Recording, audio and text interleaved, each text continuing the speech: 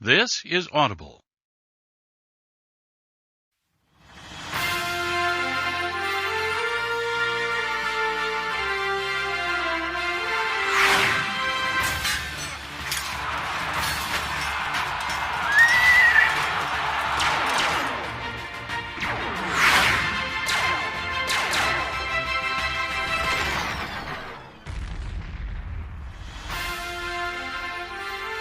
Dreamscape Lore presents Chain of Feathers, written by Seth Ring, read for you by Ramon Diocampo.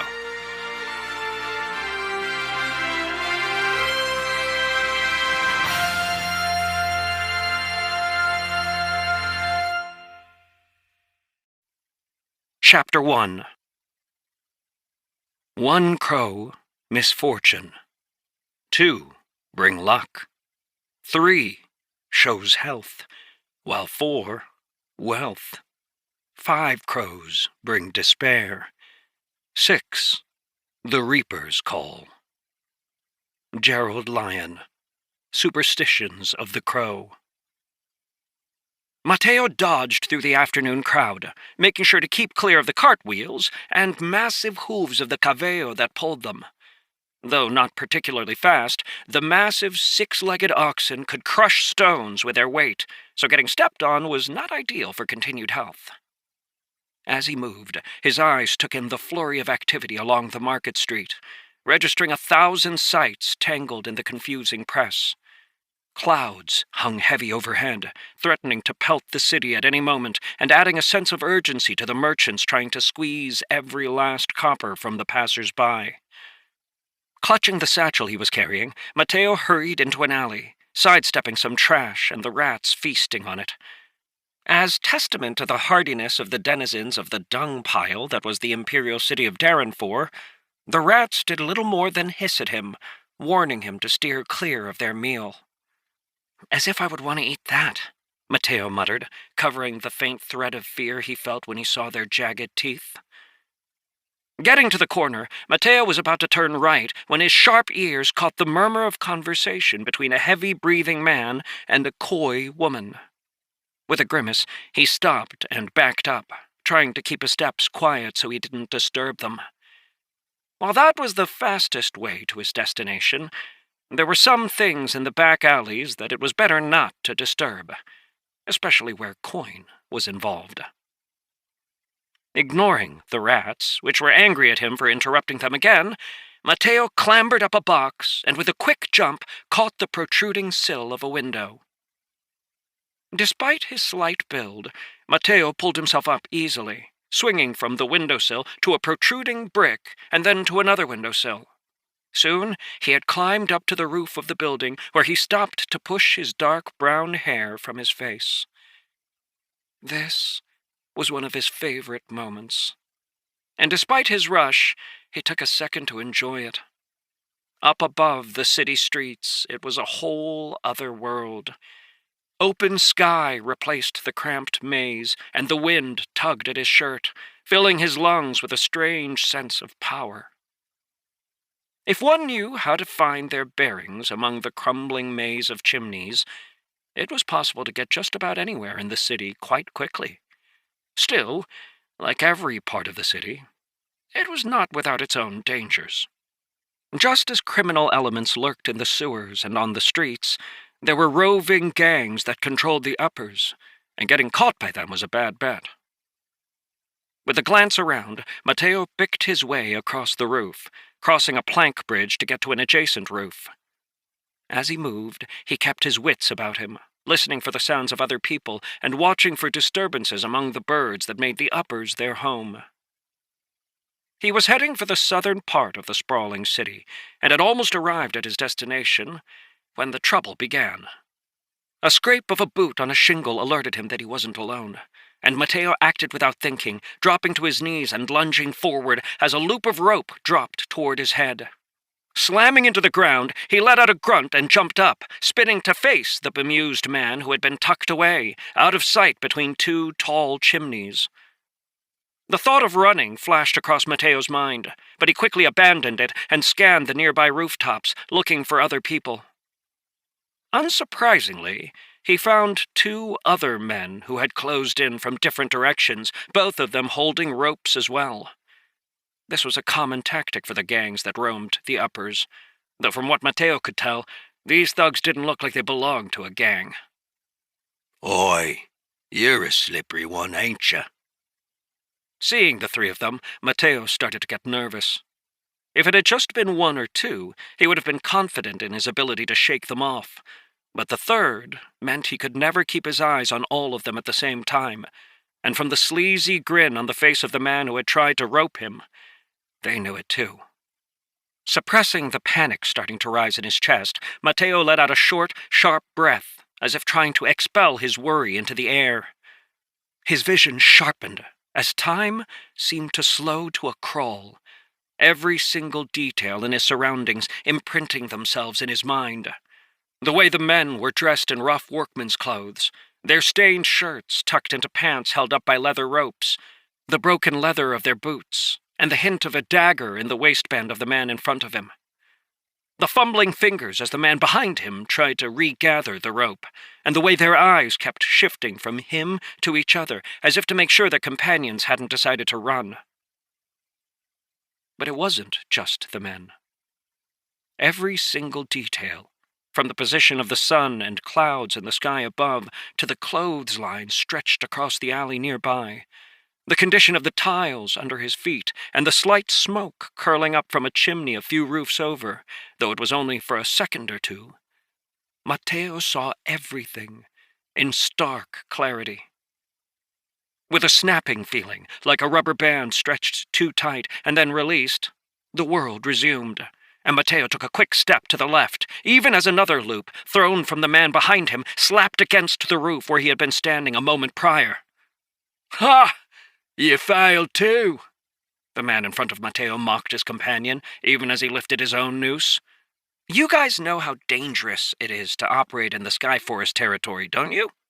Mateo asked, quickly glancing between the men, his eyes narrowing. The man who had spoken earlier took a small step forward, causing Mateo to shift his position once again. "And so what? What does that have to do with us?" "They're not going to take kindly to you robbing people in their territory," Mateo said. "Well, it's a good thing we ain't robbing you," another one of the men replied with a sneer. Blinking, Mateo felt a chill as he realized what their leers meant. Though it had been years since he lived on the street, he still remembered vividly the sight of other children being dragged away to be sold as slaves to the various guilds that needed hard labor. Swallowing, he pushed down his panic and let out a dramatic sigh. "They'll take even less kindly to that, yeah?" "And who's gonna tell them?" Leaping toward the edge of the rooftop, Mateo saw the man who had yet to throw his noose lunge forward. In that moment, a dozen thoughts flashed through Mateo's head, and he knew for a fact that if he continued forward, the loop would drop over his neck. The edge of the building was only a few feet away, and it was half a dozen feet to the next roof. But instead of stopping, Mateo continued moving forward, thrusting his arm up into the air beside his head. The thug who had thrown the noose this time was much more accurate than the others, and it dropped neatly over Mateo's arm and neck, cinching up as the thug tugged on it sharply. With the last of his momentum, Mateo threw himself over the edge of the roof, free-falling into the alley below. That free fall was arrested with a painful jerk as the man above him gripped the rope tightly and heaved. But Mateo, who was swinging along the wall, kicked off of it, putting all his weight into pushing himself down toward the alley below. He could hear the man above him cursing and the stomp of feet as the others rushed to aid him in pulling Mateo up. Just when it seemed as if Mateo's fate was sealed, the loose roof tiles proved the thug's undoing. He had braced his feet, but the added push from Mateo caused them to slip as the roof tiles shot out from underneath his feet. Before his friends could grab the rope, the man fell, Mateo's weight dragging him over the edge. Feeling the rope go slack, Mateo knew that his plan had worked. It had been a desperate gamble, but the only one he could come up with in the short time he'd had. Gritting his teeth, he kicked off from the wall once more as he started to fall again, launching himself horizontally across the alley into a pile of barrels. They were hard, and slamming into them bruised his shoulder badly. but it was better than falling face first into the hard cobblestones. He heard a scream and saw the thug flailing, and then heard a loud crunch as the man fell head first onto the rough stone alleyway. Scrambling to his feet, Mateo shrugged himself out of the rope that had wrapped tightly around him, wincing as he tried to use his left arm. He didn't think it was broken, but there was no doubt a nasty bruise would soon develop. Glancing up, he saw the other two thugs peering down at him, their faces ugly as they took in the scene below. A moment later, their heads disappeared, and Mateo decided he wasn't going to stick around to see if they were planning on coming down. Doing his best not to limp, he hurried out of the alleyway, his package still gripped in his arm. It wasn't until he had put a dozen blocks between him and the alleyway that he stopped to rest, his breath coming in big gasps as the panic he had been suppressing washed over him. Closing his eyes, he did his best to ride the feeling out, trying to remember the centering training his master had given him. Out of habit, he focused his mind inward, forcing his thoughts to coalesce into a single point. This was a trick his master Solomon had taught him when he first became an apprentice.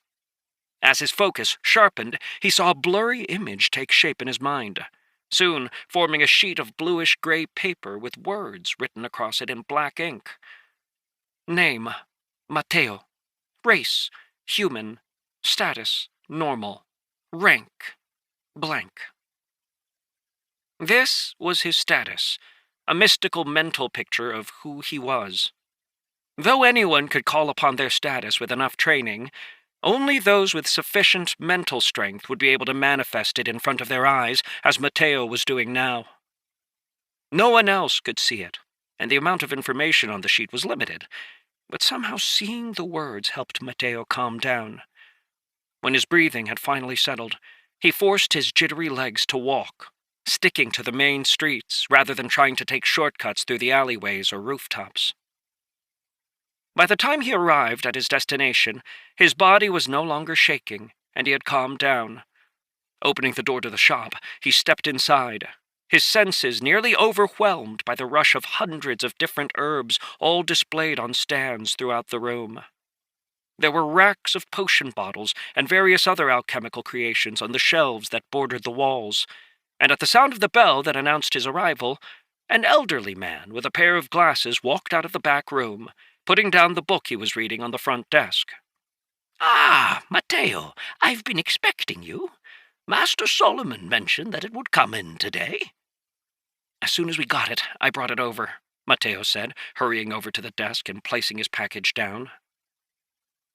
If the shopkeeper, Master Fellsmith, recognized that Mateo had just been through a harrowing situation, he didn't mention anything, his attention instead turning to the package Mateo had brought.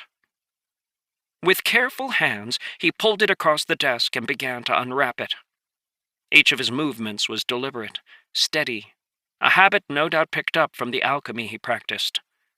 Lifting the final fold, Master Fellsmith took a deep breath, his eyes closing, as if afraid of what he would find. For 2 long beats, he waited, before slowly peeling back the last of the wrapping, to reveal a simple-looking green book. Gold lettering stamped across the leather cover read, "A Treatise on Alchemical Principles." Underneath, in much smaller letters, were the words, "Grandmaster Joseph Fellsmith." Master Fellsmith's eyes were still closed as his fingers traced out the embossed lettering, and a smile spread across his face. When his eyes opened, they were filled with an excitement Mateo found hard to comprehend, wondering what the connection between the master alchemist and the book was.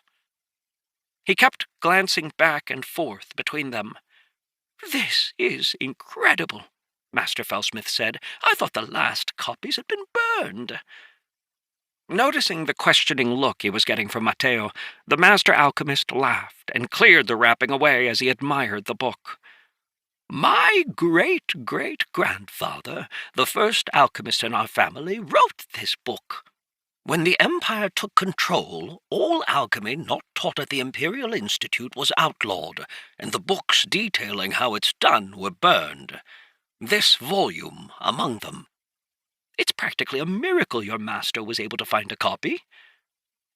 Nodding respectfully, Mateo thought it best not to inform the master alchemist that this wasn't an original copy, but instead one copied from his master's memory. "I'll let my master know you appreciated it," Mateo said, bowing. "Please do," Master Fellsmith replied, retrieving something from his desk drawer. After filling out the piece of paper, Master Fellsmith passed it across to Mateo. The paper was thick to the touch, with a golden sheen and the stamp of the imperial seal. The face of the current emperor dominated it, though having seen images of what the emperor actually looked like, Mateo thought the artist had taken quite a few liberties. "Tell your master to cash it quick," Master Fellsmith said with a grunt. "Who knows how long those bills will still work?" Sensing there was something big behind the master alchemist's words, Mateo looked up inquisitively.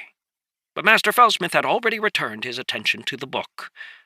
Disappointed, Mateo could only bow and tuck the check into the inner pocket of his shirt. Saying goodbye, he left the alchemy shop and began the journey back. Rather than risk a shortcut, he stuck to the main streets, grumbling as his trip took him twice as long. Still, it was better than being dragged off and sold into slavery. The closer he got to the center of the city, the cleaner the streets became. There were fewer merchants hawking their wares, and those who did so from the stoops of their shops, rather than stalls jammed into the streets. The smell seemed to calm down, and the loud din that filled most of the city dropped to a quiet murmur.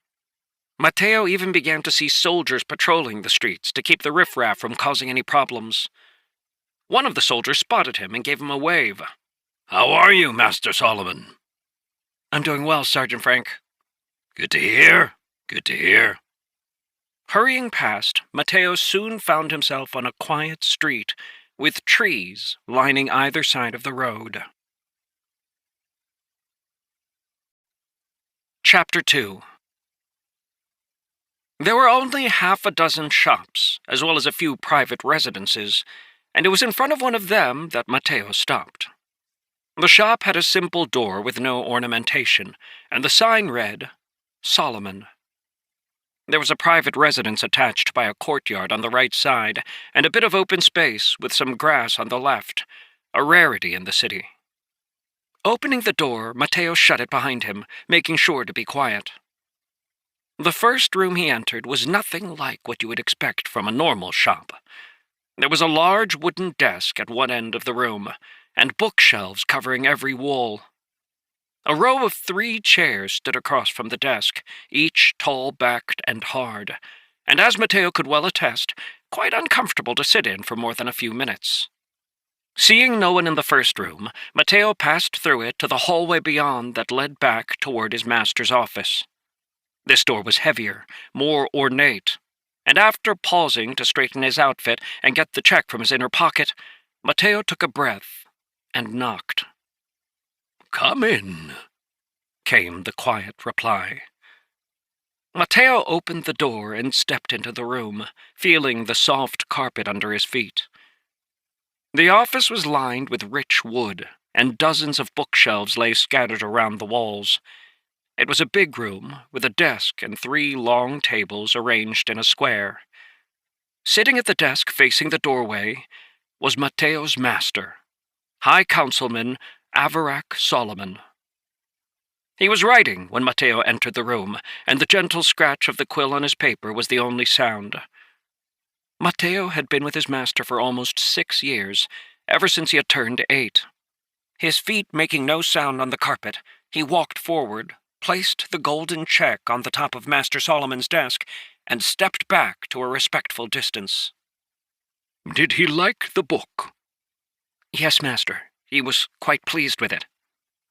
"And did you get in a fight?" Swallowing, Mateo shook his head.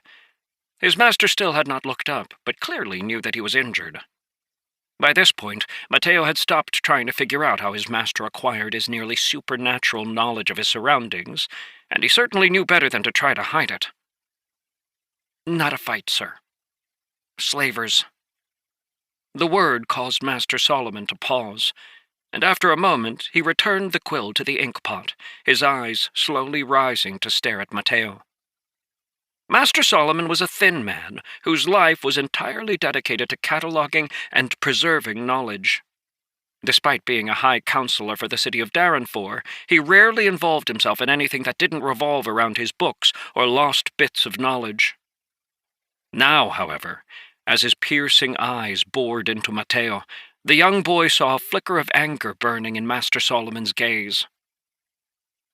Mateo. The fact that Master Solomon's voice was quiet and calm did nothing to lessen the fear that bubbled up in Mateo's heart. I believe I have instructed you to avoid the uppers. Yes, Master, you have, Mateo said, knowing that if he didn't answer, it would just increase his master's ire all the more. Given that I have asked you not to use those paths, explain to me your thought process behind making such a foolish decision. Mateo's face flushed red, his eyes dropping to the carpet. You see, Master... Before he could continue, his master's voice interrupted him. Stand up straight, Mateo. A man must face the consequences of his actions with his chin up and his gaze firm. After swallowing, Mateo nodded, doing his best to straighten his shoulders and lift his trembling chin. His arms ached terribly, and meeting his master's stare only seemed to make the pain worse. I wanted to save time, Mateo said simply. Leaning back in his chair, Master Solomon didn't reply, waiting for Mateo to continue. I still have work to do tonight, but I also wanted to go see the soldiers practice. Is there something out of the ordinary happening at the barracks? Yes, sir, Mateo said, his voice growing eager. There's going to be an exhibition match between two silver-ranked duelists. Pursing his lips slightly, it looked like Master Solomon was about to disapprove, causing Mateo's excited expression to fade. Noticing his disciple's response, Master Solomon let out a small sigh and nodded. I suppose it would be exciting for a boy your age, he said. Let's get your arm looked at and get our work done. If we can, I'll take you tonight to see the exhibition. Thank you, Master. With a grunt, Master Solomon stood up from his chair, his thin body seeming to unfold forever until he stood at his impressive 6'11" height. But in return, I'm expecting every word of your copy to be absolutely perfect. Of course, sir, Mateo hurried to assure him. I won't miss a single thing. After accepting the potion his master pulled from one of the cupboards in his office, Mateo plugged his nose and chugged it down, shuddering as the bitter liquid filled his mouth and throat. There was a tingle as the potion reached his stomach, and Mateo's arm shivered, the pain magnifying. Thankfully, this wasn't the first time Mateo had drank a potion, so he knew what to expect. That still didn't make it pleasant, however, and he was incredibly happy when the pain faded, a faint numbness taking its place. While healing potions were quite miraculous, they followed a universal rule. The more potent, the more likely they were to make you gag. Don't throw up on my carpet, Master Solomon said, towering over Mateo. Yes, sir, Mateo managed to squeak out as he handed the empty bottle back to Master Solomon. With a bow, he headed back to the main room to begin his work. Within 10 minutes, the bruise was gone, and he had no trouble lifting the heavy tomes down from the bookshelves and taking them over to the table, where he had arranged a quill, an inkpot, and stacks of fresh paper. Master Solomon's main business was copying sections from books to deliver to noblemen, researchers, and anyone who was trying to find a particular piece of information. For the next few hours, Mateo would look up passages from various books and meticulously copy them down. Completed papers were placed in a stack for his master to double-check. Once Mateo had half a dozen, he would take them back to the office, picking up verified papers bearing his master's seal. The sun had just started to dip toward the city wall when Mateo heard the office door open and shut. His master's tall form appeared in the doorway. Noticing his greatcoat, Mateo was quite pleased and carefully finished the line he was working on. "Get your coat. We can get some food on the way," his master said. "Yes, sir." As Mateo hurried after Master Solomon, he couldn't help but feel excited. He enjoyed working with his master, and was particularly gifted in the sort of academic work he was required to do. But the thought of seeing duelists in action brought an excitement to his heart that dusty books simply couldn't provide. After stopping at one of the stalls along the road to get some food, Master Solomon gestured for Mateo to fall in beside him. "Do you know who the two duelists are?" Mateo instantly recognized his master's tone of voice and realized their fun outing was about to turn into a lesson. Suppressing the groan that rose up in his chest, Mateo nodded. "Captain Laurel of the Council Guard and Captain Orrs of the City Guard." "Do you know why they are dueling?" About to blurt out that it was an exhibition match, Mateo paused.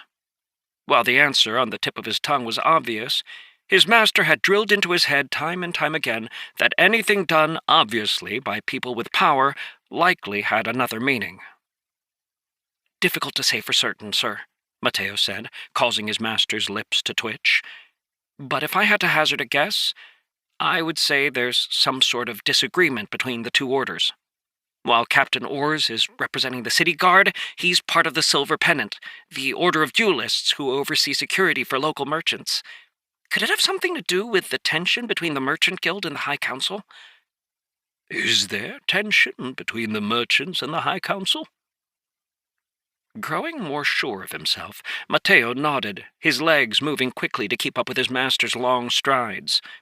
"Yes, sir. At the last council meeting, the Merchant Guild clearly wanted the authority to impose a tax among its members under the guise of collecting dues, but the council turned them down." "What would a fight like this have to do with whether or not the Merchant Guild can introduce dues?" The question stumped Mateo. But rather than just blurt out something random, he continued to think about it as they walked in silence. They were approaching their destination when Mateo finally spoke, his voice hesitant. "Could it be as simple as embarrassing the High Council?" "Are you asking me or telling me?" "I think it has something to do with embarrassing the High Council, sir. Captain Orrs has only just become a silver-level duelist, unlike Captain Laurel, who has been in the silver level for a considerable amount of time." A new thought struck Mateo, and his eyes widened. "It's a message." "Oh? What sort of message?" Hearing the change in Mateo's tone, Master Solomon stopped and looked down at his disciple, his face impassive. "The Merchant Guild is informing somebody among the council that they can get silver cards," Mateo said, "which means that anybody who sides with them when the issue is brought up once more will have access to silver cards, allowing them to improve the strength of their duelist forces." When Mateo saw the smile on his master's face, he knew he had guessed right. Heaving a small sigh of relief, he followed Master Solomon to the barracks. There were stands set up next to the training ground, as it was fairly common for citizens to come and watch the duelists spar. Master Solomon and Mateo found seats in the front row of one of the stands, causing many of the people in the rows behind them to mutter under their breaths and move. When the duelists entered the training field, Mateo felt a flash of excitement. Captain Orrs, the new silver-ranked duelist, was a young man with a handsome smile and long blonde hair who waved to the crowd as he entered, eliciting a cheer. Mateo was about to join in the cheer when he heard his master mutter, "How unfortunate." "What's unfortunate, master?" "That young duelist has been ruined," Master Solomon said, his voice heavy. Looking at Captain Orrs once more, Mateo had no idea what his master was talking about. To him, it looked like the young man had made it to the peak. But if his master said otherwise, then there must be a reason. "I don't understand, master." For a moment, Master Solomon didn't respond, and Mateo wondered if he would just be left in the dark.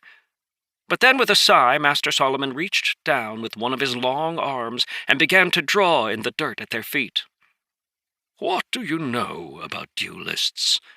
he asked as he traced out the silhouette of a human. "Duelists use cards," Mateo said, leaning over, each containing a powerful skill. "And what are those cards?" "The root card and the limb cards. One root for the heart, 2 arms, 2 legs." As Mateo spoke, Master Solomon traced symbols on the figure's chest, arms, and legs. "That's correct. Are you familiar with the ranks?" "Yes, sir. Iron at the lowest, then bronze, and then silver, with gold above it." Noticing the way that Master Solomon's hand paused after he had traced out the symbol of gold above the head of the figure, Mateo suddenly felt uncertain. "That's all I know, sir." "Understandable. There is a single stage above gold. Platinum. However, it need not be of your concern." Straightening up, Master Solomon wiped off his finger and then gestured to Captain Oars, who was taking his position in the training ground across from his opponent. "A duelist utilizes what's called a card set. As you mentioned, they possess one root card, which, once slotted, cannot be changed. The root card grants an ability, as well as determining how quickly a duelist can advance. In addition to the root card, a duelist can possess up to 4 additional cards, 2 for the arms, called active slots, and 2 for the legs, called passive slots. Different cards have different requirements and can only be placed in either active or passive slots. However, the cards on the arms and the legs can be exchanged freely. In this case, it would appear that Captain Oars has slotted 2 silver cards, 1 passive, 1 active.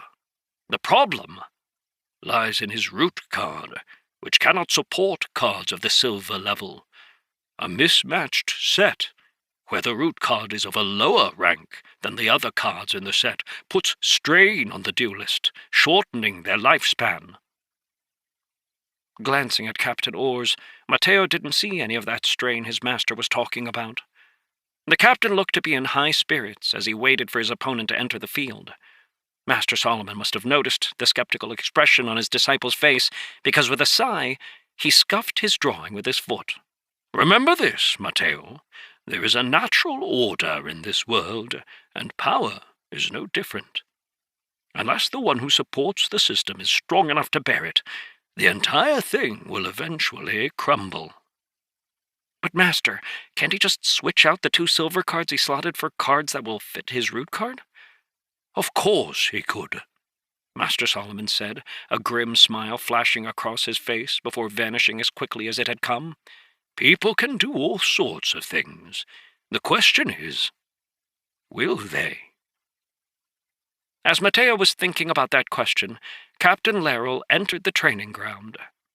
He looked to be in his early 40s, though for duelists that didn't mean much, as their root card drastically expanded their lifespan. The captain of the council guard was a thin man who walked with a deliberate pace, his gaze calm and unwavering. Though he had been a member of the council guard for over 25 years, Captain Laurel wasn't considered one of the council guard's strongest duelists. Instead, his value lay in his experience and unwavering dedication to his job. As he watched the older man walk forward, Mateo felt his heart clench. He had already noticed the wickedness hidden under Captain Oars' wide smile as the younger man greeted his older opponent. It was clear from the look on Captain Oars' face that he thought the fight was over already. Chapter 3. Master Solomon leaned forward, his eyes fixed on the 2 fighters, and Mateo didn't disturb him. The judge, who would be overseeing the fight, walked out and looked between the 2 men. "The 2 of you have agreed to a friendly exhibition match," he said, his voice able to be heard clearly throughout the grounds. "The rules are simple. You fight to first blood or until one person gives up. Being unable to continue the match will count as giving up. The match will be fought in a single round, 15 minutes long. If nobody has won within those 15 minutes, I will declare the winner based on points awarded for hits.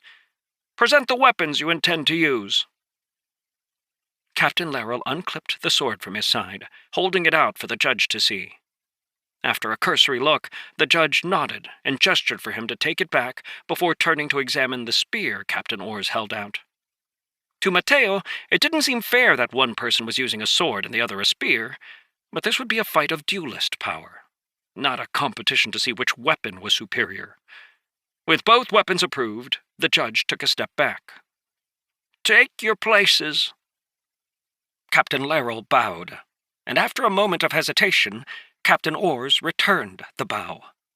Then each retreated, taking up positions 20 feet apart. Looking back and forth between them to make sure they were ready, the judge raised his hand. "I now declare this match underway. Begin." Even as the judge retreated, Captain Orrs let out an explosive shout and lunged forward, a bright silver glow shrouding one of his arms as he activated one of his slotted cards. Not wanting to miss a thing, Mateo kept his eyes wide as Captain Orrs' ability took effect. The silver light spread to his spear, and he dashed forward, threads of silver trailing behind him.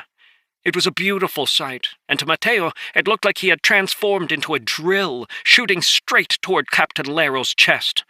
A flash of silver answered him as Captain Laurel drew his longsword in a smooth motion, silver threads streaming out in an arc as he tried to intercept the incoming attack. With a deafening clang, the two weapons slammed against one another, and both of the duelists were forced back a few steps. Not wanting to lose his momentum, Captain Orrs shouted and spun, his spear whirling around his head to hack down at his opponent. Noticing that the silver energy that had been wrapped around his spear was fading, Mateo heard his master speak quietly. "Active skills have what's called a cooldown and can only be used again after a certain amount of time. Passive skills, on the other hand, like the one Captain Laurel is using to keep his footing, have a static effect that persists permanently." Mateo's eyes turned to Captain Laurel, who was doing his best to ward off the fierce spear strikes coming his way. Each one seemed to shake the captain, his body bending as if he was being forced back. Yet his feet remained firmly planted in their place, and no matter how Captain Orrs pressed, his opponent didn't move back even an inch. "You might think of active skills as concentrated bursts of power. Passive skills, on the other hand, have a less explosive effect, but, properly leveraged, can be just as powerful." The fighting was fierce, and the clang of the weapons clashing filled the training ground.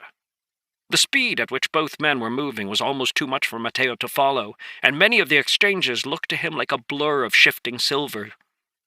Finally, after nearly 3 minutes of non-stop fighting, Captain Orrs suddenly jumped back, gaining some distance from his opponent. Captain Laurel hesitated for a moment, clearly caught off guard by his opponent's retreat, and then advanced forward, not wanting to let the spearman gain any range. "Who do you think is going to win?" Master Solomon asked. Wishing that he could just enjoy the fight, Mateo took a deep breath, and then put his mind to work. Captain Orrs has a slight advantage in both speed and strength, but both seem to be negated by Captain Laurel's card abilities. However, Captain Laurel isn't going to be able to win if he can't close the distance, and we've already seen what 2 of his abilities are. That silver slash he used at the beginning, and the ability to remain stable. We've seen Captain Orrs' first ability, his drill strike, but we don't know what his other abilities are. "Reasonable observations," Master Solomon said. "But what do they mean?" While this wasn't the first time Mateo had watched duelists fighting, he found himself at a loss. There were simply too many additional variables. Biting his lip, he watched as the 2 duelists clashed once again. As their blows rang through the air, Mateo had a thought and chuckled. Seeing his master look down at him, he pointed to Captain Orrs. "I think he's going to win." "And why do you think that?" "Because they wouldn't have sent him if they weren't confident." "An excellent observation." Master Solomon said. Indeed, when dealing with a conflict like this, it is often true that success and failure are not determined by the individuals themselves, but by the preparations that have been made beforehand. Sure enough, a few minutes later, as Captain Larrow found a gap in his opponent's defenses and lifted his sword to activate his slashing attack, a triumphant expression appeared on Captain Orr's face. The older fighter clearly noticed it, but had already committed himself to his attack. Silver light shrouded his blade as he brought it down in a wicked arc. But Captain Orrs, who was off balance, shifted his weight, his body moving with impossible flexibility as he dodged the blow. At the same time, he shortened his grip on his spear and jammed it into Captain Larrow's side, piercing through his armor. The older duelist had been caught completely off guard and was thrown to the side by the force of the blow, where he sprawled in the dirt. Though he was back on his feet almost immediately, blood was clearly visible on the tip of Captain Orr's spear. Straightening up, Captain Orrs held his spear in the air and let out a roar, announcing his victory. Larrow, on the other hand, was pale, his expression a mixture of grim stoicism and frustration at his defeat. The judge stepped forward to announce the results of the match, giving the victory to Captain Orrs. Already Mateo could hear whispers in the crowd. Even though both of the duelists were in the silver level, for Orrs, who had just reached that level, to defeat Captain Larrow was quite a blow to the prestige of the Council Guard. It had only happened because the forces behind Captain Orrs had given their duelist a card set that worked well against the older duelist. The reason for the defeat almost didn't matter. The general population wouldn't know or even particularly care about the machinations behind the fight. They would instead only remember that Captain Larrow had been defeated. With some sympathy, Mateo watched Captain Larrow bow to his opponent and walk out of the training grounds. Standing, Master Solomon patted Mateo on the shoulder. "Come along. There's another place I'd like to go before we return home." It took some time to make it through the crowds of people who had come to watch the match, so Mateo saved the question that had been gnawing at him since earlier until they were on a quiet street. "Master?" "Yes, Mateo." "You're a duelist, right?" There may have been a slight hesitation in his master's stride, though Mateo wasn't sure if he was only imagining it, before Master Solomon nodded. "I am." "What rank are you?" His master didn't immediately answer the question. Instead, he turned down a small alleyway that led back into a tangle of buildings and narrow streets, well off the beaten path. Unsure if he had made his master angry with his question, Mateo waited with bated breath until, stopping at a nondescript doorway, Master Solomon turned to look down at him from his imposing height. "The question you've asked is one that is considered impolite. However, considering our relationship, I think it's okay for you to know. I'm a gold-ranked duelist, though all of my abilities, both passive and active, as well as my root card, are organized around the work I do. I don't have any of those fancy attack abilities." Though he tried to keep it from his face, Mateo must have revealed how disappointed he was in his master's answer, because Master Solomon chuckled and patted him on the head. "Come, we have someone to meet." Mateo had expected his master to knock on the door, but instead Master Solomon simply opened it and stepped into the small room beyond. There was nothing in the room, save another doorway, but Master Solomon simply stood there quietly until the doorway opened and a man with a black mask emerged. In his hand were 2 robes that he passed to Master Solomon and to Mateo, gesturing for them to put them on. Once both master and disciple were wearing their robes, the masked man turned around and led them down the hallway he had emerged from until they reached a set of spiral stairs descending into the ground. They took these stairs, the only sounds the shuffle of their feet on worn stone and the sound of their breathing, like scattered heartbeats in the air. There were lights set at the top of the walls, metal sockets that held glowing stones. Working in a bookshop, Mateo was quite familiar with these stones, called glow lights, as they provided light without any of the heat or flame that was so dangerous around parchment and paper. They were expensive, however, so seeing them every dozen feet, studying the wall of the descending staircase, Mateo found himself rather awed. When they finally reached the bottom of the stairs, Mateo estimated that they had gone down at least 200 feet. This put them well below the city, and below the sewer system as well. Racking his brain for what could be down this far, Mateo caught sight of an etched pattern on the archway that they walked under after leaving the stairs. The catacombs. He only realized he had said the words out loud when the masked man and his master both looked at him, causing him to quail and retreat half a step. After a tense moment, the two men turned away and continued to walk through the passage they had entered. It was nothing like what Mateo had imagined when he had read about the catacombs. Rather than a dank, dirty passage filled with the corpses of the deceased, the air was bone dry and the passage clean. The piles of bodies Mateo had imagined were nowhere in sight, locked away behind closed doors that led into small alcoves off the main passage. For half an hour, they walked through the twisting turns of the catacombs until they finally arrived at a large room. There were 3 others already in the room, also masked and wearing the cloaks Mateo and his master had on. The guide stepped to the side and gestured for Master Solomon to proceed. Nodding his thanks, Master Solomon held out his hand, stopping Mateo, and then pointed toward the ground, telling Mateo to stay where he was. Taking a deep breath, Mateo nodded and watched as Master Solomon walked forward, his long strides bringing him to the center of the room, where the other 3 figures stood around a small table. There was a simple box on the table, and Master Solomon reached for it, cracking open the lid and peeking inside. Even though Mateo couldn't see what the box held, it was impossible to miss the gentle white mist that spilled out of it. But as soon as the mist started to form, Master Solomon shut the box tightly and slipped it inside his cloak. Reaching out, his long finger traced something on the table, and the others, after regarding it, exchanged glances and then nodded. Watching the pantomime playing out before him, Mateo was completely lost, but knew better than to ask his master as they began their trek back through the twisting passages of the catacombs.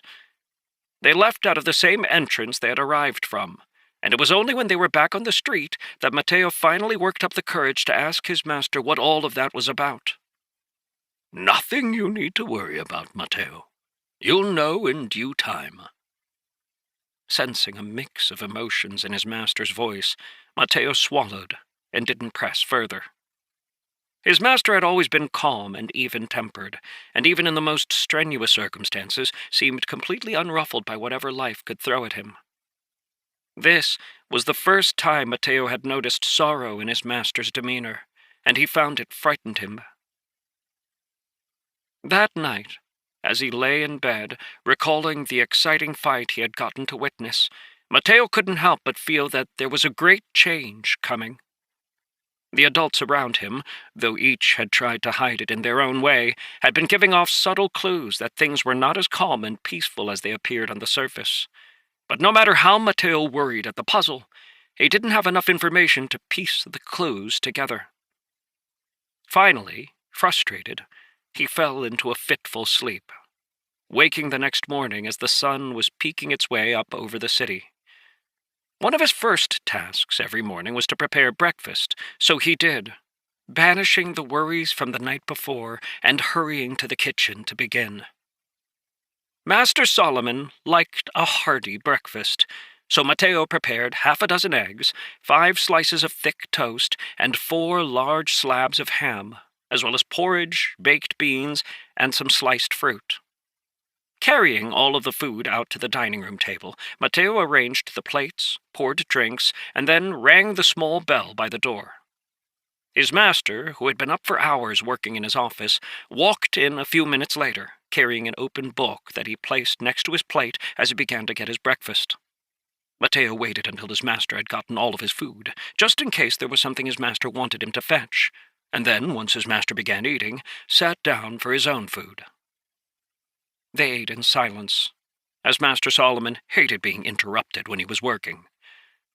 Once Master Solomon was done with breakfast, he noted his place in the book he had been reading, and then closed it, a signal to Mateo that they were about to discuss what would happen that day. Putting down his fork, Mateo wiped his lips with his napkin and sat quietly as he waited for Master Solomon to speak. "We have a council meeting today," Master Solomon said, "a particularly important one. It will likely take the majority of the day, so try to get your chores done before mid-morning. You will be accompanying me, and I'll have you in the council chamber with me. This evening, I'll be asking you to prepare a summary of the meeting for distribution."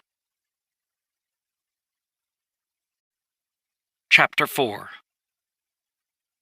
It was always Mateo's job to take notes on the council meeting so that his master could review them afterward. But it was a different matter if those notes were going to be distributed. There were numerous important people in the city who paid his master to keep them abreast of important happenings, and this was the first time Mateo had been tasked with writing the missive that would be distributed to them. Feeling an equal sense of nervousness and excitement, Mateo nodded. "Yes, sir." "I want you to pay particular attention to the delegation that will be coming," Master Solomon said, his lips turning down slightly. "Of particular importance is Adjudicator Uthric Voers. He will likely be the primary spokesperson for the delegation." Mateo had never heard the name Uthric Voers before, but as soon as Master Solomon mentioned adjudicators, his breath caught in his throat. These were the Emperor's secret guard, shadowy figures cloaked in frightening rumors. They had authority to carry out the Emperor's direct will, and their presence was enough to make anyone nervous. The fact that the Emperor's delegation included an adjudicator was not a good sign for the free city of Darenfor. If he noticed Mateo's nervousness, Master Solomon didn't say anything as he pushed his chair back, took his book, and left for his office. Mateo was a bit slower, his mind racing as he tried to figure out why an adjudicator would be coming to their city. As he hurried to clear the table and do the dishes, his mind would not stop churning. Darenfor was a free city, one of the many city-states scattered around the edges of the Empire that, while under the protection of the Empire, didn't owe allegiance to the Emperor himself. Mateo knew that the winds of change had been blowing for some time. It could be heard in the way the people spoke. But historically, the Empire cared little for what the city-states did or how they operated themselves, so long as the hefty tax they paid for protection never stopped flowing.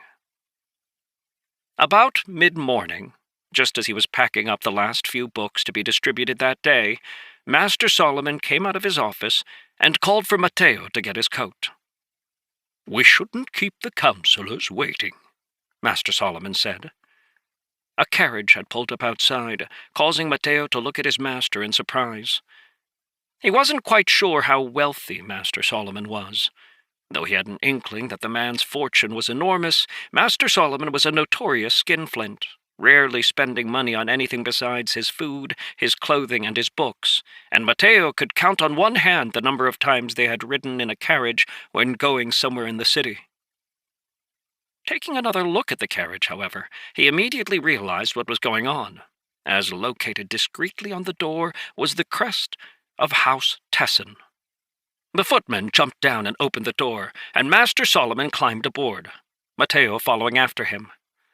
Inside they found Earl Tessin, another of the high councillors like Master Solomon, and a jovial man whose smiling lips hid any trace of the thoughts running through his head. "Thank you for the ride," Master Solomon said, settling down in his seat. "I'm just glad you finally accepted my offer," Earl Tessin replied. A moment later, the carriage began to move, bumping along the cobblestones as they headed for the city hall. "This must be your apprentice," Earl Tessin said, gripping tightly onto one of the straps to avoid being jostled. "Quite the good-looking lad." "Indeed," Master Solomon replied, looking down at Mateo. "If only good looks translated into ability." Mateo had been with his master long enough to sense the teasing tone, despite the fact that there was nary a smile to be seen on Master Solomon's face. Laughing, Earl Tessin winked at Mateo. "Don't let his negativity get you down, kid. I'm sure you're twice as smart as your master was at your age." Knowing better than to join in the conversation, Mateo just smiled and bowed his head, and the two men began to converse about other things, particularly the arrival of the delegation from the Empire. Mateo listened quietly, gathering as much information as he could, carefully squirreling bits and pieces of the conversation away for later. The fact that he was present as the conversation was happening was clearly intentional on his master's part, and Mateo had long since learned that everything Master Solomon did had a purpose. 20 minutes after leaving their house, the carriage arrived at City Hall, a grand building with soaring marble pillars and an imposing domed roof that sat right in the center of Darrenfor. The council chamber was on the second floor, with 360-degree glass windows that looked out over the city. There were very few buildings in the city taller than the City Hall, and as they climbed the wide marble staircase that led up to the council room, Mateo couldn't help but feel awed by the grandeur of it all. He had been in this building countless times, but every time the impressive architecture and ornate carvings took his breath away. The council room itself had a massive wooden table, with chairs arranged around it, each one an exact copy of the other, save for a number etched into the top. There was already a collection of people sitting at the table, and Master Solomon greeted each as he walked to his seat, the chair with a number 1 carved in its back.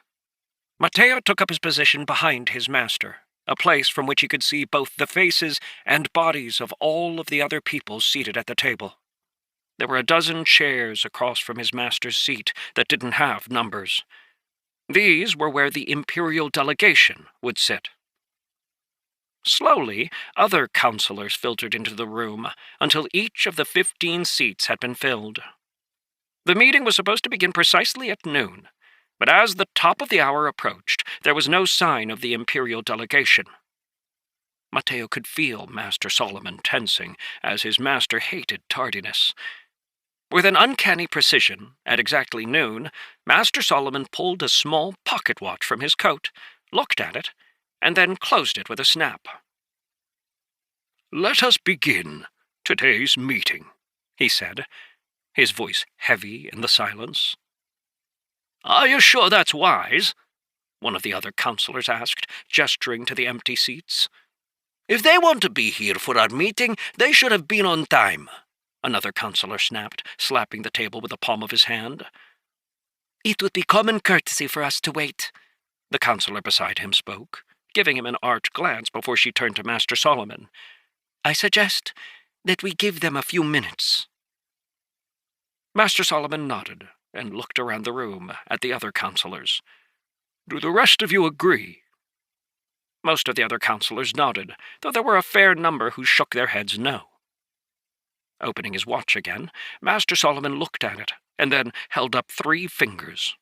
"The meeting will begin in 3 minutes, he said. A few of the other counselors grumbled under their breaths, or turned to their neighbors to talk, but Master Solomon didn't move, maintaining his stare at his watch as the minute hand slowly ticked around. After the first minute, everyone else at the table fell silent, and when 3 minutes had passed, Master Solomon shut his pocket watch with a snap. "Today's council meeting will begin," he said. "The first item on our agenda was to be presented by the Imperial delegation, but as they are not present, we will shift that to the end. The second item on our agenda is a question regarding the use of the waterways. Councillor Beck, if you would present your report." The councillor Master Solomon had gestured to licked his lips and stood up. It was clear that he was quite uncomfortable with the situation, but under Master Solomon's intense stare, he began to stammer out his report. He was just getting to the end when the sound of voices from the stairwell caused him to pause. The Imperial delegation had finally made their appearance. As they entered the council chamber, Councillor Beck paused and turned to look at them. Leading them was a hunched man who gave Mateo the impression of a vulture. He wore no symbols on his clothing, but he didn't need to. From the way the counselors tensed, it was obvious this was Uthric Vurs, adjudicator of the Empire. The adjudicator had a gaunt face and deeply sunken eyes that darted this way and that as he stared around the table. Though Vurs' eyes only scraped past him, Mateo could feel his chest constricting, almost as if it had been squeezed. Walking up to the table, the adjudicator bowed slightly, just enough to make it seem as if he were greeting them. Straightening up, Adjudicator Vurs opened his mouth, but Master Solomon held up his hand, interrupting him. "Please, wait. Councillor Beck was in the middle of his report. Councillor, if you would please continue." The adjudicator's eyes narrowed as Councillor Beck gasped, but Master Solomon clearly wasn't going to back down, despite the heavy stare the adjudicator was sending his direction. Caught between Master Solomon and the Imperial Adjudicator, Councillor Beck clearly wished to be anywhere else. After clearing his throat a few times, he quietly finished his report, cutting it short by a good bit, and then sat down, sweat dripping from his face. Everyone clearly expected Master Solomon to acknowledge the adjudicator, since Councillor Beck was done with his report. But it didn't catch Mateo by surprise when, instead, Master Solomon closed his eyes for a moment, as if thinking through what he had heard, and then asked a few sharp questions, which Councillor Beck answered with some exasperation. With his questions satisfied, Master Solomon looked around the table at the other councillors. "Does anyone else have questions for Councillor Beck on this issue?" He was met with stony silence, but he still waited a full minute before making a slight note on his list, and then, looking up, his eyes meeting Adjudicator Vurs.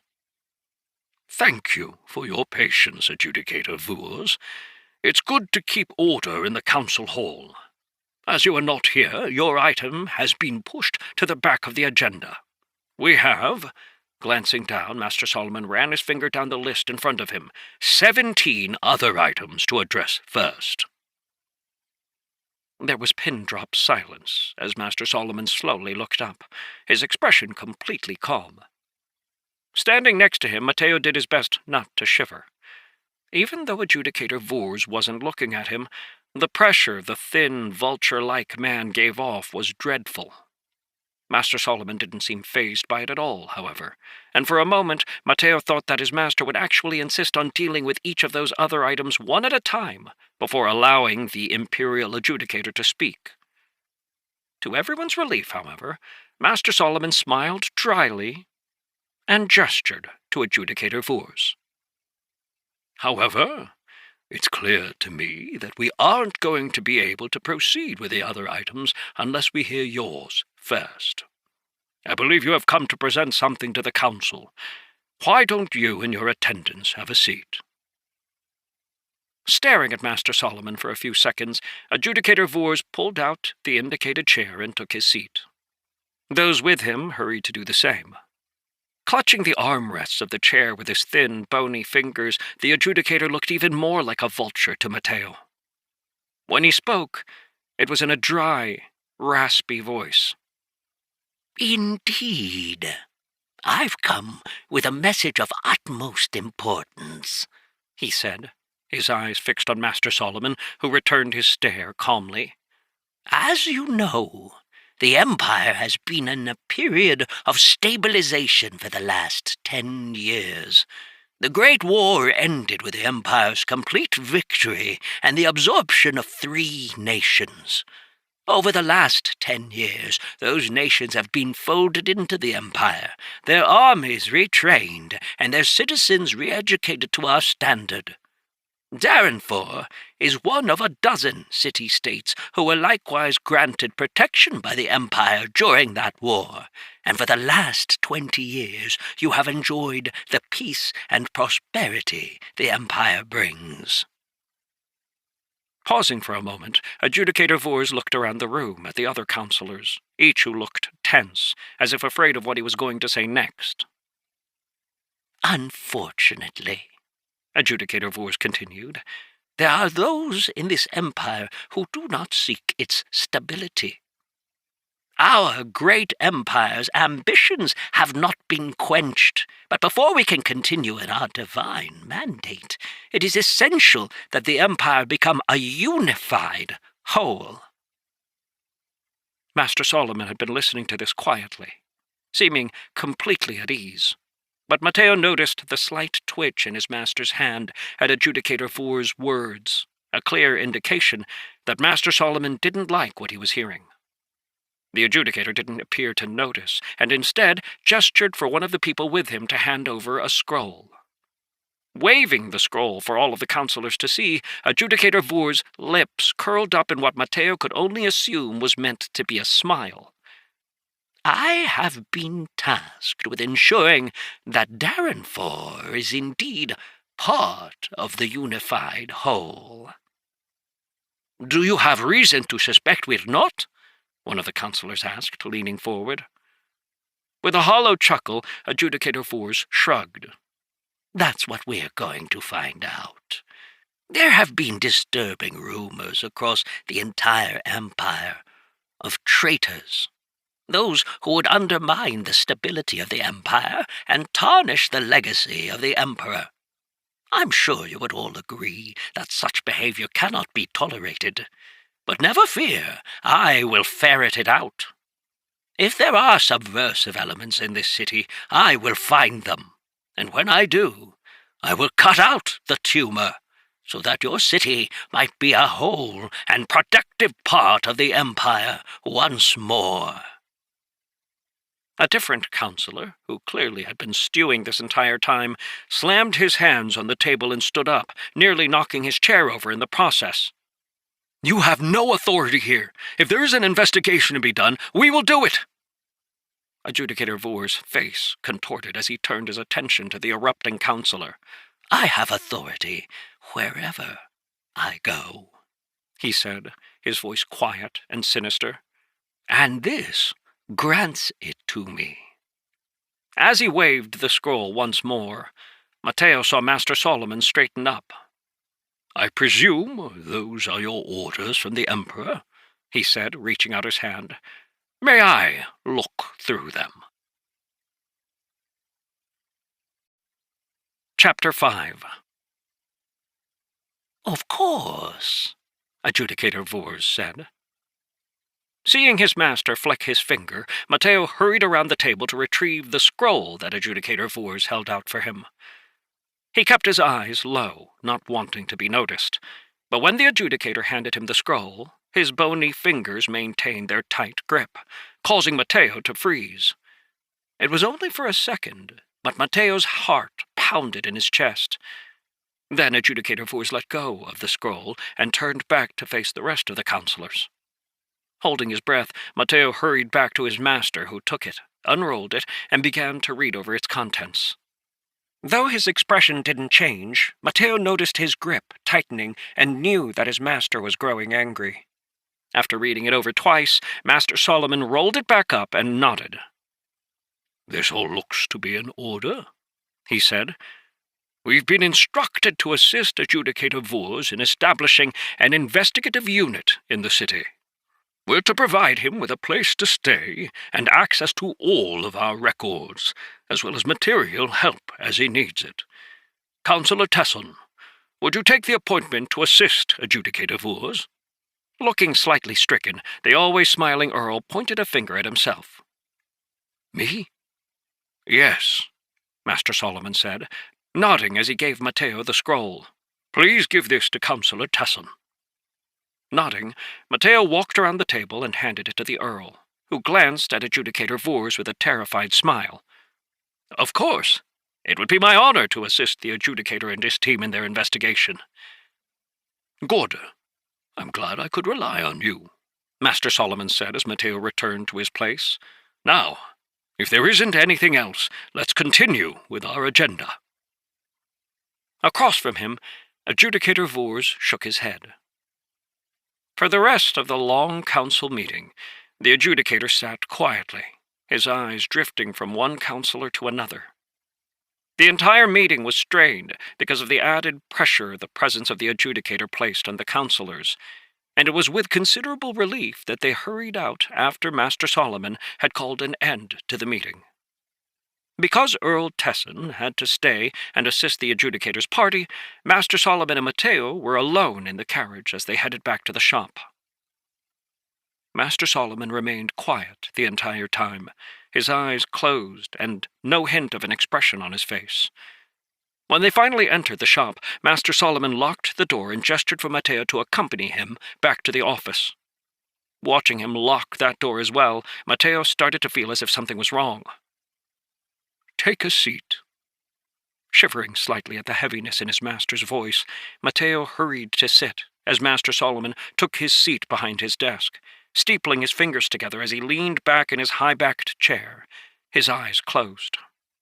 Mateo watched his master breathlessly, and they sat in silence for a full 5 minutes before Master Solomon spoke.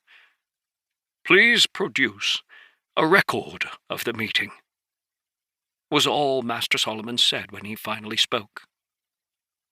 "Yes, sir."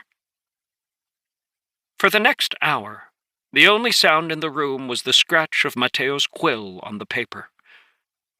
Ever since he was little, Mateo had had a unique ability. Anything he heard or saw was captured in his mind, seared into his very soul, and with a bit of thought he could recall it once more. He wrote with his eyes closed, and in his head it was as if he was in the council room once more, listening as each person spoke in turn. In between the sentences of dialogue that he wrote down, he also wrote details that he had noticed that might be of particular importance. The way different council members reacted to what was being said, the shift of tone, or who their eyes went to while they were speaking. When he had finished, he waited for the last page to dry, and then took the papers to his master, standing there in silence as Master Solomon read through them. "Well done, Mateo," Master Solomon said when he had finished and put the papers down on his desk. "I know I had said that you would be writing your first report from this. Unfortunately, the situation is much more dire than I anticipated. Can you tell me why the adjudicator has come?" Though an answer rose readily to Mateo's lips, he stifled it, holding it back as he tried to think through the question. On the surface, it was obvious why the adjudicator had come. He had stated it plainly himself. There were rumors of seditious elements in the Empire, and no doubt adjudicators were currently heading to all of the other major cities in the Empire as well. Adjudicator Voers had talked about the peace the Empire had experienced over the last 10 years, peace won through brutal war, and how the Emperor's ambitions had begun to surface once more. This meant the Empire was starting to look toward war again, and it would be more important than ever that it be unified in its purpose. All of this seemed easy enough to understand, but Mateo knew he must be missing another piece. His master didn't rush him, and Mateo once more went back through the encounter with Adjudicator Voers. The reaction of the counselor stood out to Mateo as he re-examined the memory, and with a slight shiver, he realized what was happening. When he opened his eyes, Master Solomon was looking at him, a rare smile on his face. "What do you think?" he asked. Desperately hoping he was wrong, Mateo took a deep breath and answered, "I think the Empire doesn't want the free cities to exist anymore." "How did you arrive at that conclusion?" "Because the rumors of traitors are just that, rumors. The free cities provide the Empire with a significant portion of its material wealth through trading with other nations. In return, the Empire's military protects us. However, our agreement with the Empire says that they cannot station troops in our cities or on our lands, which means that if the Empire wants to expand, the free cities stand in their way. We serve as trading hubs, and a huge amount of wealth and information flows through here to the capital. It's only by changing the agreement that the Empire will be able to continue to expand its borders." Master Solomon's smile widened ever so slightly, and he gestured for Mateo to continue. "Good so far. Keep going." "The adjudicator has been sent not to find traitors, but to create them, giving the Empire an excuse to bring us under their heel." "Exactly right," Master Solomon said. This is a threat against our city's sovereignty, and one that I'm afraid the Empire will not be willing to negotiate." "What if we were to just submit?" Mateo asked. "I mean, can't we just tell them they can put troops here?" "No," Master Solomon said, shaking his head. "Even if we were foolish enough to allow the Empire to establish a troop presence in our city, and they were foolish enough to agree to it, they would never be able to trust that we wouldn't stab them in the back. After all, imagine if they had deployed to the border to fight Afris. How devastating would it be if we suddenly cut their supply line? No, the Emperor is too good a strategist to leave something like that as an open variable." "Then what are we going to do?" Mateo asked. For the briefest moment, the expression on Master Solomon's face seemed to turn sorrowful. But then his expression returned to normal, and he waved his hand. "That is not something for you to worry about," he said. "I will prepare the report to send out. I believe you have a few deliveries to make, so why don't you go and do that?" "Yes, sir." Bowing, Mateo left the room, not noticing his master's eyes following him. Gathering the packages he was going to deliver, Mateo took a deep breath and stepped outside, locking the door behind him. As he made his way through the city, it was clear that word had started to spread already.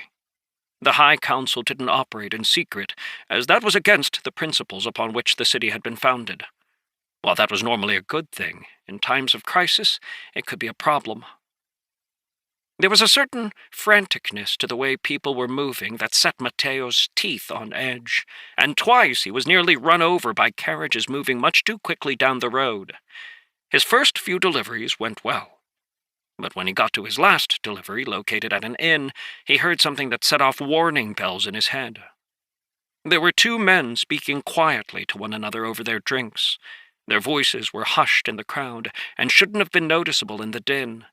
But Mateo just so happened to be standing near enough to their table that he could pick up their conversation as he waited for the innkeeper to write out the check. "Are you sure?" one of the men asked, and the other, a burly man with a thick beard, nodded as he took a drink. "Completely. I'm telling you, my nephew is part of the unit."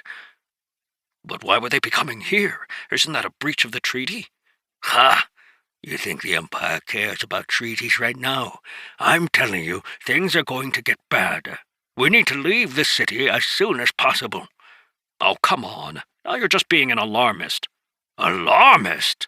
the bearded man growled. "You think I'm being an alarmist? Do you know what the unit my nephew is in does? It's an engineering unit. They dig trenches for defensive fortifications.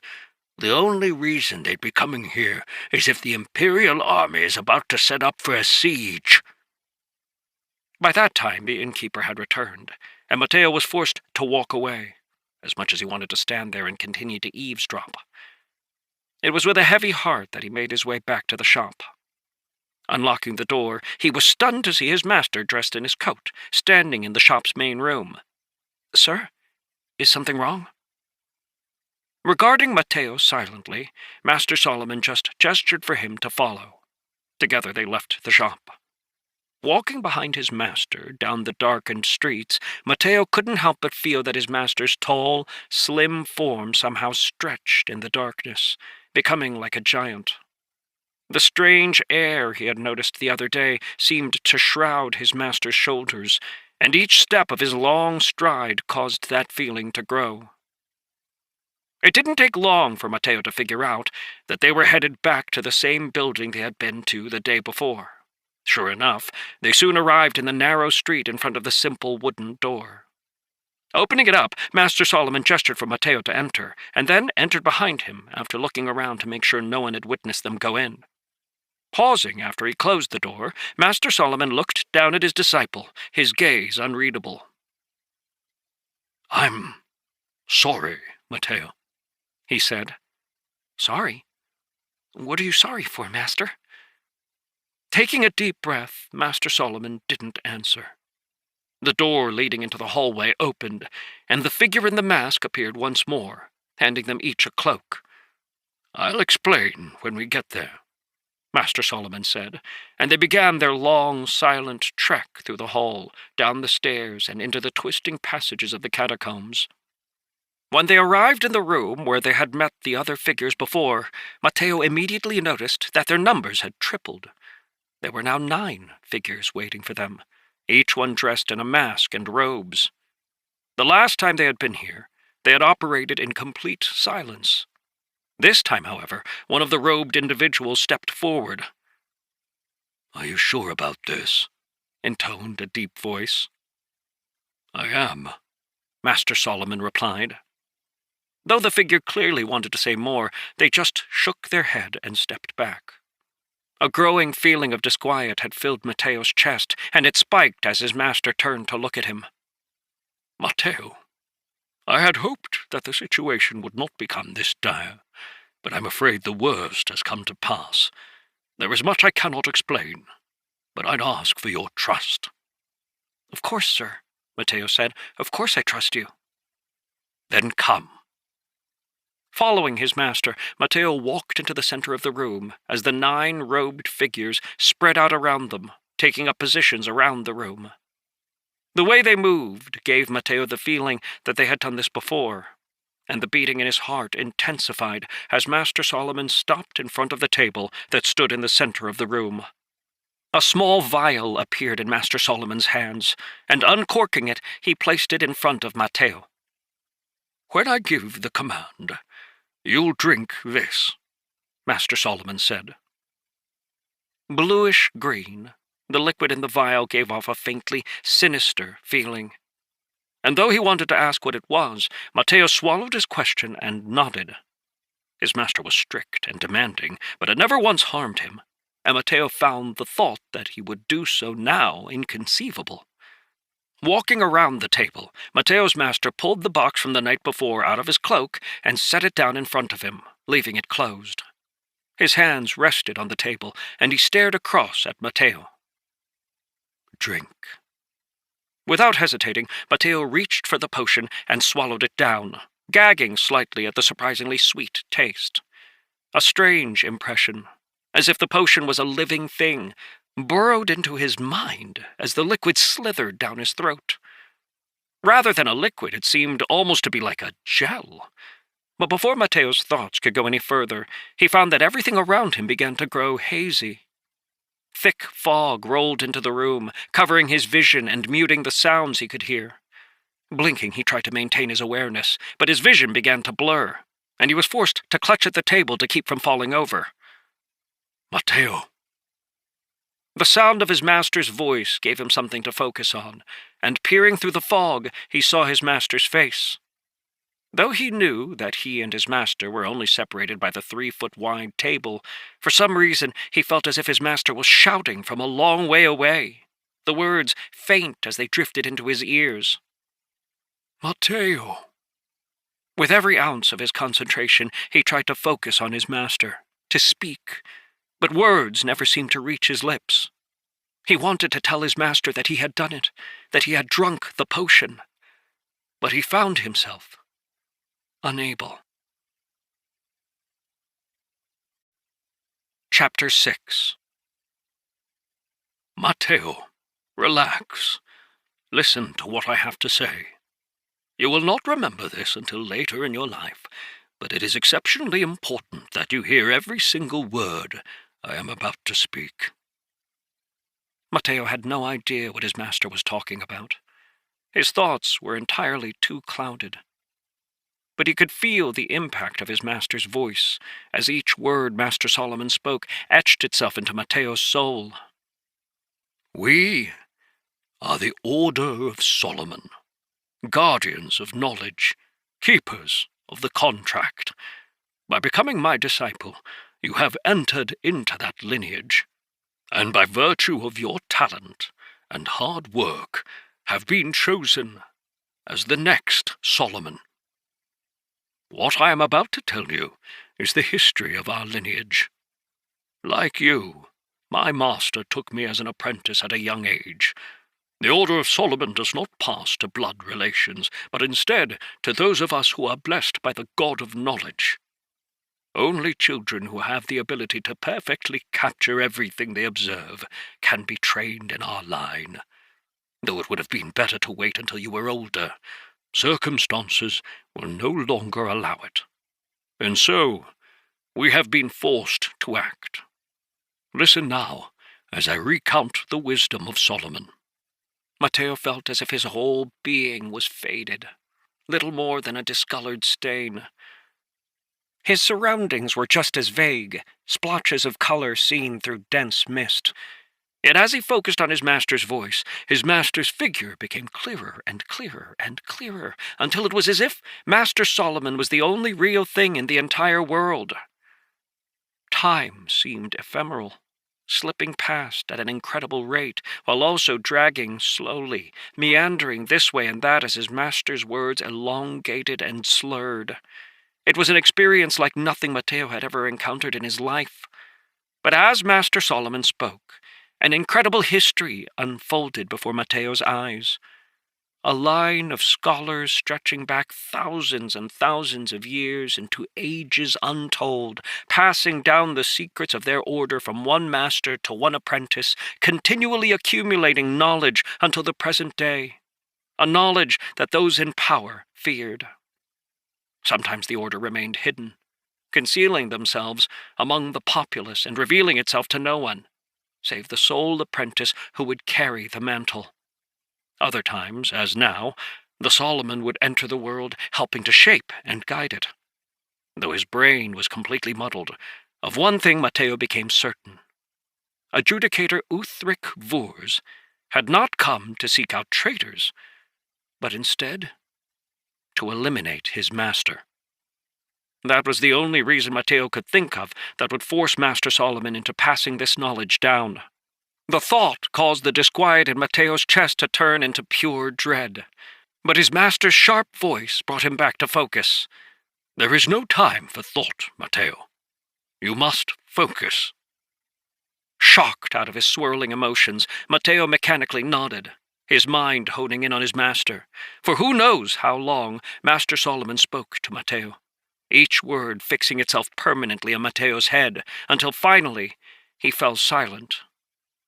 Mateo watched as his master opened the box, reaching in to pull something out. It looked like a simple card, about the size of a hand, and covered on both sides with delicate scrollwork. It was white, making it hard to see through the fog. But before Mateo could get a good look at it, he saw his master place it on his forearm and the card vanish, slotting into Master Solomon's arm.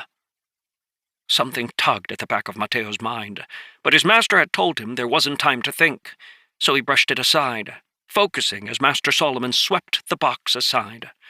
He wasn't sure what had happened to the table, but he saw his master step forward, his fingers curling into a fist that he held out between them. Faint words, no more than whispers, rolled out of Master Solomon's mouth. Mateo could barely grasp them, yet strangely he knew he would remember them. There was something about this hazy world that simply wouldn't let him forget. When the time was right, they would fall from his lips, just as they fell from his master's. The air shivered, and the thick mist clouding Mateo's mind churned, as if it wished to swallow Master Solomon whole. His voice rose in concert with the mist, until it echoed deafeningly in Mateo's ears.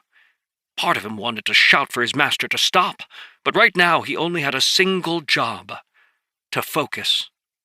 That is exactly what he did, concentrating on the hand held in front of his chest, until that was all that existed.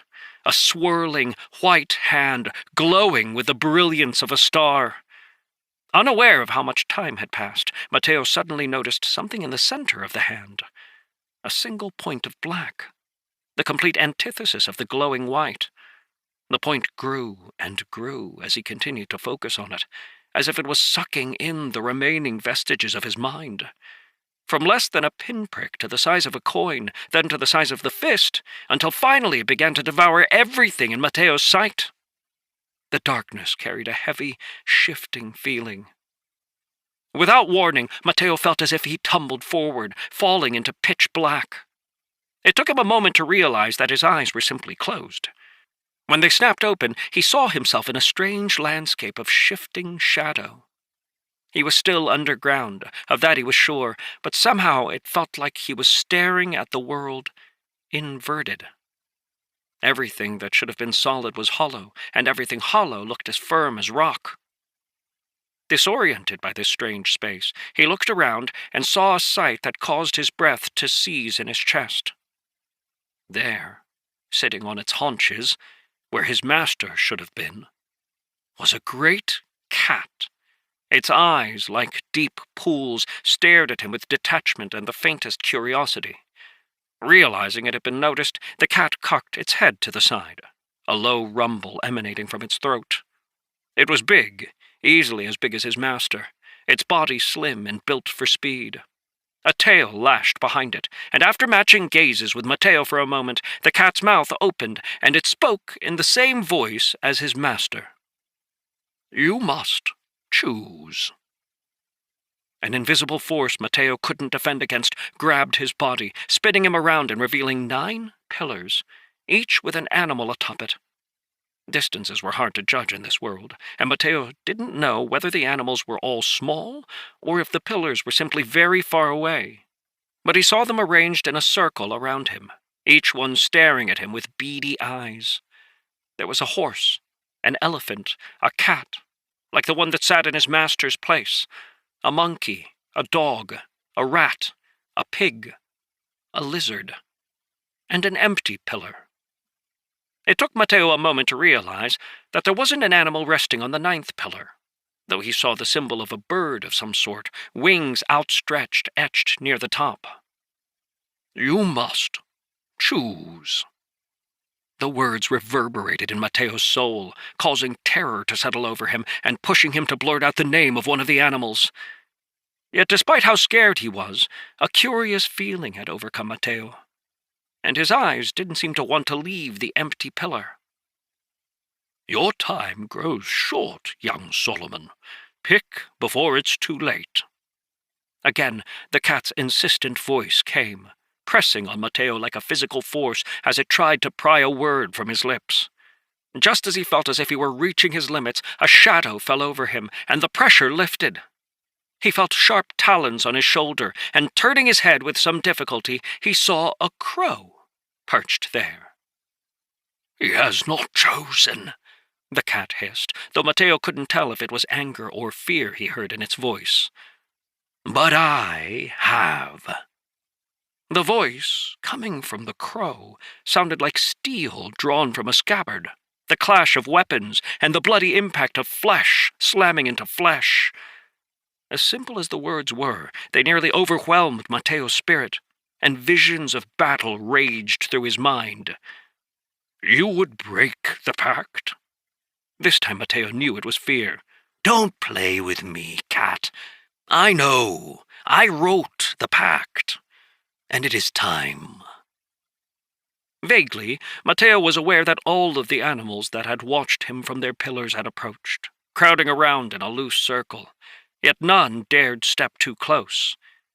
Each was massive, from an elephant that towered through the ceiling to the rat, which was easily as tall as his waist.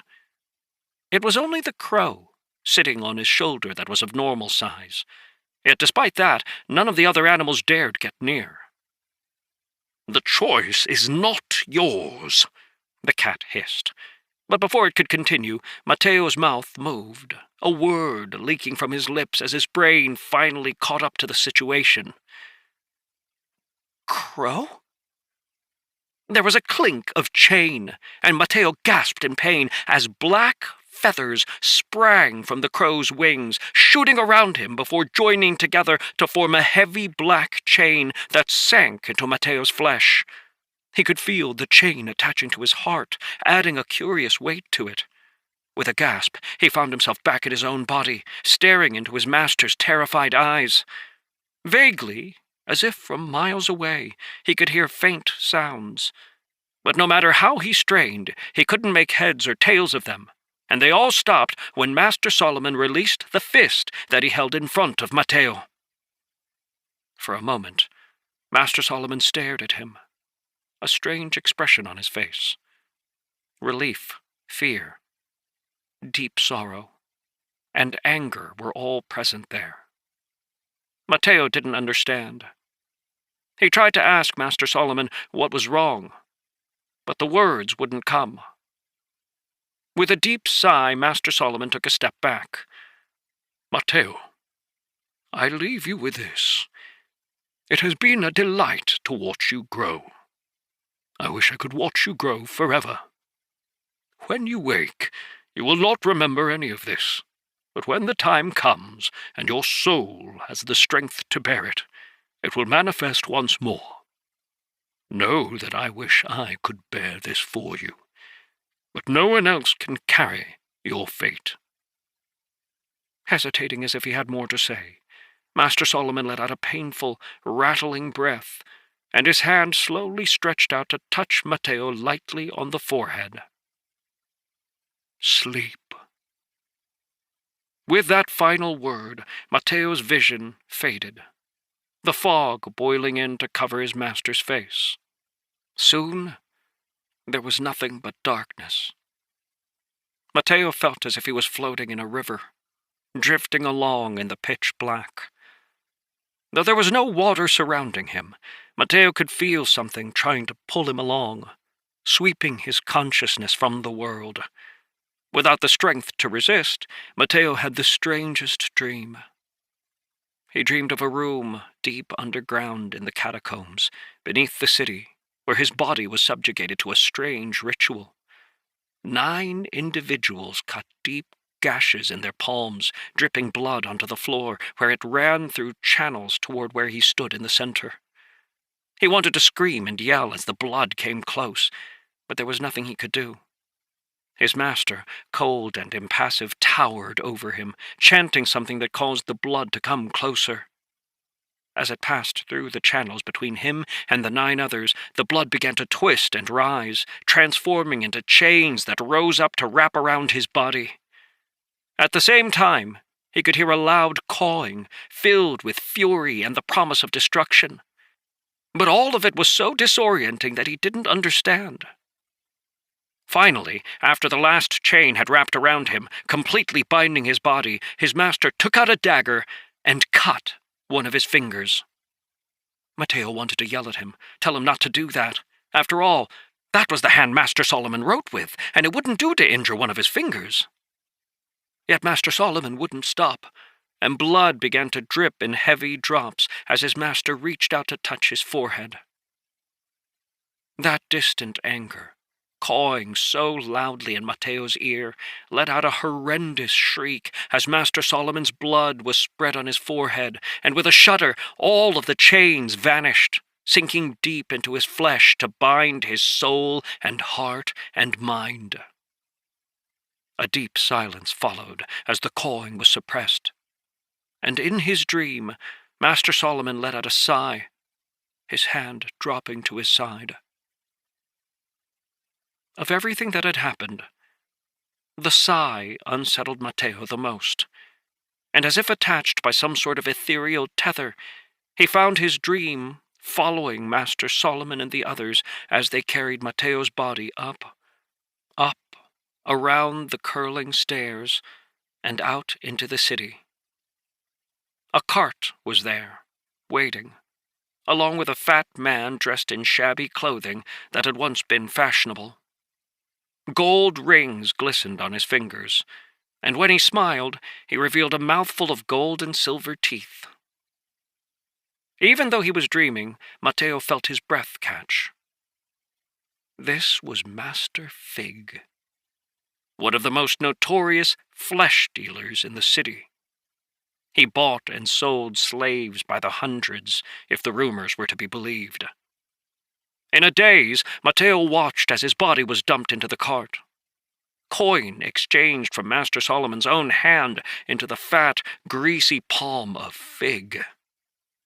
Flashing his signature smile, Fig tapped the side of the cart and then hopped up on it as the driver directed the horses down the street. Mateo's brain was still fogged from whatever it was that he had drunk, and he felt like he didn't understand what was happening. He kept looking back and forth as his field of view was dragged away with the cart. Soon, his master and the other cloaked individuals were lost in the darkness, and time streamed by. Master Fig and the cart arrived at the city gate, where he passed a small bag of coins to one of the guards on duty.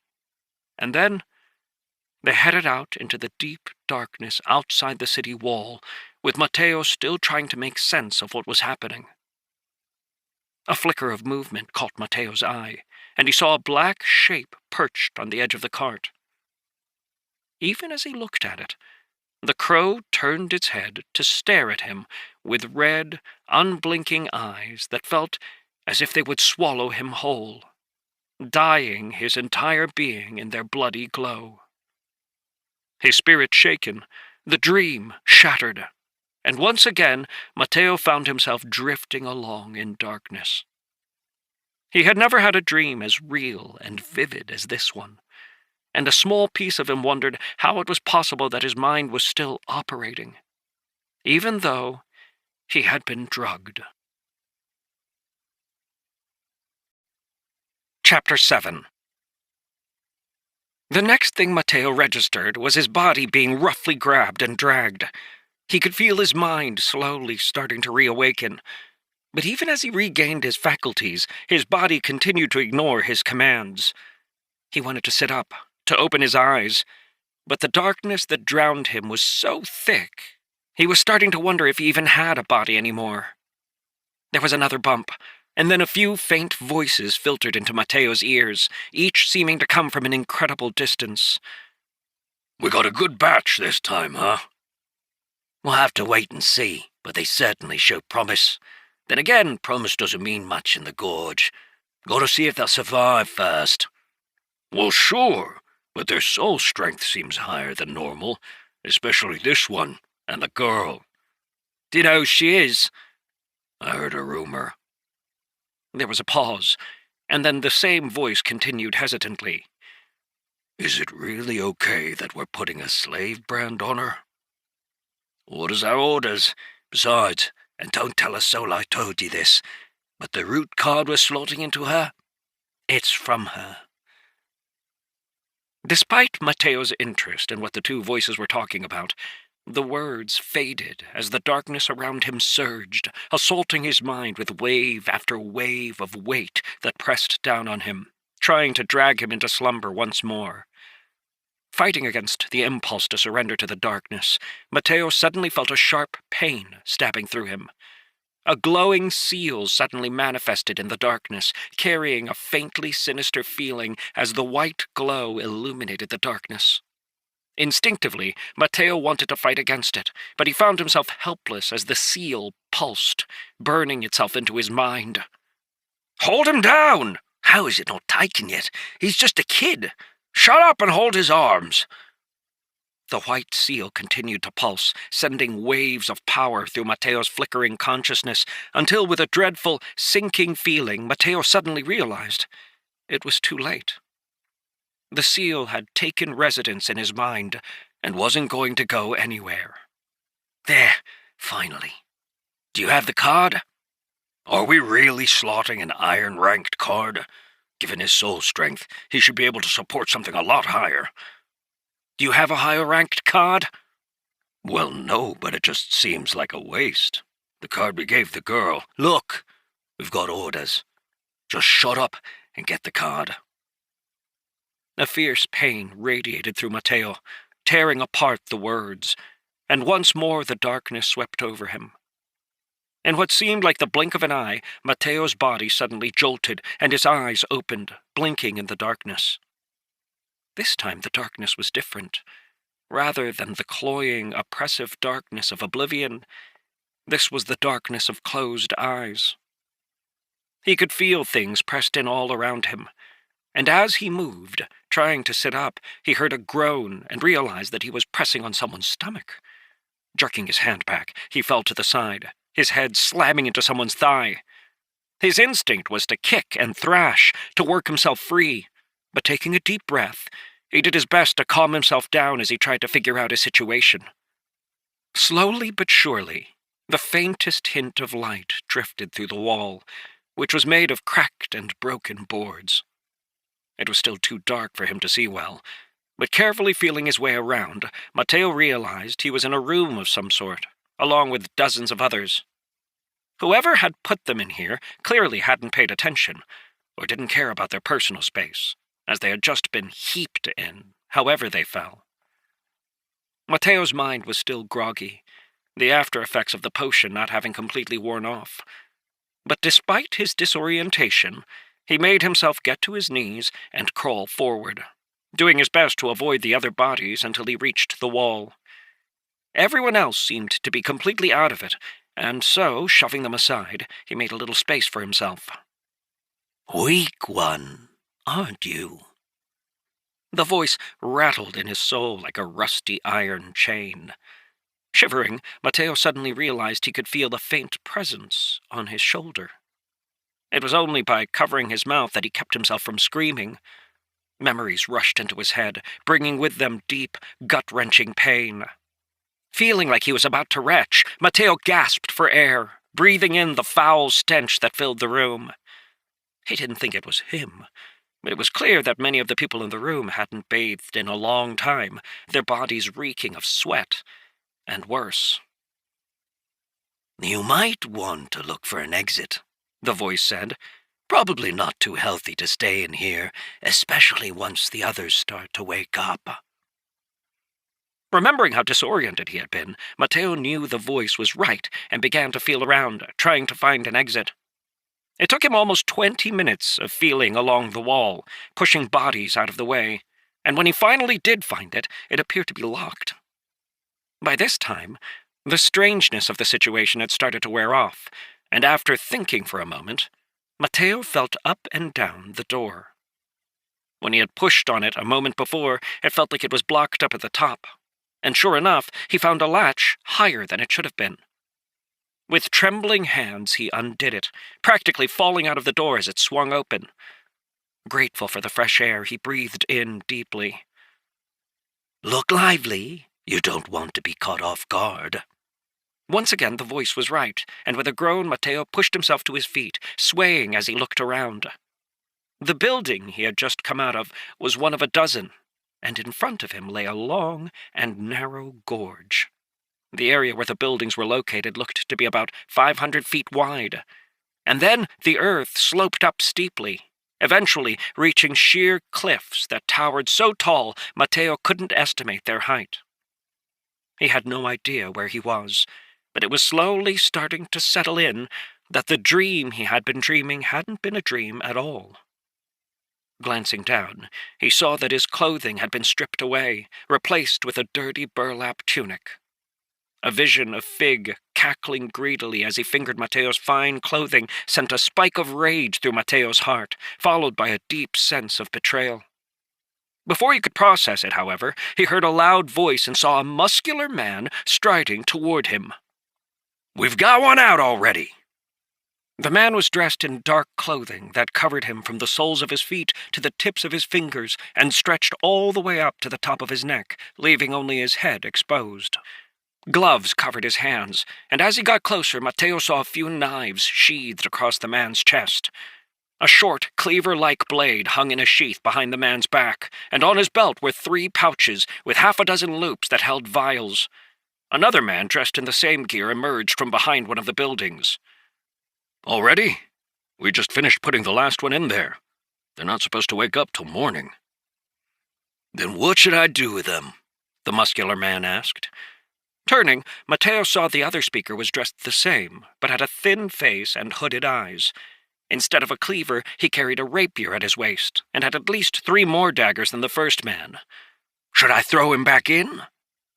Fearful that the muscular man would carry out the threat, Mateo stumbled backward, causing the thin-faced man to laugh. "No, don't bother," he said. He was lucky enough to get out. So let him be. A fraction of a second before the muscular man's hand closed around Mateo's shoulder, he knew that the man was going to move. Before that thought had even registered, however, the muscular man had crossed the distance between them, latching onto Mateo with a steel-like grip. Immediately, Mateo felt as if all of the strength in his body had drained and he could barely move.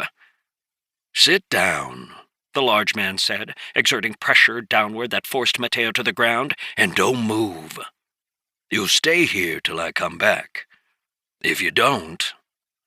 The man didn't finish his sentence, but drew a thumb across his neck. Shaken, Mateo frantically nodded, feeling as if the black-clothed man would carry out his threat at once. With a grunt, the man let go of Mateo's shoulder and walked off. Though part of Mateo was screaming at him to jump up and run away, he wasn't so foolish, and he remained exactly where he was, moving as little as possible. Without another word, the man walked away, leaving Mateo panting in the dirt. Huh. Maybe you're not as dumb as I thought you were. Hearing that strange voice once again, Mateo glanced from side to side, trying to see who was speaking to him. There was a sound like the flutter of wings, and then, as if emerging from shadow, a crow appeared in front of him. He stood on the ground 3 feet away, and the first thing Mateo noticed was a thick black chain that looked as if it had been forged from feathers, stretching from him to the crow. The chain was spotted with rust, and every time the crow shifted it jangled, the sound worming into Mateo's mind as if it hadn't come through his ears. Dumbfounded, Mateo looked at his chest, where the chain vanished.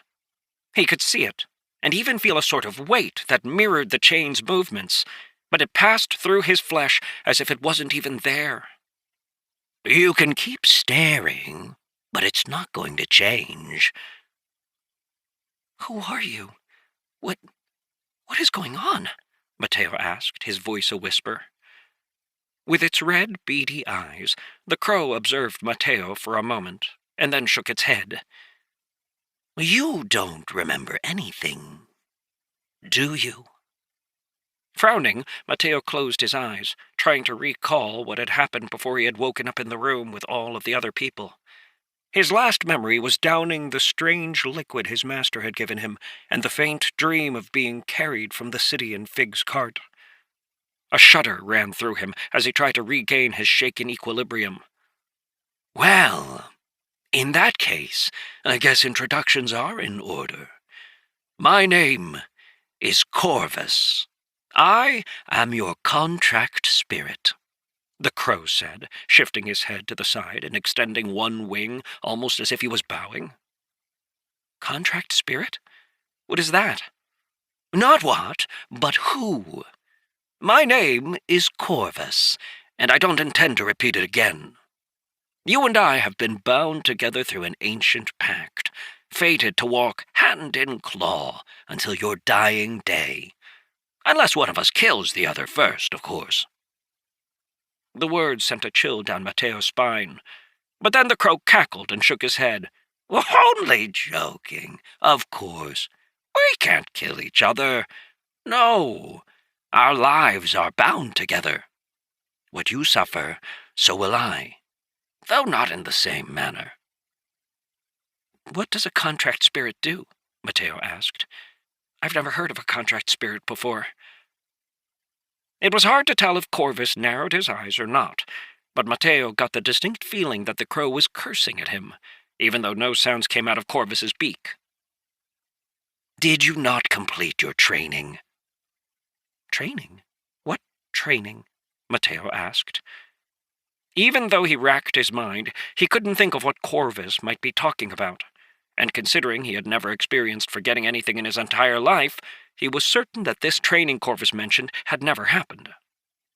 Shaking his head, he stared at the crow. I'm not sure what you're talking about, but I haven't received any training related to contract spirits. Maybe this was a bad choice, Corvus muttered, and then hopped closer. I'm a contract spirit, which means I can grant you abilities beyond those of mortals. You are the heir of Solomon, the great sage. I am a great spirit, and have accepted the contract offered me to watch over you for the rest of your life, however long or short it might be. Through our bond, you will gain access to many of my abilities. Spreading his wings, Corvus revealed his chest to Mateo, his dark feathers glimmering in the moonlight. A shimmering field appeared in front of the feathers, mirroring what Mateo had seen when his master taught him to pull up his status. Rather than listing the young man's status, however, it contained 6 lines that took Mateo a moment to figure out. Totem, Crow. Name. Corvus. Type. Contract spirit. Domain. Unknown. Rank. Unknown. Abilities. Locked. Locked. Locked. Locked. Locked. Swallowing, Mateo stared at Corvus' chest, as if he could see right into it. The information contained in the spirit status didn't give Mateo much beyond what he already knew, and actually left him with more questions than answers. As he focused, however, Mateo began to see 5 crimson chains wrapped around the crow's body. One was tied tightly around Corvus' chest, straining as if it was holding back a tremendous force, while another 2 wrapped Corvus' wings, weighing him down. 2 more of the bloody-looking chains were tied around the crow spirit's legs, completing the set of 5. Even as he looked at them, Mateo's mind couldn't help but flash back to the faint memory of bloody chains crawling along the ground toward him as his master stood above him. Desperate to understand what he was looking at, Mateo tried to focus on the memory, but it slipped from his grasp, vanishing into the recesses of his mind. Stunned, Mateo felt his gut clench. He had never forgotten anything in his entire life, and the feeling of being unable to recall something made him physically sick. With bile rising in his throat, he leaned forward and heaved while Corvus watched him with disdain. Letting out a huff, the crow retracted his spread wings. Until you have mastered your root card and advanced to a high enough level to break these chains, you won't be able to use any of my abilities. You're a duelist, but you'll need to stabilize your rank before your soul can bear the power of the connection without overdrawing your life force. What a mess. Why anybody performed the binding ceremony on a child, I don't know. Chapter 8. Slowly recovering, and happy that he hadn't actually thrown up, Mateo wiped at his lips with a shaky hand, trying to breathe as deeply as he could. It was only once he had calmed down that he actually caught what the crow had said. With wide eyes, he pointed at himself. I'm a duelist? Can't you feel it? Corvus asked, tilting his head to the side. Your root card has been set. A mixture of excitement and horror bloomed in Mateo's heart as the bits and pieces of the conversation he had heard filtered into his mind, landing with a resounding boom. With frantic hands, he pulled his burlap tunic aside to stare at his chest. There, glimmering with a faint light, was a black symbol that seemed to dance on the surface of his skin. The symbol showed a spread-eagle human figure with a faint aura around their bodies. Oh no. Oh no. Desperately wishing that his suspicions weren't true, Mateo concentrated, opening up his status. Name, Mateo. Race, human. Status, slave. Rank, blank. Root, heart of iron. Iron. Active, blank. Active, blank. Passive, blank. Passive, blank. What he saw took the breath right out of him, causing Mateo to stare into the air, despair growing in his heart until it had nearly overwhelmed him. Standing in front of him, Corvus didn't say a word, his red glowing eyes boring into Mateo as if he could see every bit of the turmoil in the young man's mind. It's iron-ranked, Mateo mumbled, his voice but a whisper. His master's words echoed in his mind, reverberating with ever-increasing force. Mateo had always wanted to be a duelist, and had even begun to plan how he would save up for a powerful card. Now that choice had been removed from him, and a card of the lowest possible rank had been planted in his heart, forever limiting his ability to grow. Idly, he noticed his status as a slave, but even that didn't bother him as he mourned his bleak future. The last bit of hope in his heart was crushed as he opened up his root card, reading over it as the black-bordered card materialized in front of him. Heart of Iron. Iron. Increase your recovery ability for each other iron-ranked card slotted. Suppressing the sob that rose in his chest, he bit his lip so hard it began to bleed, filling his mouth with a rusty taste. Fitting, considering his rank. It wasn't that Mateo didn't know how rare it was to have a card at all, but every one of his dreams had involved a card of silver, or even gold rank, ensuring that he would be able to soar in the future. Those who carried iron-ranked cards were condemned to work as soldiers, hunters, or other menial tasks, forever subservient to the higher-ranked duelists. On top of that, the rate at which Mateo could improve in his cultivation was tied to the rank of his root card. After what seemed like an hour, Mateo took a great big shuddering breath, forcefully pushing aside the despair that clouded his mind. He couldn't change his situation right now, which meant that his only option was figuring out how to make the best of it. Corvus must have seen the ruthlessness flashing across his face, because the spirit let out a cackle and hopped closer, his voice cutting through Mateo's thoughts. "What a mess this is! Ha, kid! You've been cast aside, enslaved, and forced to become the lowest-ranked duelist possible. What are you going to do?" There was a mocking quality to the crow's words that caused Mateo to still, his thoughts cooling even further.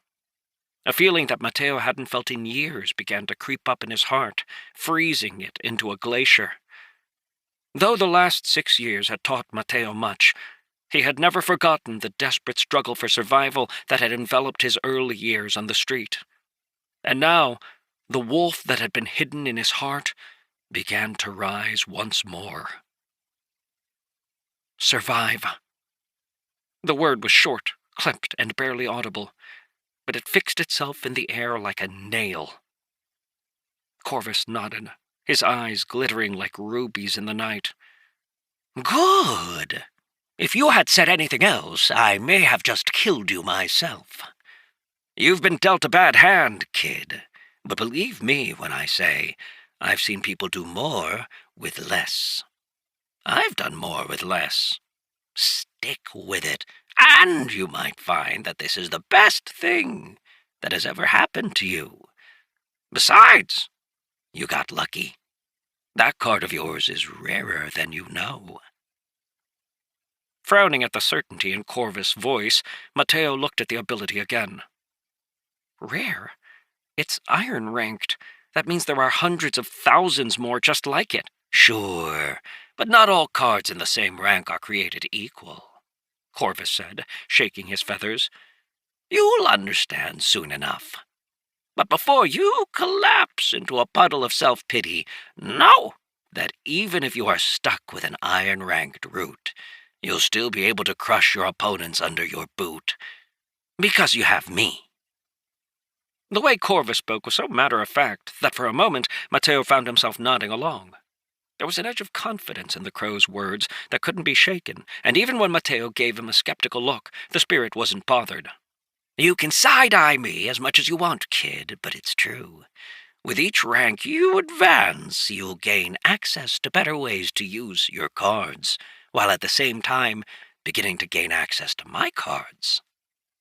You've seen the chains, right? Each seals a card that can overturn the world, and as you unlock them, you'll have the chance to use both your own cards and mine." That was certainly good news, and Mateo straightened up, his eyes bright as he stared at Corvus. If what the crow spirit said was true, by the time he reached the highest rank, Mateo wouldn't just have 5 cards like everyone else, but would have double the number, giving him an incredible number of abilities. Though he would be limited to the lowest rank abilities because of his root card, having a large quantity of abilities was a strength in and of itself. "What sort of abilities do you have?" Mateo asked, causing Corvus to sigh and cover his head with a wing. "Typical kid, focusing on all the wrong things." Hopping up onto Mateo's lap and then onto his shoulder, Corvus tapped Mateo on the head with a black wing.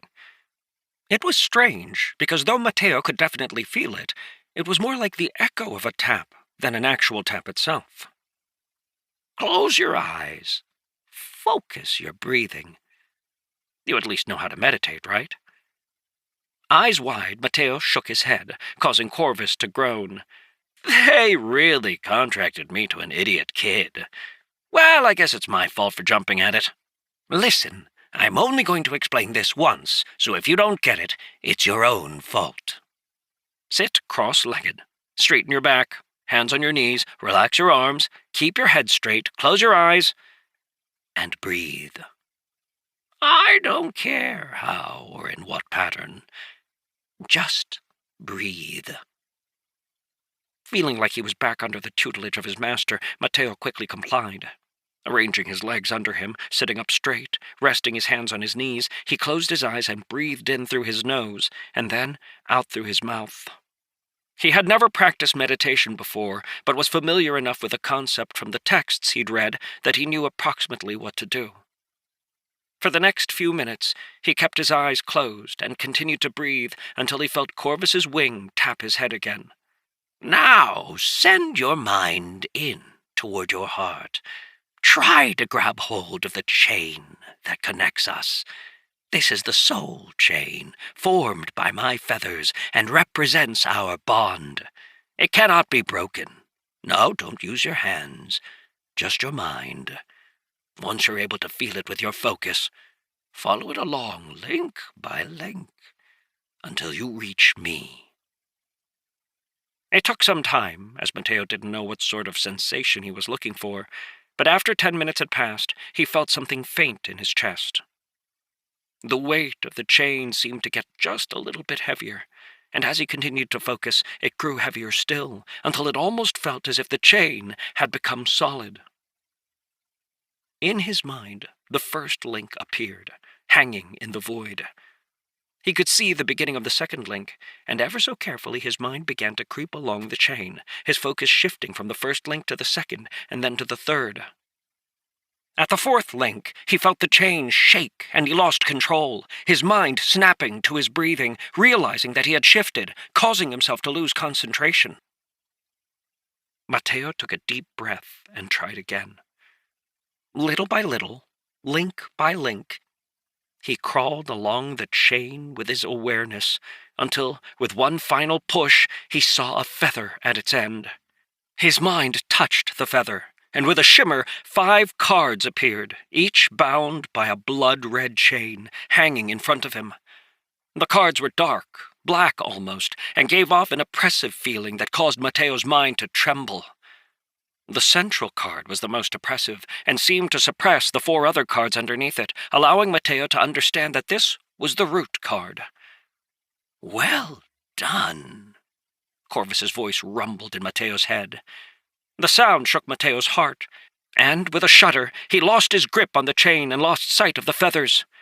His eyes snapped open, blazing with anger, but before he could reprimand Corvus for interrupting him, he saw a faint glimmer in the crow's chest. Focusing on it caused the same image he had seen in his meditation to appear. The root card, with 4 other cards behind it, bound by blood-red chains. This is my root card, Corvus said, which you will be able to access once you have reached the iron rank. Typically, until your soul is at the foundation stage, you wouldn't have a root card of your own. But your new masters have forcefully planted a card in your heart. That means you'll die in the next few weeks unless you manage to form a foundation. Unless they're idiots, they'll help you build a foundation for your root card to settle in, at which point you'll unlock access to my root card as well. Unlocking the other cards is just as simple. All you have to do is raise your rank. Each rank will allow you to access another one of my cards. Though they cannot be changed, having an extra card will make you stronger than anyone else at your rank. If you fail to rank up, however, then you'll forever be stuck, unable to access my abilities. A sense of anticipation was beginning to swell in Mateo's chest as he focused his attention on the black cards. The chains locked the guards in place and prevented him from being able to see what was written on them, but he could only imagine they were truly powerful. Can you tell me what sorts of abilities you have? I could, Corvus said, a bit of humor mixed into his grim voice, but I think it's better that you pay attention to your surroundings. Unbeknownst to Mateo, The night had passed and morning had arrived. The first rays of sunlight were just beginning to shine over the edge of the gorge, and as he looked up, Mateo heard a bang and scream behind him. Turning his head, Mateo heard another scream and someone scrambling. More and more shouts filled the air as the people in the huts began to wake up and find themselves in an unfamiliar, crowded situation. Their thrashing as they tried to figure out their surroundings woke up the others, and soon the insides of the huts were little more than furious brawls. In silence, Mateo sat where the black-clothed man had put him, watching as the minutes ticked by, until finally that same man stepped forward and opened the door to the nearest hut. The bright light streaming in caused everyone inside to freeze for a second, and then scramble for the opening, fighting to get out. Shaking his head, the man in black waited until most of the people were out of the hut before letting out a sharp whistle that caused everyone who heard it to clutch their heads in pain. Because he was further away, it wasn't so bad for Mateo. But still he could feel a sharp assault against his mind as the sound echoed through his ears. "Get up! Form a line!" the man yelled, and Mateo could see similar things happening near the other huts. The man in black clearly didn't like how slowly the confused children who had tumbled out of the hut were responding, and reaching down, he grabbed a skinny kid by the leg, lifting him up and tossing him toward where Mateo sat. Dressed just like Mateo in a burlap tunic, the kid clearly reminded Mateo of one of the street urchins he saw skulking around the alleyways of Darrenfor. Used to such rough actions, the boy tucked his head, protecting himself with his arms as he landed on the ground and rolled over, coming to a stop next to Mateo. Still disoriented, he looked up and saw Mateo staring down at him, and with a half-hearted smile he scrambled backward, his head practically spinning as he tried to get his bearings. Before he could, another kid, a chubby young woman, slammed into his back, nearly crushing him. She, not nearly so composed, began to wail, tears streaming down her face. The other kids, not wanting to be thrown, all began to hurry over, some limping, many sporting bruised lips and black eyes from their pell-mell exit of the hut. Mateo thought about getting up to join the line, but he clearly remembered the instructions he had been given, and so he remained seated, not daring to move. Once all of the kids had made it over to where he sat, the man in black walked over. And when he saw Mateo, he grinned. "Stand up," he commanded before looking over the kids once more. "My name is Sergeant Lore. You can call me Sarge." He paused for half a beat, and Mateo, quicker on the uptake than the other kids, shouted, "Yes, Sarge!" catching Lore off guard. We got a smart one, I see." Not liking the look in Lore's eyes, Mateo quieted down, kicking himself for rushing to stand out. Chapter 9. Lore was about to continue when a commotion in another group caught his attention. A large young man, who was nearly as tall as the men in black, was protesting fiercely, demanding that they let him go. As Mateo watched, he saw the thin man in black, who Sergeant Lore had spoken to earlier, size up the kid and then nod, pointing down the gorge. "If you want to leave, feel free." Sneering, the young man strode past the thin man and began to make his way away from the huts and down toward the other end of the gorge. He had gotten 20 steps when the thin man, moving with a languid grace that reminded Mateo of a serpent, lifted a hand and pointed. Immediately the young man let out a dreadful shriek, and a symbol on his back that sat at the base of his neck glowed with white light. The young man's body froze in place, even as terrible screams continued to echo from his throat, as if his body was being crushed into pieces. Despite the clear pain in the tall young man's voice, his body didn't budge 1 inch, and the thin man in black drew one of the daggers from its sheath on his chest and turned, hurling it straight toward the young man's back. Mateo wanted to yell out, but before he could, the dagger had already arrived, burying itself in the young man's spine. With his screams turning into a choking cry, the young man fell to the ground, blood spurting from the wound, and soon his shaking body stilled. With a completely indifferent expression, the thin man turned around and clapped his hands, the sound rolling like thunder through the gorge. Many of the children had begun to cry out when they saw one of the others cut down in cold blood, but the sound shocked them into a terrified silence.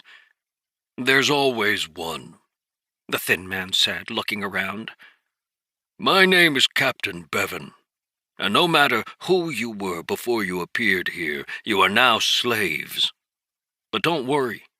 By His Majesty's Imperial grace, you have been saved from a life of drudgery for a truly glorious purpose.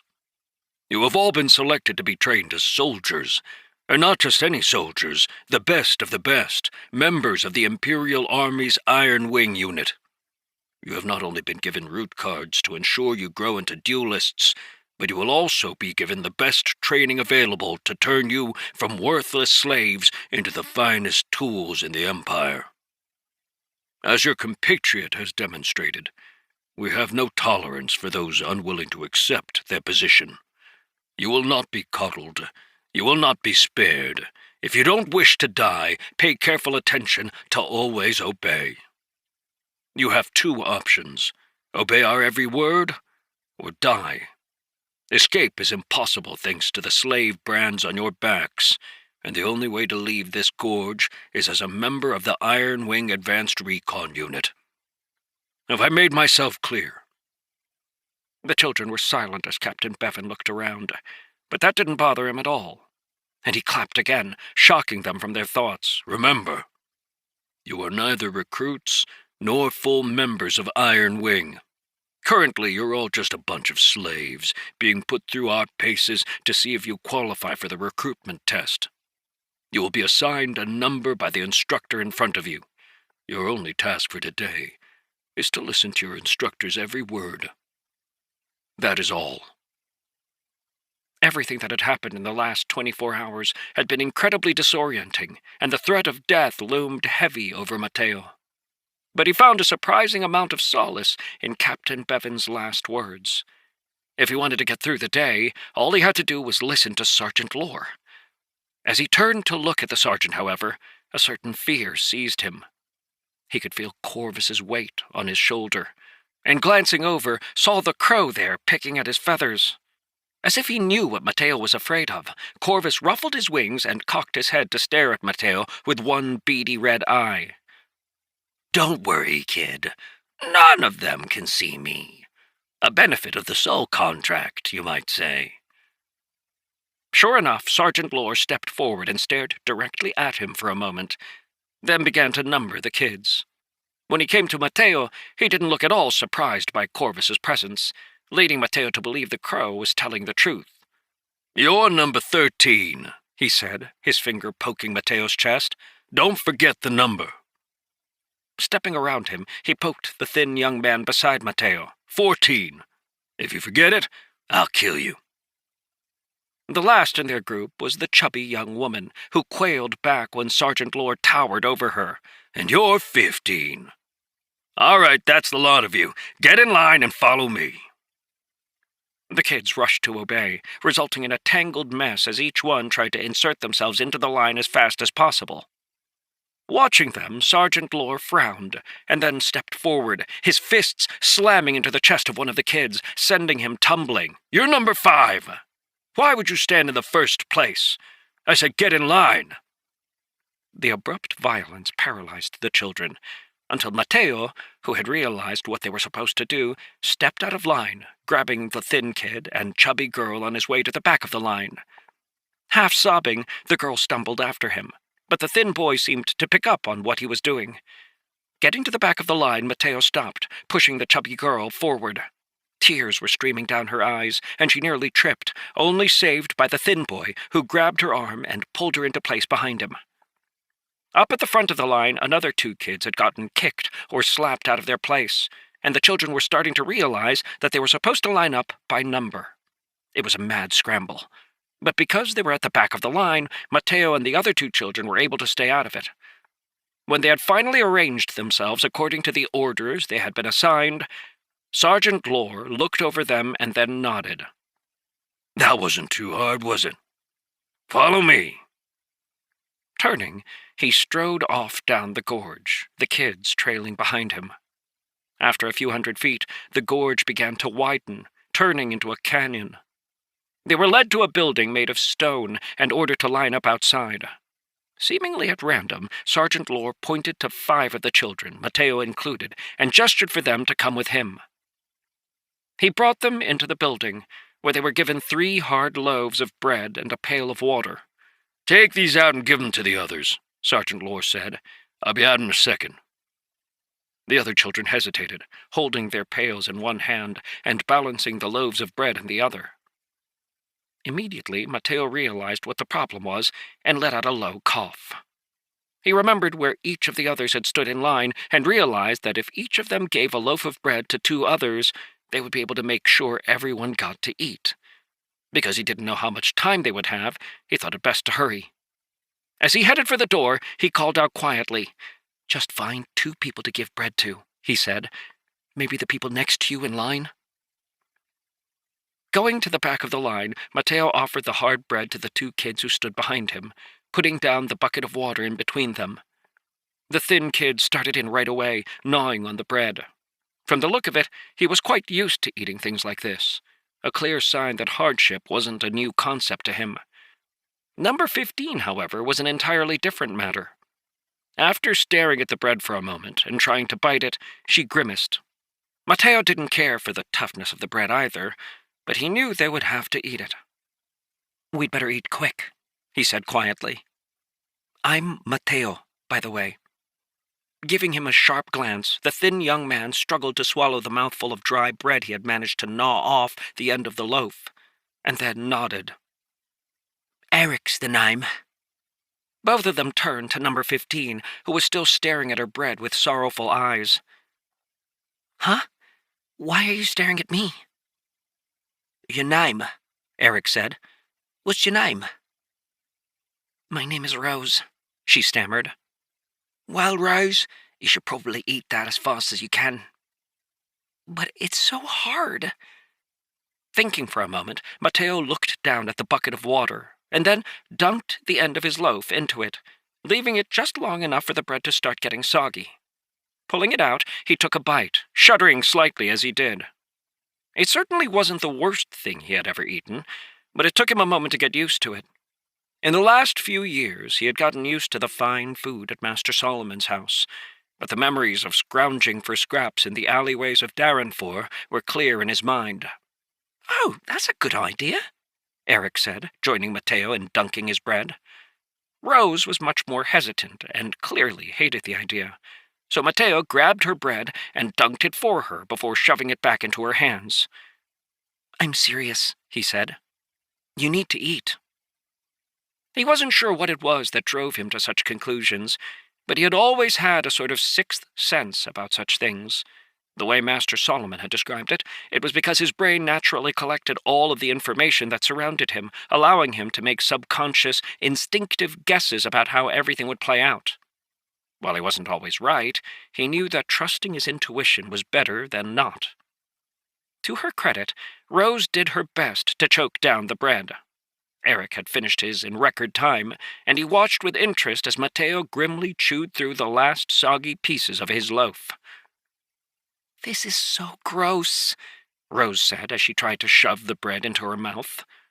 "But it's still better than going hungry," Mateo said. "I'm sure you'll be thankful for it later."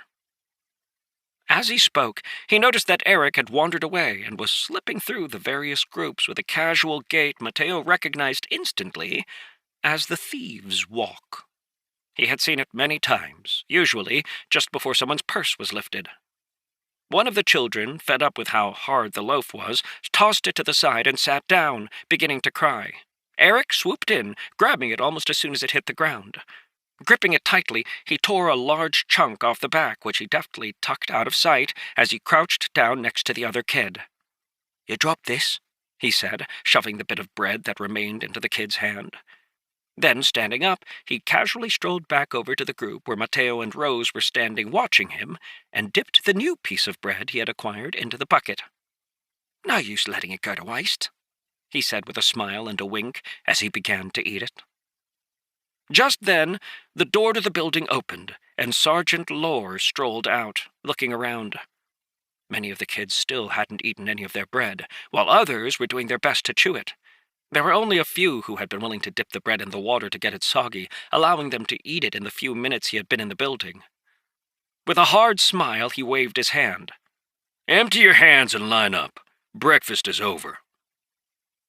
Though the kids wanted to complain, they all remembered how quickly he had resorted to violence earlier, and they hurried to comply, lining up and facing him in their numbered order, their bread, or what remained of it, left behind next to the buckets. Eric had shoved the last bit of bread in his mouth as he ran over, and Rose, seeing him, had done the same. She stood at the end of the line, her already puffy cheeks bulging out with the bread she had forced into her mouth.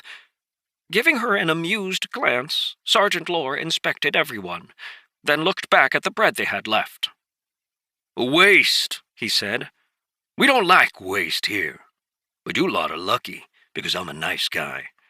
Had it been any of the other instructors, they would have beaten you for failing to eat your breakfast.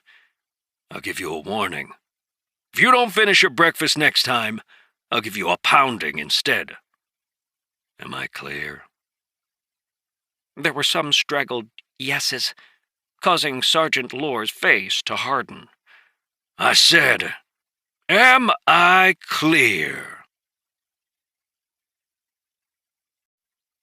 Chapter 10. "Yes, sir!" This time all the children shouted together, except for Rose, whose mouth was still full of bread, making it so she could only mumble. Sergeant Lore didn't seem to notice, and after nodding, he gestured for them to follow. "Fall in. We're going to start our training."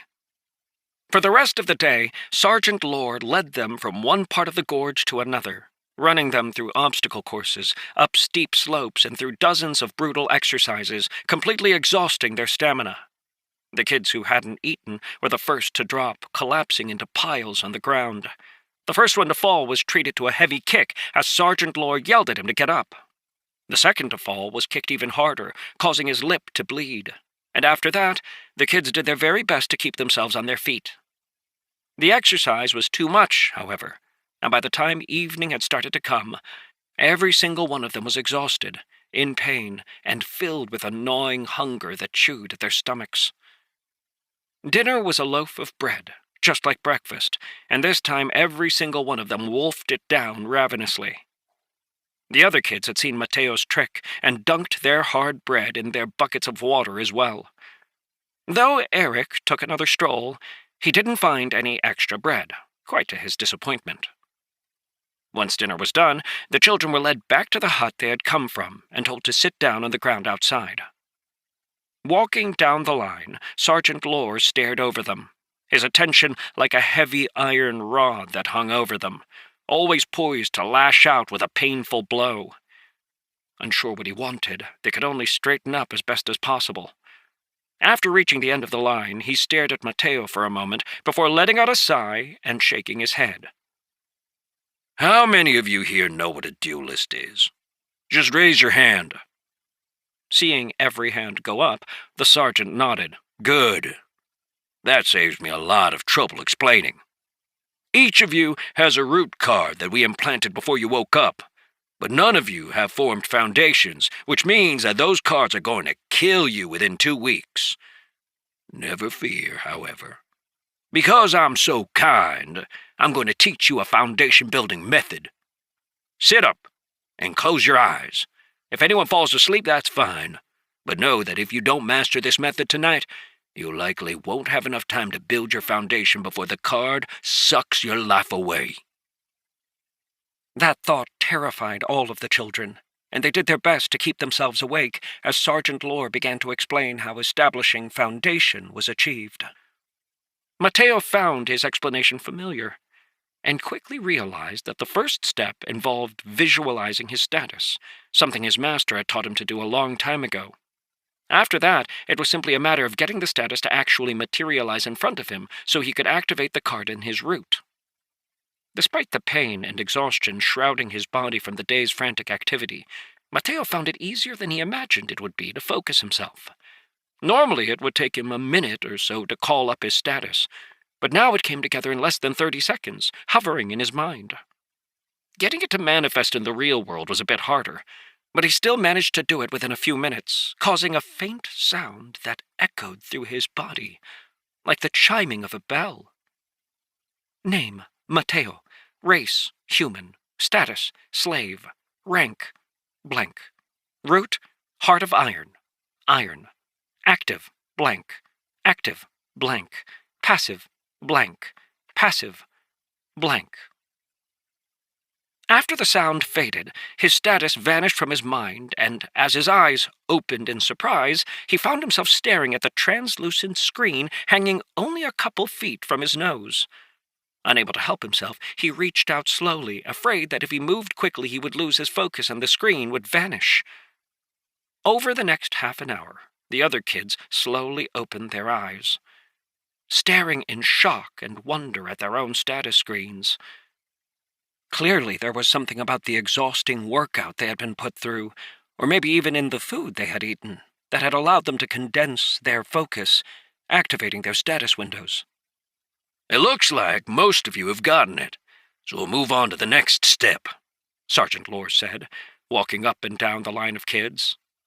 "For the next 2 weeks, your job during your free time is to pour all of your mental energy into your root card slot. Doing so will allow you to build your foundation.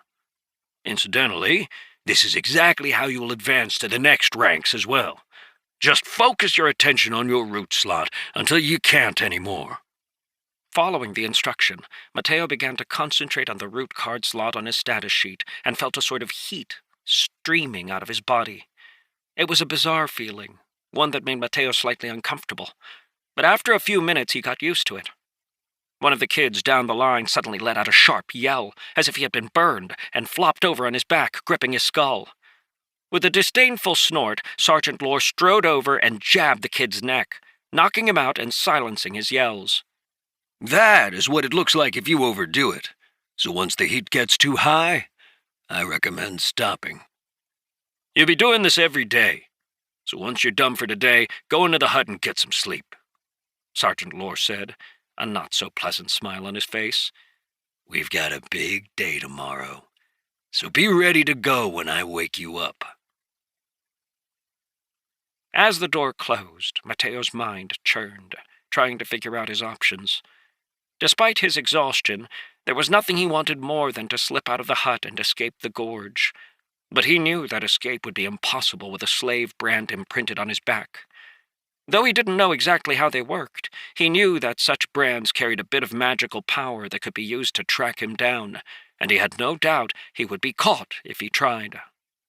Not wanting to get crushed in the tangle in the middle of the floor, Mateo moved over to one of the walls, where he lay down. Corvus had been so silent all day that Mateo had often forgotten he was even there, but as he closed his eyes, he felt the crow's claws on his chest. "Looks like you got yourself in quite a pickle," Corvus said. "Not very nice of your master to throw you in here." "I'm sure Master Solomon had a reason," Mateo said. If Corvus had a response, Mateo didn't hear it. As darkness closed in around him and sleep claimed his exhausted mind, he was woken by a loud banging and the sound of Sergeant Lore's voice yelling at them to wake up. Jerked from his deep sleep, he stared around before his mind snapped into focus, and he hurried to get up and join the other kids as they rushed out of the hut. Even though it had only been a single day, they didn't need Sergeant Lore to tell them to line up according to their number. Eric, behind him in position 14, was staring around with hard eyes, clearly used to having his sleep interrupted. Rose, on the other hand, was still trying to rub the sleep from her eyes when Sergeant Lore gave them the order to move out. For 3 hours before the sun rose, Sergeant Lore made the children run, jog, and walk. They moved through difficult terrain, running up rocky slopes covered in loose rocks that caused more than one child to slip, skidding their knees on the rough ground. Sergeant Lore didn't care one bit, and using his fists and feet liberally, he encouraged them to get up and keep going. "I don't care if you have to crawl this course. You were going to finish it. Before breakfast, too," he bellowed, hauling one kid forcefully from the ground and throwing him back into line. "Let's go!" He set a punishing pace, though he never moved too fast for the children to keep up. Gasping as he staggered along, Mateo heard Corvus clicking his beak, a clear sign of disdain. "How are you so weak?" Corvus asked, staring at Mateo with one of his beady eyes. With no energy to respond, Mateo ignored the crow, though that seemed to just encourage Corvus to continue mocking him. I don't think I've ever seen an heir of Solomon as weak as you. Maybe you were a slug in your last life. You better speed up, or you're going to catch another fist, Corvus said. Gritting his teeth, Mateo struggled over a pile of rocks, wincing as he slipped and slammed his elbow into the rocky ground. He could feel the gravel cutting into his skin, but he had no time to brush it off as he saw Sergeant Lore heading for him. The sergeant moved up and down the line, making sure all of the kids were able to keep up, while controlling the pace so no one fell behind. Poor Rose at the back suffered more than anyone. She was the least in shape, and by the time they finally arrived back at the gorge for breakfast, she was cut and bleeding in a dozen places. She was so tired, she had to practically crawl the last half-mile. But despite the tremble in her chin, she gritted her teeth and did it. Breakfast was another hard loaf of bread, and then the children were given an hour to rest. Most of them fell asleep on the spot, and Mateo, wanting to join them, lay on his back, covering his eyes with his hand. Before he could fall asleep, however, he felt Corvus's claws pinching at his chest. "Ow! Stop that," he said. "Then sit up, kid. There's no point in wasting an opportunity like this." "What do you mean?" Mateo asked, in no mood to listen to a spectral bird. "Meditation. That's what I mean. Sit up and start. When you're exhausted like this physically, it's the best time to train your mental abilities." "But if I don't rest, I'm not going to get through whatever comes next," Mateo said. Though he couldn't see him because his eyes were covered, Mateo had the distinct impression that Corvus was smiling at him, and it wasn't a pleasant smile. He knew that it wasn't possible for a crow to smile, but the feeling remained strong. With a groan, he uncovered his eyes and pushed himself into a sitting position. "If you want to survive in this place, you're going to need as much strength as you can get," Corvus said, hopping down from Mateo's chest with a flap of his wings as the young man pushed himself up. "And that means meditation. Besides, I have a feeling you're not going to be doing much more physical activity this morning." "How is meditation going to give me strength?" Mateo asked, speaking under his breath so that the others wouldn't think he had gone crazy. "This is why I hate dealing with dumb people," Corvus complained. "Look, chances are good that they're going to be giving you more than just a root card. Elite units like this one are made up entirely of duelists, which means you're going to have to start meditating eventually, or you'll be forever stuck at the iron rank. Learning how to do it now is going to save you a whole heap of trouble in the future. The earlier you get started, the stronger your foundation will be, which will improve your advancement as well. So sit up straight and get started." Though Mateo didn't know whether Corvus was telling him the truth or not, the bird's words made sense. He dragged his feet under him, placed his hands on his knees, did his best to straighten up his back, and began to breathe. He was afraid that if he closed his eyes, he would just fall asleep because of the exhaustion that shrouded his body. So he kept them half open, even as he focused his attention on the chain that linked him and Corvus. Surprisingly quickly, he felt his focus zoom in on the chain. He was about to move to the second link when he heard Corvus's voice, as if coming from a long distance away. "Don't be so quick to move on. The deeper your understanding, the stronger our bond, and the more power you can use. For now, just focus on the first link of the chain. Do your best to memorize it and understand everything about it." Following along with Corvus' words, Mateo began to examine the first link, his mind zooming in on it until it was the only thing that he could see. The link was made from a feather, but not just any ordinary feather. An iron feather. Idly, Mateo wondered if it was linked to the iron-ranked cards Corvus possessed. Before he could think about that mystery any more, a sound jerked him from his meditation, and blinking, he realized Sergeant Lore was calling them all to line up. Seeing that Rose was sleeping nearby, he quickly shook her to wake her up before running to get in line. Sergeant Lore was surprisingly lenient with the children who were still struggling to wake up, though a few of them earned themselves kicks when they still hadn't gotten up after his third shout. The children were all exhausted, though Mateo found himself surprisingly alert, considering everything he had been through. Dirty, covered in blood, practically starving, and incredibly tired, the kids were in no shape to continue physical training, and just as Corvus had said, Sarge led them to another building where they were ordered to sit on benches. "All right, it's time for orientation," Sergeant Lore said. "Pay attention. If you fall asleep, you'll have to stand in the squat position until I'm tired. Do I make myself clear?" "Yes, sir." "Good. Now let's begin." Standing in front of them, his arms behind his back, Sergeant Lore swept the group of 15 children with a cold gaze. "As you learned on your first day here, you have been selected as recruits for the Iron Wing Battalion, the Emperor's finest. We deal in clandestine missions, advanced scouting, and target elimination. Once you have passed the initial test, you will be recruits, but you will not yet be a part of the battalion. Only when you pass the recruitment test itself will you become a trainee. Then, for the next few years, until you pass the trainee test, you will be honed into the greatest weapon the Empire has. For the next 6 months, it is my job to whip you into shape. Once I have done that, you will be granted the opportunity to take the recruitment test itself. Now for the exciting part. Does everybody know what this is?" Stretching out his hand, Sergeant Lore clenched his fist, and a faint silver band ran around it, quickly forming an impressive-looking gauntlet.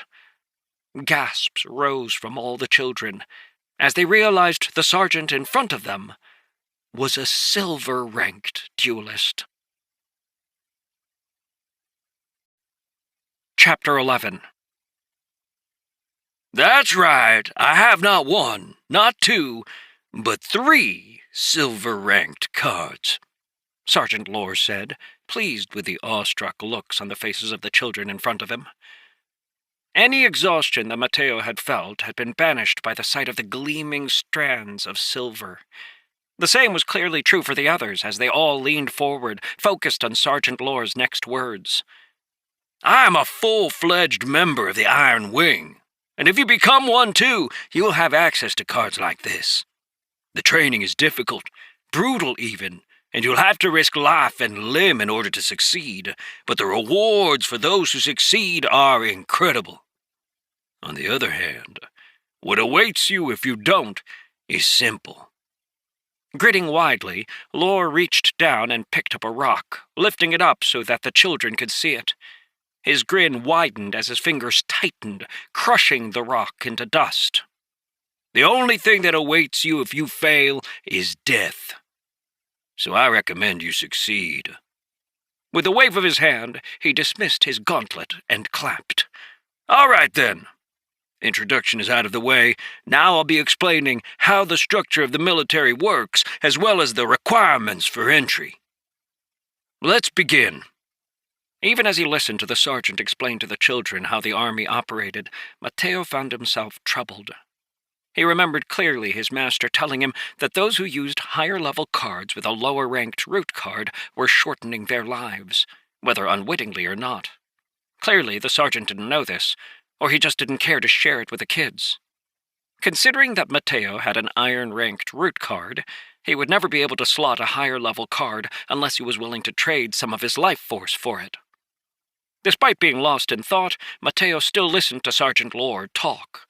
The sergeant's speech was dry, and he spoke quickly, dumping information onto the kids' exhausted minds without regard for whether they were managing to retain any of it.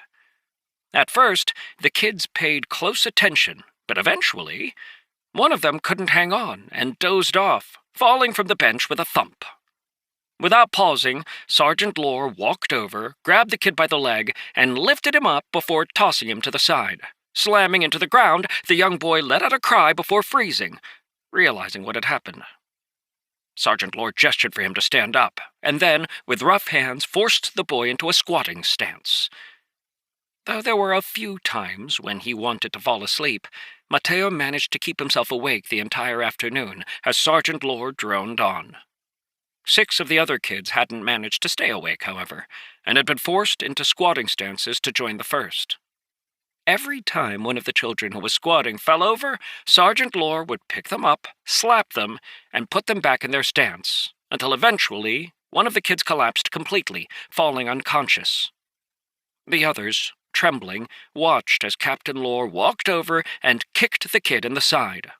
When the kid didn't rouse, he grunted and crouched down. "Weakling," Mateo heard the sergeant mutter, and then he whistled. Half a dozen seconds later, a black-clothed man appeared and dragged the kid away, leaving the others shaken and terrified. "All right, that's enough for today. Let's begin our afternoon training." For the next 2 weeks, the kids were put through a brutal program. Woken early in the morning, they would run across the wilderness until breakfast, and then after wolfing down a loaf of bread and drinking as much water as their stomachs could fit, they would be forced to sit and listen for 4 to 5 hours to Sergeant Lore's droning voice. If they fell asleep, they were forced to squat, holding the position until Sergeant Lore was done. Afterward, there was more physical exercise, followed by dinner, and then another run. To cap off the night, they would sit and meditate until they couldn't anymore, and then crawl into the huts for a few hours of sleep. By the time the first week was over, 7 of the original 15 kids had collapsed and been dragged away. Surprisingly, Rose, who Mateo had expected to fall out at the very beginning, had managed to keep herself awake and moving the entire time. Her chubby cheeks had thinned noticeably, and a haunted look in her eyes spoke to the damage being done to her mind. Still, she possessed a steel-like resilience that caught Mateo off guard and impressed him considerably. Though he didn't dare do anything too over-the-top for fear that he would draw Sergeant Lore's ire, Mateo did his best to help her, even going so far as to give her bits and pieces of his own food when she began to cry from hunger during their mealtimes. Eric, the thin, wiry kid, stuck with them too, though if Mateo had to guess, he thought it was likely because it was easier to hide in a group than alone. During the second week, the kids began to successfully build their foundations, starting with Mateo, who felt the change wash over him during one of his morning meditation sessions. It was as if a bucket of cold water had been poured over Mateo's head, washing away his fatigue and filling him with strength. Immediately, a trickle of heat began to filter out of his heart, where his root card was located, spreading to every inch of his body. The scrapes and cuts that covered his body began to heat up, itching slightly, causing a feeling of discomfort to shroud him. At first, he didn't notice anything particularly different, apart from being more alert than normal during the afternoon's lecture. It was only when he realized that his energy wasn't depleting quite as fast during the workout that he realized his root card had taken hold and was beginning to exert its effect. Though slight, the effect of his iron-ranked root card was significant over time, and when they sat down to meditate that evening, Sergeant Lore gave him an appreciative nod. That night, when everyone was sleeping, Mateo sat against the wall of the hut and focused on his connection with Corvus, trying to see if the bird spirit's root card had unlocked. As the 5 cards bound with crimson chains appeared in front of him, Mateo drew in a sharp breath. The first card, Corvus' root card, was starting to shine, pressing against the powerful bloody chains and letting off waves of pressure. How do I unlock it? "Break the chain," Corvus replied, gesturing to the chain with his wing. Stabilizing his heart, Mateo sent his focus forward, trying to overpower the chain. He was secretly terrified that doing so would hurt, but as soon as he touched the chain in his mind, it melted away, the blood dividing into 4 streams that spread out and joined the other 4 chains binding the other cards. With a grimace, Mateo realized that the other chains would be much harder to open up, but that was a problem for later. Right now, he was just excited to see the card he had unlocked. With a flash, the dark card brightened, revealing a feather motif carved in black iron. Shaking, the card began to change, revealing a simple-looking card that held a stylized crow with outstretched wings. In one claw, the crow clutched a crown, and in the other a bow and 3 arrows. Blinking, Mateo looked closer, noticing that what he had thought was simple at first wasn't. Each of the crow's feathers seemed to be made from a different weapon, and under the crow was a battlefield, so filled with corpses that Mateo had first thought it was a sea. Written on the battlefield was a simple sentence that flowed into his mind like quicksilver. Iron Tyrant. Iron. All iron-ranked cards slotted are considered to be part of a set. Once slotted, cards cannot be removed or replaced. Immediately, Mateo felt like ripping his hair out. Before he had undone the chain that surrounded the iron-ranked card, it hadn't impacted him. But as soon as the chain melted away, the words on the card imprinted themselves on his heart like an inviolable law. It was common practice for all duelists to change out their arm and leg cards for improved versions as they found them, but Mateo had just lost that opportunity, potentially forever. Shooting an accusing glare at Corvus, Mateo was met with a proud stare. "Clearly, you know nothing about cards, kid. There isn't a better card than my heart card." Though he wanted to protest, Mateo bit his tongue, forcefully swallowing the scalding words he wanted to hurl at Corvus. Through the connection he shared with the crow spirit, Mateo could tell that nothing he could say or do would change the reality of the situation.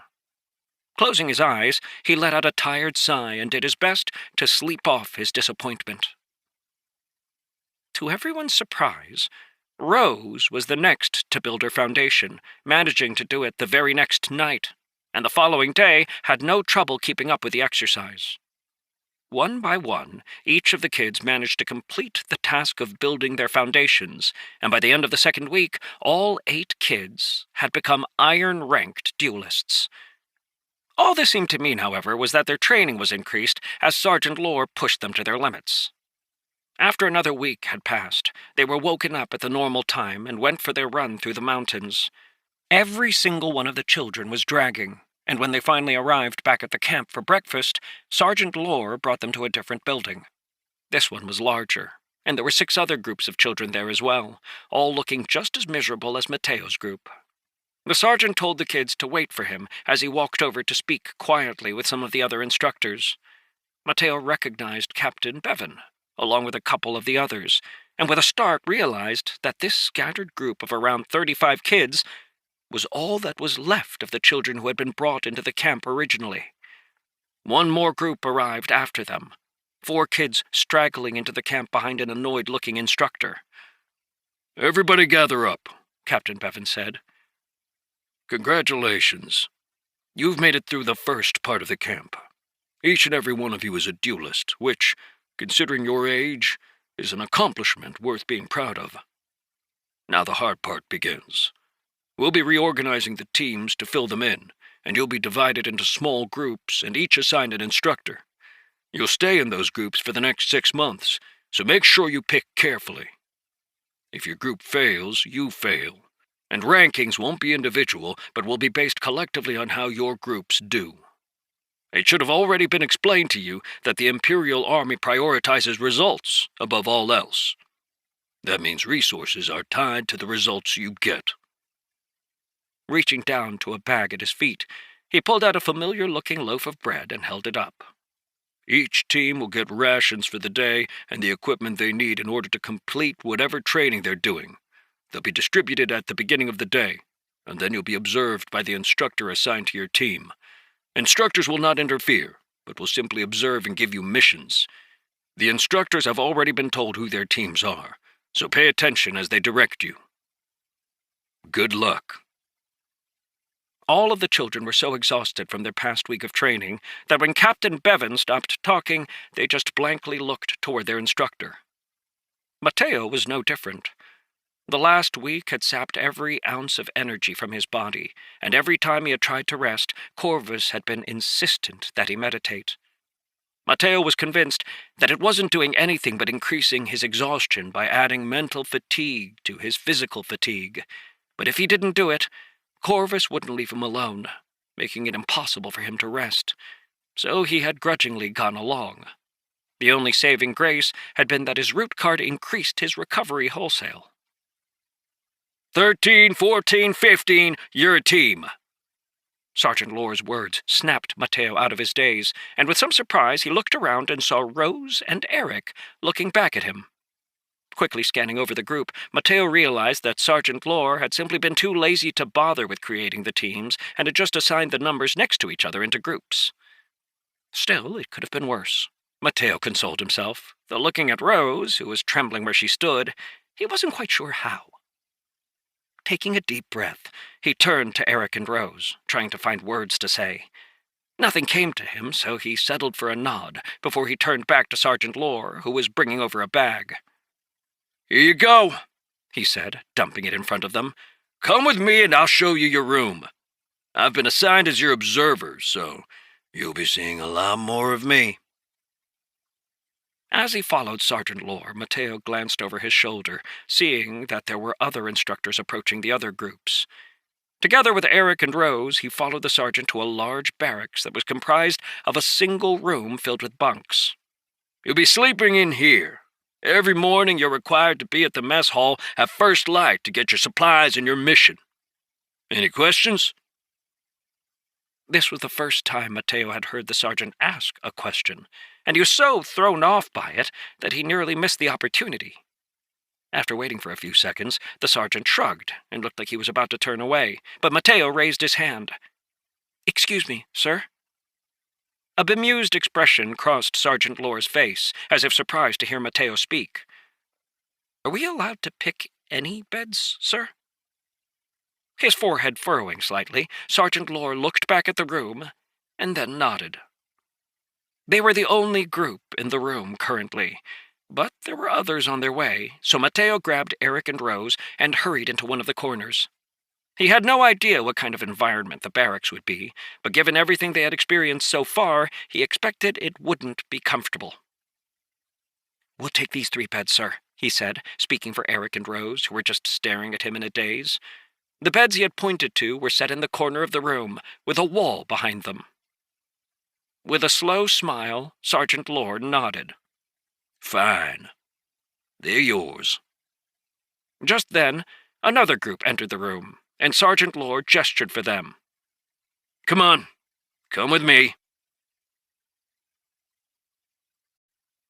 Chapter 12.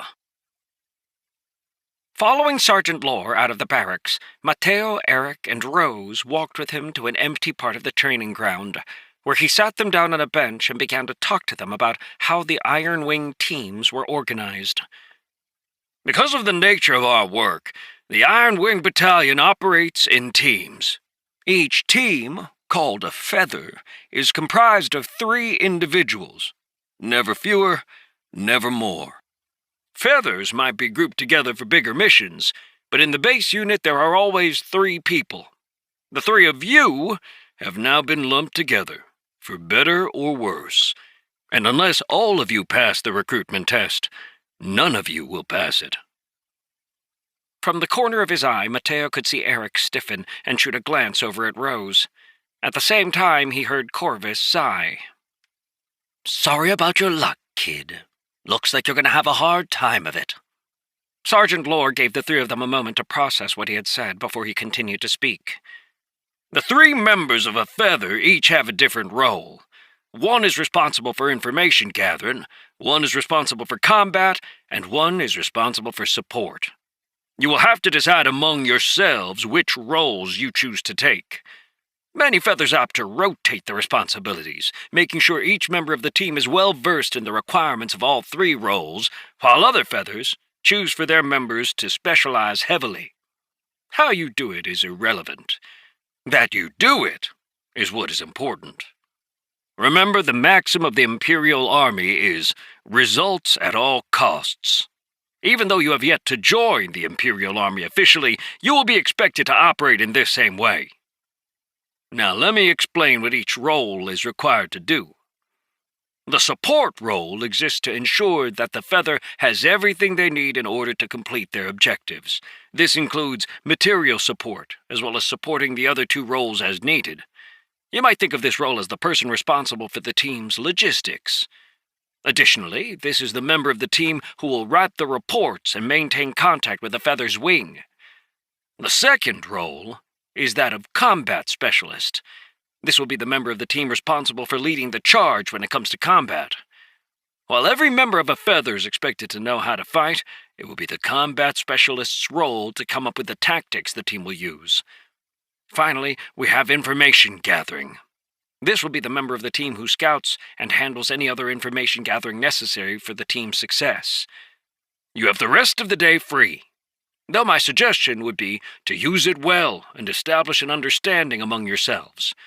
Tomorrow morning, you will be assigned your first mission. Without giving them a chance to ask questions, Sergeant Lord turned and walked away, leaving the 3 kids staring at each other. For a full 2 minutes they were quiet, until finally, with a sigh, Eric scratched the back of his head. "Well, this is terrible," he muttered, glancing at Rose once more. It was clear that even Rose knew what he was talking about, as her face flushed and she looked down. "Nothing we can do about it," Mateo said. "So, let's make the best of it, all of us. Why don't we get started with some introductions?" Since the other 2 didn't protest, Mateo started, tapping himself on the chest. "My name's Mateo. I'm 14, and up until a week ago, I worked at a bookstore in Darrenfor. Of the 3 positions that Sergeant Lore identified, I think my skill set is best suited for either the information gathering or support roles. I really don't know much about fighting." "I can fight, but I don't like to," Eric said. "I think I'm probably best suited for that information gathering role. My name's Eric. I'm 15, and I'm from Darrenfor too. Just not no shop. I'm one of the copper kids." Recognizing the name as one of the large gangs of children who roamed the slums of Darrenfor, Mateo nodded. "I figured as much." "Yeah? What's that supposed to mean?" Eric asked, his eyes narrowing. "Just means that you move like one of them," Mateo said, meeting Eric's gaze squarely. "You look like you know how to spot a mark and lift a purse without anyone the wiser." "Ha! You're right about that," Eric said, giving Mateo a curious look. With their introductions out of the way, both of the boys looked over at Rose. Mateo wasn't expecting much, but to his surprise, Rose sniffed and lifted up her face. "I can fight," she said. Taken aback, both of the boys looked at each other. "Sorry, did you say you can fight?" Mateo asked. Though hesitantly, Rose nodded. "Yes." "Okay, hold on, are you serious?" Eric asked. Sniffing again, Rose wiped her nose and nodded more firmly this time. "Yes." There was nothing about the young woman that gave Mateo any confidence that she was telling the truth. He had watched her bumbling at the back of the line for the first few weeks, barely keeping up with the others, and though she had managed to set her foundation before anyone besides Mateo, that didn't count for anything when it came to fighting. Seeing that the boys didn't believe her, Rose bit her lip and then stood up from the bench. "Let me show you," she said. Walking out in front of them, she took up a stance with one foot extended in front of the other. Her hands stretched out in front of her, palms open, and she let out a breath, sinking ever so slightly to lower her center of gravity. "Ha!" With a shout, her foot kicked out, and she spun, following it up with a second kick and a rapid set of punches. Mateo and Eric both watched, their mouths open, as Rose finished her demonstration and came back to her resting position. "What is that?" Eric asked. "Why were you just flailing like that?" "It's not flailing," Rose said, a spark of anger rising in her eyes. "It's called martial arts. It's my family's art." "I take it back," Corvus spoke from Mateo's shoulder. "I take it all back. You picked up a gem. You better assign her that combat position, kid. She might just be your ticket out of here." "Martial arts? I've never heard of anything like that," Eric said, scoffing. "Besides, what use is punching and kicking when somebody can just stick a blade in you? Believe me, in a real fight, all that fancy footwork isn't going to be of any use." "Oh yeah? Then how about you come and try me?" Rose said, an edge to her voice Mateo had never heard before. Scoffing, Eric stood up and swaggered out to stand in front of Rose. He was a good 6 inches taller, but she didn't give ground as he got close. Fine, you want to try it? Let's see how good this martial arts of yours actually is. Come on, do we really need to fight? Mateo asked, looking between them. Yes, Rose said, glaring at Eric, who just smirked back. She turned around and took a step away, and Eric, with a mean smile, reached out and grabbed her hair, gripping it tightly. In a real fight, people... That was as far as he got before he found his arm twisting and force slamming into his ankle, lifting him from the ground. With a short scream, he spun in a circle before face-planting into the earth. The hand that had been gripping Rose's hair was now locked at a painful angle, and before he could register what was happening, her heel slammed into the earth right in front of his face. If this was a real fight, you'd be dead, she said as she straightened up. Mateo stared at her in absolute shock. He had barely seen her movement, as she had turned, grabbed Eric's hand, swept his legs with her heel, and then pinned him to the ground. Rose caught sight of his wide eyes and shivered, as if she was coming back to herself. Letting go of Eric's hand, she quickly backed up, her face flushing bright red. I'm sorry, I didn't... That was awesome! Eric said, jumping to his feet and rushing over to grab Rose by the shoulders. How did you do that? Can you teach me to do that? That was amazing! With every sentence he spoke, he shook Rose until she was completely dazed, forcing Mateo to intervene between them. When Eric had calmed down slightly and Rose had recovered some of her wits, Mateo patted her on the shoulder. You'll have no complaints from us if you want to take the combat position, he said. I would just ask that you teach us how to do that too. Rose's face was beet red, and she mumbled something under her breath. Though he couldn't hear it, Mateo took it to be an agreement, so he turned to Eric. Given your experience, I think you'll make the best information gatherer, and I'll take the supporting role. Does that sound good to everybody? That sounds great to me, Eric said, shooting a glance at Rose. What do you think, Rose? If he wasn't in exactly the same boat, Mateo would have been amused by how abruptly Eric's attitude toward Rose had switched. Up until now, he had been thinking of her as nothing but a dead weight, someone who was going to drag the team down. But now she had revealed a new side of herself that caused him to wonder what else he may have missed. I'm fine with that, Rose said. It was curious to Mateo how Rose could be so hesitant and reserved in interactions like this, but then so quick and confident in combat. Unable to help himself, he asked her about it. Rose, where did you learn to fight like that? You said it was your family's martial art? Yes, Rose said. My uncle is the one who taught me. I belong to the Kratz merchant family. A merchant family? Eric interrupted. Then how did you end up here? The caravan we were with was raided, Rose said. The last thing I remember was smelling smoke, and then when I woke up, I was in the hut with everybody else. Poison, probably, Corvus said to Mateo. It's a common way of defeating soldiers more powerful than you. And what about you? Eric said, looking at Mateo. You said you used to work in a bookshop? How did fancy pants like you get stuck in this hellhole? It took Mateo a moment to answer. He wasn't sure if mentioning that his master had paid a slaver to take him away was how he wanted to represent his master. After a moment of silence, he shrugged. Sort of the same as Rose? Last thing I remember was a bunch of fog and getting really tired, he lied. Then woke up here. You two are lucky, Eric said, reaching up and touching the back of his head. I got jumped. One of the other gangs came after us, and they had weapons, bats mostly. But one of them hit me in the back of the head when I was trying to run. Left me a nasty bruise, too. The 3 kids exchanged glances, an odd sense of camaraderie forming among them. All 3 had been taken from their homes, thrown together into the gorge, and made to suffer through the terrible training Sergeant Lore had forced on them. Well, we need a leader, Eric said. I'm the oldest, so I should probably be the leader.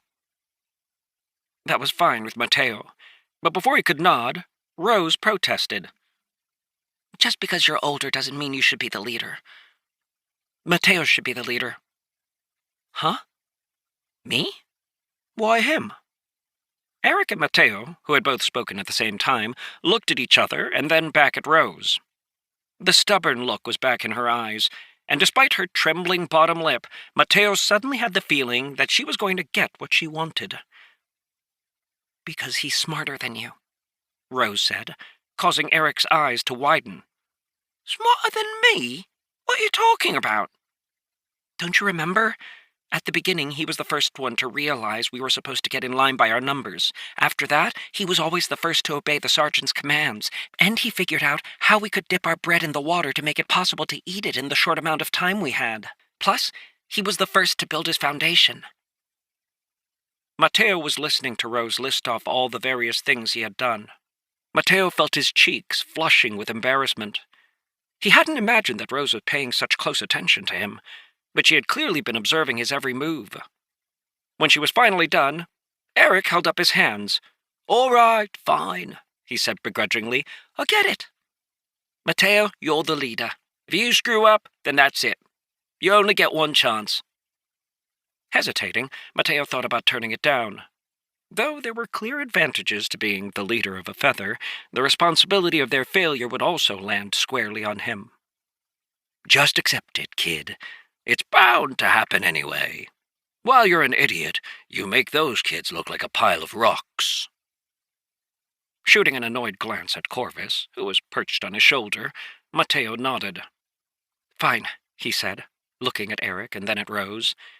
"I'll take the responsibility of being the leader, but that means you both have to listen to me. I don't want to have to be fighting you. We're in a dangerous enough situation as it is. We don't need to be struggling against one another." "As long as you don't give me any stupid orders, we'll be fine," Eric said. "We'll both listen to you," Rose replied, earning an annoyed glance from Eric. "Good. In that case, let's go rest. We need sleep more than anything else, so let's head to the barracks and get as much sleep as we can. We have to be up bright and early tomorrow to make sure we're on time." On the way back to the barracks, Mateo, who had picked up the bag they had been given, opened it up and looked at what was inside. He found a single dagger, a long coil of rope, some flint and steel for starting a fire, a waterproof pouch, a water skin, and 2 loaves of bread. "Really? Only 2 loaves?" Eric grumbled. "But there are 3 of us." Chapter 13. Getting out one of the loaves, Mateo tore it up, dividing it into 3 pieces. The smallest piece he kept, the largest he gave to Rose, with the remaining piece going to Eric. Seeing Eric's frown, Mateo sighed and explained his reasoning. "We're going to be assigned a mission tomorrow, and we don't know what it's going to be. If the last week is anything to go by, we are not going to be comfortable. I think we should keep this extra loaf of bread for tomorrow morning to give ourselves as much strength and energy as possible. If we only get 2 loaves of bread tomorrow as well, this will help us." "Well, if we get 3?" Eric asked. "Then we'll still have an extra loaf," Mateo replied. "Better to keep it for a time when we need it, rather than just gobble it all up now. Oh, Rose, we have 1 dagger. Do you want it?" After considering it for a moment, Rose shook her head. "No, I think if it's a matter of close combat, I'm good with my hands and feet." "All right, then Eric, you take the dagger." "Why me?" Eric asked. Starting to get annoyed with the constant questioning, Mateo stopped, causing the others to stop as well. "Listen, look, I don't mind explaining myself, but lose the attitude. It's not going to help any of us. I want you to take the dagger because, as an information gatherer, you're going to be scouting away from the 2 of us. That means that if you get into a dangerous situation, you're going to need every edge you can get in order to survive. If you don't want the dagger, that's fine, I can keep it, but I think it'll be better served with you." "I'll take the dagger," Eric said, nodding. Getting it out of the bag, Mateo handed it over to him and watched him as he concealed it inside his burlap tunic. When they got back to the barracks, there were numerous other teens who had had the same idea, and countless kids were sleeping on the beds. Heading over to their corner, Mateo realized suddenly why Sergeant Lore had smiled at him when he had claimed the beds in the corner. 2 of them were occupied, leaving only 1 remaining. The other beds were scattered throughout the room, But there was no way Mateo was going to allow his team to split up like that. "What are we going to do about them?" Eric asked quietly. Thinking for a moment, Mateo took a deep breath and then walked over and shook one of the kids awake. "Huh? What?" "Hey, you're in our beds," Mateo said, trying to sound as confident as possible.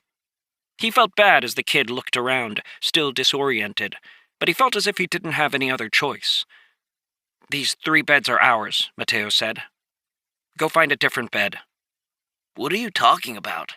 the kid said.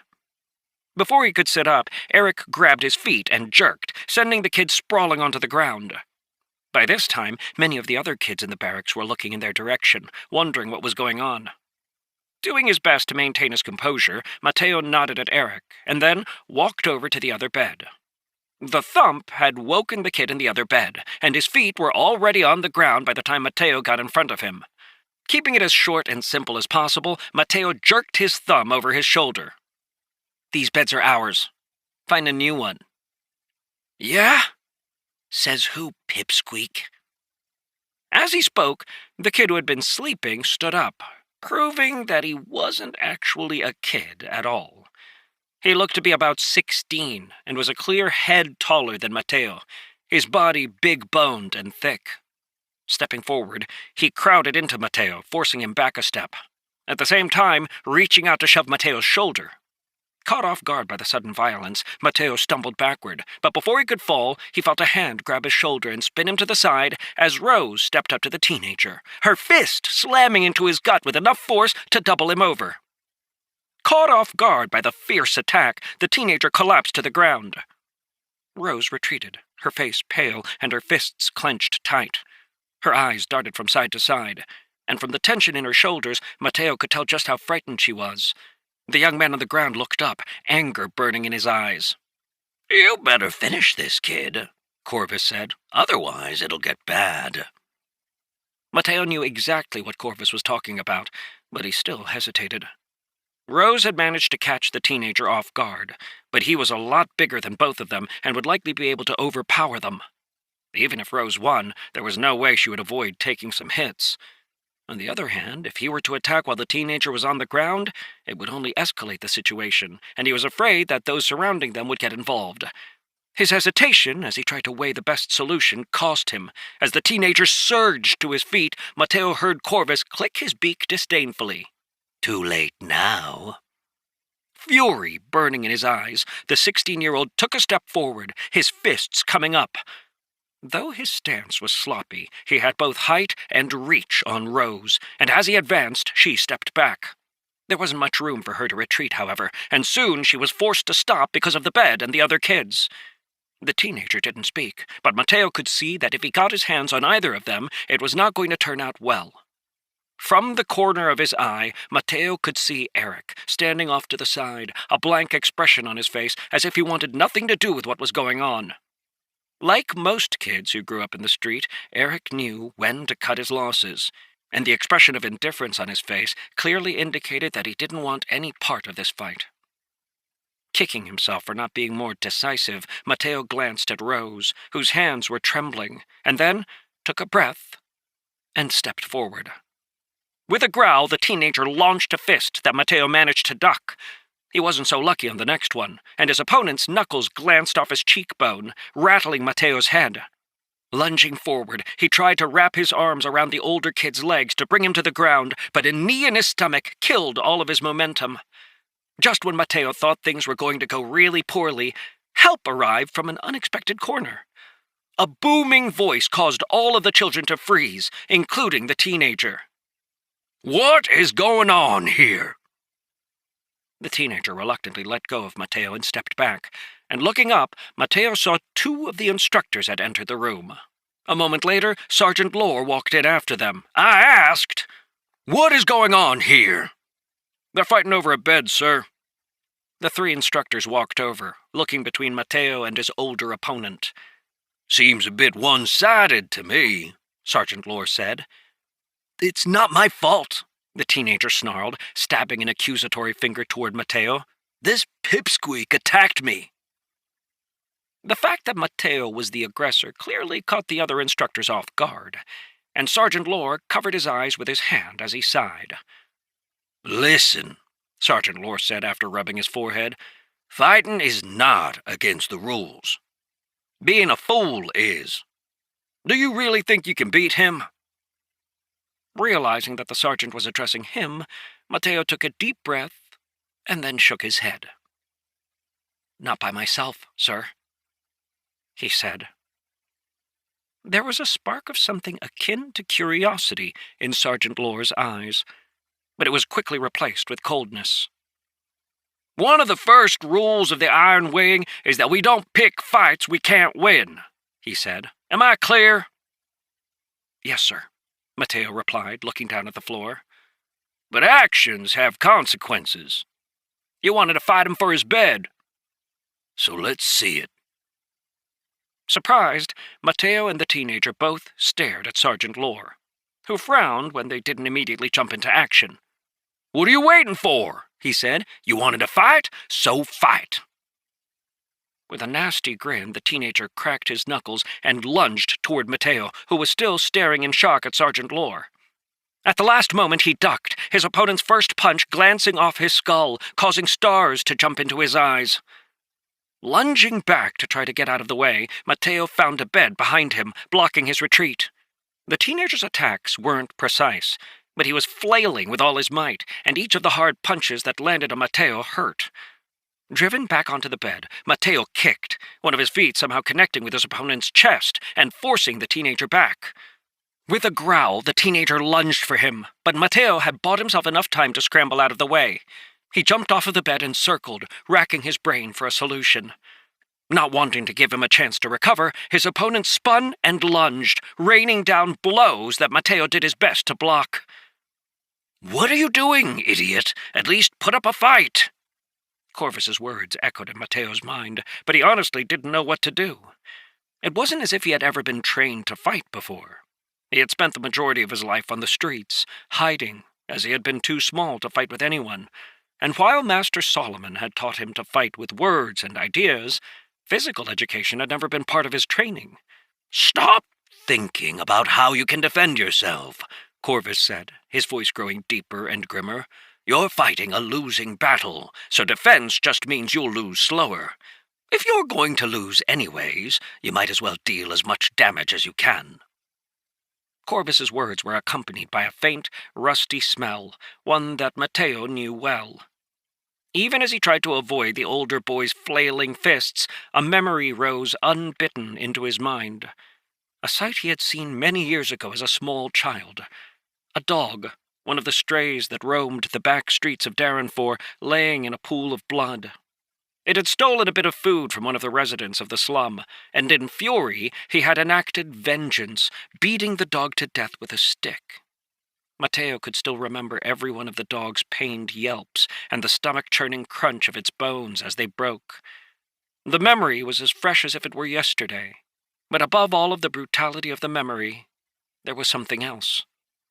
The look in the dog's eyes had changed as it realized it was going to die, and with a frenzied lunge it had bitten the man's leg, leaving a deep gash where its teeth sank into his skin. "If you're going to die, it's better to leave a mark." Corvus's words, tinged with blood and a hint of madness, grew in Mateo's mind, swelling like a bloody wave as they swept away his reason and indecision. Though he didn't see it, the dark chain that connected him and Corvus glowed with a rusty light as the crow's eyes flashed bloody red. A low growl escaped Mateo's mouth, and suddenly, instead of blocking as he had been before, he lunged forward. His opponent was breathing heavily from the exertion of throwing so many punches, but he still had the presence of mind to step back as Mateo came after him, throwing out a punch that slammed into the side of Mateo's head. Stumbling off balance, Mateo fell to the ground, but then lunged forward once more, grabbing at the teenager's ankle as he threw his weight into the older boy's legs. Still off balance from his punch and shocked that Mateo had pushed through it, the teenager fell to the ground with a thump, trying to scramble to get free. Before he could, a sharp pain in his leg caused him to scream. Filled with rage, Mateo had bitten the boy's thigh with such force that the tang of blood filled his mouth. His fists slammed down as Mateo wailed on the older boy. "Ow! He's biting me!" Furious, the older boy punched Mateo in the head, causing his head to snap back, ripping a piece of the boy's flesh off of his leg as he did so. The rusty glow of the chain grew stronger as Mateo tasted blood, and the terrible fury that filled him only grew stronger, washing away both pain and reason. All Mateo could think about was inflicting as much damage as he possibly could before he lost the fight.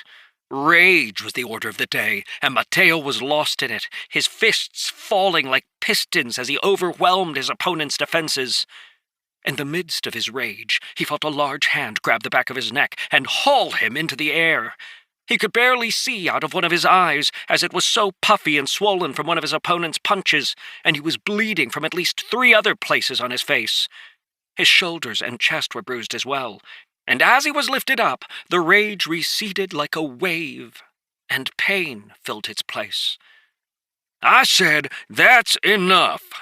Sergeant Lore's voice echoed over the pounding sound of blood that filled Mateo's ears.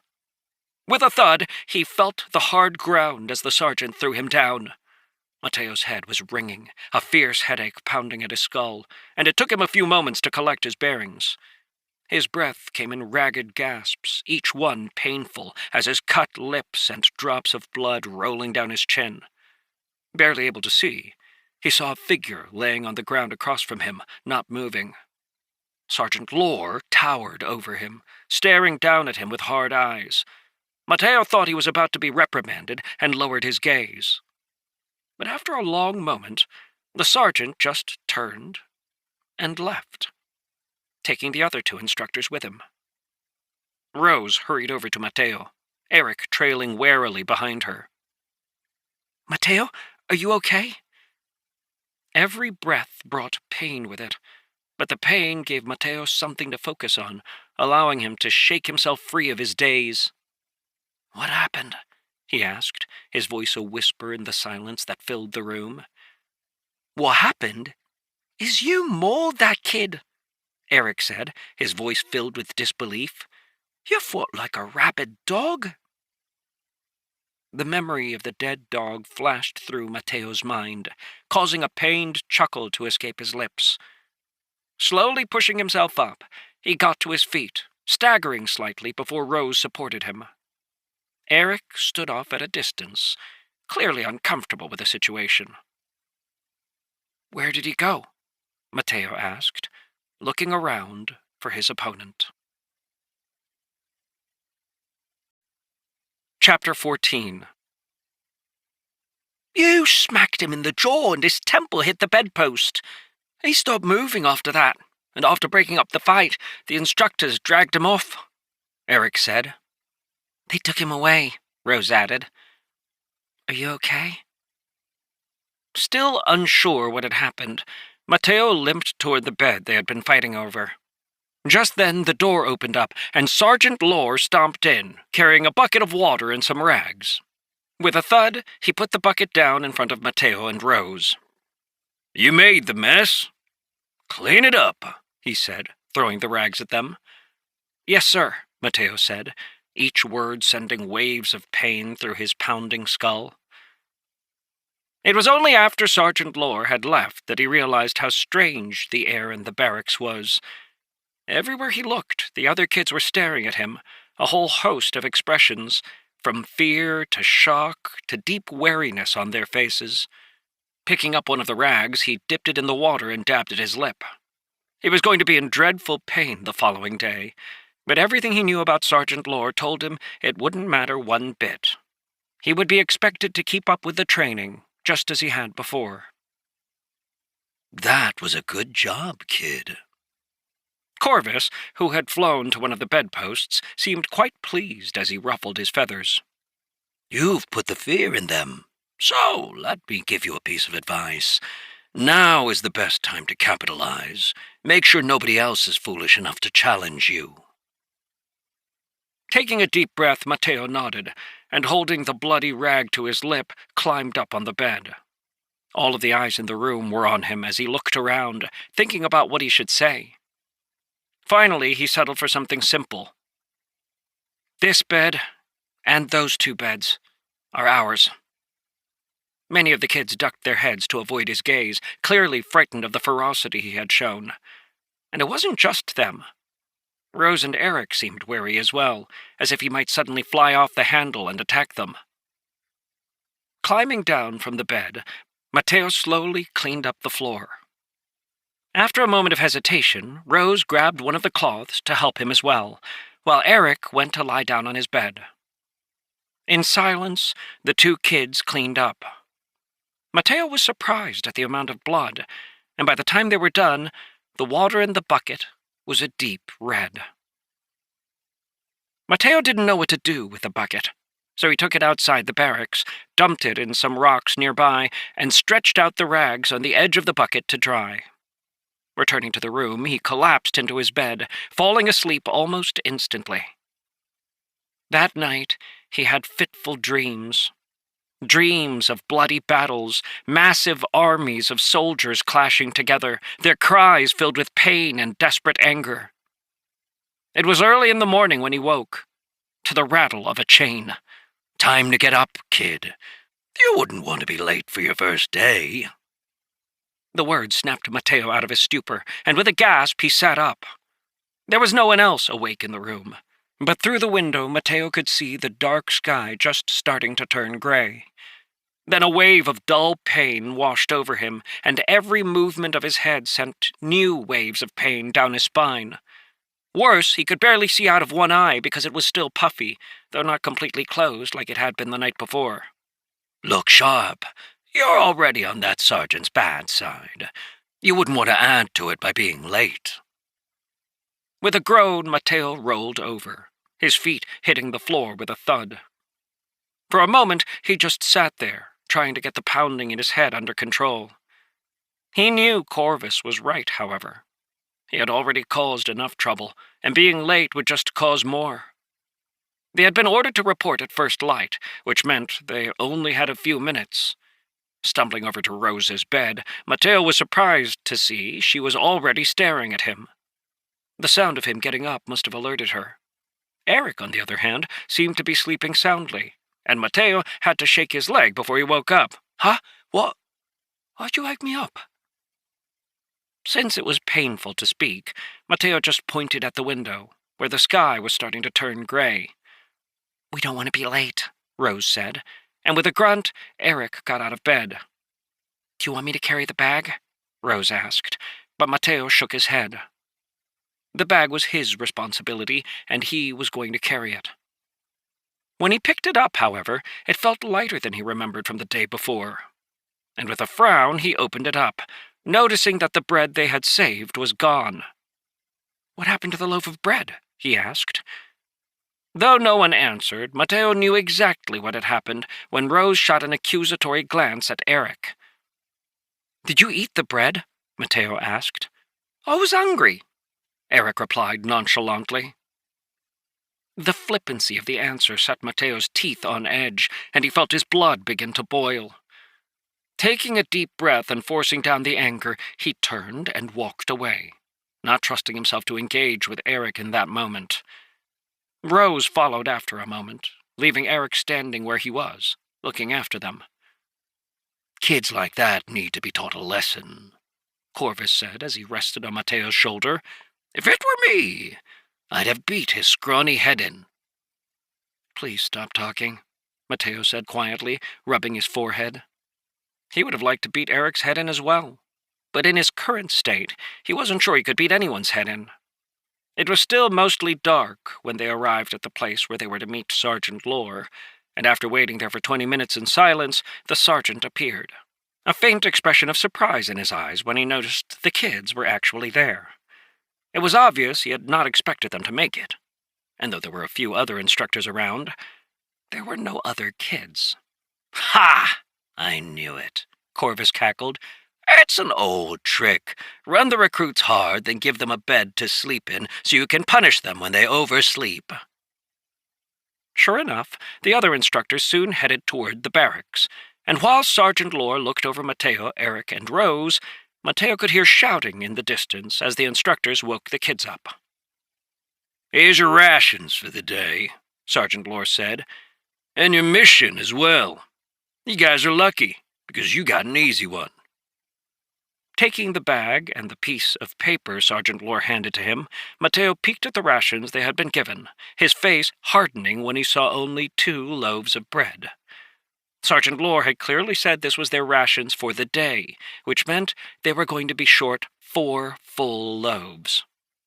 You can get water from the barrel, Sergeant Lore said, gesturing to a large barrel filled with water that stood nearby. I'll be observing, but I won't be assisting, so you're on your own for the rest of the day. Yes, sir, Mateo said, with Eric and Rose adding their voices a moment later. Mateo fished the water skin out of the bag and walked over to the barrel, filling it up to the brim. Taking a long drink, he gestured for Eric and Rose to come over as well. You better get something to drink, he said. I have a feeling it's going to be a long day. Each of them drank as much water as their stomach would hold, refilling the water skin each time. While they were drinking, Mateo opened up the folded piece of paper Sergeant Lore had given him and scanned over the mission. They were to take the northern path out of the gorge and forage for food, returning with a minimum of 2 desert rabbits, or the equivalent weight in other edible plants. Taking a deep breath, Mateo showed the paper to the other 2. Rose read it with some difficulty, but Eric just looked at it blankly. I don't know how to read, he said defensively. Sorry, Mateo said. Let me read it to you. After reading out the order, he tucked the paper into his bag and got out the 2 loaves of bread. This is all the food we've been provided, he said, and because we don't have the extra loaf we were saving from last night, we're going to be pretty short. Eric had the decency to look at least a little bit guilty, but Mateo could see the excuses building in the young man's mind from the expression on his face. Eric. Huh? What? Can you use your dagger to divide them up? 3 pieces for each of us. After staring at Mateo for a moment, Eric nodded and took the loaves, getting out the dagger he carried. He carefully cut the bread into 3 equal-sized chunks, and then further divided each of those chunks into 3 pieces. Letting the other 2 select their bread first, Mateo took the 3 pieces that remained and dipped one of them in the barrel, eating it quickly. The other kids were starting to arrive at the training ground, so he gestured for Eric and Rose to follow him, and then began to lead the way toward the northern path. The path was steep and rocky, a series of switchbacks rising up the slope before cutting into a large crack that ran down the cliff face that surrounded the gorge. At the top of the path, they were stopped by a man dressed in black who held out his hand. Thinking quickly, Mateo got out the orders he had been given and handed them over for the soldier to read. With a nod, the soldier handed them back and waved them through, and the 3 kids hurried past him. It was still early in the morning, but already the day was dry and growing hot. The gorge was located in a relatively barren set of mountains. Mateo had no idea where they were or how far away from Darrenfor, as he had not been able to locate a single geographic feature he could use as a point of reference. After exiting the crack that led to the gorge, Mateo and the others found themselves in a dusty brushland. Low bushes, sparse grass, and trees that dotted the area provided little cover against the fierce sun that had risen over the horizon. The air held a faint chill, indicating they were quite high up, and along the horizon Mateo could see what looked like a large band of green, some sort of plain that stretched into the distance. Either of you know anything about catching rabbits? Mateo asked, turning to look at Eric and Rose. Never caught a rabbit. Caught plenty of rats, though, Eric said, as Rose shook her head. We have 2 options, Mateo replied. We can either try to kill rabbits with a rock, by throwing it, I mean, or we can attempt to rig up some sort of trap. Either way, we're going to have to move further out if we want to find anything.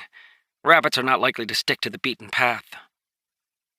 Turning to look at the wild country around them, Eric sighed. You think they would have at least given us some training, he said. This is the training. How is this training? Eric asked, looking at Mateo. They turned us loose out here, and they're observing to see what we know." Turning around, Eric scanned the area, looking for Sergeant Lore. There was no one in sight, so he turned back to Mateo, a skeptical expression on his face. "Do you really think he's watching us? I bet he just said that to try to make us behave." "And do you really think you could see him if he didn't want you to?" Mateo asked. 9 out of 10 he's got a card that helps him hide. But enough of this. We need to catch those rabbits. While we're at it, we can look for plants that'll be useful." "How do we know if they're useful?" Rose asked, following along behind Mateo. "If we can't recognize them, we can test them," Mateo said. "But please, keep your eye out for a short shrub with wide green leaves that have a jagged edge." In silence, the kids moved through the underbrush. Though they tried to move quietly, only Eric was actually able to do it. Both Rose and Mateo were constantly stepping on small sticks or brushing up against plants and causing the bushes to rustle. Eric, on the other hand, seemed to have an instinctive knowledge of how to avoid making noise. After a few minutes of walking, Mateo gestured for Eric to move to the front, which he did with relish. The 3 of them continued through the underbrush until Mateo suddenly called for them to stop. "This is the plant I was referring to," he said, crouching down next to a small shrub. After examining it for a moment, he began to pick off the leaves, rolling them together in his fingers. "What's that for?" Rose asked, crouching down beside him. "Pain relief," Mateo replied, sticking a roll of leaves in his mouth and starting to chew. Once he had mauled the leaves, he rubbed them between his hands and then dabbed them on the cut above his eye and on his lip. He also had a cut on his cheek that he rubbed the leaves into, hissing as his wounds stung. Almost immediately he could feel the numbness settling into his face, and he let out a sigh. It's not perfect, and it would have been a lot better if they had been processed properly, but it'll do in a pinch. This is called Maiden's Worry. It's a pretty common plant, and it forms the base for a lot of healing potions. Crouching down next to him, Eric picked off a leaf and chewed it, nearly spitting it out as he tasted the bitter sap on his tongue. "Ah, that's gross." Even as he spoke, he stuck his tongue out, causing Mateo to flash a crooked smile. "Can you feel the numbness? That's why we use it. These large leaves are the ones we'll want to use. So we should collect some just in case we have a need for them in the future. The small ones aren't nearly as effective, and they're a lot more bitter too, so we'll just leave them." Chapter 15. After collecting a few handfuls of leaves, the kids stood up and moved out again, soon spotting more. They stripped a few of the small shrubs of the mature leaves, and Mateo stored them in his bag for later. Watching him, Eric looked around with interest. "What other plants are useful?" he asked. Glancing at Eric, Mateo pointed toward another bush. "It's not in season right now, but the berries on that bush can be eaten," he said, causing Eric to walk over to it and examine it with interest. Mateo was having trouble getting a handle on Eric. Sometimes distant, Eric would occasionally exhibit deep interest in things he wasn't good at, like Rose's martial arts and Mateo's knowledge about plants. Mateo had never actually handled most of the plants he was identifying, but he had read a staggering amount of books, many plant compendiums among them. He only had to see the plant for the image of the page referencing it to pop into his head, delivering to him information on the plant's characteristics and uses. For the first half of the morning, Mateo and the others combed through the scrub brush, as Mateo pointed out which plants were edible and which were dangerous.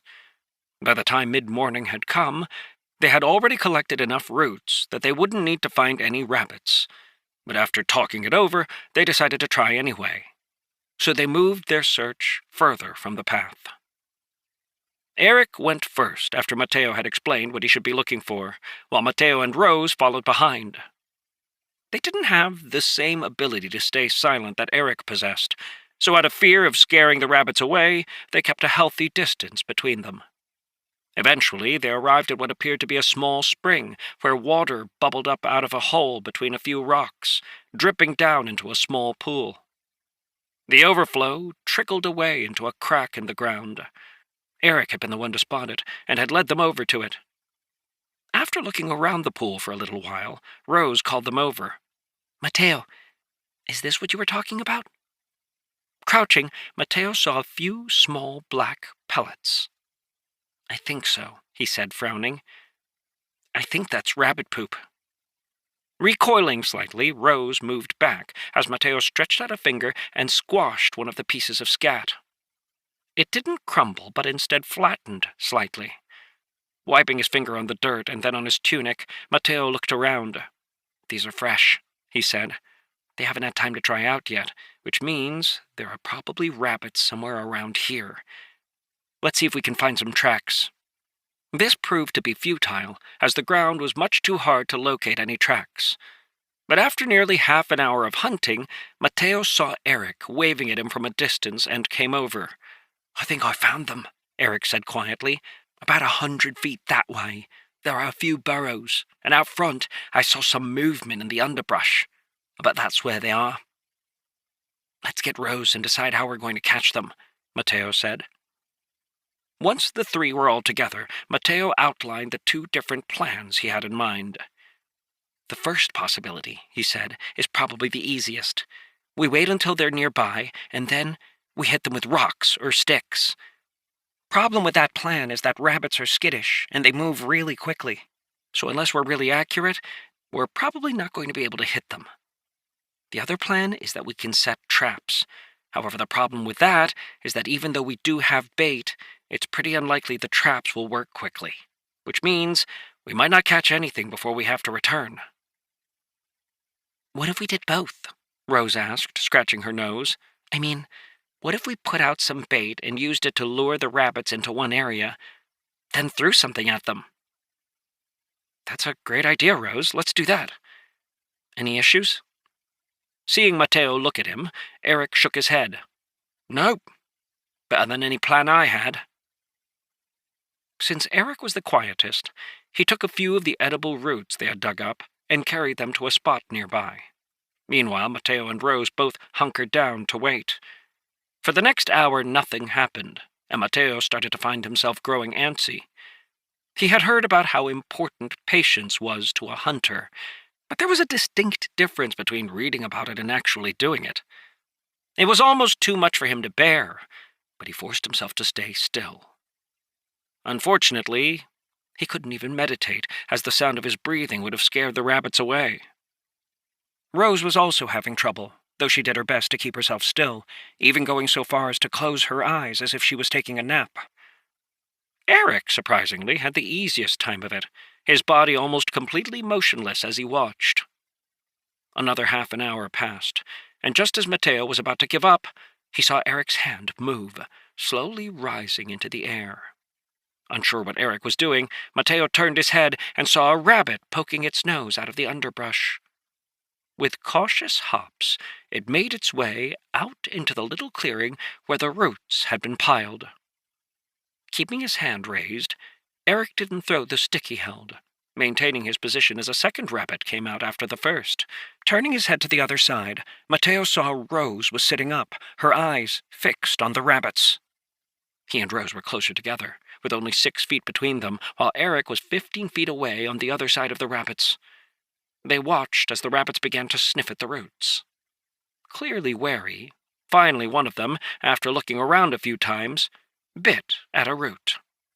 Eric's arm flashed, the stick he was holding whipping through the air toward the rabbits. His throw flew true, and the rabbit, which had just put its head down to bite onto a root, didn't see it coming in time. The other rabbit let out a squeal, leaping into the air, its entire body turning in the opposite direction. Hearing the squeal, the first rabbit tried to hop to the side, but the stick slammed into its body, stunning it.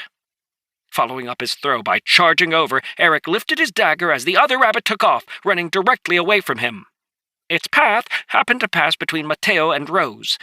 Hesitating slightly, Mateo lost his chance to grab it, but as he lunged to his feet, the rabbit swerved away from him, bringing it into Rose's range. With a shout, her foot lashed out, slamming into the rabbit's side and sending it tumbling over and over. The first rabbit was struggling to its feet when Eric's dagger pierced its neck, killing it instantly.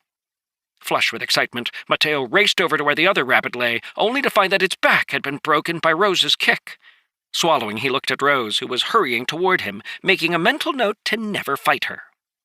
He picked up the rabbit by its legs and waved it in the air as Rose approached. "We got it! Good job!" "I can't believe that worked," Eric said, staring at the blood on his dagger. "This means we can complete our mission," Rose said, excitement filling her voice. But Mateo shook his head. "No," he said. "We need to do it again. We need to get more rabbits." "What? Why?" "We need food," Mateo said. "The fact that they're not giving us rations means that the goal of this whole exercise is for us to learn how to live off of the land. If all we do is get the 2 rabbits and turn them in, then tomorrow all we'll have to eat are 2 loaves of bread. Instead, if we can catch some more rabbits, we can cook them and eat them ourselves. We need meat if we want to maintain our strength. We can eat the roots, too, and as long as we have 2 rabbits to turn in, we'll have completed the mission while filling our bellies. I think we should take a different approach, though. We were lucky this time, but we aren't going to be lucky every time."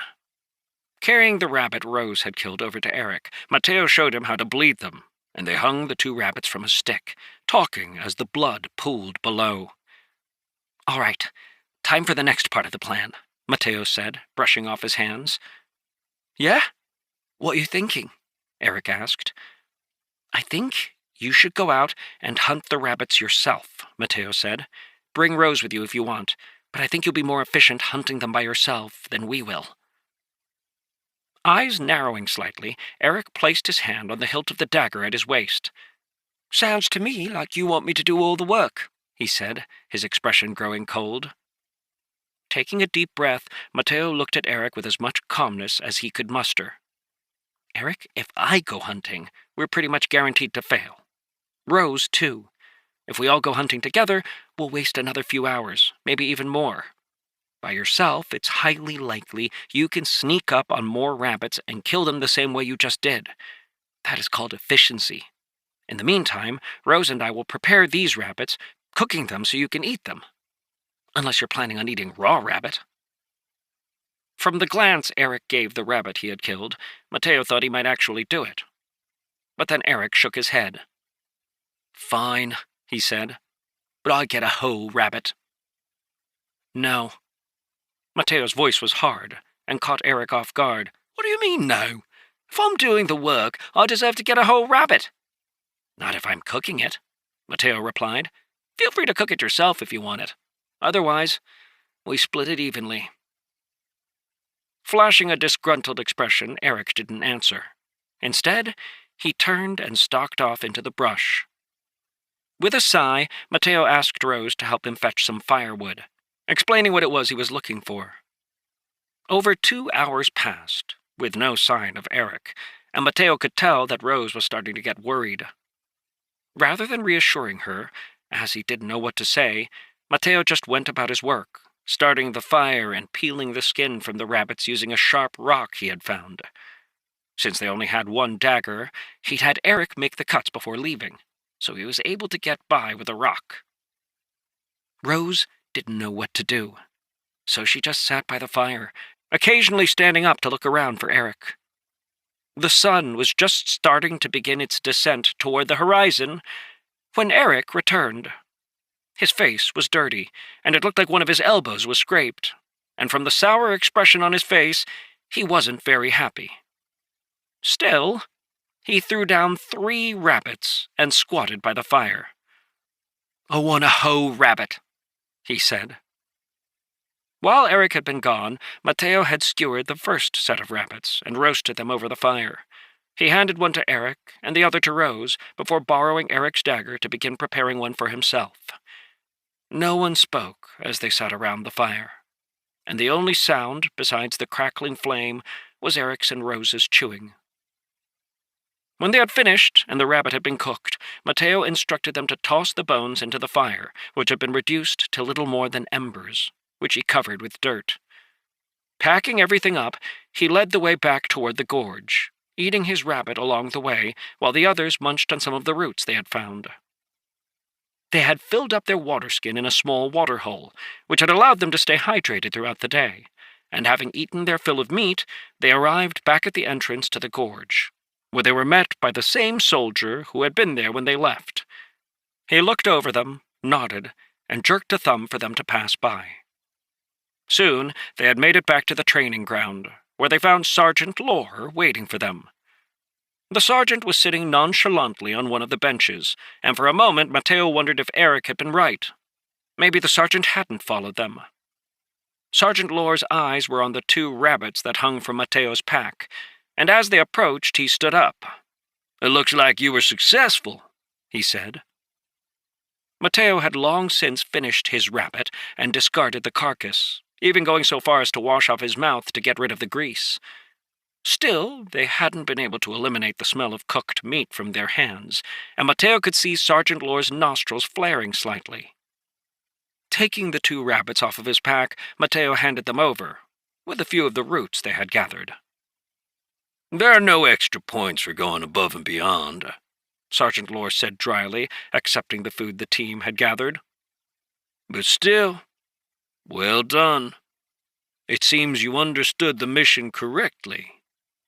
Be back here tomorrow morning at first light for your next mission." "Yes, sir." Though they hadn't spent the entire day exercising like they had in the first few weeks, all 3 kids were tired, and they headed back to the barracks right away, intending to get some rest. The barracks were empty when they arrived, and both Eric and Rose lay down to sleep immediately.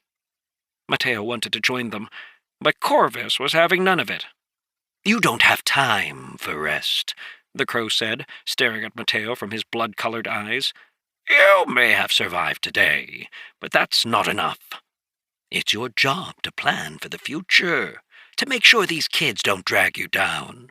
After all, you know what will happen if you fail, right?" The image of the unmoving teenager who had been dragged away by the instructors after their fight flashed across Mateo's mind, and his breath caught in his chest. Corvus was right. This was a matter of survival, and he couldn't afford to let his guard down. "So what should I do? Meditate?" "Yes, but not right now," Corvus replied. "There's a saying, the triumphant general makes many calculations in his tent beforehand." You need to start calculating, or you'll end up only being able to react, which means you'll always be operating from a disadvantage. "What do you mean? What is there to calculate?" Mateo asked. "Simple. Examine how your team did today, figure out what the weaknesses are, and then come up with plans to shore them up. You've been blessed with a perfect memory, so use it." Chapter 16. Feeling as if he could hear a hint of his master's voice in Corvus's rough words, Mateo closed his eyes, beginning to review everything that had happened that day.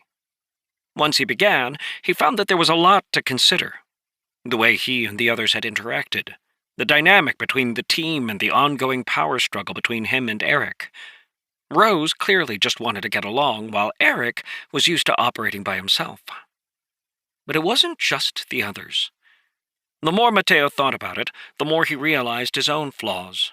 He lacked decisiveness, and often, because he had so much information, he failed to act as quickly as he should. When the rabbit had run between him and Rose, he had been closer, but his moment of hesitation had caused him.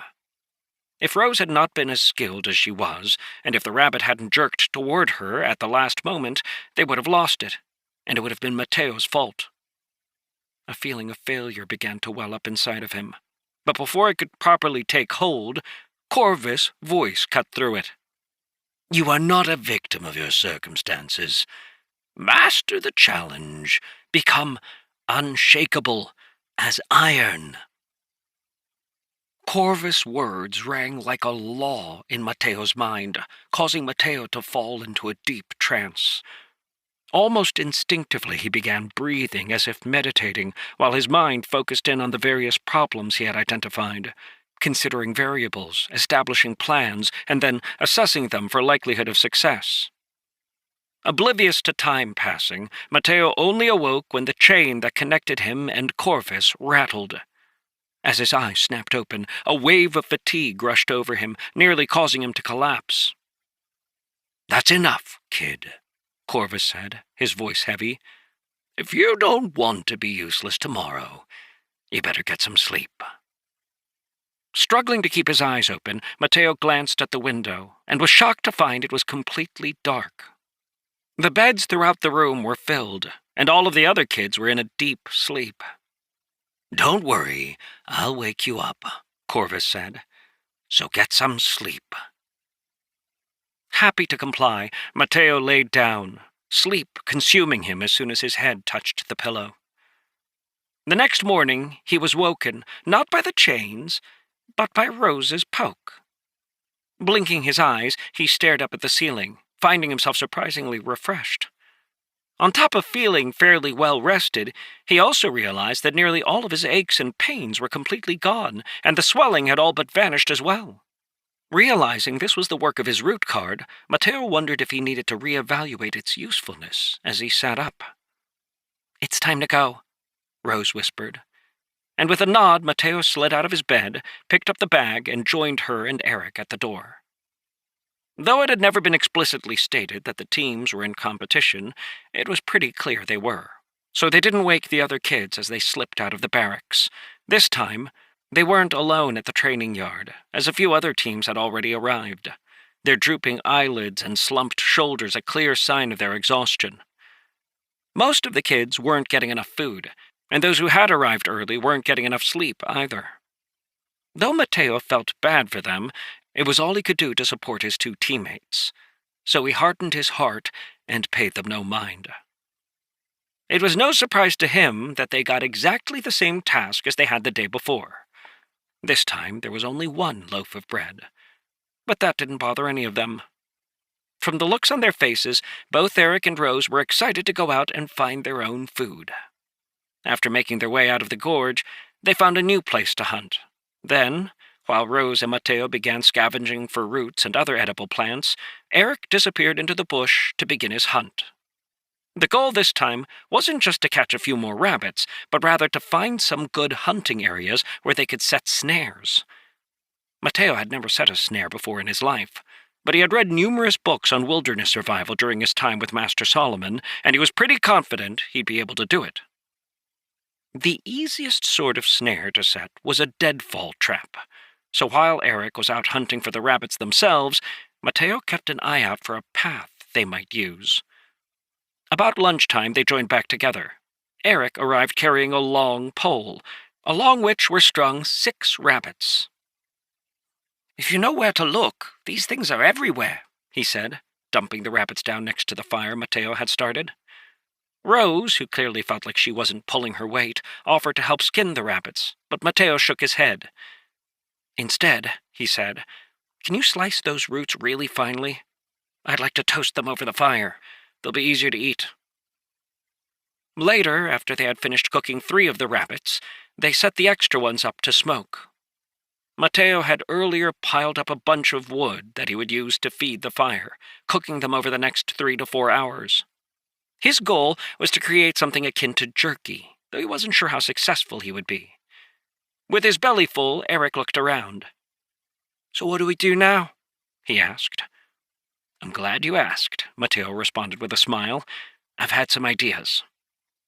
"I'm not sure I like the sound of that," Eric said, glancing at Rose, who giggled.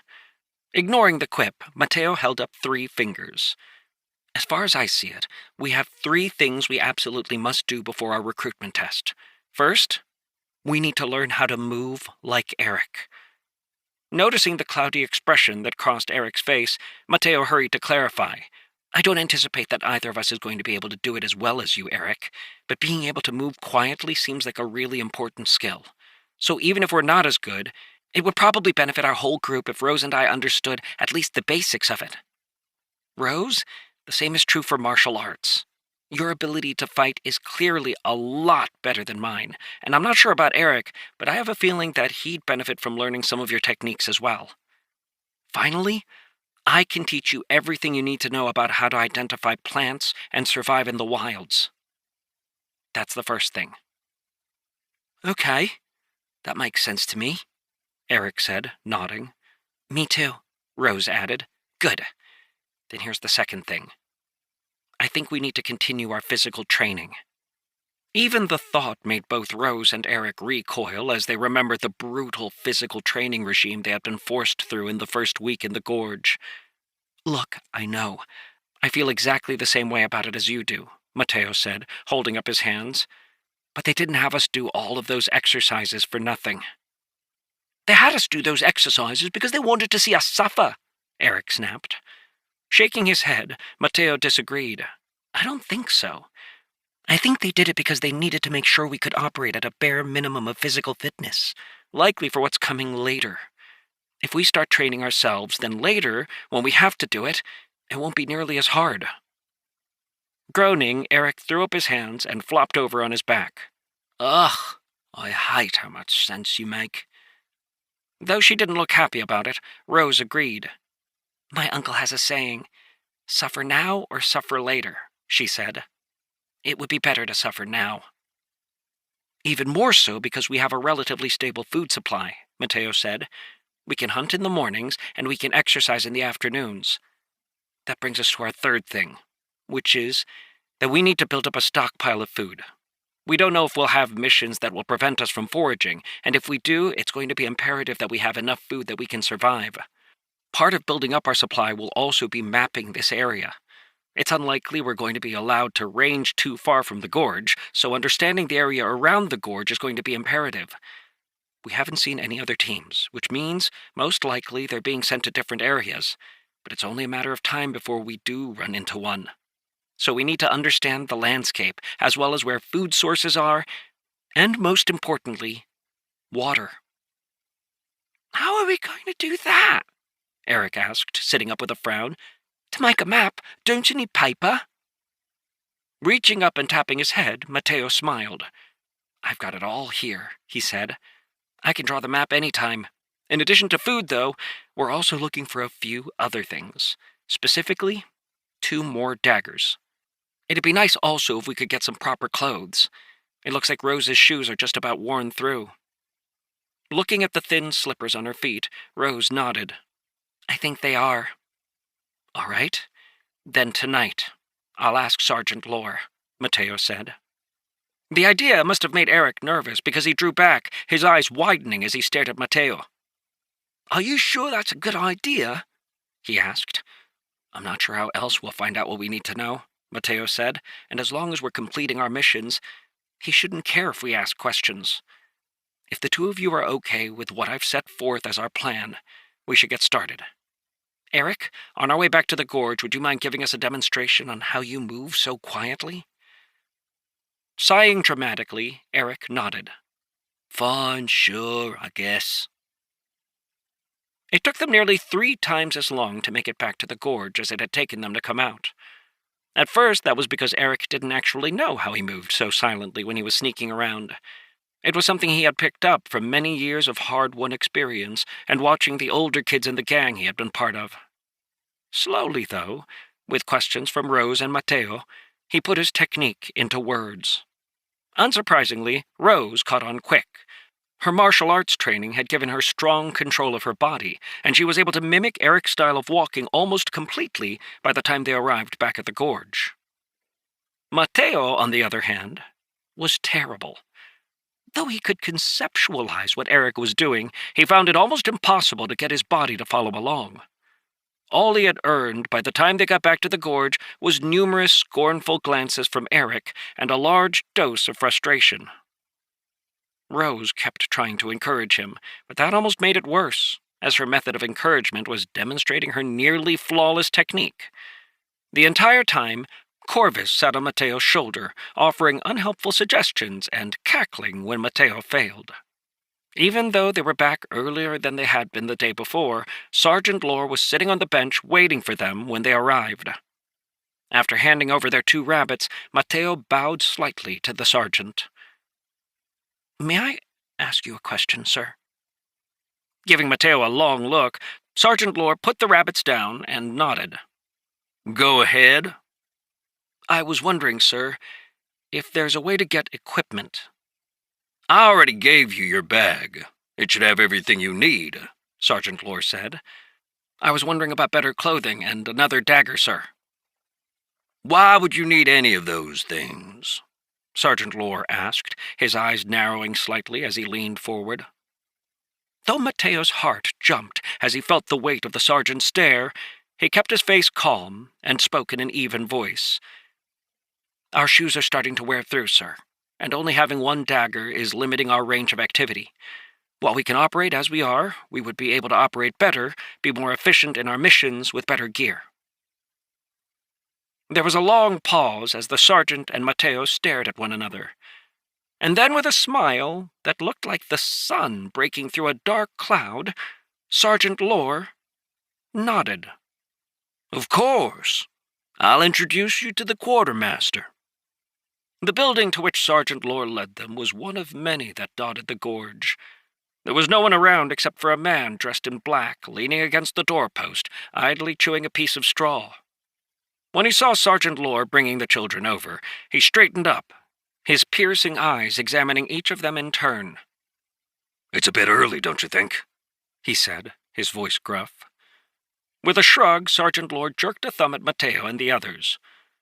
We've got some live ones, he said before turning to introduce the children to the man. This is Quartermaster Beers. If you need supplies, you can talk to him. Having completed the introduction, he turned around and walked away, leaving Mateo, Eric, and Rose alone, facing Quartermaster Beer's sharp stare. Hello, sir, Mateo said, bowing slightly. Well, you better come in, the quartermaster replied, turning and walking back into the building.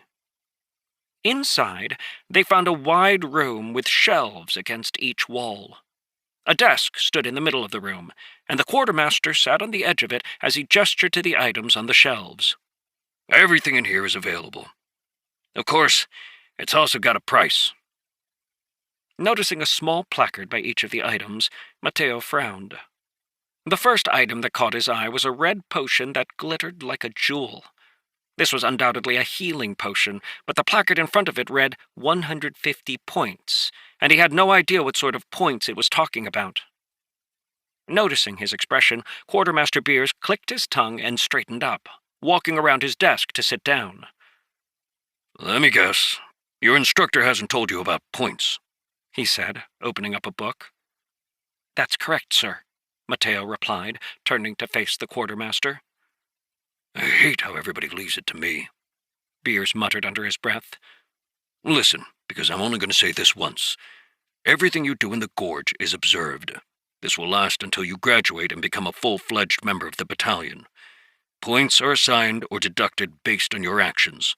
Every mission you complete gives you 10 points, and there are other actions you take that will increase the total number of points you have or reduce them, depending on the action.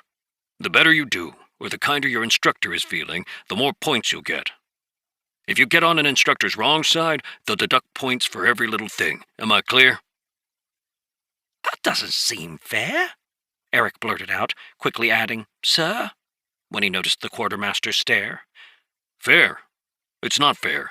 It's completely arbitrary and entirely up to the discretion of the instructors. But nobody cares about your opinion, kid. So deal with it.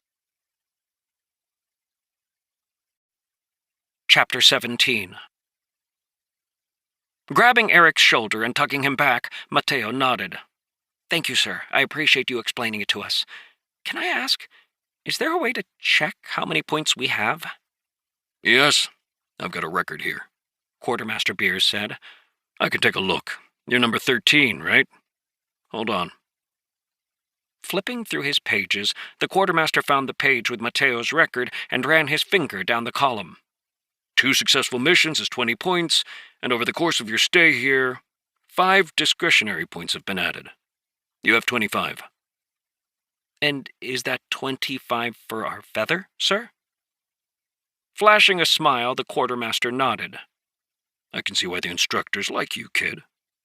Yes, everything in the gorge is done based on your feather, and it'll be the same in your battalion. You succeed together, you fail together. You get points together, you lose points together. So remember that. Thank you, sir, Mateo said. Do you mind if we look around for a little bit? Look around for as long as you want. It's not like we're going to get anybody else in here," Quartermaster Beers said. "Just know that if you try to steal anything, I'll cut your hands off before dumping you out in the wilderness for the beasts to eat." After casually dropping the threat, he closed his book and walked back to the doorway, where he leaned on the door jamb and chewed on his straw, ignoring the kids, who began to peruse the shelves. Rose wandered around randomly, looking at this and that as things caught her eye, while Eric seemed to be entirely focused on anything that was shiny and looked valuable. Mateo's approach was different. Starting from the top left shelf, he worked his way around the room, looking at each thing in turn and mentally cataloging it. It took him roughly 20 minutes, and after he was done, he spent a few minutes staring blankly at the wall as he organized the information in his head, sorting everything into categories. All of the gear was randomly distributed throughout the store, making it hard to know what was available. Additionally, there were multiple items that appeared in different locations, and in each one, their price was subtly different. The more time Mateo spent in this training camp, the more he realized just how meticulously it had been arranged. The camp was one giant test, and when the quartermaster said their every move was being observed, Mateo didn't doubt it at all. There were dozens of small traps and tests scattered throughout their experience, and it was clear that they were being judged on more than just their ability to survive. The 25 points they had wasn't enough to buy even the cheapest item, which started at 50 points, but Mateo made note of a few of the things he thought would be useful. There was a dagger for 75 points, a set of camping gear that included a couple of tarps, rope, stakes, and various other things necessary for pitching tents for 150 points, and a number of weapons, each of them costing 300 points or more. Since they didn't have enough points to buy anything, the other kids soon got bored, and since Mateo was done memorizing everything in the store, they left. On the way out, however, Mateo paused, bowing again to the quartermaster. "Thank you for explaining everything, sir. I do have one question." "Yeah, go ahead." "I wonder, sir, if there are other ways to earn points. If we gather additional resources on our foraging missions, can we exchange them to you?" "You want to barter, huh? Well, it depends what it is. If you can get me something that has actual value, I'll consider it," Quartermaster Beers said. "But I don't want any rabbits." "Thank you, sir. Have a good evening." Rose and Eric had already gone some distance before they realized Mateo wasn't with them. But he soon caught up, and the three returned to the barracks to plan what they would do next. Even though it hadn't yet been 2 weeks since they had been dumped into this gorge, all three of them were adapting well, helped undoubtedly by the fact that they were finally getting adequate food and sleep. Many of the other kids weren't in nearly as good shape, but a few of the other feathers had started to catch on, and as the evening wore on, Mateo made note of the teams that appeared to have been able to forage enough food. There were 16 teams in total, but only 7 of them, including Mateo's team, looked like they were succeeding in their missions. Mateo didn't expect the others to last very long, and sure enough, only a few days later, 3 of the teams didn't show up when it was time to go to sleep. That put a sense of urgency in the rest of the teams, which redoubled their efforts. As the week wore on, that urgency paid off. So far, the only missions they had been given was the same foraging mission they had first received. After a week and a half of completing the same mission over and over again, Mateo, Eric, and Rose had settled into a simple routine.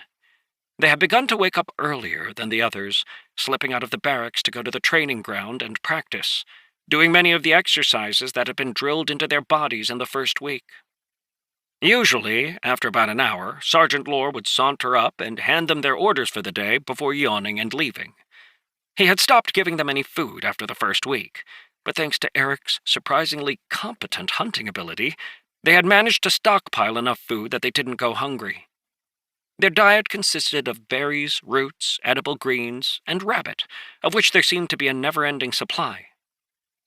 They had been staying in their hunting grounds, operating in a roughly 4-square-mile area to the north of the gorge, where they would spend the morning hunting for food and exploring the terrain. After lunch, they would divide their time between lessons. Rose was teaching them basic self-defense, including how to punch and kick properly, as well as some grappling techniques. Both of the boys picked up on it fairly quickly. Eric because he was naturally athletic, and Mateo because he remembered everything Rose said.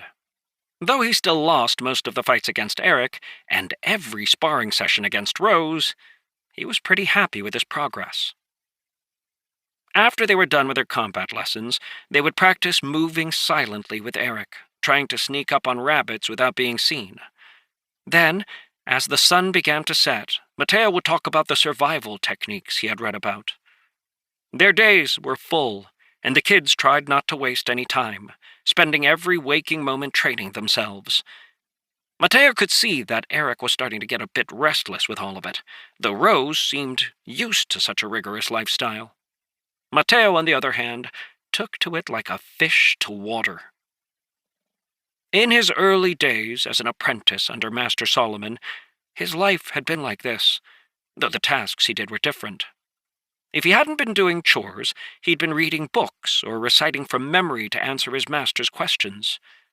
Every waking moment had been poured into learning with absolute focus, and he brought that same intensity to the new tasks that were before him.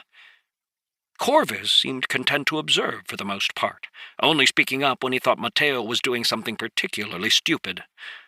After 2 weeks had passed, Mateo gathered Eric and Rose together for a meeting. "I think it's time to start buying some things," he said. "We had 25 points, and we've added 140 more from our successful missions over the last 2 weeks. I want to suggest that we buy the camping supplies." "Camping supplies?" Eric asked. "Why would we need to do that? Shouldn't we buy the dagger? Or maybe even 2? That way you don't have to keep using mine?" "Well, I think the dagger is important. I think the camping supplies are more important," Mateo said.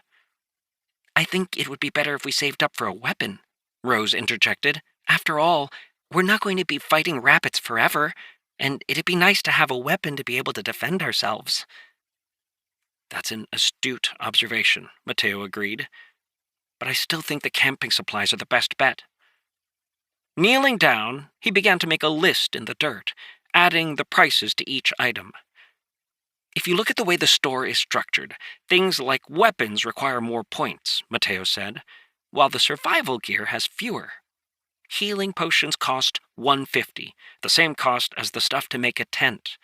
That tells me we're likely going to be sleeping outside before we'll need the healing potion. The weapons start at 300. We'd have to wait another 3 weeks before we can afford even the first one. What happens if during that time they have us start staying out overnight?" "Do you think they would?" Eric asked, looking faintly nervous. "I think it's very likely. I think by this point it's pretty obvious they're forcing us to learn survival skills. We've spent the last couple of weeks learning how to hunt, and by now, all of the remaining feathers are able to complete the mission without any issue. My guess is that in the next couple of days, they're going to switch into having us stay out overnight. While we can do it without the tent, it'll be a lot more comfortable if we have some camping gear.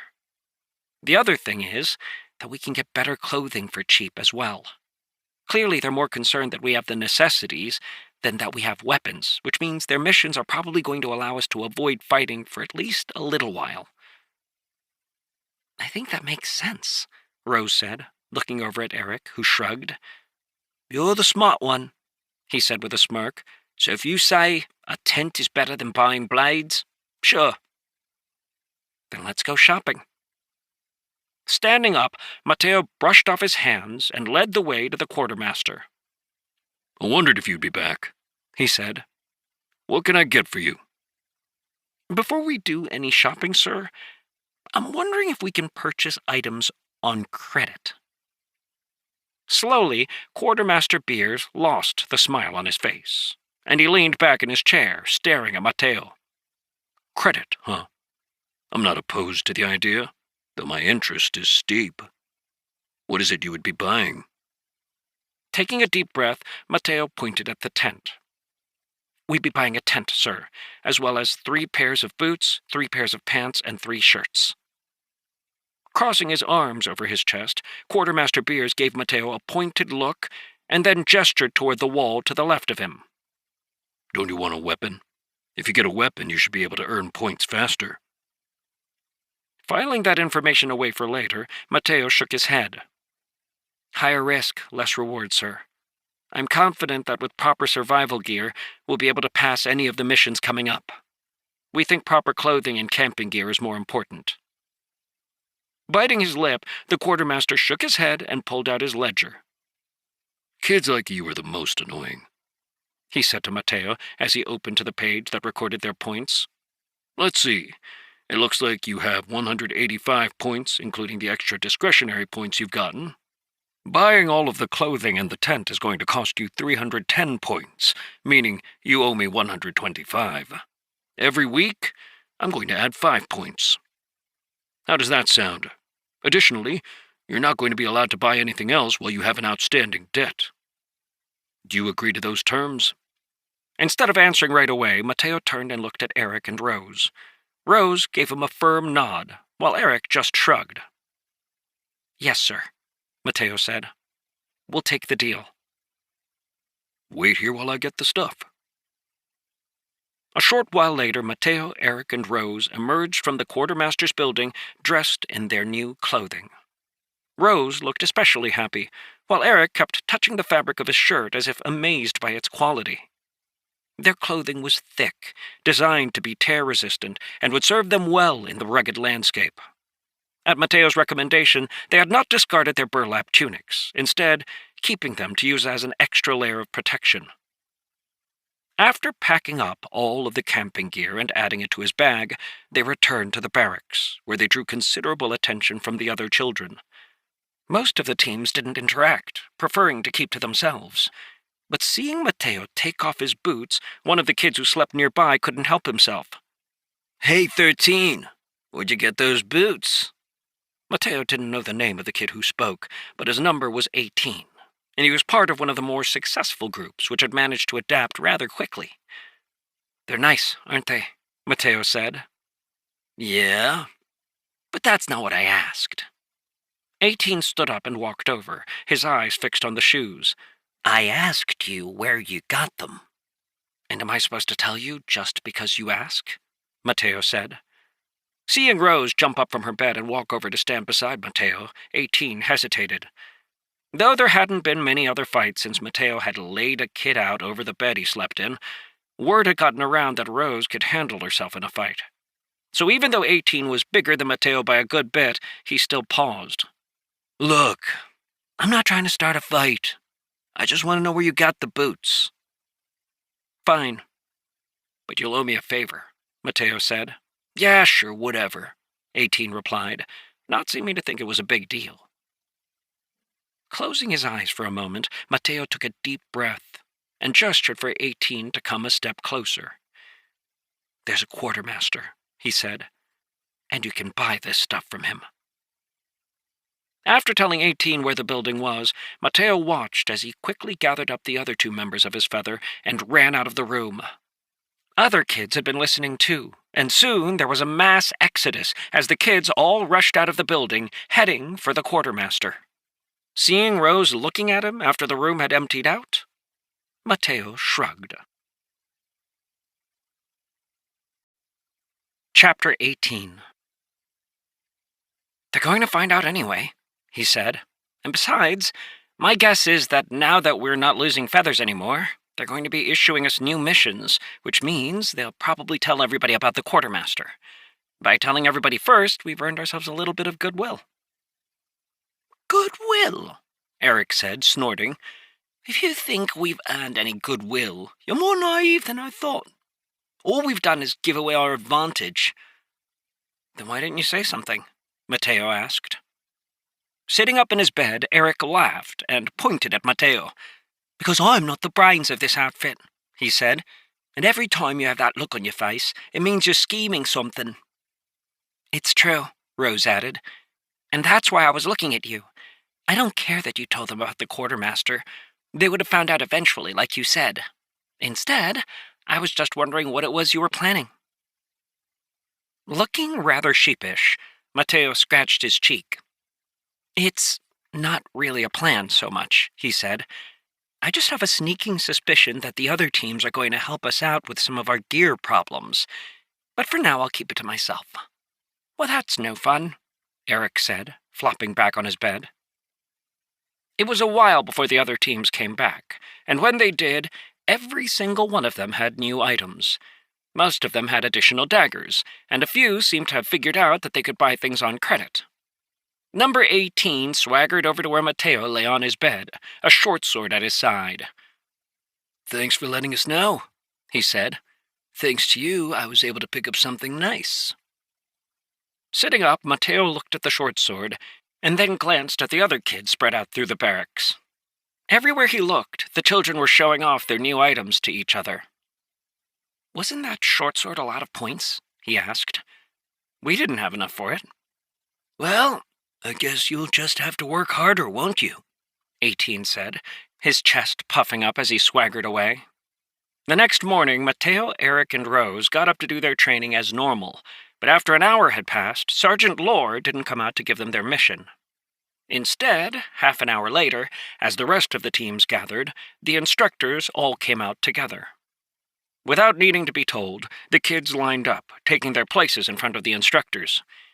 Captain Bevan looked over them and then spoke, his voice echoing through the gorge. "You should be proud of yourselves," he said. "I don't know who it was who figured out you could buy equipment from the quartermaster, but clearly you've all made use of it. Here I thought I was going to be able to do you a favor by telling you about it. You'll be getting a new mission today that will expand on what you've already learned. Your current missions have involved leaving the gorge during the day and returning at night. From now on, however, you'll be staying out in the field for 3 days at a time. The difficulty of these missions is harder, but I'm sure you're all up to the task. Never fear, though. If you're not, that's fine. You always have another option." Pausing, he grinned widely and drew his thumb across his neck as the instructors each came forward, handing over the missions to the kids they were in charge of. Mateo, opening up the paper, scanned over it once before reading it aloud to Rose and Eric. "Mission: Boar Hide. Collect 1 boar hide to turn into your instructor. Mission duration: 3 days." "Boar hide? Are there even boars around here?" Eric asked. Closing his eyes, Mateo stood silently for a moment while the other 2 kids just watched him. This wasn't the first time he had done this, so rather than interrupt him, they waited for him to finish his considerations. When he was done reviewing his memories, he opened his eyes and nodded. "I think I know where we can find some boar," he said. "Come on." They already had all their gear, so they began to make their way out of the gorge, passing by the guard after showing him their mission assignment. "How are we going to capture a boar?" Eric asked as they left the crack that led to the gorge. "All we have is a dagger." "We can use traps," Mateo replied. "And you said you know where to find these things?" "Not precisely, but I have a good idea. We've been sticking close to the gorge so far, but if we go another mile or so, there's a larger body of water. That creek we saw in the distance. We should start with looking around there, because we're likely to pick up boar tracks. However, this mission isn't quite that simple." "What do you mean?" Rose asked. "Don't we just have to kill a boar? We can forage like normal and then just hunt a boar." "2 issues with that," Mateo said. 1, boars are dangerous, really dangerous. We're not going to be able to kill them the same way we can kill rabbits. 2nd, we're likely to not be the only people in this area looking for boars." "Wait, you mean we might be competing with the other teams?" "I'm not 100% sure," Mateo said. "After all, we haven't actually seen any other teams while we've been out here. Everybody seems to have been spread out. But my guess is that boars are not as plentiful as rabbits, which means everybody's going to have to move out of their areas and into new territory. If we happen to choose the same location as another group, then yeah, we'll be in conflict. Again, I'm not saying it's going to happen, just that we should be prepared for it if it does." Eric led the way as they headed further away from the gorge. They knew the area around them well, having spent a few weeks wandering around it as they hunted for rabbits. They moved quickly, leaving the area and starting to venture into new territory. Remember, we can only travel for a day at most, Mateo said, as they stopped to eat their lunch. Ideally, we'll find a boar closer than a day's travel, but the fact that they gave us 3 tells me we might have to go quite a distance. That's fine, Eric said. We've got the rations for it. Checking his pack, Mateo nodded. They had managed to store up a considerable amount of food over the last 2 weeks, providing them a great buffer that would allow them to travel quickly without worry that their rations would run out. At the same time, he wanted to be careful that they didn't eat through them and leave themselves high and dry for the next mission. It was his job to manage the supplies, and he took that job very seriously. After a quick lunch, they continued to travel, stopping every once in a while to leave trail markers to ensure they wouldn't have any issue returning. Eventually, the scrubland gave way to a forest. At first, it was just scattered trees, but the further in they went, the denser it became. They had spotted the creek from a distance of a few miles, a thin band of silver that zigged and zagged its way through the edge of the forest. Once they got there, they paused to refill their water skins and look for boar tracks. They found them almost immediately, and it was with considerable excitement that Eric led the way, tracking them through the woods. Though they didn't spot the boar themselves, they did manage to locate a path that the boar used often to go to a spot along the creek where there were a bunch of berry bushes growing. The berries weren't ripe, but Mateo still grabbed a couple, intending to test them to see if they were edible. As excited as they were to begin their hunt, however, the sun was starting to go down, and it seemed wise to wait until the next day. Retreating across the stream, they hiked back for about half a mile to a spot they had seen that was relatively flat and open. It was there they set up their tent, using cord that they stretched between trees to hang the tarp, making a temporary lean-to. There were 2 thin blankets that had come with a pack of supplies, and Eric and Rose wrapped themselves in these, lying down to begin sleeping while Mateo sat up for first watch.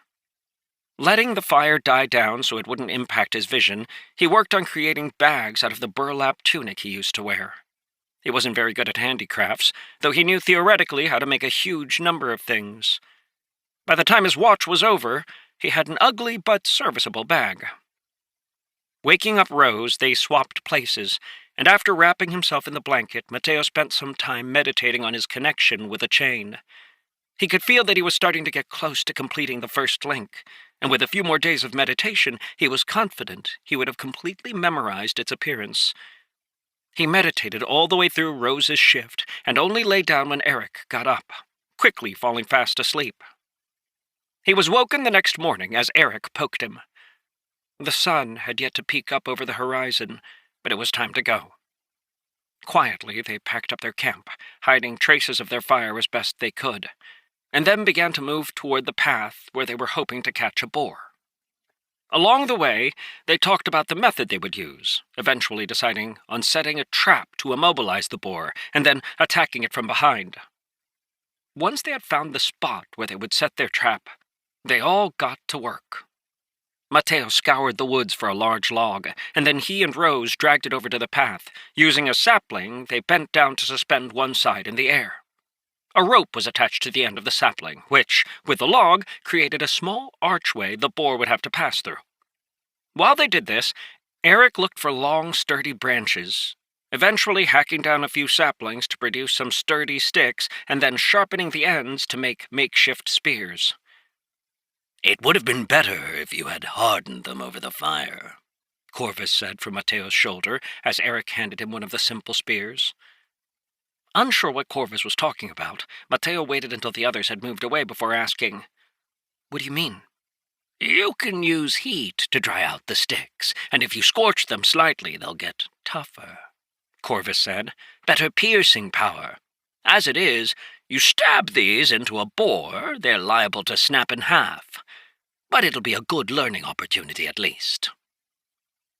Filing away the piece of advice for later, Mateo and the other 2 took their positions. They had chosen a spot with a few trees whose branches were close enough to the ground that they could climb up in them. Mateo and Rose each climbed up into a different tree, while Eric stayed on the ground, hiding behind a third tree. The 3 formed a triangle around their trap, and Mateo was the one who held the rope. By pulling it, he would be able to shift the position of the sapling, which would cause the heavy log to come crashing down. He didn't think it was a strong enough trap to kill the boar, and that's where the other two came in. Both Eric and Rose each held 2 spears, ready to stab into the boar after it had been stunned. The most important thing, according to the books Mateo had read, was to not allow the boar the space to charge them, as its sharp tusks would make short work of their unarmored bodies. So long as they could keep clear, however, he thought it would be possible to eventually tire the beast out, and if their spears were able to pierce its skin, it would eventually bleed to death. Sitting in the tree, Mateo did his best to practice everything Eric had taught him about hiding, starting with controlling his breathing.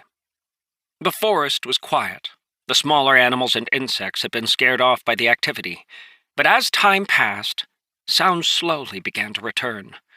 Mateo listened to the cries of the insects, and then eventually the chirps of the birds in the upper branches of the trees. The stillness of a forest was never actually stillness, as there were always little sounds here and there. As Mateo focused on blending in, he found a surprising variety among the sounds he was hearing. He was so focused that he almost missed the boar coming down the path, and it was only Corvus' voice that brought his attention back to the present. "Hey, kid, you're gonna miss it if you don't pay attention." Realizing he had been drifting off in thought, Mateo swallowed and gripped the rope a little tighter. Sure enough, there was a boar coming down the path. A great big ugly thing, with large curling tusks and a huge scar over one eye. Close to 3 feet tall and almost 4 feet long, the boar looked like a savage beast to Mateo. Its hide was scarred all over, traces of battles fought and won, and it moved with the calm air of an apex predator, as if confident that nothing in this area would prove a challenge for it. As it walked, its head was held low, its large nose snuffling at the ground as it looked for things it could eat. With bated breath, Mateo watched as the boar came close to the trap they had placed along the path. Just before it got to the obstruction, the boar stopped, beady eyes squinting as it examined the path. Just when Mateo was afraid it might shift directions and go a different way, the boar let out a snort and trotted forward, passing underneath the structure. Afraid that he was going to release the trap too late, Mateo jerked the rope just as the boar's nose passed under the log.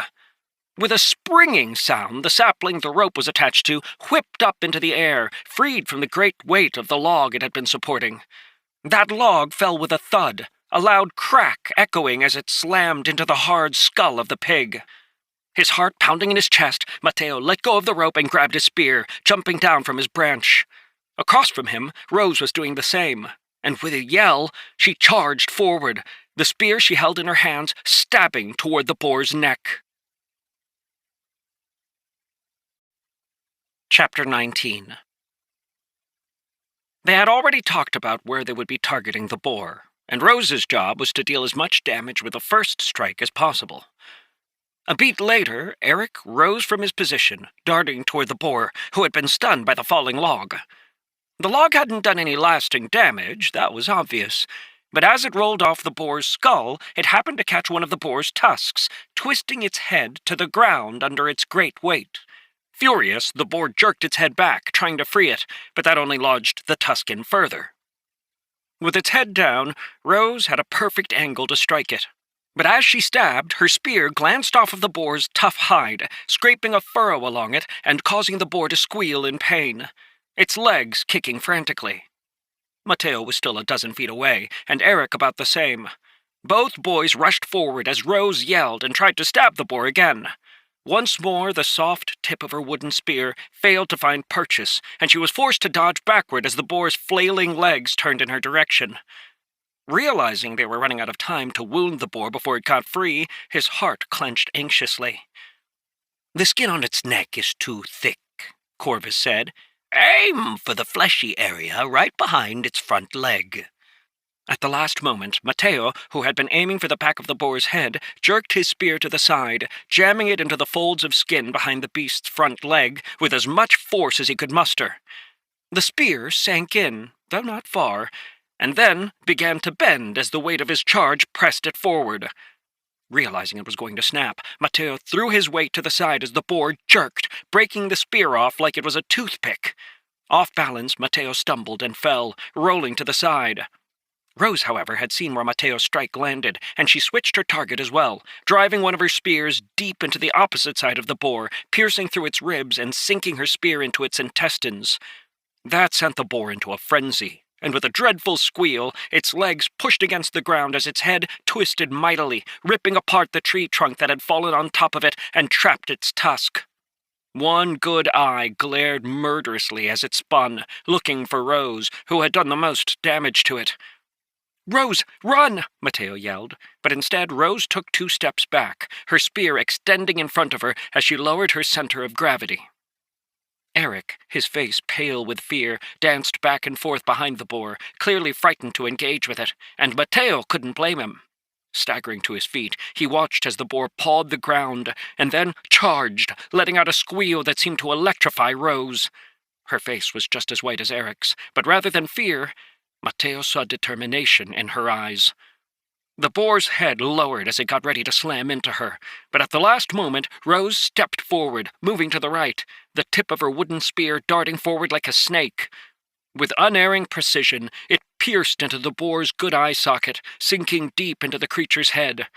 The pain caused the boar to swerve, but Rose maintained her grip on the spear and took a step forward, driving it in with all her strength. Then the boar's body hit her, and like a rag doll she was thrown back, tumbling head over heels until she slammed into a tree. Blinded, the boar whipped its head from side to side, trying to dislodge the spear stuck in its eye socket. Terrified that Rose had been killed, Mateo ran toward her, tripping on a root and then scrambling on his hands and knees as he tried to get close to her. To his surprise, she stood up and limped forward, clearly favoring one leg. "Eric, give me your spear," she snarled. Dumbfounded, Eric ran over, handing her a spear. The blinded boar was still turning in circles, desperately trying to dislodge the obstruction in its eye, and Rose stood just outside the range of its whipping head, the new spear held in her hand. Mateo wanted to ask her if she was all right, but there was something about the expression on her face that made him think twice. She watched the boar carefully, and then, stepping forward, she struck, her spear sliding into the boar's mouth as it squealed and piercing through its throat. This new wound bled grievously, and after jumping back, she held out her hand to Eric, who placed the last spear in it. This spear wasn't needed, however, as soon the boar, its strength drained from the 2 bleeding wounds, collapsed to the ground. A full minute passed before its shuddering body finally stilled, and with a deep breath, Rose, who had maintained her stance the entire time, planted the end of her wooden spear on the ground and straightened up, letting out a deep sigh as if releasing a flood of tension from her body. "Rose, are you all right?" Mateo asked.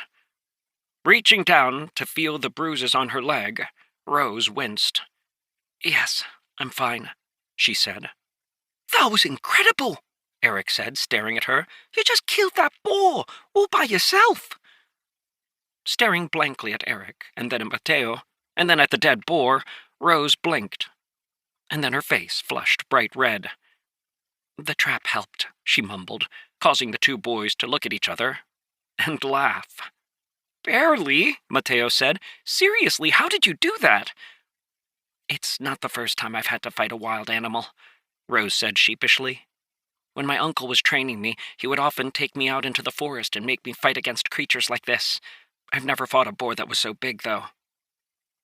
"She's a good one," Corvus said, flying over to land on Mateo's shoulder. "You better keep her close. The way she was able to focus during that fight is better than a lot of soldiers. That street kid, however, you'll need to watch. Do you see him, shaking like a leaf?" Mateo, who had also been shaking like a leaf, didn't respond, and instead started to help the other 2 deal with the boar. Using Eric's knife, they skinned it and butchered it as best as they could, taking as much of the meat as possible. Mateo also took the tusks, as well as some of the longer leg bones, intending to see if he could fashion some makeshift weapons. If nothing else, he figured he could always offer them to Quartermaster Beers to see if he could get some extra points. It took them almost 2 hours to finish packing everything up. Then, after pausing by the stream to wash up, they began their trek back toward the gorge. They had divided up the meat and skin, doing their best to distribute the weight of the boar among their packs, but the load was heavy, slowing their travel. Rose was limping from the bruise on her leg, though Mateo had given her some herbs to chew to try and lessen the pain. As they traveled along the path, they talked quietly, joking with each other, elated at their success. The fight against the boar had been fraught with danger, and it had been Rose's outstanding performance that allowed them to come through virtually unscathed. Still, Mateo felt it necessary to chide Rose a bit. "It was really dangerous what you did," he said during one of their pauses. They had stopped by the edge of the path to rest for a moment before continuing, figuring that they had the better part of 2 days to make it back to the gorge. "I know," Rose said, nodding, her eyes downcast. "But this is all I can do." Sensing that she wasn't done talking, Mateo waited as Rose gathered her thoughts. Looking up, she stared at him and then Eric, her eyes clear and firm. "We each have our specialties, right? Eric has been doing most of the hunting up until now, and also does the scouting. Mateo, you take care of all the supplies, cook all the food, keep track of everything, and set the plans. If I'm honest, I feel like I've just been freeloading up until this point. All I'm really good for is fighting. So, it's only fair that when it comes time to fight, I'm right there at the front." "I understand that," Mateo said. "And that kind of attitude is really admirable, but you also have to remember, if anything had happened to you, we would have been in huge trouble." "He's not wrong," Eric said. "I'm pretty sure I almost peed myself when that boar looked at me." Chuckling, Rose snuck a glance at Eric. "Don't worry, you could have frightened it away with how badly you were shaking." "Hey, at least I wasn't rolling around on the ground like this guy," Eric protested, jerking a thumb at Mateo. "I mean, he's still got leaves in his hair." Reaching up, Mateo felt a dried leaf that had stuck to his hair after he had fallen over during the fight. Picking it out of his hair, he tossed it aside, grumbling as the other kids laughed. "Look, I'm not saying this because I don't think you did a great job." "I know," Rose said, lifting up her hand to stop Mateo. "I understand what you're saying, too. We're all in this together, and we either come out of this in one piece together, or we're all dead. I get it. Sometimes, however, retreat just isn't an option." Taking a deep breath, Mateo nodded. He knew that Rose was right, and also knew that his own cowardice was a major problem. He liked to disguise it as wisdom and consideration, but at the end of the day, it was really just a lack of courage. His instinct, when the first attacks failed to pierce the boar's skin, had been to throw down his spear and run the opposite direction. After his attack had failed, he would have done exactly that if Rose hadn't put herself in the boar's path, facing it head-on. He could feel Corvus sitting on his shoulder, eyes fixed on Rose with an approving stare.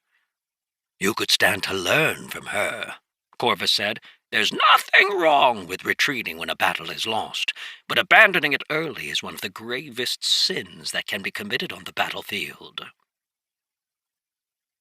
After their rest was over, the 3 kids picked up their heavy packs and began walking again. Just as they were starting to exit the forest, Mateo heard the chain that connected him to Corvus rattle, and the crow suddenly took off, wings stretched wide as he flew into the air. Mateo watched as the chain stretched out, seeming to grow longer as Corvus got further away. Taking a quick loop over Mateo's head, Corvus dropped back down, landing on his shoulder. "Careful, kid. You've got company ahead." There was a grim note to Corvus's voice that caused Mateo to pause, stopping in the middle of the path. Rose, who was walking behind him, nearly bumped into him as he called out for Eric to stop. "Eric, come back here," Mateo said, his eyes scanning the path ahead. Looking over his shoulder nervously, Eric didn't see anything, but still stepped back to where Mateo and Rose were. Unslinging the pack from his back, he placed it at his feet as his eyes swept the few trees ahead of them. Catching a hint of movement from behind one of the trees, he realized what Corvus had been warning him of. "There are people hiding up there," he said quietly, causing Eric to curse under his breath and drop his pack, pulling out the dagger he kept at his waist. Rose moved more deliberately, dropping her pack and stepping forward in front of the 2 boys, her spear held loosely in one hand. There was a sound from up ahead, as 6 figures emerged. It was 2 of the other feathers, 6 kids in total, and swaggering at the front was 18, his hand resting on the sword tucked into his waistband. His team didn't have any other equipment, but the other feather carried 2 daggers. Hearing Eric draw his breath, Mateo grabbed Eric's arm, whispering in a low voice, "They're not going to let us go." Glancing down, Eric saw the bundles of meat and hide at their feet and swore again, a stubborn look coming into his eyes as he gripped his dagger tightly. Mateo, who was also holding one of the bloody spears they had recovered from the boar, called out to 18, "There are more boar back that way, if you want to try your hand at them." Scoffing, 18 shook his head. "Looks like you have a boar right here," he said, "which will save us the trouble of having to hunt it ourselves." Despite knowing that response was inevitable, Mateo felt his heart clench. They were outnumbered 6-3, and the other side had more weapons. The kids who didn't have blades were armed with sticks, just like Mateo and Rose. As confident as he was in Rose's ability to fight, it only took one errant slash from a dagger or a sword, and she would be crippled. Or worse. Racking his brain for a solution, Mateo wet his lips. But 18 didn't give him the opportunity to plan as he drew the sword from his waistband. "Why don't you drop everything you have and hit the road?" he said, leering at Rose. "That includes those boots and fancy shirts." Noticing Rose tensing, Mateo heard Corvus cackle. "Not going to be able to talk your way out of this one, kid. Better get to it." As much as he hated to admit it, Mateo knew that Corvus was right. Without saying anything further, he stepped forward and swung his spear, aiming to stab 18 in the shoulder. His strike caught everyone off guard, and he almost succeeded, but at the last moment 18, who had been expecting an attack from Rose, jerked his sword to the side, hitting Mateo's spear with such force that he nearly ripped it from Mateo's hands. With a snarl, he started to step forward, only to find Rose's spear jabbing into his chest. At the last moment, Rose jerked her spear back, clearly not wanting to kill a fellow human, but the force of the blow still sent 18 tumbling backward. Chapter 20. Mateo was not so naive. Even as Eric let out a loud yell and charged forward, his dagger waving like a wild man, Mateo pounced forward, slamming down his stick as hard as he could on 18. The 2 other members of 18's feathers rushed forward, but Mateo ignored them, even as one slammed a club into his shoulder, jolting his grip on his spear. His blow had been blocked by 18's raised sword, but Mateo lifted his spear once more, slamming it down with as much force as he could muster. Eric was dancing back and forth with one of the 2 kids with daggers, while Rose was beating the ever-living tar out of the other. As soon as the kid had dropped the dagger he carried and cowered back, Rose kicked it away and turned her attention to the 2 kids beating on Mateo. They saw her coming and drew back, clearly wanting nothing to do with her. Mateo, his body bloody, was still doing his best to stab 18. Unfortunately, the interference allowed 18 to stagger to his feet, and now he faced off against Mateo, a murderous look in his eyes. "I'll cut you to pieces," he spat, and lunged forward. Mateo, his face pale and his hands shaking, responded by doing exactly the same, as if he was going to impale himself on his opponent's sword. At the last moment, his spear jerked across his body, shifting the blade just enough to the side that it didn't impale him, but only cut across his ribs. This was a technique Rose had been drilling them on, a method of closing the distance against your opponent and striking hard and fast, but instead of using his fists or his elbow, as Rose had taught, Mateo used the sharp end of his stick. He had shortened his grip on it, and now, as he jabbed it forward, it nearly stabbed 18 in the throat. Jerking his head to the side, 18 stumbled, lifting his sword to try and take another swing. Mateo was eminently grateful that 18 didn't have any training, otherwise he had no doubt he would have lost his life in the first exchange. As it was, he stayed close, pressing in toward his opponent, ignoring the stinging in his ribs as he stabbed over and over again. Seeing 18 swing his sword down, Mateo threw himself into the strike again, this time managing to slip close enough. Though the hilt of the sword slammed painfully into his shoulder, he didn't care. His mind was entirely focused on one single thing, stabbing his spear through his opponent's gut. He was so focused that he didn't see the frantic look in 18's eyes transforming into terror. Rose, who had been beating on the others like a schoolmaster disciplining unruly students, had taken control of the rest of the fight, but couldn't quite manage to find the time to assist Mateo. Finally, with a heavy shove, 18 managed to gain some distance, drawing back far enough that he could bring his sword back into play. Mateo was bleeding and bruised, his body trembling and his breath coming in great gasps. Corvus, who had long since abandoned his shoulder, sat on a branch nearby, observing him as he slowly shifted his weight from foot to foot, getting ready for the next round. With a growl, 18 stalked to the side, circling Mateo. "You'll have one chance, kid." Corvus's voice filtered through Mateo's awareness, but he didn't even blink, his eyes locked on his opponent. "When he strikes, take a step back and to the right and stab low, aiming for his waist. When he blocks, angle up 45 degrees and lunge hard." If he had heard the words, Mateo showed no indication. A moment later, when 18 lifted his sword, let out a yell, and stepped forward to attack, Mateo's body moved as if controlled by someone else. A step back and to the right caused 18 to take another step forward, his sword starting to fall. When Mateo's spear jabbed toward his waist, the blade cut down across 18's body to hack the end from it. Rocking back on his heels, Mateo's legs coiled as the tip of his spear rose to 45 degrees, and with a loud shout, he lunged forward. The weight of the blade had carried it down past where his jab had been, and though 18 tried to lift it back up, he wasn't strong enough to reverse the momentum in time. Because of the position of his feet, he couldn't turn his body either, so he was forced to lean back, hoping the spear wouldn't reach his chest. Mateo's lunge took him forward, but he failed to land a solid strike, the tip of his spear skipping off 18's chest. "Forward!" The word cracked like a whip through Mateo's mind, like a blast of hot air that rushed through the chain connecting him and Corvus. Mateo's foot slammed into the ground as he continued his charge. Driving forward, the tip of Mateo's spear slid along the top of 18's angled chest, stabbing straight through the bottom of his chin as Mateo slammed into 18's legs. The charge had taken every ounce of Mateo's strength and had been so quick that no one had a chance to respond. Stumbling over his opponent, Mateo, who was completely disoriented as his focus snapped, struggled to his feet. He could hear a gasping sound, but that soon fell silent, and as he looked around wildly, he saw all of the other kids staring at him in horror. Feeling that something wasn't right, Mateo took a small step backward, nearly tripping as he stumbled over 18's arm. Glancing down, he saw blood pooling at his feet and realized that 18 wasn't moving. He was dead. A mix of dreadful emotions began to roil in his stomach, but Mateo clamped down on them hard. "Well done, kid. It was you or him, and I'm glad it was him." Doing his best to keep the bile from rising in his throat, Mateo stooped, picking up the gleaming short sword, its edge tinged red with blood. His blood. He straightened and swept the gathered children with a fierce gaze. "Drop your weapons," he said, his voice cracking as he took a step forward. Without hesitating, the other kids all complied, daggers and clubs clattering to the ground.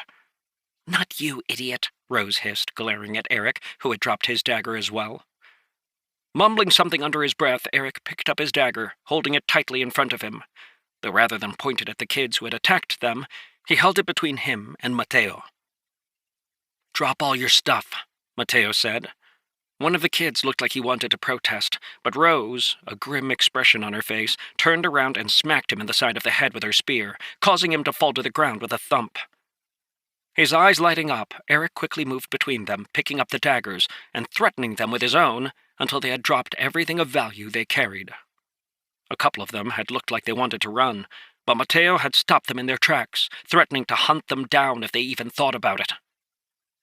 They left the 5 kids standing around 18's body with nothing but their burlap tunics, and even took the 2 bags hidden behind the trees where the ambush had first been set. Neither Rose or Eric spoke to Mateo, but he didn't care. He was holding himself together with an iron will at this point and felt as if he might collapse with every step. After they had traveled close to 2 miles, Rose shared a glance with Eric and then tugged on Mateo's arm.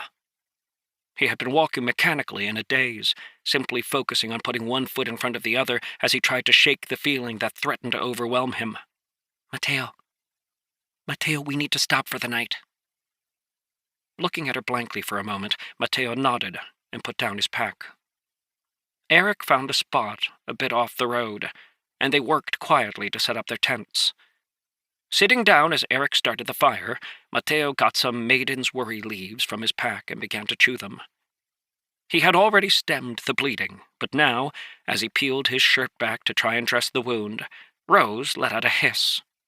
The skin along his ribs was laid open, a deep gash that nearly showed bone. "I'm sorry, I didn't realize it was that bad," Rose said, coming over to assist him. "It's fine," Mateo said, waving her away. "Really, it's fine." "Maybe we can get a healing potion," Eric said. "I mean, we've got some extra stuff to trade in." Looking over, Mateo saw that Eric was starting to go through the packs the other teams had. As he spread things out over the ground, it became clear that theirs was not the first feather the two groups had tried to rob. From the looks of it, they had been successful in their other attempts, and after a quick calculation, Mateo let out a low whistle. "That's at least 3 group stuff," he said. "They must have robbed 3 other feathers before us." "Well, they won't be doing that anymore," Eric said with a cackle. The cavalier attitude Eric displayed sent a twinge through Mateo's heart, but then he felt a firm grip on his shoulder. "It's okay, Mateo," Rose said, her voice somber. "You did what I should have done, and if I had, you wouldn't have gotten wounded like this. I'm sorry. I feel like I'm the one who has failed." Taking a deep breath, Mateo shook his head, but Eric jumped into the conversation, his voice hard. "Oh, come on, Mateo. I know it probably doesn't feel good, but we're all going to have to do it eventually." The bitterness in Eric's voice caught Mateo off guard, and as he looked up, Eric continued. "I mean, why do you think we're being trained? Come on, this is the Iron Wing. Who do you think our enemy's going to be? It's not like we're going to be hunters fighting against animals or beasts. Who do you think we're going to be fighting against? Sure, it's unfortunate that your first kill had to be another kid, but I saw the look in his eyes. He wasn't going to stop until you were dead, and after you, the rest of us. The Rose probably could have beat him." "And I should have," Rose said. "I should have been the one to fight him. If I—" "No," Mateo interrupted, his voice hoarse. "If you had fought him, me and Eric would have been overwhelmed by the others. It was correct to have you fight the rest. And, Eric, you're right. We can't avoid this. I'll be fine." That night, Mateo took his watch as normal, using the time to think carefully about everything that had happened. After Rose woke and came to replace him, he retreated to the tent, where he sat to meditate before catching a few hours of sleep. By the time morning had come, a semblance of peace had settled over his soul. Not because he was happy with the situation, but because he recognized that he didn't have another choice. The other two were relieved to see him back to his normal self, and if they noticed anything different about him, they didn't mention it. Returning to the gorge, Mateo caught sight of the feather that had been spared. The 2 kids who had been with 18 were nowhere in sight, and Mateo could only assume that the instructors had dragged the body off. Stopping in front of the barracks, Mateo took a deep breath and looked at Rose and Eric. "We'll split up here," he said. "Don't forget the plan." Standing up straight, Eric gave a mock salute, and Rose nodded, her expression serious.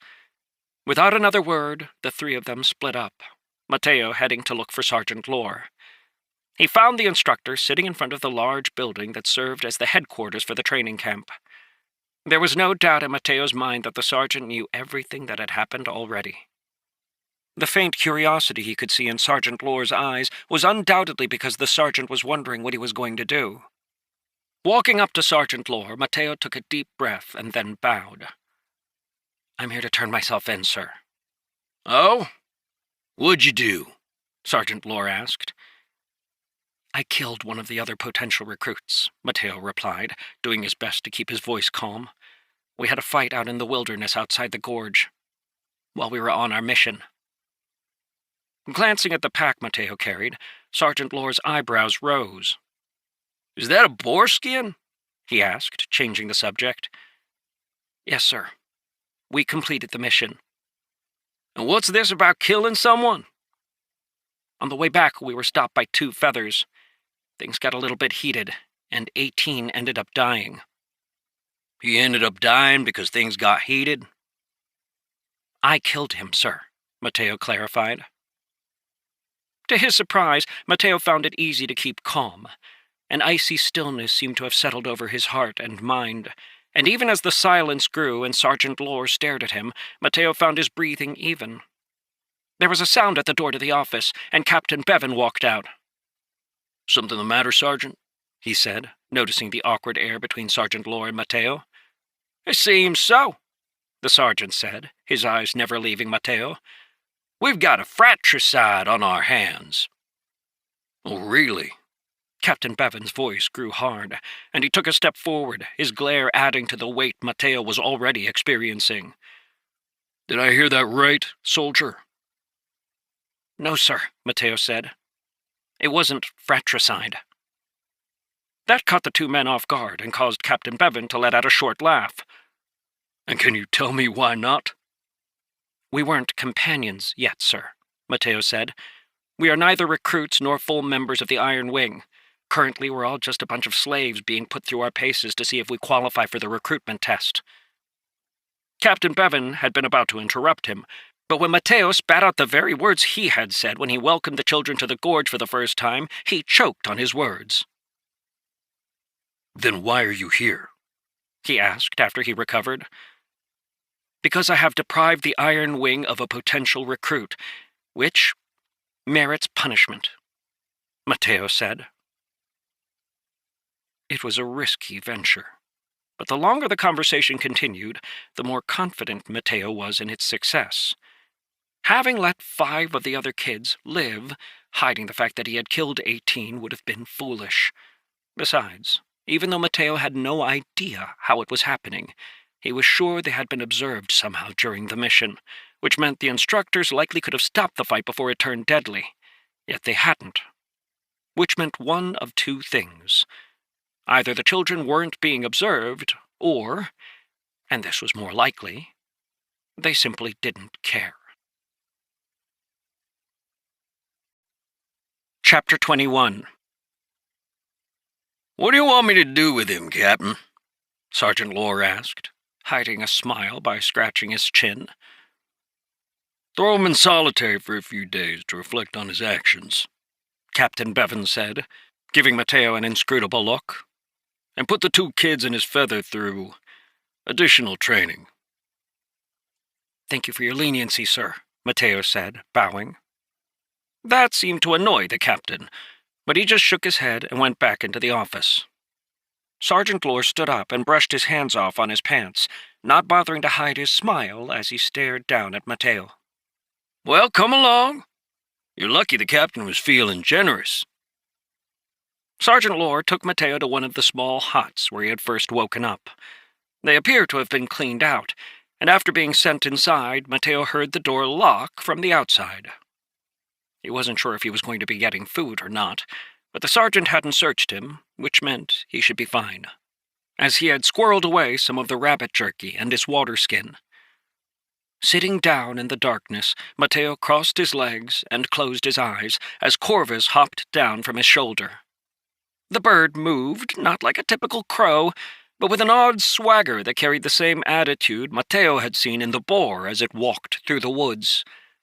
Folding his wings tight against his sides, Corvus stared up at Mateo, his crimson eyes glowing in the darkness, even as the rest of his body seemed to melt away. "You're gutsy, kid, I'll give you that. But guts aren't enough. That brain of yours seems to be crammed full of all sorts of useless information. None of it is going to help you. You were lucky enough to pick up some good teammates, but even that isn't going to be enough." Sensing there was something behind Corvus's words, Mateo frowned. "What do you mean?" he asked, leaning forward. "If you think this is brutal, you're in for an unwelcome surprise when you get to the actual training camp," Corvus said. "No, this is just designed to figure out your temperament and your skills, and to determine if you have the grit to stick it out. The Iron Wing training camp is 100 times worse. The competition is cutthroat, and not only will the other feathers stick a knife in you at any opportunity they can get, But they're going to be good at it, too. Not like that fool waving his sword around. You want to survive there? You're going to need knowledge that's suited for the environment. How do you know so much about the Iron Wing training camp? Mateo asked, his eyes narrowing. Corvus just let out a cackle that sounded like rusting chains rubbing together. Maybe. I read it in a book. Realizing he wasn't going to get anything out of the crow spirit, Mateo took a deep breath. Fine. First, do you know anything about these slave imprints? Maybe. Maybe not, Corvus said. I do know that there's no slave imprint that is perfect, and anything that's not perfect can be broken. Don't look at me like that, kid. If you want to break it, you need strength in the gold rank. Why do you think I keep telling you to focus on your meditation? The sooner you hit gold, the sooner we can get out of here and go have some real fun. I'm starting to get the distinct impression that your idea of fun and mine are vastly different, Mateo said, causing Corvus to cackle again. Be that as it may, we're stuck together, kid. For better or worse. Believe me, things could be a lot worse. Enough messing around. You have 3 days, and I've got stuff to teach you, if you're willing to listen. Taking a deep breath, Mateo nodded. I'm always willing to listen, he said. Then open your ears. These are the 13 stratagems of the crow. The way Corvus spoke changed suddenly, his voice becoming deeper, and with every word that spilled from the crow's mouth, Mateo could feel a shiver in the chain linking them. Life is war, and to master war is to master life. Your mastery of this art determines life and death, not just your own, but the life and death of those around you. Hence, there is nothing more vital than this. Engrave what I am about to say on your very soul, and you will rise undefeated. Turning, Corvus strutted in front of Mateo, somehow managing to remind Mateo of a school teacher. In war, there are 5 considerations. The path, which represents harmony and purpose. The elements, or external circumstances. The terrain, that is, the obstacles and advantages that surround you. The leader, determined by skill and temperament. And the rule, the level of training to which your forces have been subjected. Know these constraints. Apply these constraints. Victory will be yours. Corvus' words filled Mateo's mind like a billowing cloud, and as the crow continued to speak, Mateo felt as if the world was peeling away around him. He sat in the darkness as if he had become disembodied. The chain connecting him to Corvus rattled, and suddenly his vision was filled with countless scenes. Sometimes he was high above in the sky, sometimes low, down on the battlefield itself.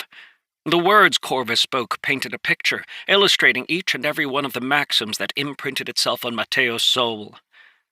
As he continued to listen and watch, Mateo's breathing evened out. He fell into a meditative state, caring for nothing in the world but the sound of Corvus's voice. Hours passed, but still Corvus spoke, never hesitating, never wavering. He delivered the entirety of the 13 stratagems of the crow in one fell swoop. It was late in the evening, as the light of the moon trickled in through gaps in the hut's wall, that Corvus stopped. But Mateo didn't budge from his spot, continuing to meditate. His perfect memory allowed him to capture each and every word. But due to the deep soul connection he shared with Corvus, the crow's words became more than just memory. It was as if Corvus had been preaching a scripture of war. Like a meditative monk, Mateo internalized the 13 stratagems in a way he never had with his master's teaching. Line by line, it was imprinted into his subconscious, always accompanied by the rattling of the rusty chain. Mateo didn't wake until the following day, having spent the whole night meditating on the 13 stratagems Corvus had laid out. After waking up, he slowly opened his eyes, feeling a deep clarity in his thoughts and an equal exhaustion in his body. Letting out his breath, he lay back, resting his head against the ground, and then got out some of the rabbit jerky he had hidden to eat. He had only managed to get a few bites before he felt Corvus' claws on his chest, and the beady-eyed bird pecked at him. "Get up, lazy bones. Time to start training." "What do you think I've been doing this whole time?" Mateo grumbled, earning himself another sharp peck. "It's not enough to train your mind. You need to train this weak body of yours. You've managed to make it through 2 fights, thanks to desperation, but there's a limit to that. As soon as you run into an enemy with any real training, you'll be dead. So get up and get to work." He hated to admit it, but Mateo knew Corvus was right.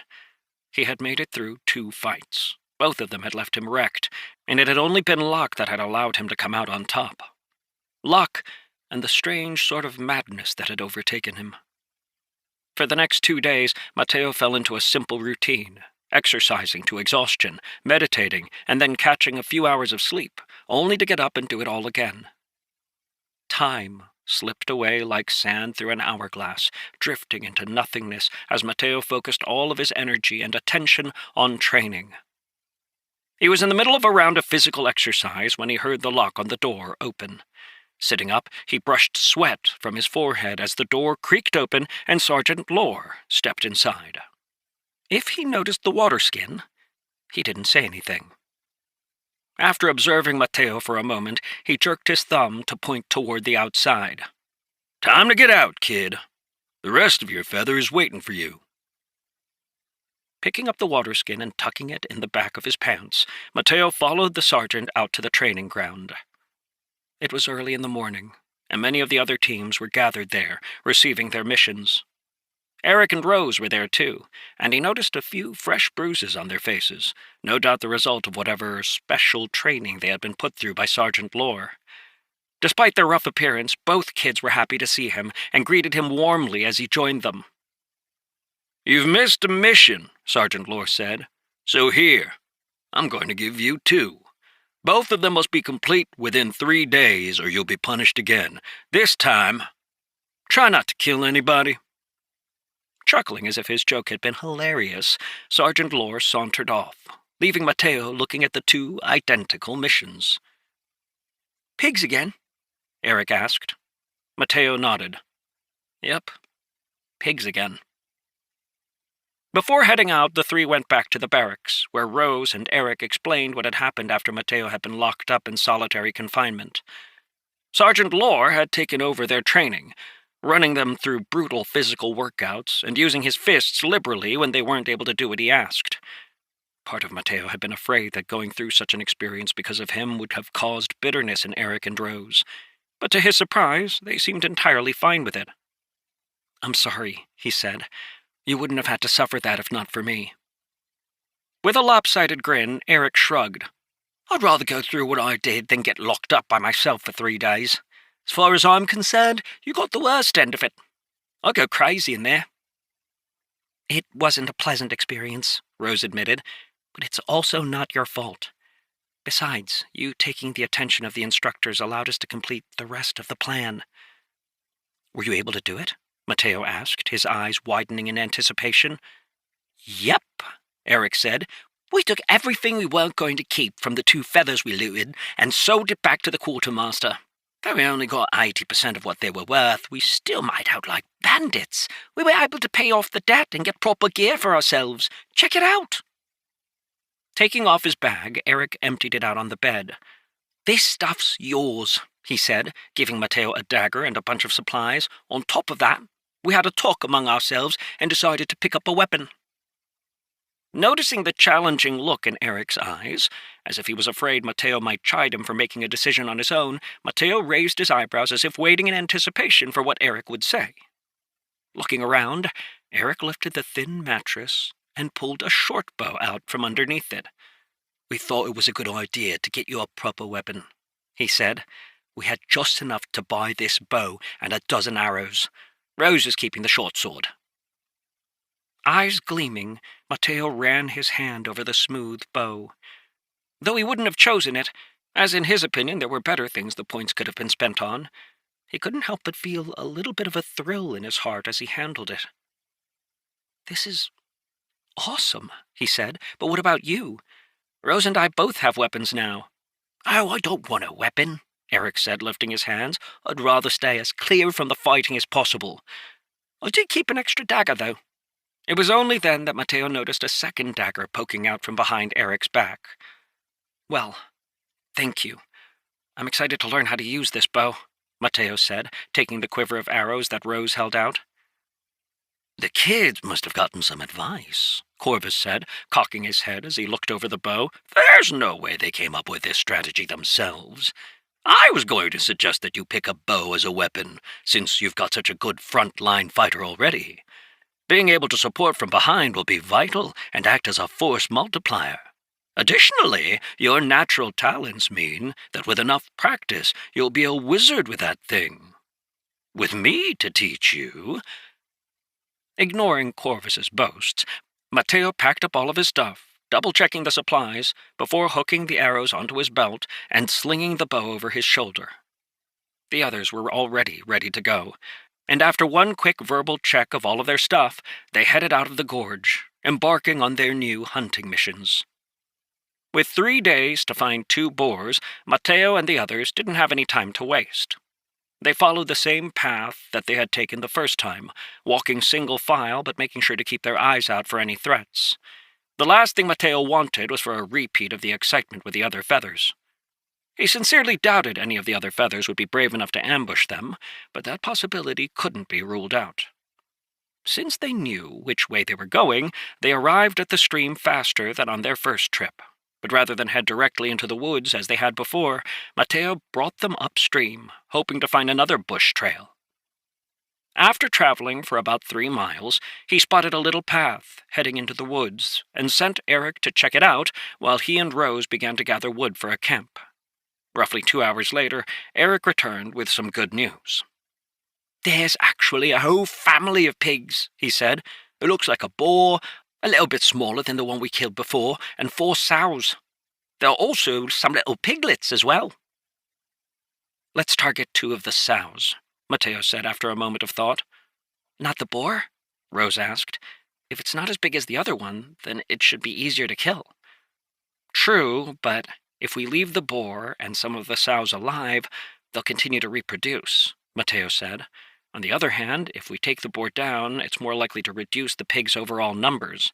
And if we're going to be running this mission regularly, over any length of time, we'll want to make sure that there's plenty of boar to hunt."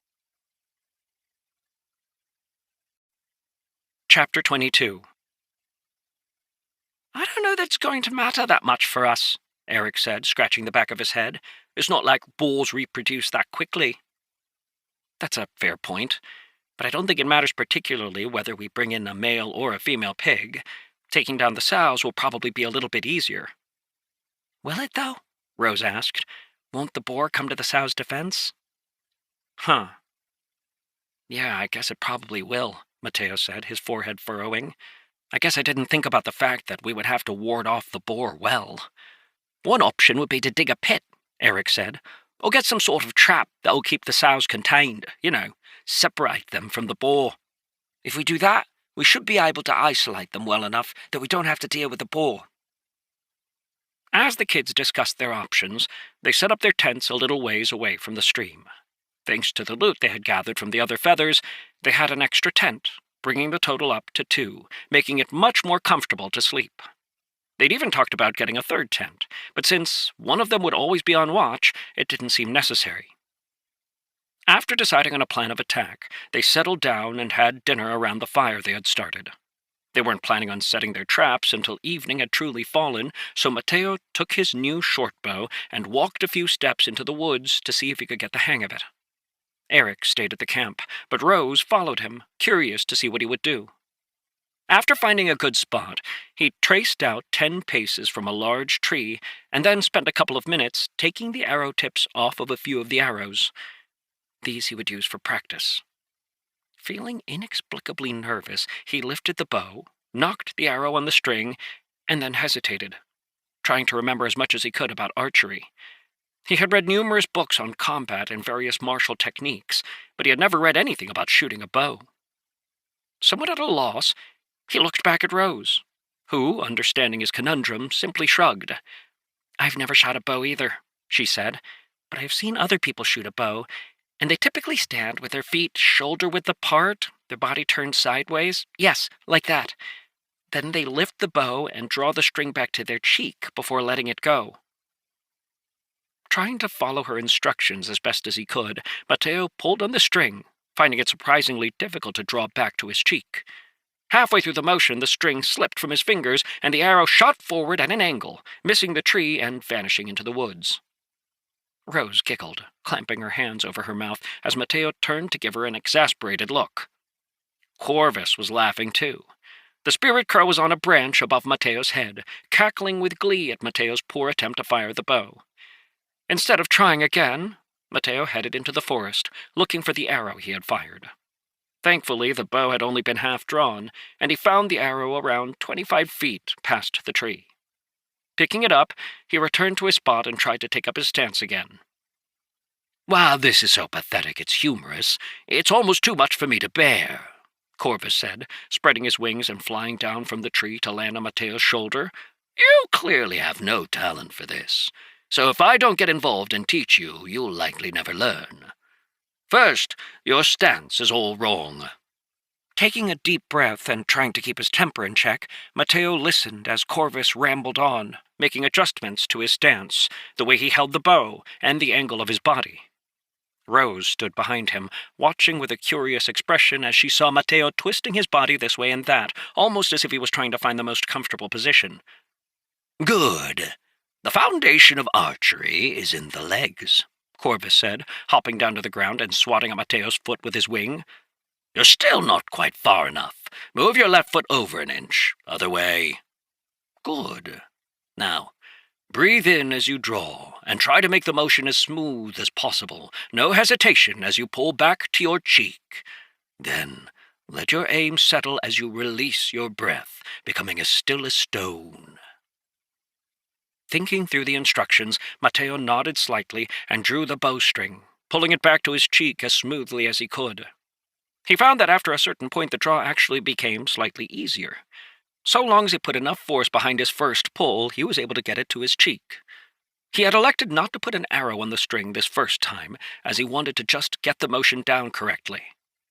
Holding his position for a moment as he let out his breath, Mateo imagined himself transforming into stone, remaining perfectly still. Then, at Corvus's command, he released the bowstring, hearing a pleasant twang as it snapped back to its starting position. "Memorize this stance," Corvus said, "and then, when you feel like you've gotten it, move into a regular standing position, facing your target." Closing his eyes, Mateo focused for a moment, locking his body's positioning into his memory. Then, straightening up, he turned to face his target. "Nock your arrow." With his eyes closed, Mateo felt as if Corvus's voice could have belonged to a drill sergeant. It was heavy and gruff, and carried a commanding sound that made him want to obey as fast as he could. Grabbing one of the tipless arrows, he brought it to the bowstring, fitting the groove onto the string, and then waited for Corvus's next command. "Into your stance. Aim. Draw. Loose." With each command, Mateo completed the action, first returning to his stance, then lifting his bow and drawing it as smoothly as he could. Letting out his breath, he aimed toward the tree, and then, just as his arm was starting to shake, he released the string. This time it flew true, heading straight for the tree that was 10 feet away and nailing it dead center. "Wow, that was really good," Rose called from behind him, but Mateo was too focused to even hear her. "Too slow," Corvus's voice barked. "Take 5 steps back, and begin again." For the next hour, Mateo repeated the same actions over and over again, shooting each of the arrows at the tree before collecting them, moving back to his position and beginning again. In between each arrow, he stood up straight, facing the target as he waited for Corvus's commands. He would have continued, but after an hour of shooting the bow, the arm he used to draw the string had begun to tremble, and his fingers had started to bleed. Mateo! Snapped out of his trance by Rose, Mateo saw that she was looking down at his hand, and glancing down saw his fingertips were covered with blood. "Mateo, what are you doing? You're going to hurt yourself." Her words shook the haze from Mateo's mind, and a faint pain began to filter through his fingers and up his arm. He had been so focused, so concentrated, that he hadn't even noticed the damage he was doing to his fingertips. Corvus didn't say anything, simply flying back up into the tree to perch on the branch and watch as Mateo sheepishly faced Rose. "It's fine to practice," Rose said, "but if you practice so much that you can't actually shoot the bow when it comes time to do it, what use is it?" "You're right, I'm sorry," Mateo said, hanging his head. Shaking her head, Rose helped him collect his arrows, and they went back to camp, where they found Eric whittling. "While you two were playing in the woods, I made some stakes," he said. "I figured we can use them in whatever trap we come up with." "That's a great idea," Mateo said, putting the bow down and crouching next to the pile of stakes. Most of them were so thin they would likely break after stabbing into a boar's skin, but there were a few that were thick enough that he thought they might work to pin the creatures in place with the right trap. That night, Mateo spent most of his watch drying the ends of the stakes over the coals in the fire, hoping to harden them into effective weapons. Though doubts still lingered in his mind about how effective they'd be, he pushed the thoughts out of his head when his watch was over and left Rose to look after the fire while he meditated. The night passed quietly, and Mateo felt like it had only been an instant since he closed his eyes when the first light of dawn filtered down through the leaves in the forest. Getting up, Mateo distributed breakfast. Then they packed up their camp and moved to the area where Eric had seen the small herd of boar. Once they spotted a suitable location, Eric and Rose began to hunt for food that the boars might like, while Mateo rigged up a trap using the stakes Eric had sharpened. He was about halfway through constructing his trap when he caught sight of Corvus shaking his head. "Something wrong?" he asked the spirit. "Your trap could be way more effective," Corvus said. Pausing, Mateo looked at it. He had set it up so that, when triggered, a branch with spikes protruding from it would whip sideways, hopefully slamming into the side of the boar and wounding it badly enough that it wouldn't be able to run away. "You should be adding a second trap to spring after the first," Corvus said, "layering one trap on top of another. That is how to make traps really effective. All you have to do is put a few stakes in at an angle on the other side so that when the branch starts to move, if the boar jumps sideways, it'll get stuck. You can cover them with grass and brush so they're not immediately visible." "You mean right here?" Mateo asked, pointing to a spot next to the tree. "Yes. Put them in at about a 45-degree angle and set rocks on the other ends so that they're not just pushed over." Though it took a bit longer, Mateo did as Corvus said and was just finishing up when Eric and Rose came back. They had found a number of mushrooms, which they piled up next to the tree. "All right, let's see if this works," Mateo said, and the three of them went to hide. It was still dark, and they passed the next few hours in silence. Just as it was starting to get light, they heard some grunting, and the small family of boar Eric had seen came trotting down the path. One of the young boar, barely bigger than a rabbit, must have smelled the mushrooms, and with a squeal it trotted over. Mateo didn't release the trap, as he was hoping for one of the larger boar to come over. After a moment, one of the sows, hearing the delighted squeals of the young pig, meandered over to see what all the fuss was about, letting out a happy snort when she saw the rapidly disappearing pile of mushrooms. Without any pretense, she shoved the small pig out of the way and began to chomp down on the mushrooms. This was the moment Mateo had been waiting for, and with a sharp yank on the rope, he released the trap. The branch that had been pulled back, no longer unfettered, snapped toward where the sow stood, and with a squeal, she did exactly as Corvus had said she would, jumping to the side as if she had been stung. Her heavy body slammed into the spikes on her left, causing them to sink deep into her body, and more importantly, stopping her momentum. The swinging branch slammed into her other side, the sharp spikes Mateo had tied on, driving into her flesh. Letting out a loud squeal, she began to thrash, snapping many of the spikes off as she sought her freedom. Letting out a shout, Rose rushed forward, her spear raised. Before she could reach the sow, there was a dreadful bellow, and the boar, who had been a few dozen steps down the path, pawed at the ground, and then began to charge. "Rose, watch out!" Mateo yelled, rising from where he had hidden. Without even thinking about it, he drew an arrow, knocked it on the bowstring, took up his stance, pulled, aimed, and fired. The arrow, this one bearing a tip, flew through the air, piercing the boar's snout, causing blood to spray from the thick gash along the bottom of its jaw. Mateo had been hoping to hit it in the head, but the flesh wound only served to make the boar even madder. Thankfully, the unexpected attack caused it to slow, its head turning as it tried to find its attacker. This gave Rose enough time to get into her own stance, and with a shout, she lunged forward, her short sword slashing across the boar's face, leaving another thick gash. Shocked by the pain, the boar squealed and peeled away from her, clearly attempting to run. A second arrow slammed into it. Once again, Mateo scored a hit, though this time his arrow sunk deep into the boar's neck. He had been aiming for the boar's back legs, but its sudden turn had caused the arrow to pierce through the skin on its neck. A moment later, it was gone, dashing into the brush. Jumping up from where he had hidden, Eric ran after it. "I'll track it! You get the other one!" Rose, who had been about to give chase, paused and turned, seeing that the sow was almost out of the trap. Before it could shake itself free, she fell on it, her sword slashing down on the back of its neck, severing its spine in 2 fierce blows. Mateo, after making sure Rose was all right, chased after Eric, and after a few hundred feet, found the young man standing behind a tree. The boar had collapsed only a few dozen feet away, but still wasn't dead. As the 2 boys watched, the boar thrashed about for a few minutes more before eventually stilling. Looking quite nervous, Eric carefully approached the boar, keeping a good distance as he poked its still body with one of his daggers. The boar didn't move, causing him to sigh in relief. "Wow, that bow is a great purchase," he said. "And good shots, by the way." "More luck than anything else," Mateo said. "I need a lot more practice." Chapter 23. Together they lifted the boar and carried it back to where Rose was.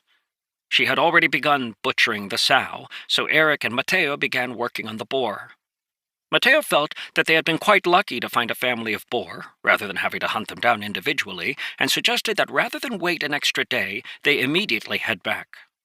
They only had to turn in the boar's skin, which meant they could keep the meat for themselves. By the time they had finished dressing the 2 pigs, it was mid-morning, so they started their fire and had an early lunch of boar steak. Once they were done eating, they headed back toward the gorge. The last time they had done this, they had been ambushed and someone had died. So it was with some nervousness that they walked down the path. Thankfully, nothing happened, and they were able to make it back to the gorge without incident. They still had time before their mission was up, so they spent the next day training, getting in as much practice as they could before their next mission. Slowly but surely, life settled into a regular rhythm. The days were filled with training and hunting missions, and in between every 2 hunting missions, Sergeant Lore would call their feather together, and would take a day to train them, instructing them in different sorts of survival skills before throwing them a new mission so that they could practice them. All of the feathers still in the gorge had begun to adapt, and many of those which had suffered in the beginning began to find their footing. It became less and less frequent that one of the feathers would be dragged away by the instructors. In addition to hunting, Sergeant Lore also taught them basic close combat skills, and even instructed each of them in the use of the weapon they had chosen. Eric began to learn knife techniques, while Rose practiced with her short sword. As for Mateo, after examining his shooting stance, Sergeant Lore just had him shoot 1,000 arrows. At first, Mateo couldn't complete the task in a single day, but as time trickled past, he became more and more efficient with it. His arms grew stronger, his breathing more stable, and almost 2 months after they had started the training, Mateo finally achieved his goal of shooting 1,000 arrows. At first, such intense practice had damaged the tips of his fingers, causing them to bleed, but every time they did, a hint of warmth would gush out of his root card, healing the cuts on his fingers. By the time he managed to shoot 1,000 successful shots, his fingers no longer bled, calloused by the endless pulling of his bowstring.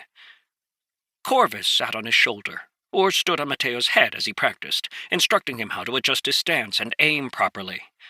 Mateo's excellent memory helped immensely, as he could correctly identify when his position matched with prior successful attempts. The sheer volume of arrows he shot began to leave their mark as well, as his body internalized both the stance and the motion.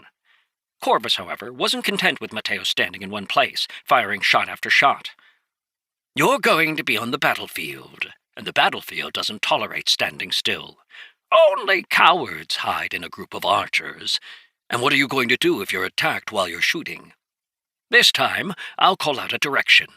I want you to move that direction when you fire. Understand?"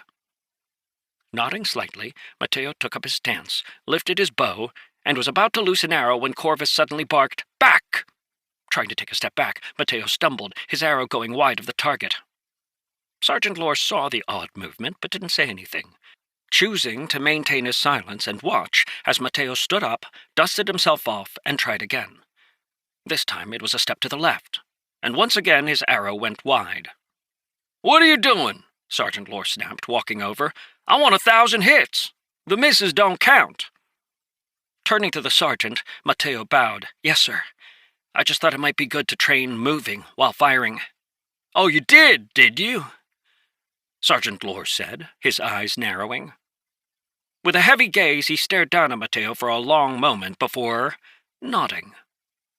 "It's actually a great idea. Keep it up."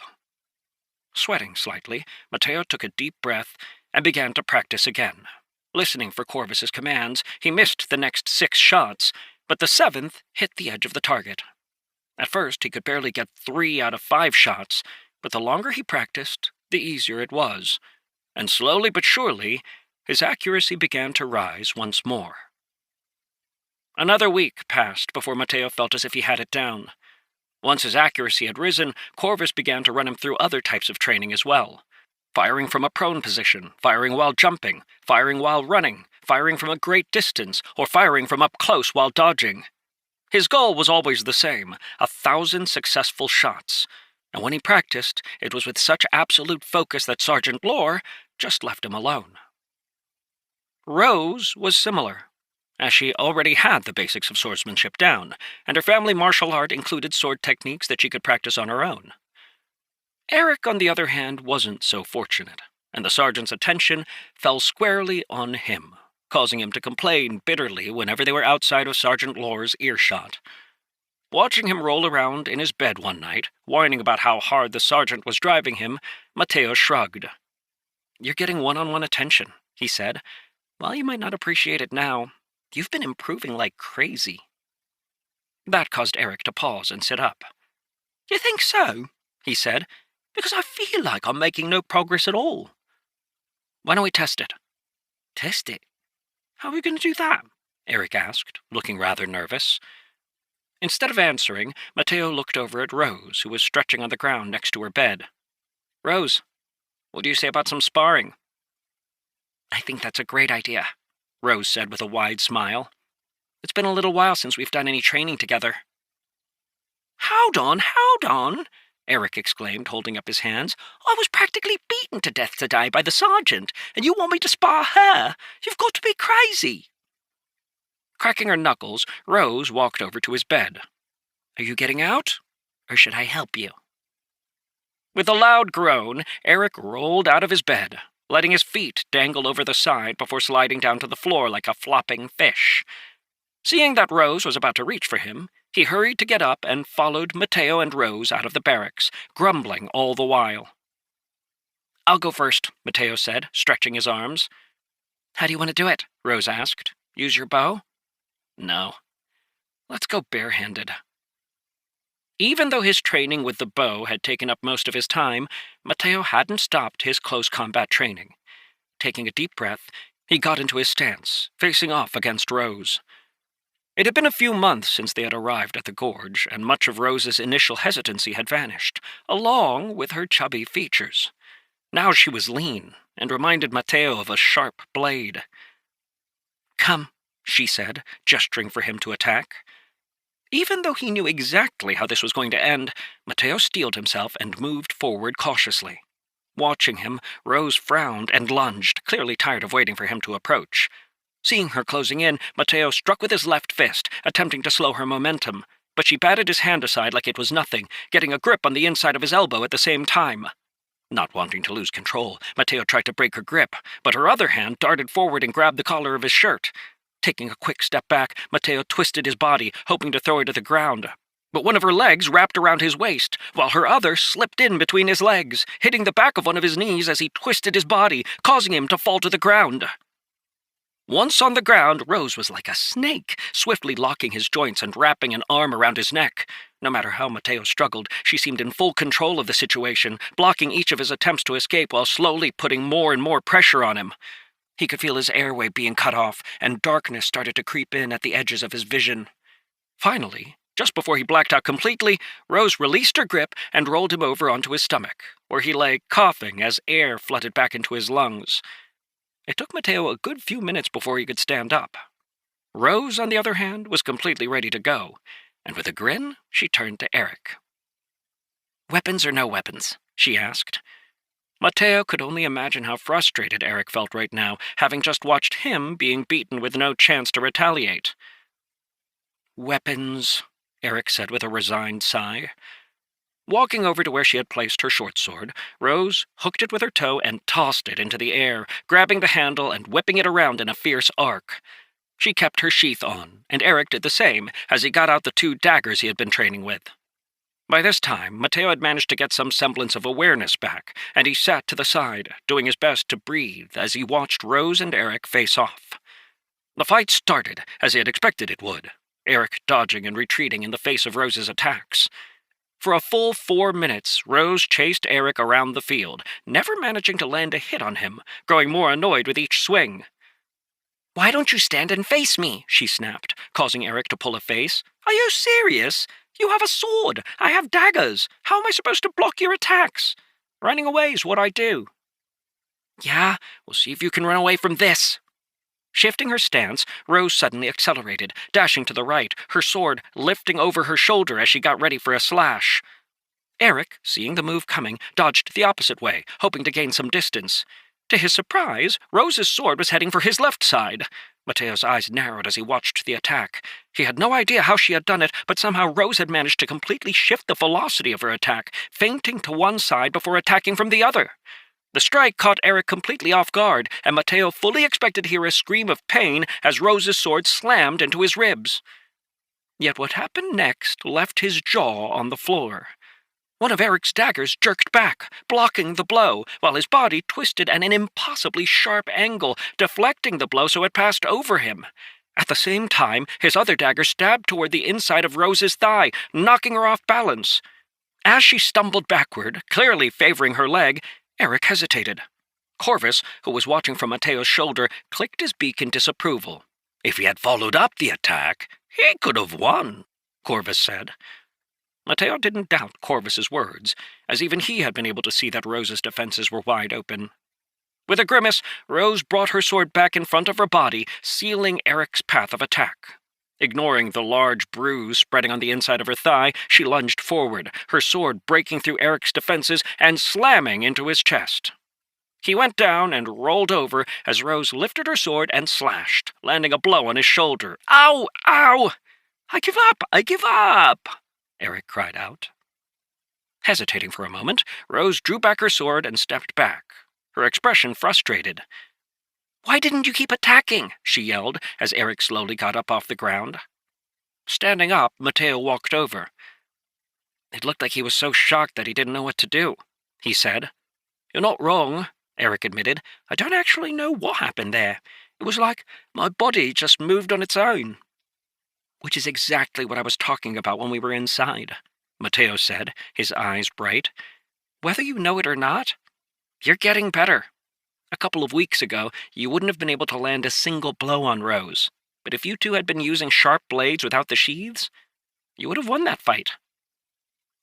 Eric clearly couldn't believe it, but Rose nodded and began rolling up her pants. "Whoa, what are you doing?" Eric said, covering his eyes. "Oh, get over it," Rose snapped as she revealed the painful-looking bruise on the inside of her leg. "There's an artery," "Here," she said, tracing her hand across the spot where Eric's dagger had landed.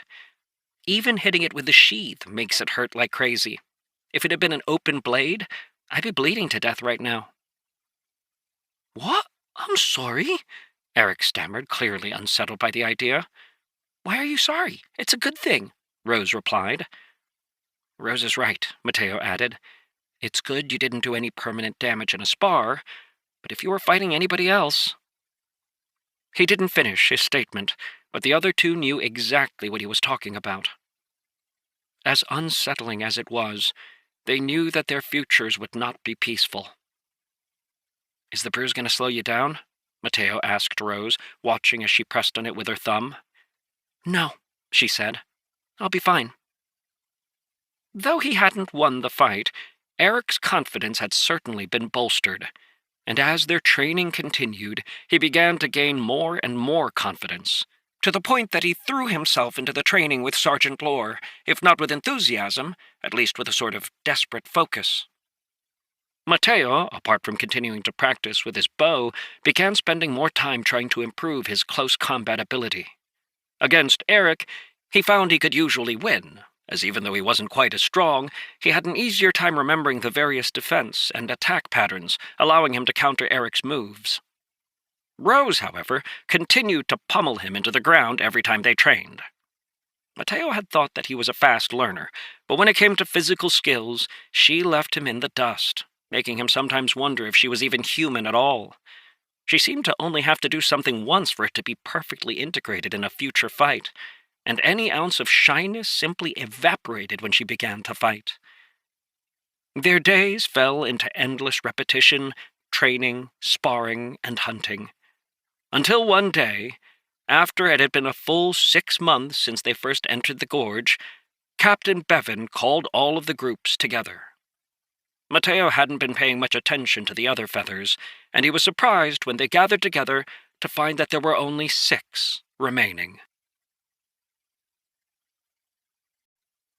Chapter 24. Every single one of the feathers was kitted out in full gear, each youth carrying at least one weapon. They stood in their feathers, arranged on the training field, facing the captain as he began to speak. "Congratulations to all of you. You've made it through the first part of training. As I mentioned way back at the beginning, all of this is to prepare you for the recruitment test, to see if you're even eligible to become an Iron Wing trainee. Today, I want to explain to you what will come next. In 10 days, we will start the next portion of your training, the card competition." A low murmur spread as the kids realized what the captain had said. Instead of calling for quiet, Captain Bevan smiled widely. "You heard that correctly. This is a competition for ranked cards. As you know, the soldiers of the Iron Wing are not just soldiers. Each and every single one of them is a duelist." Rather than a murmur, what greeted the captain was absolute silence as each child waited for his next words with bated breath. "And you all have an opportunity to join their ranks. The card competition is simple. Your feathers will compete against one another in a simulated mission. The feathers that wins will be given the opportunity to gain access to a set of cards. The better you do, the higher your position in the competition, the better the cards you'll have access to. Your instructors will have more information for you. I hope in 10 days to see all of you putting forth your full effort. That is all. Dismissed." Lost in thought, Mateo nearly missed Sergeant Lore beckoning for them to follow him. The team followed him to the edge of the training ground, where he stopped and turned around to face them. "What kind of questions do you have?" he asked. "This is your only opportunity to ask." Both Rose and Eric looked at Mateo, who thought for a moment before asking the first question. "Can you tell us what the competition will be, sir?" "No. You get instructions on the day of the actual competition," Sergeant Lore said. "I see.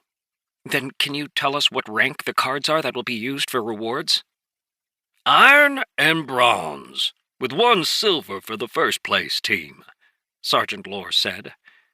Seeing Mateo frowning, a flicker of amusement passed through Sergeant Lore's eyes. "May I ask what specific cards are being given out, sir?" "You'll have to wait and find out," Sergeant Lore said. "Now, any other questions?" Clearly, the sergeant didn't care to share any significant information with them, but Mateo still nodded. "Yes, sir, one more question. Can you suggest what we should prepare for this mission?"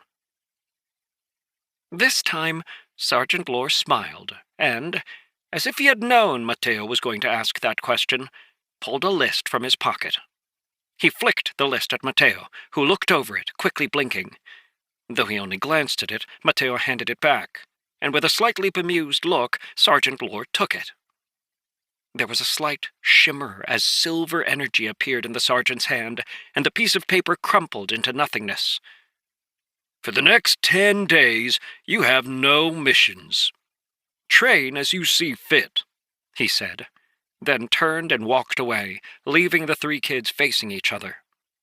"We could get a silver card," Eric hissed. "That's what it sounds like," Mateo said, "but there's only one." The implications of what he was saying dawned on Eric, who suddenly didn't look nearly as excited. "I don't want it," Rose said, shaking her head. "What do you mean you don't want it? That's a silver card. You'd be a silver-ranked duelist," Eric said with a frown. "Still, I don't want it," Rose said, a stubborn set to her chin. "Well, before we assign it," Mateo interrupted, "we've got to earn it. I've got the list of things we need to prepare, which indirectly tells us what sort of mission we're going to be doing." "Oh? What do you mean?" Rose asked, looking at Mateo with curiosity. "There's no camping gear. Everything is oriented toward a direct fight. My guess is that we're going to be competing via combat. However, given our team composition, my guess is that there will be some sort of objective we're all competing for. Unfortunately, it's not going to be possible to make a plan until we actually know what the mission is." "But what do we do for the next 10 days?" Eric asked. "We train," Mateo said. "What else? Let's get started." For the next week, at Mateo's direction, the three children did nothing but train, focusing on polishing their combat abilities during the day and training their stealth abilities at night. Though Mateo was the one relaying the orders, it was actually Corvus who had come up with the training plan, and he drove the kids harder than the sergeant ever had. By the 7th day, every single one of them was exhausted, but they still dragged themselves out of bed to run laps that morning. To their surprise, however, Mateo, with a strange look on his face, had them stop after only a few laps. Leading them through some light exercise, he had them all sit down to eat breakfast, and finally, unable to bear it any longer, Eric asked him what had come over him. "Don't tell me you're chickening out," Eric said, staring at Mateo through narrowed eyes. "We've got a silver-ranked card to win." "If we keep pushing this hard, we'll be exhausted," Mateo said. "We'll have a light day today and tomorrow, and then take the final day to rest before the mission starts off completely." "Isn't it enough just to rest for the final day?" "No. What if the captain suddenly shows up and tells us that the mission is starting?"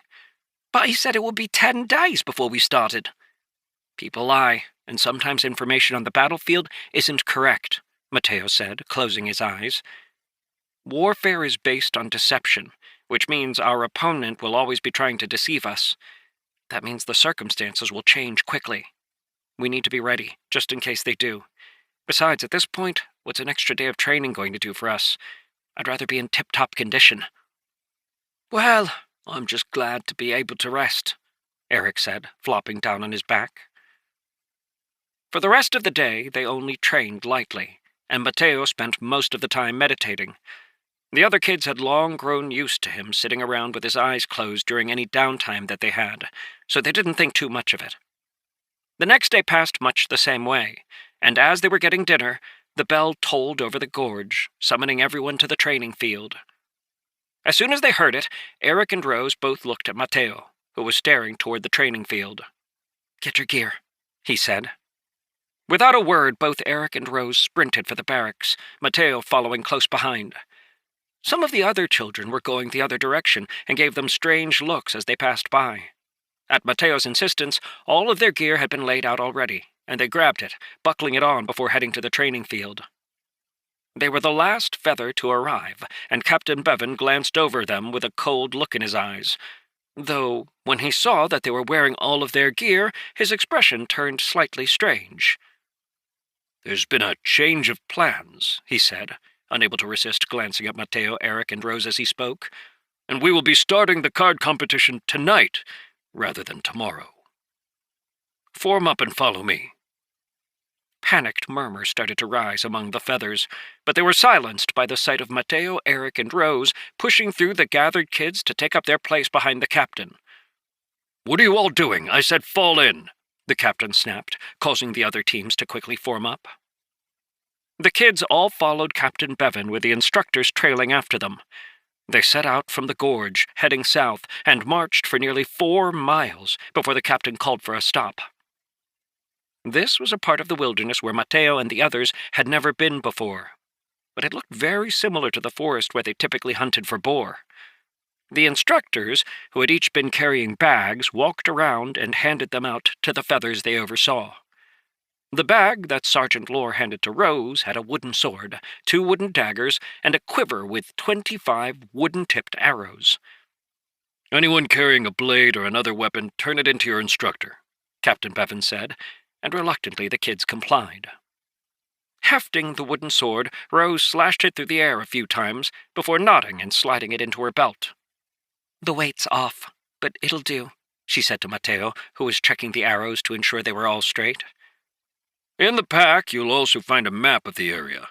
Each of your 6 squads will be assigned to a different location around the forest. You will find a flag there, marked with a different color. Memorize your flag, because you are not allowed to touch it. If you do, you will immediately be disqualified. In addition, there are 4 flags placed throughout the forest that are green in color. The objective of this mission is to gather as many flags as possible while protecting your own flag. How you do that is up to you. The competition will start once everyone has arrived at their flag. Remember, the more flags you have, the more likely you are to win and get a better ranked card. Am I clear?" "Yes, sir," the kids responded before splitting up and heading toward the various locations marked on the map. Though Sergeant Lore hadn't come with them, Mateo had no doubt they were being observed. After examining the map for a few minutes, he gave it to Eric. "Do your best to memorize this," he said. They were approximately 45 minutes from their location, but Mateo didn't hurry, giving Eric and then Rose as much time to study the map as they could. "Won't we get in trouble for delaying?" Eric asked. "I don't think so," Mateo said. "Otherwise the captain wouldn't have worded it that way." "So, we're going to be competing against 6 other teams. How are we going to do that?" Rose asked. "What if they gang up on us?" "They will," Mateo said. "It's almost guaranteed. I think it's pretty likely that most of the teams aren't even going to bother with their own flag. After all, we're not allowed to touch our flag, which makes guarding it incredibly difficult." "So, what's our plan?" Eric asked. "I think we should split up." "Are you serious? How's that going to help us?" It was a moment before Mateo answered. "There are 6 teams. We're arranged in a rough circle. The fastest way to get to the other teams is to cut through the center of the circle. My guess is that the teams to the right and left of us are both going to try and avoid us, at least before they can hook up with another team." "What do you mean?" Rose asked, looking up from the map. "Well, think about it. If we go to the left or to the right, whichever team is there will have to face us by themselves, so they're more likely to avoid us by going away than heading toward us. The teams across from us will be worried that if they fight amongst themselves, they'll have to fight us last, and they'll lose. The mission is only going to last for 10 hours, which means people don't have time to wait around. So I think our best bet is to split up. Eric, you'll go to the right. Rose, you'll go to the left. Circle around to the other positions and see if you can grab their flags." "What if we run into the other teams?" Rose asked, handing the map back to Mateo, who gestured for her to give it to Eric. "Take them down. What else?" "You're crazy if you think I'm going to find another team by myself," Eric said, stuffing the map into his coat. "Then hide and steal their flag," Mateo said, rolling his eyes. "While the 2 of you do that, I'll be moving straight ahead. My goal will be to see if I can find one of the additional flags. Then if people are heading toward our flag, I'll mount a retreating defense. Once you guys have grabbed your flags, join up with me in the middle. Any questions?" Nope. No. Then let's go. The three of them headed for the area where their flag was set up, and then split up, each taking their own path as Mateo had instructed. Though it made him nervous to operate without the others, Mateo knew that this was the only really good strategy. Rose was more than capable of beating a full feather into submission, so he wasn't worried about her running into the enemy. And Eric was way too cunning to be caught. Instead, it was Mateo himself who was the weak link in this situation. The fact that he had been given wooden-tipped arrows meant that the instructors didn't want casualties, which would severely reduce how threatening Mateo's attacks would be, and he found himself concerned that he would be the first to be taken out. Rather than trying to find his own flag, Mateo rushed through the woods, doing his best to keep his body low and his steps light. The entire map had been imprinted in his mind, and Mateo had a pretty good idea of where the flags might be. The closest spot was a wide-open meadow that sat in a bend in the stream that ran through the middle of the central area. The meadow was at least 200 feet wide, and the river that surrounded it from three sides made it an easily defendable space. Keeping his eye out for the enemy, Mateo hurried along, keeping his bow and an arrow at hand. As he ran, he could feel his root card working to restore his energy, allowing him to set a much more aggressive pace than he otherwise would have. Though he didn't have Rose's combat awareness, or Eric's stealth ability, Mateo was confident there wasn't anyone in the camp who could keep up with him in terms of recovery, and he planned to abuse that fact to its utmost in this competition. Chapter 25. Mateo arrived at the meadow from the south, pausing at the edge of the river that cut around it and kept himself hidden behind one of the trees, carefully scanning for any sign that the other teams had arrived. In the center of the meadow, he could see a short flag sticking up, confirming his guess that this was one of the 4 extra flag locations. Seeing no sign of the other teams, he carefully waded across the shallow creek, making sure to keep his bowstring well out of the water. The water was cold, piercingly so, but he suppressed the instinctive chatter of his teeth by gritting them tightly. Scrambling up the other bank, he kept low, creeping into the grass of the meadow. It was close to waist-high, allowing him to hide himself as he crept closer to the flag. He wanted to avoid being seen as much as possible, as it was quite likely that there were other teams on the way. One of the challenges with being in the grass was that while it was hard for Mateo to be seen by people at the edge of the meadow, it was hard for him to see as well. But he had an advantage. As Corvus wheeled overhead, he heard the crow spirit's gruff voice. "A team of 3 just broke the tree line to the northeast." That was where the meadow connected to the forest, and hearing this, Mateo stilled, not wanting to draw any attention to himself.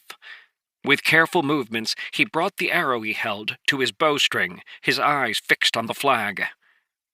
"They've spread out into a triangle," Corvus reported, "with one heading for the flag, the other 2 guarding their escape route." "What's the distance?" Mateo asked. "They're about 40 feet apart." Doing some quick calculations, Mateo moved forward, creeping closer to the flag. He was close enough that he could have rushed over and grabbed it, probably before his opponent, but he had another plan in mind. The soft breeze caused the meadow grass to wave, and Mateo crouched down among the tall stalks, watching the flag carefully. He could see the top half of it, and as the seconds ticked by, he kept himself absolutely still, waiting until the member of the other team closed in. He saw a hand wrap around the flagpole and yank, pulling the flag out of the ground. Mateo waited for half a beat more, until his opponent had just started to turn. At that moment, he lunged up, his bowstring drawing back as he aimed and loosed the arrow in one smooth motion. Mateo had lost track of the number of arrows he had fired over the last few months, but it had been so many that he no longer thought about aiming. Instead, he seemed to have an instinctive understanding of how to point his bow and how the arrow that leapt from it would move. The gentle breeze blowing across the meadow caught his arrow, which he had aimed slightly to the side, causing it to drift as it zipped across the top of the grass. With unerring precision, the wooden-tipped arrow slammed into the back of the kid's shoulder, who had just grabbed the flag, causing him to let out a screech and drop it. Had it been a metal tip, it would have driven straight through, crippling the young boy for life. But, as it was, it only bruised him badly. That was enough, however, and he rapidly retreated, his arm hanging uselessly by his side. Mateo was already running, sprinting forward as fast as he could to get close to where the flag had fallen, another arrow appearing on his bow. His opponent's companions, hearing the commotion, had turned and begun to run forward, but Mateo was closer, and the sight of him sprinting across the field, his bow lifted in front of him with another arrow on it, sent the kid he had hit scrambling through the grass to get away. Skidding to a halt by the flag, Mateo grabbed it and the arrow that had fallen, then turned and ran with all his might. There was still close to 15 feet between him and the others, and an arrow at that range would have done a lot of damage, but Mateo focused on getting away. He ran as fast as he could to the edge of the meadow, scrambling down the bank and wading across the river to enter the forest. The other team got to the edge of the bank just as he had crossed, and as they slid down into the creek below, Mateo spun. He had tucked the flag into his belt, and now he drew an arrow, pointing at one of the two kids coming across the creek. Scared he would shoot, the kid dove to the side, splashing into the water, even as the other kid rushed toward Mateo. Mateo recognized them, of course, as 27 and 54, two of the kids who had been reorganized into a feather after they had made it through the first few weeks of training. Both were competent, and Mateo had nothing against them, but he also knew that in this game they were playing for keeps. Steeling his heart, he released his second shot, his arrow crossing the distance so quickly there was no time for 54 to react. The arrow slammed into 54's thigh, taking his leg out from under him and causing him to fall hard on the edge of the creek. Before he could get up, Mateo was on top of him, kicking him heavily in the chest as he tried to struggle up. The cold look in Mateo's eyes, combined with the reputation Mateo had around camp, must have intimidated 54, because he quickly threw up his hands over his head, yelling his surrender. Mateo quickly grabbed the fallen arrow, noting with some disappointment that the tip was showing a crack.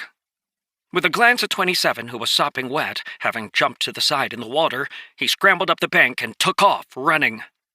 Mateo's heart pounded as he headed through the woods. His ambush had gone well, at least as well as he could have expected. With one flag secured and one of the teams dealt with, Mateo headed for the next location he suspected a flag to be. This was a bit further out, and Mateo was almost certain the other teams would have either already retrieved the flag or would be in the midst of fighting for it. He was hoping for the latter, and sure enough, after swiftly crossing the forest, he heard faint shouts of people fighting. The location of this flag was a small hill dotted with trees that rose up out of the forest, and at its peak, the flag leaned at an angle as not 2, but 3 teams fought over it. Seeing 9 kids tussling together, Mateo was surprised. One of the teams, it seemed, had come down from the northern side of the area, clearly intending to go for the furthest flag first before circling back around toward their own home base. Most of the teams seemed to have taken the same approach that Mateo and his feather had chosen, completely abandoning their own flag as they sought to grab other flags. It was a somewhat risky strategy, as there was always a chance they wouldn't be able to find the team who had taken their flag before the time was up. But it was better than being ganged up on, which would have been the inevitable outcome if they had just stuck around and tried to protect their own flag.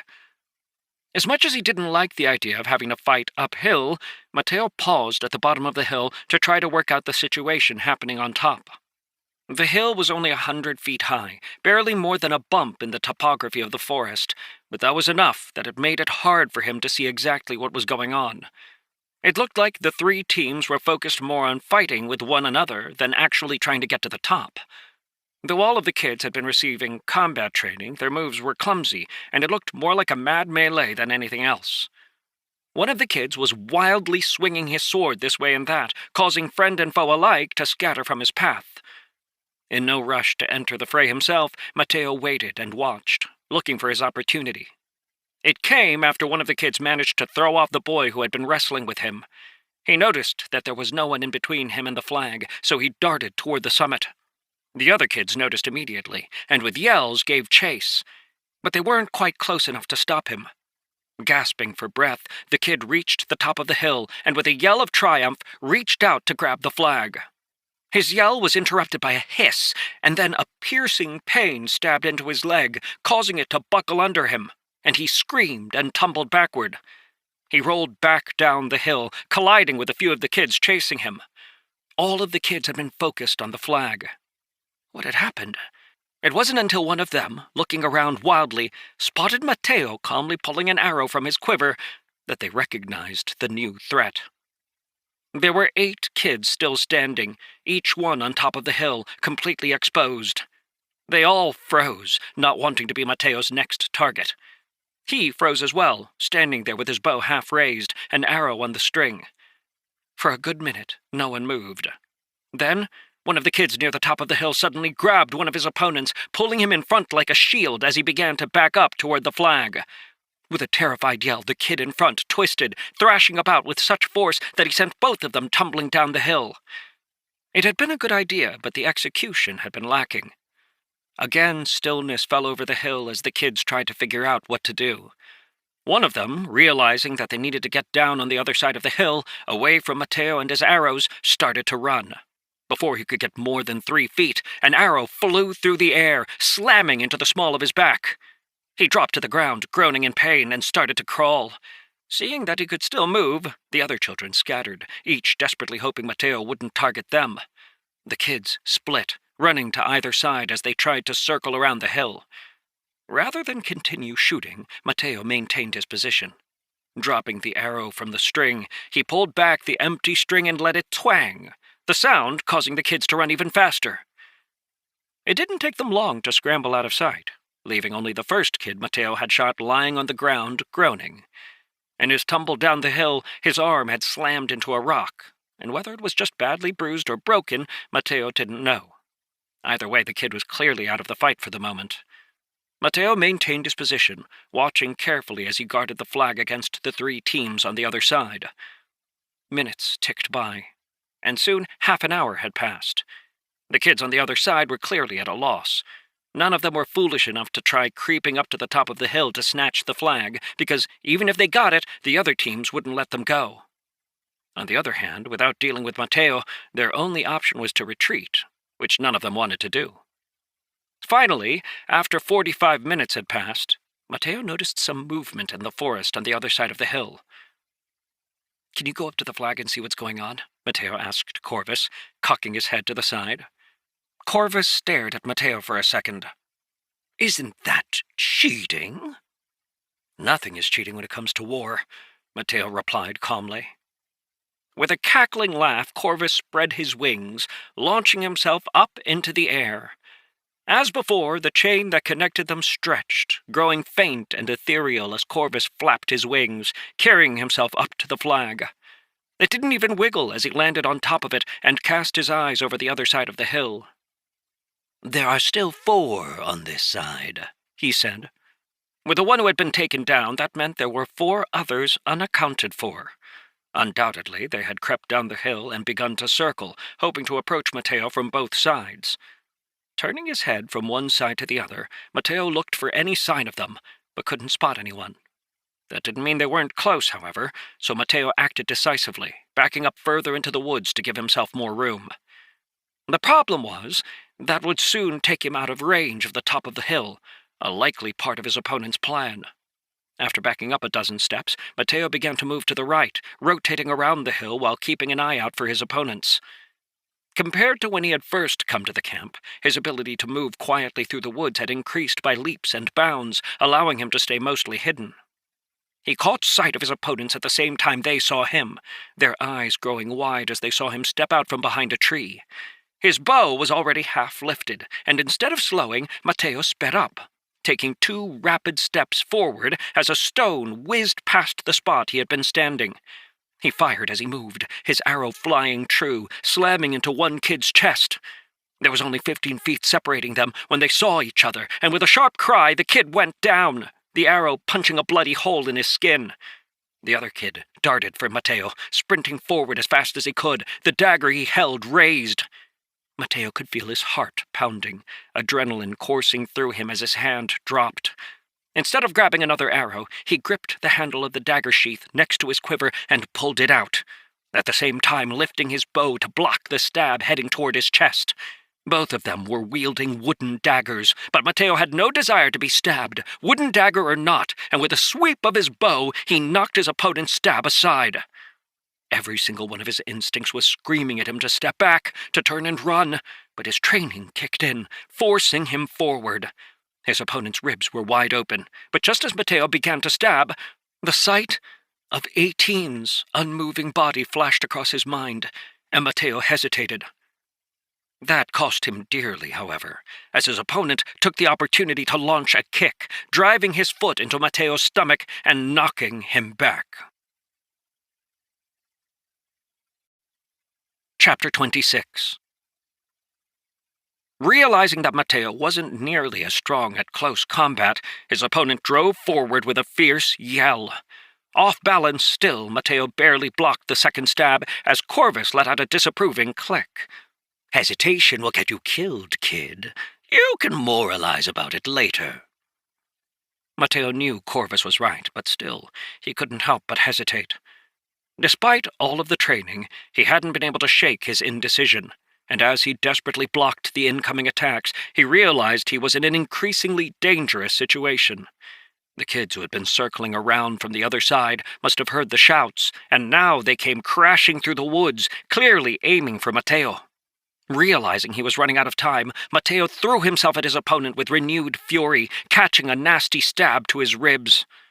Feeling a lancing pain in his side, Mateo was pretty sure one of his ribs was broken, but he bore with the pain as he slammed into his startled opponent. Both of them fell, and Mateo quickly scrambled up, sprinting off into the woods.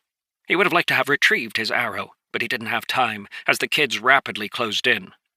Every step sent pain lancing through his ribs, but Mateo gritted his teeth and kept running, bearing with the pain, until he felt a faint warmth seeping out of his root card, starting to spread through his body. At first, he hadn't believed Corvus when the crow spirit had said his heart of iron card was actually good, but after 6 months of using it, he had come to realize just how amazing it was. Ever since he had unlocked Corvus' root card, the heat spread from the heart of iron faster and in a greater quantity. He'd only run 100 feet when he began to feel the pain in his rib lessen as the crack in his bone was knitted back together. On top of that, he could feel his mind sharpening, and the fatigue that should have been shrouding his body after a fierce fight and a rapid sprint through the woods began to recede. His opponents were still chasing behind him, and so Mateo began to angle his path, running around the hill where the flag stood. He could hear them crashing through the woods, and with Corvus flying overhead, giving him a play-by-play of the chase, he felt confident he'd be able to outpace them. Soon all of them were tired, though there was one persistent kid who had ever so slowly been gaining. The kid out front doesn't look like he's tired at all, and he's actually speeding up, Corvus said, winging low overhead as Mateo brushed past a tree and ducked under a hanging branch. "That'd be 19, Mateo said, his breathing even. "He probably has a card related to running. What's the distance between him and the closest other pursuer?" 30 feet or so. Scanning the terrain ahead, Mateo did his best to increase his speed. A quick glance behind him showed that number 19 was doing the same. Passing between 2 trees that were only a few feet apart, Mateo ran for another 20 feet and then suddenly skidded to a halt. He turned around and dropped to one knee. With one smooth motion, he pulled an arrow from his quiver, set it on the string, and drew the bow, just as number 19 sped between the 2 trees he had passed through earlier. Letting out his breath, Mateo fired. The arrow crossed the distance between them too quickly for 19 to respond. The arrow impacted right above 19's knee, and with a scream, he fell to the forest floor, clutching at his leg. Mateo didn't wait to see the result of his shot. He had already turned and scrambled to his feet, sprinting forward once again. The card in his chest continued to thrum, sending waves of restorative power through him. The effect of the card had doubled since he had gained access to Corvus's root card, allowing Mateo to keep up a steady output of energy without fearing that he was going to exhaust himself. By this time, he had made nearly a complete loop around the hill, always keeping an eye on the peak. If he had been facing a unified group, it would have been hard to keep them from grabbing the flag. As it was, none of the 3 teams wanted the others to get the flag, so they were each keeping an eye on each other while also trying to pursue Mateo. This was exactly what Mateo was aiming for. Instead of continuing to circle the hill, he stopped, standing between 2 trees as he drew his bow, readying an arrow. The action was spotted by the kids who were still chasing him, and they quickly ducked behind trees, not wanting to be the lucky recipient of one of his uncannily accurate shots. Happy to play this sort of cat-and-mouse game, Mateo backed up, stepping behind one of the trees, and then dropping to the ground and shifting his position. He could hear the shouts as his opponents lost sight of him, but none of them rushed forward, afraid that he was waiting to ambush them when they got close. Mateo was further helped by the fact that the sun had begun to drop over the horizon, casting long shadows through the woods, making it harder to see. Normally for an archer, such a situation would be a disadvantage, but Mateo had an extra pair of eyes in Corvus, who seemed to be enjoying himself tremendously. As darkness shrouded the woods, the other team seemed to realize they were wasting too much time, and one of them began to retreat. The other two teams, after a hurried discussion, agreed to join forces to grab the flag before figuring out who would get to keep it later. This was the thing Mateo had been most worried about. If all of the kids rushed for the flag, there was no way he would be able to stop them all. Help came from an unexpected quarter, as the team who had withdrawn suddenly attacked again, targeting two of the kids who were by themselves, swiftly subduing them with their wooden swords. Now caught between Mateo, who was still hidden in the woods, and this new threat, and with only 3 people left, the night erupted into a fierce fight as the teams clashed against one another. Mateo, who had been waiting for this chance, darted up the hill, running as fast as he could, trusting that his heart of iron would help him maintain his speed even after sprinting up the hill. Too late. The teams who were fighting on the edge of the woods saw him moving up the hill. One of the kids tried to go after him, but when he saw Mateo stop and lift his bow, he quickly ran back into the shelter of the trees, allowing Mateo to advance to the top of the hill and grab the second flag. Mateo didn't wait around. He ran down the other side of the hill, maintaining a good pace as he ran toward the center of the battlefield. This was where he was supposed to meet up with Eric and Rose. When he finally got there, he saw a sight that left him dumbfounded. 6 kids were kneeling on the grass, their legs tucked under their butts and their hands raised in the air. None of them dared to move. Rose sat behind them, a long stick in her hands. In her belt were 4 flags, 1 green and 3 patterned. The children kneeling in front of her were all bruised, lumps on their heads and faces. Seeing Mateo walk out of the woods, she waved, and Mateo jogged over. "How'd it go?" Rose asked. "It went well," Mateo said, waving the 2 flags he had collected. "You got 2? Great, that makes 6 then. Any sign of Eric?" "No, not yet," Mateo said. "But since we have 6 flags, we should retreat toward our flag." Getting to her feet, Rose nodded and walked out in front of the 6 children who were kneeling in the middle of the field. At the sight of her, they all started trembling, and judging by the beating Rose had given them, Mateo couldn't blame them. Every time he saw Rose fight, he was more and more convinced that whatever root card she had gotten revolved around direct combat. The training she had received had only hastened how quickly she had improved, and even in her training spars against Sergeant Lore, the instructor was starting to have trouble containing her. "Stay here, if you know what's good for you," Rose said, glaring at the 6 kids. Seeing them all nod frantically, she turned and followed Mateo. They headed into the woods, traveling directly south toward the position of their flag. This time, Mateo didn't move at quite as fast a pace, not wanting to tire Rose out too much just in case they did come across some opponents. Apart from their flag, there were only 3 other flags that could be grabbed, and even if Eric hadn't gotten any, Mateo was more than confident they'd be able to win. When he had come up with their plan, Mateo had been taking into account the little bits he knew about the other teams as well. He expected that the only team that was going to come after their flag at the beginning of the competition was the team Rose had headed directly toward. That team had been among the kids kneeling in the meadow, which meant that all 6 other teams had been accounted for. Arriving back at their flag, they saw it safely planted in the grass. Eric sitting in a tree nearby, chewing on a piece of grass. With a wide grin, he jumped down, waving the 3 flags he had captured. Laying them out, Mateo counted them. 6 patterned flags, plus their own, which had yet to be touched, and 4 green flags accounted for all of them. Slightly surprised, Mateo looked at the other 2 kids, who were both beaming. After a moment, Eric's smile slowly faded, and he looked up at the sky.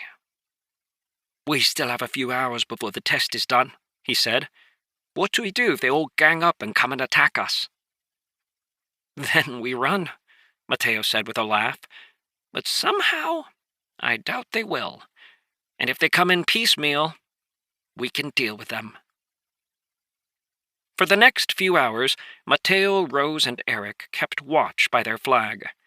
Only one other team showed up, and when they saw Rose standing out in front of the flag, they quickly retreated. Still, Mateo didn't drop his guard until a long whistle announced the end of the competition. They'd been instructed that once they heard the whistle, they were to head toward the original location where they had gotten their assignments. Over the next hour and a half, the kids straggled in. The number of glares sent toward Mateo and his team wasn't small, but he did his best to ignore them. He was slightly worried that such a dominating performance may have painted a target on their back. Considering what was at stake, Mateo decided that it wasn't worth worrying about. Captain Bevan looked over the gathered children, noticing who was injured and who wasn't. When Mateo turned in all of the flags they had gathered, Captain Bevan noticed that their flag wasn't among them. "Where's your flag?" he asked, his eyes narrowing. "Don't tell me you weren't able to protect it." "It's still in the same location, sir," Mateo said. "Why didn't you bring it?" "We're not allowed to touch it without being disqualified, sir." Sighing and rubbing his forehead, the captain waved Mateo away while he called one of the instructors over. "Yes, sir," Sergeant Lohr said. "Were they able to protect their flag?" "Yes, sir," Sergeant Lohr said. His face was impassive, but there was a pleased gleam in his eye. "Fine, then we have our winner. You'll be awarded tomorrow. Let's form up and head back." Falling in behind Sergeant Lohr, Mateo, Eric, and Rose could barely contain their excitement. Though they knew better than to talk on the way back, each of them was filled with thoughts of the cards they would receive the next day. That night, partly because he was too excited to sleep and partly because he was worried that some of the kids might try to take revenge on them during the night, Mateo stayed up to meditate, trusting Corvus to wake him if anyone approached.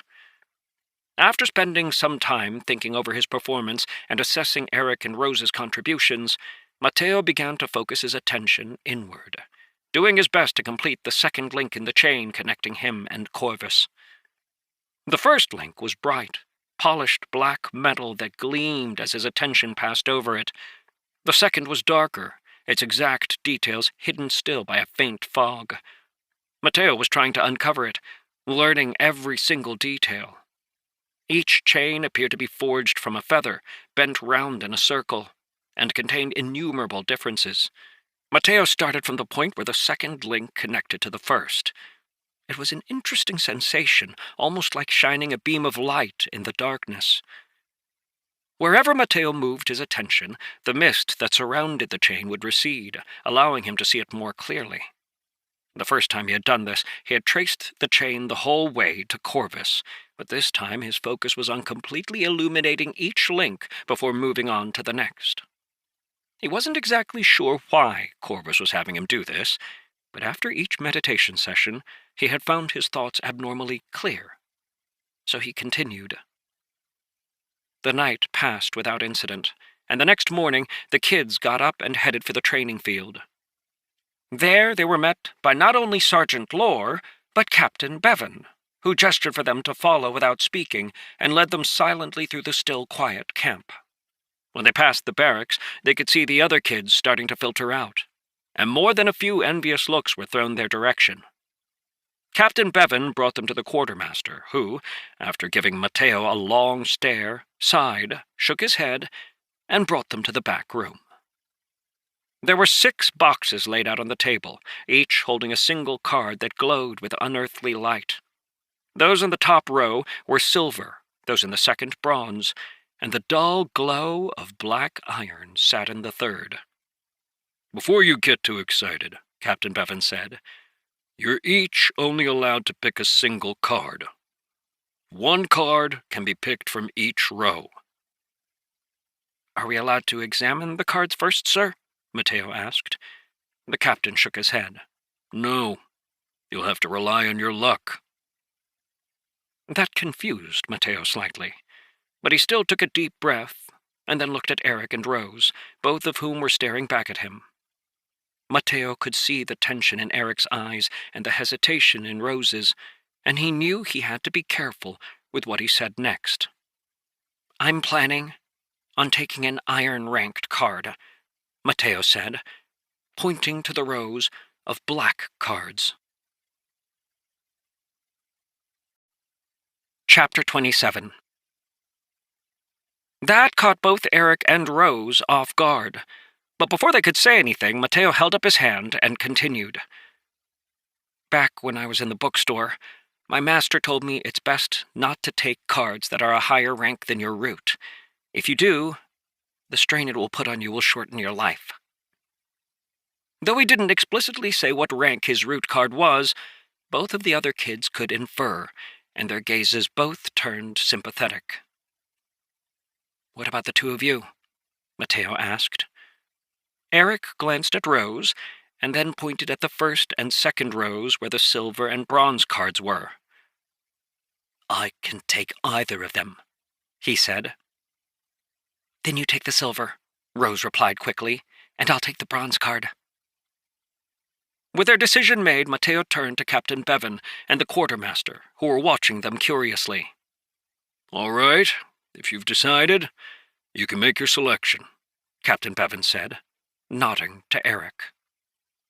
Since it wasn't possible to tell what the cards did, Eric only hesitated for a moment before picking up the middle box and clutching it tightly to his chest. Rose was next, picking up the middle box in the bronze row.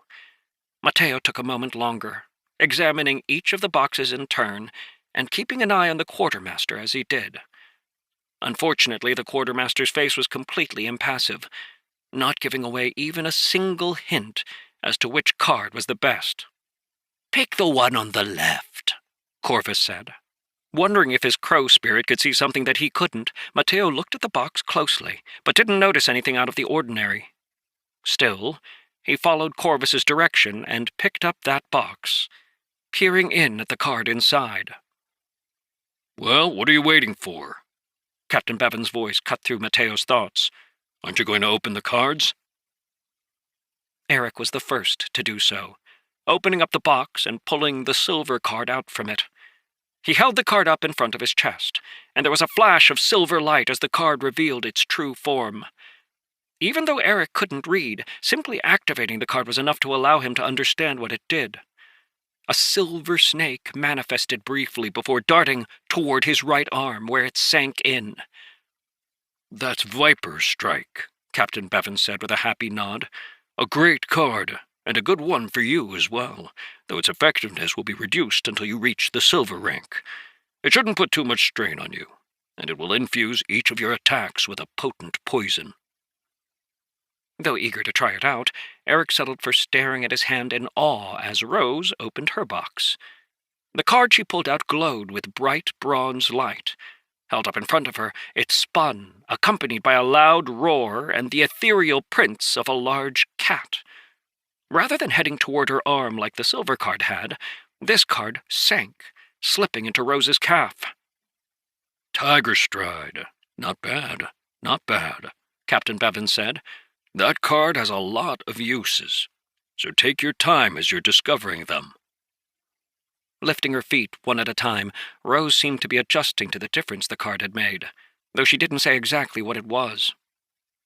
Finally, it was Mateo's turn, and as everyone's eyes turned to him, he opened up the box containing the simple, iron-ranked card. Both of the other cards sounded powerful, and it was with a bleeding heart that Mateo pulled the black card from the box. While he had been able to rationalize that choosing the iron-ranked card was, in fact, the best for him, he found himself quite nervous. He had been hoping to hand-pick his arm and leg slots, as there was no way for him to change them once they were slotted. Taking a deep breath, he held the card up in front of his chest, watching as the dark light flashed across it. What appeared on the card was a simple fist, and without any fanfare, a black light shot from it, sinking into Mateo's right leg. Iron physique. Increase your body's toughness. Mateo couldn't help but be disappointed. Both of the other kids had gotten incredibly cool-sounding cards, and his, in comparison, looked incredibly lame. The card was passive, and as such, had entered one of his leg slots. He looked at his hands, clenching them, but couldn't feel any sort of difference. Captain Bevan clearly wasn't sure what was going on either, because he stepped forward and grabbed Mateo's wrist. That's the Iron Physique card, right? Yes, sir. A faint frown flashed across Captain Bevan's face, vanishing a moment later as he pressed his nail into Mateo's skin. With a sigh, he dropped Mateo's arm and stepped back. At the very least, it'll help you survive a little bit longer, he said, then waved the three kids out. Both Rose and Eric were incredibly excited about their cards, but it was clear they also felt bad at Mateo's horrible luck. Blind, blind, you're all blind, Corvus cackled, causing Mateo to frown and shoot a glance at him. Since the other two were nearby, he didn't bother with the cackling bird, and the three of them headed back to the training ground, where they were met by Sergeant Lore. Welcome back, he said. I trust that you are happy with your new cards. For the rest of today, I will be teaching you how to use them properly, and then tomorrow, proper training is going to begin. Come on, follow me. For the next few hours, Sergeant Lore put them through their paces, and then, when they were good and tired, he let them rest for 20 minutes, as he explained more about how the cards worked. As you know, cards are divided into 3 categories. The root card, which forms the base for your duelist abilities, and then active and passive cards. The root card, once set, is unchangeable. Active and passive cards, however, can be swapped out, though it is a little bit painful. Active cards have to be activated. They require concentration and energy. They typically have stronger effects as well. While on the other hand, passive cards require no upkeep and produce a steady effect. For example, Rose, you got Tiger Stride, right? Yes, sir, Rose said, standing up. Have you noticed the difference in how you move? Sort of, sir, Rose replied, looking down at her feet. It feels like my steps are a little bit lighter, but at the same time, they're more stable. If you can master it, you'll also find that they're quieter and allow you to move faster, Sergeant Lore said. The higher rank a card, the more effect that it has. So where an iron-ranked card has a single effect, a bronze-ranked card will often have 2. In the case of Tiger Stride, you're looking at lightness and weight. At the end of the day, it's really just the ability to control how much pressure your foot puts on the ground. That's the first effect. The second is speed, allowing you to move faster than you otherwise would have. A silver-ranked card like Viper Strike typically has 3 effects. The first is the poison. The second is the speed of your hands. And the third is finger strength, allowing you to turn your hands into deadly weapons. However, while Tiger Stride doesn't require concentration or energy to maintain it, using Viper Strike is going to drain your energy. Does that make sense? Yes, sir. What about Iron Physique? Eric asked, shooting a glance at Mateo, who had been sitting there quietly. Though he tried, Sergeant Lore couldn't quite keep the grimace from his face. Iron Physique isn't one of the better cards, he said. All it does is make your body slightly harder. If it was a higher-ranked card, say Bronze Physique, Silver Physique, or even Gold Physique, it would give you an extra layer of armor. Unfortunately, Iron Physique just isn't that effective. This was no more than Mateo expected, but he didn't despair. Instead, looking up at Sergeant Lore, he asked a question that had been on his mind for some time. Sir, can you explain what a set bonus is? The question caught Sergeant Lore off guard, and after giving Mateo a curious look, he nodded. In every rank, there are specific cards that work better when used together, he said. These are unique cards, cards there are only one of. A set bonus occurs when you get multiple cards from the same set together. So, for instance, the resonance between the cards improves the effect of each card. The bonus for such an effect is considerable, causing each card to act like it is a rank higher. Thinking over what Sergeant Lore said, Mateo spoke slowly. So, if I were to find an iron-ranked set, each of those iron-ranked cards would act like bronze-ranked cards? The nuances are more particular, Sergeant Lore replied, but yes. However, good luck. There's only one known iron-ranked set, and currently it's held by the commander of the Iron Wing Battalion. They say that a set isn't something you can find. It's only granted by the gods. I don't know where you heard about sets, but I wouldn't waste your time. Thanking Sergeant Lore, Mateo fell silent. Once their training for the day was over, he headed back to the barracks to meditate. You look like you've got a burning question, Corvus said, landing on the bedpost. With a faint frown, Mateo nodded. Because of your root card, shouldn't both my root card and my Iron Physique card be acting like silver-ranked cards? After all, I have 3. Greedy, aren't we? Corvus said, shaking his head. But you're not wrong. The problem is your soul isn't strong enough to sustain them. You're only iron-ranked, which means they won't grow beyond the bronze rank in effectiveness. Only when you get to bronze yourself will they become more effective. Taking a deep breath, Mateo nodded. So in that regard, they're sort of in line with the way other cards work, right? Exactly. Even though Eric has silver cards, they're not going to be as powerful as they would be if they were used by a silver-ranked duelist, since he's only in the iron rank too. But it's also going to be a lot easier for him to rank up than it will be for you. After all, he's got a silver-ranked root, and you don't. I don't need you to remind me, Mateo mumbled, closing his eyes and beginning to focus on his meditation. Mateo would be lying if he had said there wasn't some frustration in his heart. He had long dreamed of being a duelist, but every one of those dreams had involved flying high as a silver, or maybe even gold-ranked duelist. Yet here he was, stuck at the very bottom, with the very worst of roots. On top of that, the skill he had picked up was practically useless for him. After all, his strength lay in understanding the flow of the battle and directing from afar. It would have been better if he had gotten something that could have been used for his archery, but instead, he had gotten the practically worthless Iron Physique.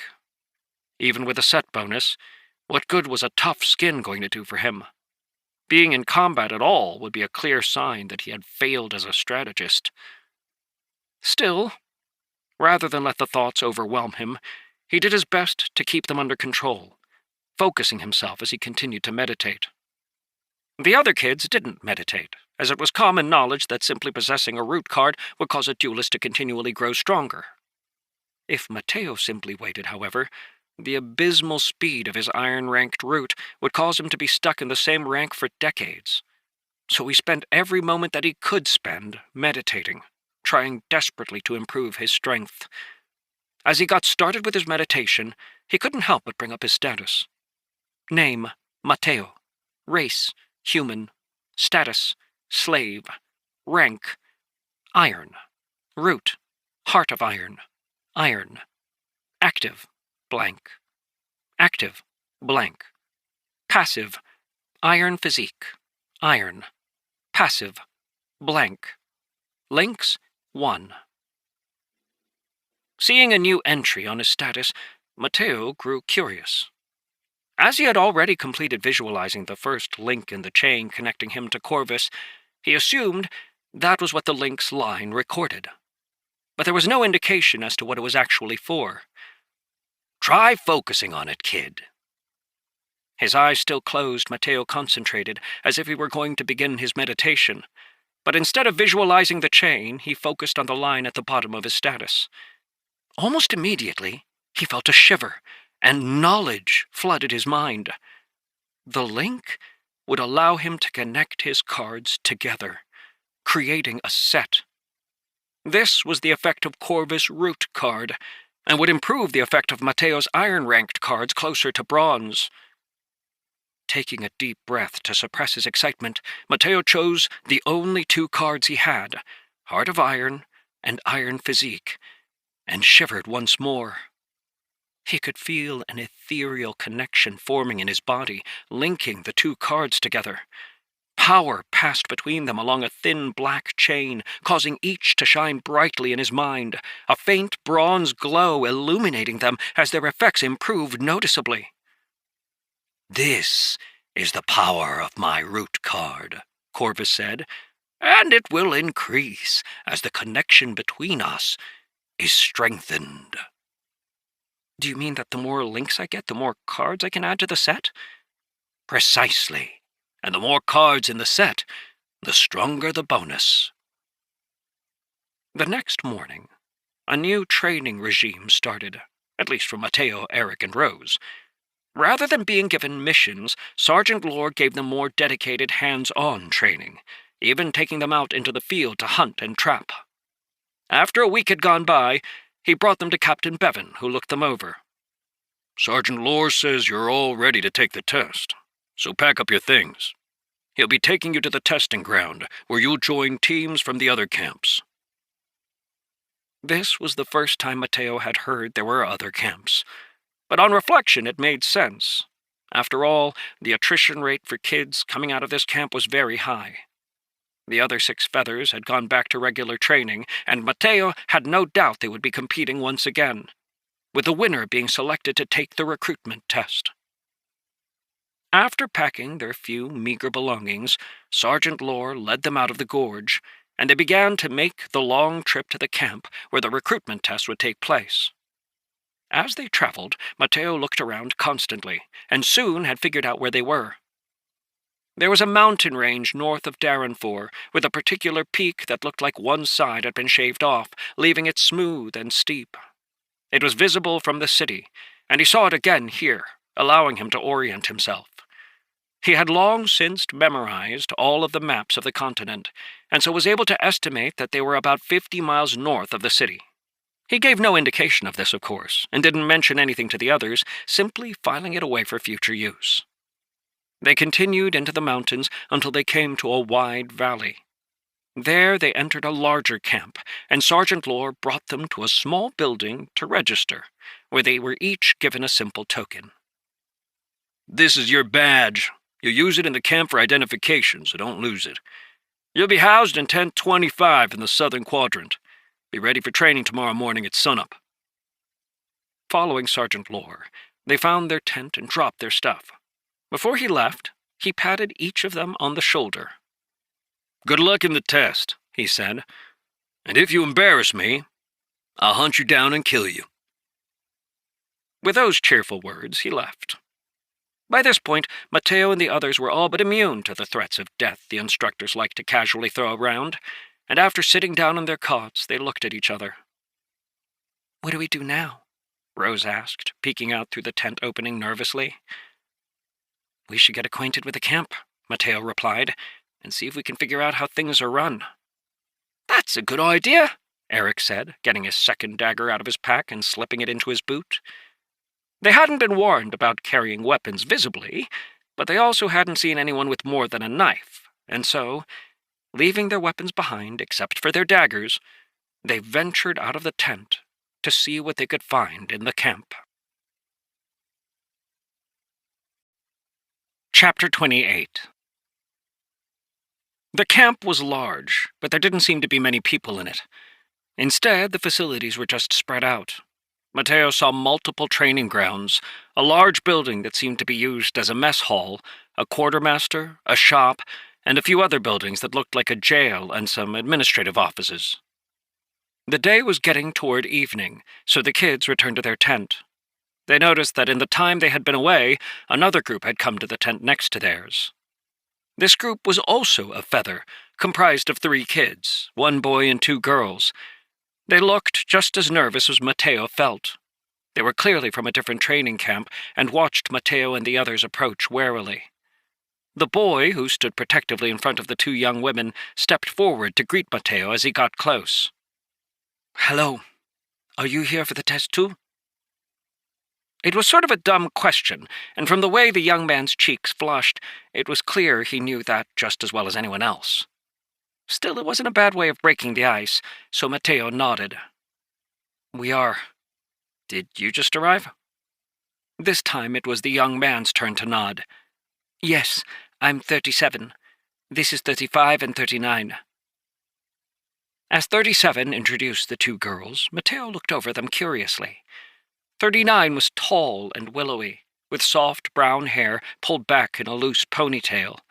A few freckles were dotted across her nose, and her eyes were a startling bright green. 35 was smaller, and from the tense way she held herself seemed to be full of nervous energy. She was blonde, but her hair was cropped short, and she stared at Mateo from stormy blue eyes. Mateo wasn't sure if they were supposed to still use their numbers or not, but since the other feather did, he responded in kind. "I'm 13. This is 14 and 15. We just got here today as well. We were just looking around the camp a little bit."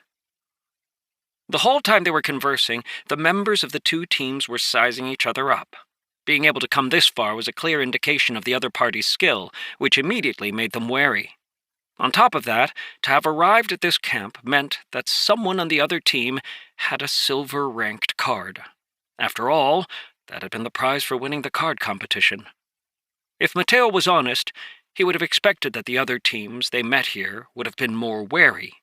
But then again, it was possible that 37 was only being friendly to try and gather information. After a few more minutes of small talk, the two teams split up, each returning to their own tent. As soon as they entered, Eric turned to say something to Mateo, but he quickly held up his finger, covering his lips. "We have to be up early tomorrow, so let's go to bed," he said. Though he was confused, Eric held his tongue and went and sat down on his cot. "Corvus, can you see what's happening out there?" Mateo asked, mumbling under his breath. With a nod, the crow spirit spread his wings and flew up into the air, passing through the tent. This wasn't the first time Mateo had seen Corvus phase through physical objects, and he still didn't quite understand how the bird spirit interacted with the real world. A moment later, Corvus's voice sounded in Mateo's head, almost as if it was filtering through the chain that connected them. "The little one, 35. She's listening, outside your tent." Mateo had guessed as much, and had even considered sending Eric out to do the same thing. Now he was glad that he hadn't, as it would have been quite awkward if they had met. After a moment, Corvus reported that 35 had retreated, and after a moment of thought, Mateo asked Corvus to follow her. He was curious as to whether he would be able to use the bird spirit to spy, so he sat cross-legged on his cot, straightened his back, and began to meditate. The other two were already used to this, so they ignored him as they got ready for bed. Mateo focused on the chain that connected him and Corvus, using his mental awareness to illuminate it one link at a time. He found that as soon as he closed his eyes, the first link appeared perfectly, even without him having to shift his attention to it. This seemed to be the primary benefit of the meditation that he had been doing. Once each link in the chain was firmly fixed in his mind, it took no effort for him to access it. Honing his focus, he carefully followed the chain one link at a time.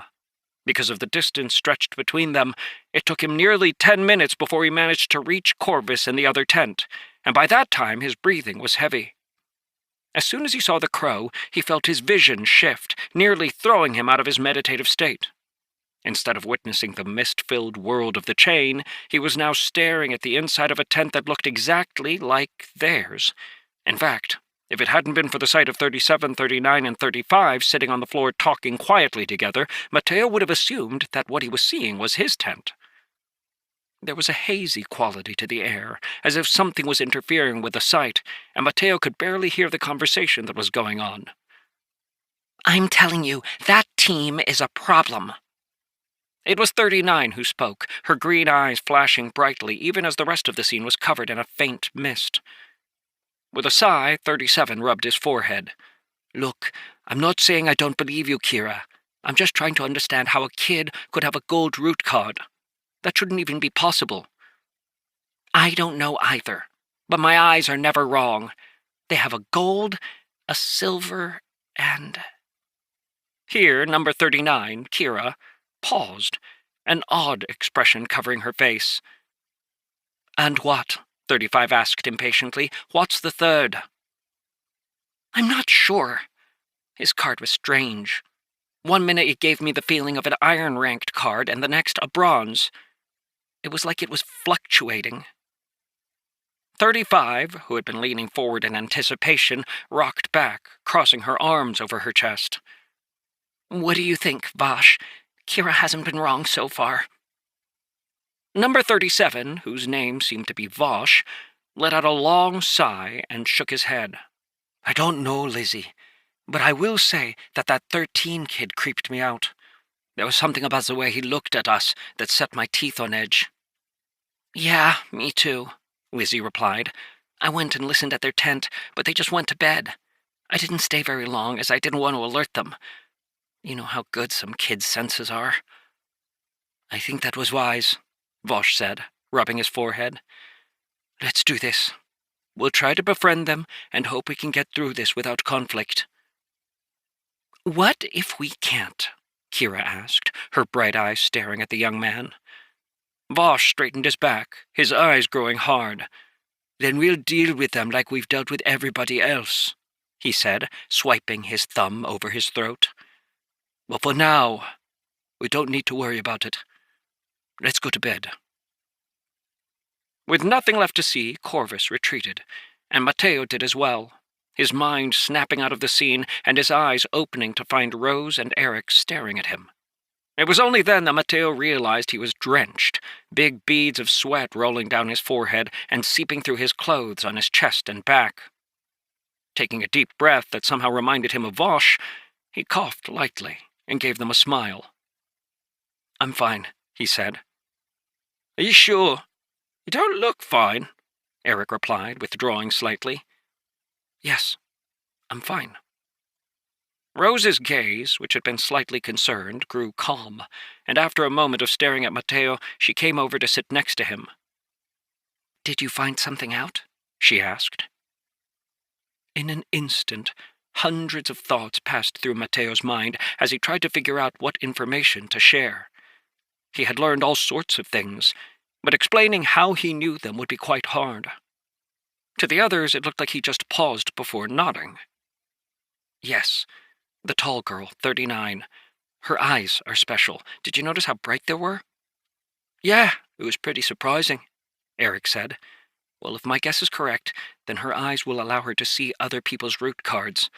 Not the specific card itself, but rather just the rank of it," Mateo mused. Noticing the troubled expression on both Rose and Eric's faces, he looked at each of them in turn. "Given that our opponent probably knows what rank we are, I think it's a good idea to share that information with each other." Eric immediately stood up, shaking his head. "No way." Mateo wasn't upset by Eric's refusal. After all, details about a duelist's root card were an incredibly private affair. As the 13 stratagems of the Crow outlined, to know one's enemy was to achieve victory. So it made sense that duelists would want to keep that information hidden. Even though Mateo trusted Eric and Rose, it was clear they had not yet reached the level of trust of being able to share such private information. Still, Mateo thought it a good idea, since they would be going up against other teams with all sorts of strange abilities. So he spoke first. "My root card is..." He hesitated for the briefest of moments. "Iron-ranked. But there's something a bit unique about it." Both Rose and Eric were unsurprised to hear Mateo declare the rank of his card. After all, he had practically admitted it back when they were selecting their rewards from the card competition. But now, hearing his follow-up, they looked at him curiously. "For certain reasons, my root card acts like a bronze-ranked card," Mateo said, causing the other two kids to stare at each other in shock. Both of them were sharp enough to remember the question Mateo had asked about card sets, and a suspicion began to form in their minds. If it was true, and Mateo actually had a set of cards, then he had just shared a secret with them more dangerous than any secret they had. Most duelists were loath to talk about their root card, for fear that someone might kill them and try to take it. and the secret that Mateo had just blurted out was enough to put a giant target on his back. Mateo didn't continue speaking, and instead just watched them carefully. This was a calculated risk on his part. He understood that. And a moment later, when Rose sat up straight and gathered her courage, he knew it had paid off. "I have a gold card," she said. Mateo already knew this, thanks to Kira spilling the secret in the other tent, but he still pretended to be surprised, his eyes opening wide as she continued. "It improves my coordination and my ability to learn fighting styles." That was in line with what Mateo had long suspected, and he gave her a grateful smile as she fell silent. "Thank you for sharing," he said, before turning to look at Eric, who had a disgruntled expression on his face. Both Mateo and Rose had shared their secrets, practically forcing Eric to share his as well. With an annoyed snort, he waved his hand. "I don't have anything nearly like you two. I've just got a silver card related to stealth." Again, this was in line with what Mateo had expected. "My card has to do with my recovery ability," he said. Eric's annoyed expression cleared up, transforming into excitement. "I knew it! That's exactly what I guessed! Rose, isn't that what I guessed?" Taken aback, Mateo saw Rose nod. "Yes, that is what you guessed." When she saw Mateo looking at her, she blushed slightly. "We were talking about how strange it was that every time you got wounded or beaten up, you were fine within a day or two. So we guessed that your root card had something to do with recovery. But the fact that it's a..." Here she paused, not even wanting to say the words out loud. "I mean, the fact that it's in the bronze rank was outside of my expectation. I thought you'd be at least silver." "Me too," Eric said. "After all, it seems a little bit strange that you'd heal so fast with just a bronze-ranked card." Though none of them had expected to spend their evening sharing information about their cards, they all felt a faint sense of camaraderie that hadn't existed before after sharing their secrets. After a bit more discussion, they lay down to go to sleep. Having mostly recovered from his exertion to spy on the other tent, Mateo began to meditate again, working on illuminating the second link in the chain. Even as he did, he could feel his rank strengthening as well. When he had first built a foundation, he had done so by focusing his attention on his root card through his status. This was the typical way that most duelists meditated, but it was also the most inefficient way, according to what Corvus had told him. Instead, he could do the same thing by visualizing the chain. This was in line with what Mateo had read about meditation techniques before. Many famous duelists had meditation techniques of their own, in which they would visualize a particular image, using it as a way to channel power into their root. There had never been any specific information in the books he had read, but now, as Mateo focused on understanding each link of the chain, he realized that this, in and of itself, was a cultivation method. The night passed swiftly, and out of instinct, all of the kids were up early.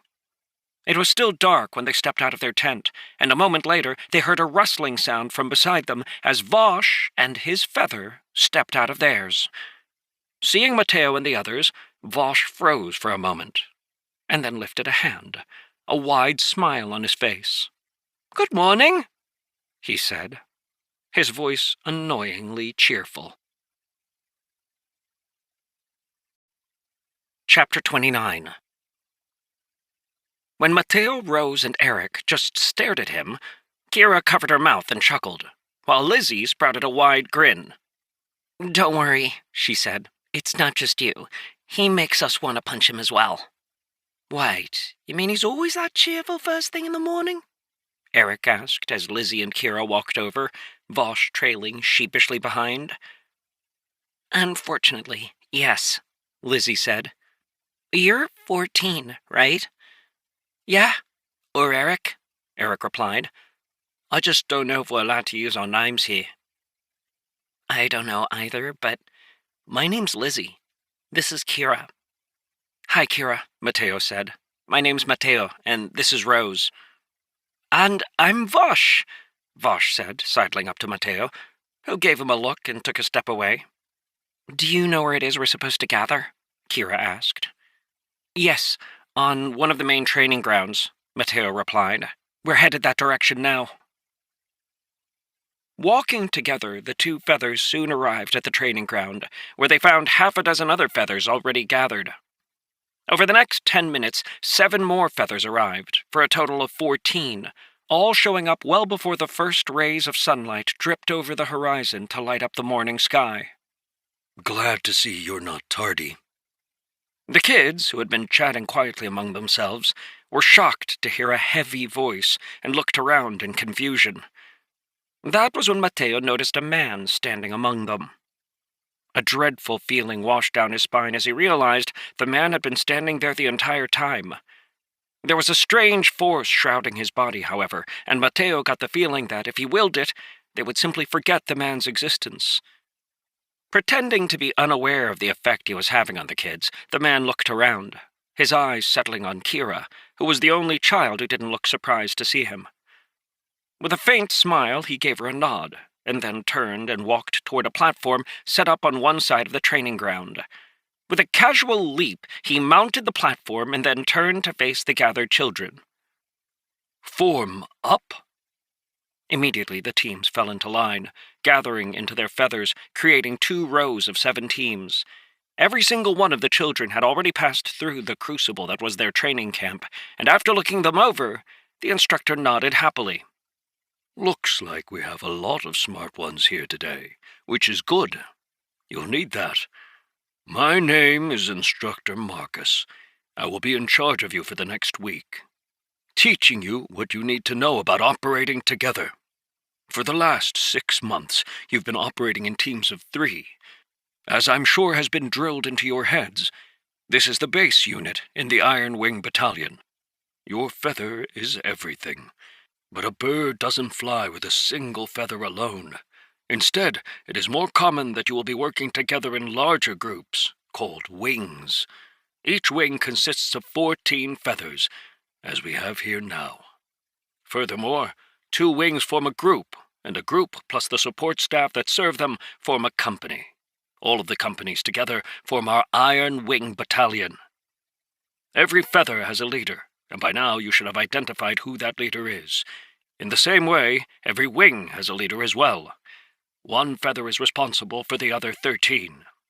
Over the next 2 weeks, I will be observing you to determine who your leader will be for your test, so make sure you're doing your best. Now, we have lots to learn, so let's get started.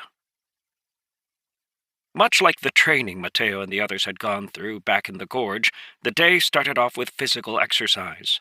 However, Instructor Marcus didn't push them too hard. Instead, he put them through their paces to ensure that no one would fall behind. Each and every one of the kids present was a duelist, which meant they had greater strength and stamina than any other child their age. Combined with the brutal physical training they had been going through for the last 6 months, they were all able to keep up with ease. After that, he brought them to the mess hall, where they sat at long tables and a steady stream of food was brought out for them to eat.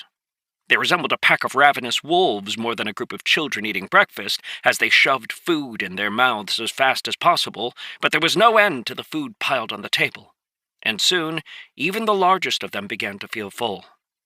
More than one of the children tucked bits of food away for later, but if the instructors saw it, they didn't say a thing. After 45 minutes, the kids got up from the benches and were brought out to the training field, where Instructor Marcus, assisted by a few other instructors, began to go over the operating procedures the Iron Wing Battalion used for group missions. This included information on basic strategies and a complete set of hand signs that they could use to communicate silently. Mateo watched with rapt attention, soaking in every single detail. Many of the kids around him started to lose focus after the first few hours, but he found all of this information fascinating and was completely locked in. After demonstrating the hand signs twice, Marcus began to test them. Instructors walked up and down the rows, and when the first child was selected to answer a question, one of the instructors stopped behind him. "What does this symbol mean?" Instructor Marcus asked, holding up a card that had a squiggle drawn on it.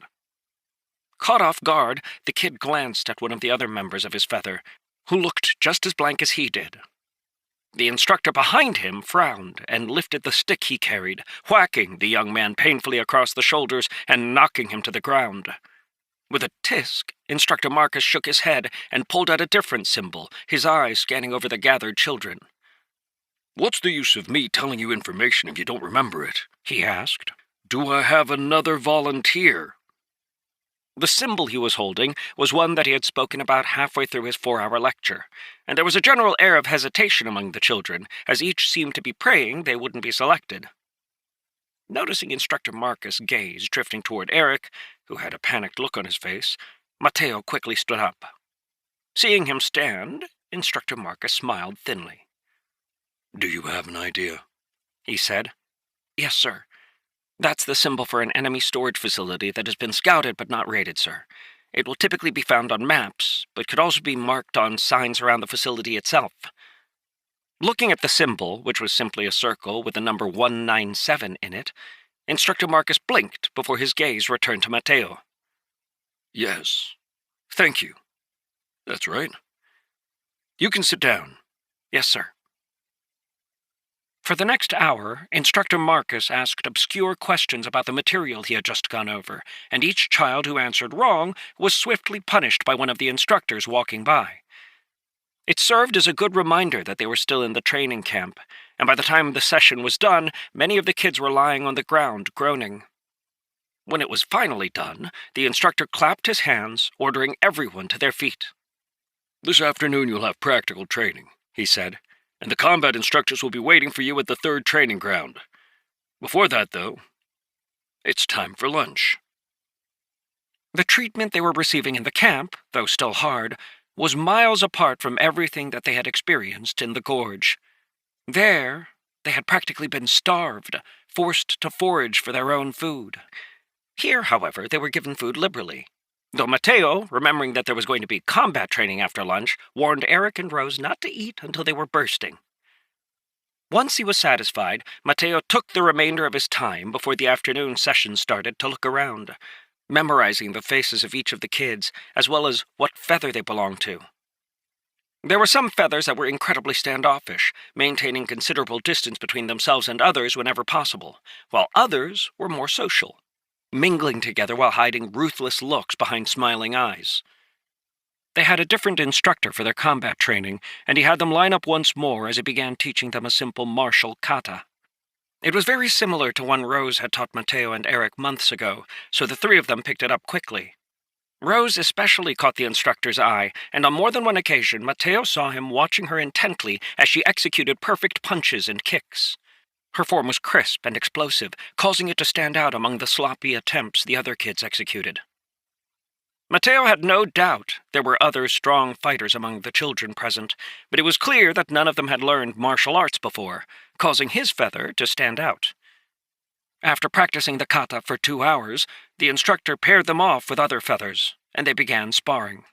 This was the first time Mateo had ever practiced with anyone outside of his feather, and it was with some nervousness that he faced off against a wiry kid who was a few inches taller than him. There was a clear wariness in his opponent's eyes, but he must have seen the hesitation in Mateo's because he advanced confidently before suddenly leaping toward Mateo, intending to grapple him. Having drilled with Rose for the last 5 months, Mateo's response was instinctive. He burst forward, getting inside his opponent's reach, and his arm snapped out, landing a jab to the young man's mouth that knocked his head sideways, causing him to stumble as he landed.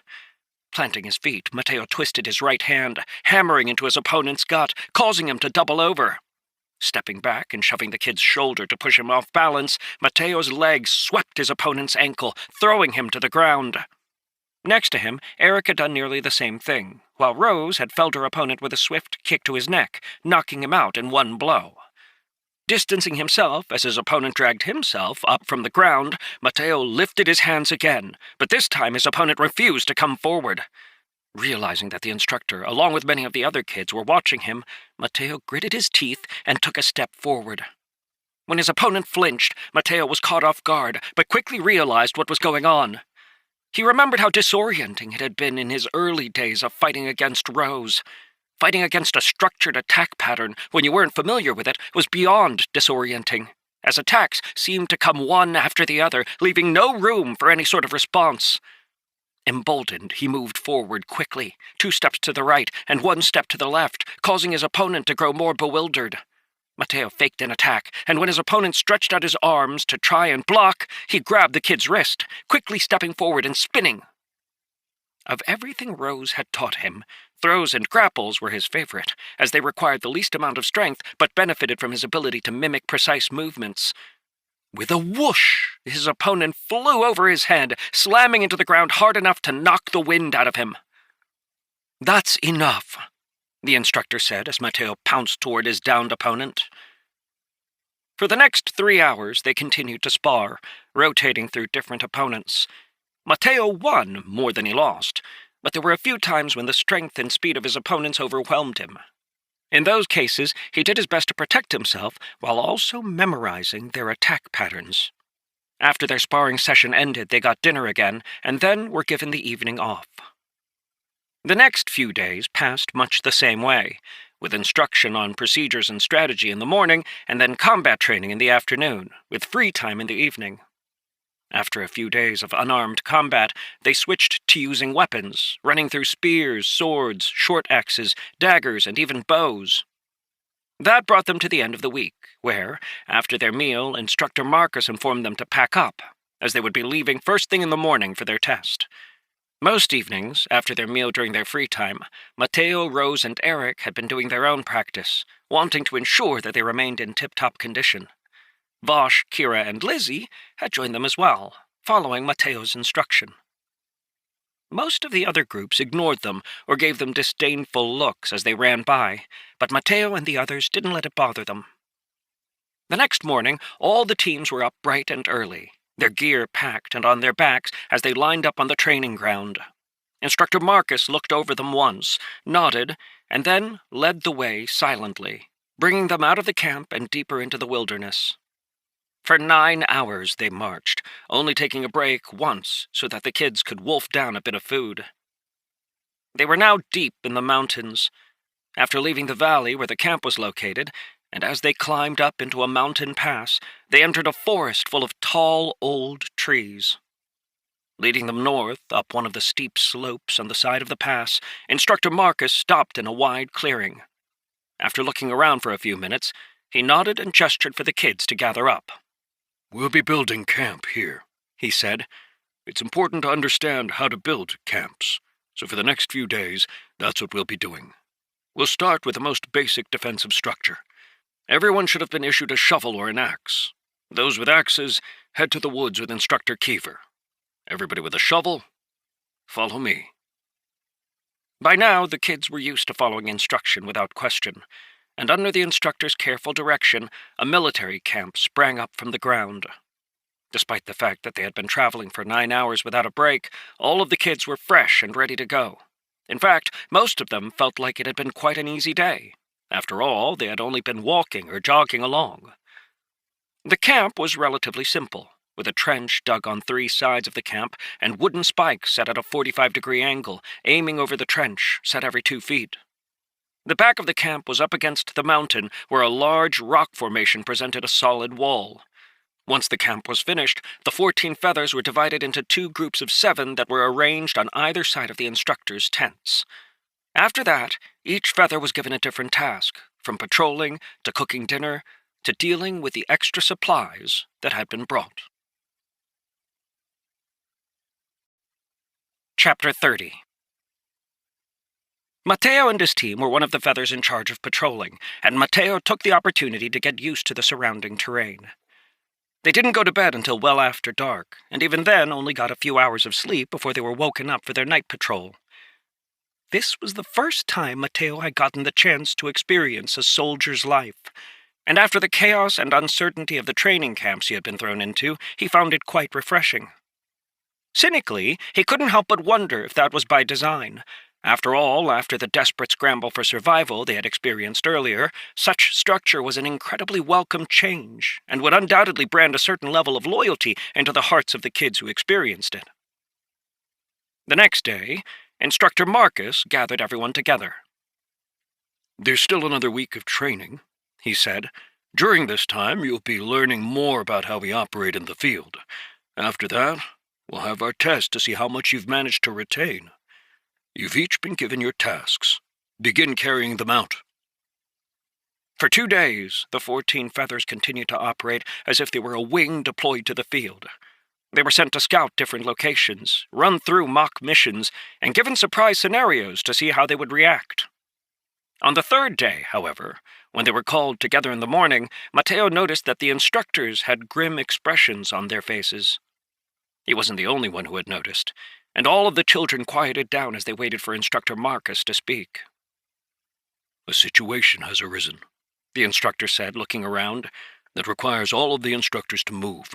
You will remain here, encamped, until we are back. It shouldn't take us longer than a day before we return, at which point we will resume the training. Though you'll be left alone, don't get any funny ideas." After Instructor Marcus's voice trailed off, every single one of the kids felt a stinging pain in their neck as the slave marks they carried activated. It was only for a moment, but even Mateo couldn't help but wince. Many of the kids let out gasps as the pain washed over them before retreating. "With me," Instructor Marcus said, and he and the other instructors swiftly left the camp, vanishing into the trees. Mateo, along with the rest of the kids, looked around, thrown off by the sudden change. Then Mateo heard Corvus's cackle, and his mind sharpened. Tapping Rose on the shoulder, he gestured for her to follow and stepped out of line, immediately attracting all of the other kids' attention. Walking out in front of the group, he turned around, Rose mirroring his movements. Everyone knew who Mateo was, as he was the only one of them who hadn't been beaten by the instructors during their strategy and operations classes. The same was true for Rose, who was the undisputed champion of the week of combat training they had gone through. Seeing the two of them standing out front, a low murmur started to rise among the other kids, forcing Mateo to clap his hands. "Quiet, please," he said. Before he could continue, one of the other kids, a 16-year-old with a shock of blonde hair that stuck out in every direction, stepped forward. "Looks like you're trying to become the boss," he said, his eyes narrowing. "Why would we listen to you?" Giving the teenager a long look, Mateo jerked a thumb at Rose. "Because she'll beat your head in if you don't," he said. With a rueful look at Rose, who was nodding seriously, the teenager scratched his head and retreated back into his feather. "That's a good reason," he said, causing a bunch of the other kids around him to laugh. Mateo wasn't thrown off by the interruption, and was actually glad for it. Though they hadn't coordinated beforehand, it was very clear that the teenager had stepped forward intentionally, giving Mateo the space he needed to say his piece without interruption. With all eyes on him, Mateo stepped forward and raised his hands. "Look," he said, "I'm not looking to be in charge. None of us has been assigned the leader, which means that nobody can tell anybody else what to do. However, I do have some suggestions. We've all been assigned tasks by the instructors. I think we should keep doing them. After all, it's likely that we're all being observed still. If that's the case, then it wouldn't do for us to slack off and get caught with our pants down when the instructors do come back." That's it. That's all I wanted to say. "Oh, then that's fine." Again, it was the wild-haired teenager who spoke up, looking around as he did so. "We're fine with that, right?" A few of the people near him nodded, and that caught on, and soon all of the different feathers had agreed to continue performing their tasks. After the group had broken up, Mateo, flanked by Rose and Eric, walked over to where the wild-haired teenager stood. He only knew that his number was 75, but when he saw Mateo approach, he offered a handshake. "My name is Ben," he said, introducing Lars and Dolph, the two younger kids behind him. Mateo greeted them and introduced himself and his team. Before he could continue speaking, Vosh, who had been following close behind, trailed by Kira and Lizzie, forced his way into the circle. "Hi, I'm Vosh," he said, smiling widely. Slightly exasperated, Mateo coughed and took a small step back, allowing Kira and Lizzie to join them as well. Their three neighbors had stuck to Mateo and his team closely ever since they were first introduced, and after they had seen Mateo and Rose's performance during the trainings, they had begun hanging around at every opportunity. Eric and Lizzie seemed to have formed a fast friendship, and if Mateo wasn't careful, he would often find that Eric had wandered off to talk with her in some corner, smoothing his unruly hair with his fingers, only to have it pop back up again like it possessed a mind of its own. Ben greeted Vosh and the two girls, then turned back to Mateo. "What do you think about this?" he asked, referring to the fact that the instructors had left. Giving Ben a long look, Mateo shrugged. "What am I supposed to think about it?" he asked. "I don't know. I'm not the strategic genius," Ben said with a sly smile. "That'll be you, right?" "I think it's too early to tell," Mateo replied, not refuting Ben's words, which caused Ben considerable amusement. "I think we'll find out tomorrow what's really going on. But if I can make any recommendations, it would be that we increase our patrols tonight, just in case there's an incident." Mateo didn't know where it was coming from, but a faint sense of unease had started to build in him ever since the instructors had left, as if there was some sort of crisis steadily creeping closer. With a frown, he looked around the camp and then gestured to the rough wooden fence. "I think we should increase our defenses as well," he said, "but in order to do that, we'll need everybody's assistance." Thinking for a moment, Ben nodded. "Fine. But if we want their assistance, then there's somebody else we have to talk to first." Mateo immediately knew who Ben was talking about. Among the 14 teams, there were 3 that stood out in particular. The first was Mateo's, as he and Rose completely dominated the training. The second was Ben's, as he was both the oldest child and one of the best fighters, on top of being quite eye-catching. The third was a wolfish young man of about 14 who bore the number 1. He was the only person present who could come even close to giving Rose a run for her money, and he had a vicious and taciturn air about him that caused others to walk lightly when they encountered him. With him were a pair of twins, equally quiet and quite small for their age. Both of them gave off the impression of mice, especially next to their wolf-like leader. But they had picked up all of the instruction quickly, and having sparred against them many times, Mateo knew better than to underestimate them in combat. Rather than dallying, Ben walked over to where one and the twins were standing. Immediately, all of the kids began to look in their direction, wondering if there was going to be a violent confrontation between them. Keeping his distance, Ben greeted the taciturn young man with a nod, and then jerked a thumb at Mateo, who had followed him over. "My name is Ben, and this is Mateo. What's your name?" Staring at Ben, and then at Mateo in turn, the wolfish young man spoke in a clipped voice. "Zell." "Well, Zell, Mateo here thinks something's wrong," Ben said bluntly. "He thinks we need to shore up our defenses and increase our patrols." An emotion resembling surprise flickered through Zell's eyes as he glanced at Mateo. "I thought I was the only one who sensed it," he said. "Sensed what?" Mateo asked, his forehead furrowing. "The smell of wolves.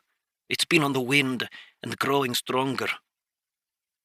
"There shouldn't be many wolves in this mountain range," Mateo said, his forehead creasing even further as he frowned. "Why wouldn't there be wolves here?" Ben asked. "Time of year," Mateo replied. "It's too hot," Zell said at the same time. "Needless to say, it's unusual," Mateo continued after exchanging glances with Zell, "and anything unusual has the potential to be dangerous." Closing his eyes to think for a moment, Mateo quickly came up with a plan. "Ben, can you organize some teams to strengthen our perimeter? Zell, can you pick out a couple of feathers to go on patrol to try to find out what's going on with the wolves and if they're going to be a threat?" Both boys looked at each other and then back at Mateo, nodding. "In the meantime, I'll make sure we organize our supplies and start figuring out a plan for defending, in case something bad does happen." "Hold on," Vosh said, stepping forward, his normal smile nowhere in sight. "You're talking as if something bad is going to happen. Just because there are more wolves than there should be in the mountain range, that doesn't mean anything. I don't think taking action on this little information is a good idea. What if it's just a waste of effort?" Seeing Ben frown, Mateo held up his hand. "Hold on," he said before Ben could lash out. "That's a fair question." Crouching, he began sketching in the dirt, forming a rudimentary map of the mountain range that they were in. "This is where we're located," he said, placing a rock in between two mountains. He added a line a short distance away. "This is the Empire's border," he said. "Do you know who lives on the other side?" Unsurprisingly, all of the kids shook their heads. "There are 6 major tribes of barbarians," Mateo explained, "and the Empire is unfriendly with all of them. One of the tribes, the Tursik, are known for a particular secret art." "Beast control," Kira blurted out, causing Mateo to look up at her and nod.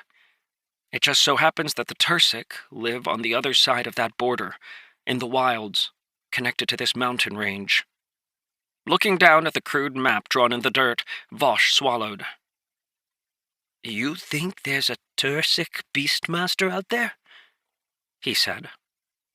"I certainly hope not," Mateo replied, "because if there is, we're probably all dead. Proper Beastmasters are gold-ranked duelists. I'm hoping that we're dealing with a few scouts instead. But if there is a Beastmaster, maybe that explains why the instructors had to leave."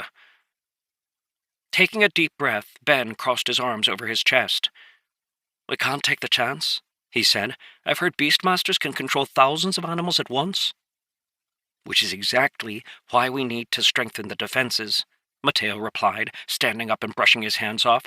"Zell, knowing that there may be a Beastmaster out there, are you comfortable scouting still?"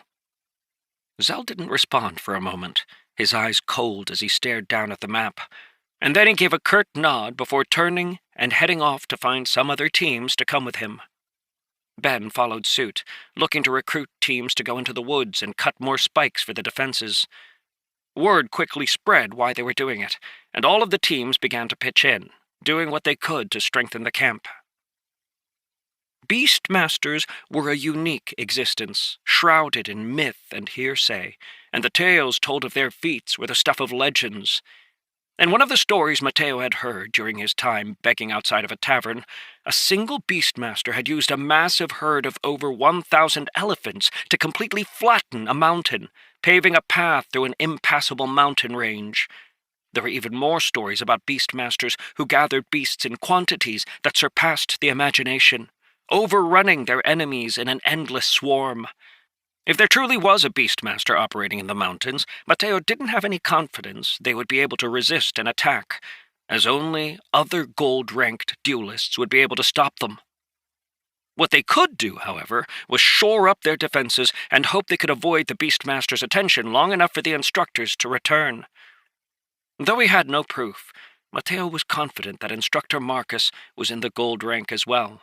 But when facing a Beastmaster, that didn't matter much, as even if the Beastmaster and the instructor fought, the beasts under the Beastmaster's control could still overrun their defenses. A sense of urgency shrouded the camp as the kids hurried to carry out their tasks, and after coming up with a basic defensive strategy, Mateo pitched in with the others. His main focus was improving the wall, so he had the kids cutting stakes, set them in between the others, closing the gaps as best as they could. A second row was set up behind the first at a slightly steeper angle to hopefully prevent wolves from jumping over. At the same time, Mateo directed some of the feathers to begin digging the trench wider, making sure to pitch in himself to help avoid complaints. With the defenses improved along the outer wall, Mateo asked for more stakes to be set inside the camp, creating a few defensive spots around the large fire pits, as well as in the back of the camp, near the large rocks. Chapter 31. By the time it was evening, all the kids were tired, but the camp defenses were much stronger, and everyone was quite pleased with their work. Rose, Kira, Lizzie, and a few others had taken up the task of cooking dinner for everyone, making big pots of soup and distributing hard bread to dip in it. Standing by the fire as he ate his soup, Mateo was just finishing up when he heard the chain rattle and saw Zell hurrying out of the woods with one of the twins beside him, the other laying on his back. Even from a distance, Mateo could tell she was bleeding badly from a wound on one of her dangling arms, causing his heart to jump in his chest. "Rose, grab some bandages. Ben, Vosh, let's go help him." Racing to the edge of the camp, Mateo met Zell, helping to lift Sora from his back. Sora's brother Seb hovered nervously in the background, and Mateo looked over the vicious gash on his sister's upper arm. "Wolves?" Mateo asked, trying to hold pressure on the wound. "Wolves," Zell said, his voice hard. "We encountered them 2 miles to the west, on the other side of the pass. There were 3 of them." "How'd you get away?" Crouching down next to Sora, Zell didn't say anything. Instead, he took out a still bloody dagger and began wiping the blade off. "Here are the bandages," Rose said, arriving with a bundle of fabric that she put down next to Mateo. "Thanks. Ben, Vosh, can you get everyone ready to defend against an attack? If we really are facing someone who can control beasts, it's pretty likely they have found our camp, or at least will soon." Pausing for a moment, Mateo pretended he hadn't noticed the stricken look in Zell's eyes. In his haste to get Sora back to camp, Zell and the twins had created a direct trail leading straight to the others, a trail magnified by the blood Sora had shed, as well as the wolf blood covering Zell's dagger. "Rose, help me out here," Mateo said as he grabbed one of the bandages. "Zell, Seb, you did great. Feathers live and die together, so it's good you brought Sora back to the camp." His words didn't ease Zell's grim expression. "If the wolves come..." "Then they'll die," Mateo said firmly. "Let's focus on what we can control. After all, I might be totally wrong and they might not come at all." It was clear that none of the other kids believed that for a moment, and the atmosphere was tense as everyone hurried to make sure the defenses were all in place. After bandaging Sora, who was still unconscious, Mateo had Rose carry her to the large tent in the center of the camp and went to join Ben, Vosh, and Zell, who were talking nearby. "There are still 2 feathers who haven't come back yet," Ben said to Mateo as he walked over, "and if they get caught outside during an attack, it will be really dangerous for them." "Nothing we can do about that," Mateo said. "They'll need to make it on their own if they get caught out there." Glancing out at the shadows beginning to stretch out between the trees as the sun set behind the mountain, Mateo was about to continue when a distant howl cut through the air, causing everyone in the camp to freeze for a moment. A second, and then third quickly followed, each one closer to the camp than the last. Taking a deep breath, Mateo looked at the other 3 young men. "Looks like we're not going to be lucky. Let's get the torches lit and get into position." With every moment that passed, the tension in the air seemed to grow, but that only made the kids quieter. If Mateo had to face this situation with the group who had first accompanied him when he had arrived in the gorge, there would have been panic. But each one of the children here had spent the last 6 months or longer surviving, and instead of fear, what filled them was a barely repressed savagery as they prepared to fight for their lives. Under Mateo's direction, they split up into 4 groups, each one responsible for guarding a direction. Mateo, Rose, and Eric led a few feathers at the front of the camp, with Rose taking the camp's single entrance, which was just wide enough for a single wolf to pass through. Zell took the left side of the camp with a few feathers, while Ben took the right side. 5 of the feathers were assigned to the center of camp, where they would stand by, ready to swap in to relieve the other feathers as they grew exhausted, as well as guard the back of the camp just in case the wolves tried to come in by jumping down from the rocky cliff. Each of the kids held their own weapons, as well as a long wooden spear cut from the forest around them. The camp was dark, no fires or torches lit at Mateo's direction, and as the moon rose, the shadows from the mountain behind them covered the camp in a blanket of gloom. Thankfully, the moonlight was strong, casting its silver rays into the edge of the forest, illuminating the gaps between the trees. Standing in the dark camp, the children were silent, their eyes slowly scanning over the edge of the forest. As nerve-wracking as it was to wait, Mateo found himself growing calmer as he watched the silent forest beyond the wall of stakes. A long howl echoed on the wind, drawing the kids' attention to the left, and a moment later another sounded from the right side of the camp, indicating they were surrounded. From where he stood 10 feet behind Rose, Mateo could see her clenched fists, pale around the knuckles from how tightly she squeezed them. "They're getting close, kid." The sound of the black chain rattled like a broken bell in Mateo's mind as he caught sight of the first wolf slipping through the trees. Bright eyes with an unearthly green glow illuminated a long snout and gleaming teeth as the beast slowly walked forward. It had thick, spiky fur that was unusually long along the ridge of its spine, and heavy, muscular shoulders tapered into a lean waist that gave the wolf a streamlined profile. As it stepped around a tree, its fierce gaze fixed on the dark camp ahead, another wolf emerged behind it, and then another, and another. An eerie silence covered the camp as more and more wolves appeared at the edge of the woods. But in some ways, their arrival brought some relief. Though the appearance of the wolves brought with them a very real sense of danger, it had been much more nerve-wracking to stare at the empty forest, imagining what terrors hid behind the tall trees.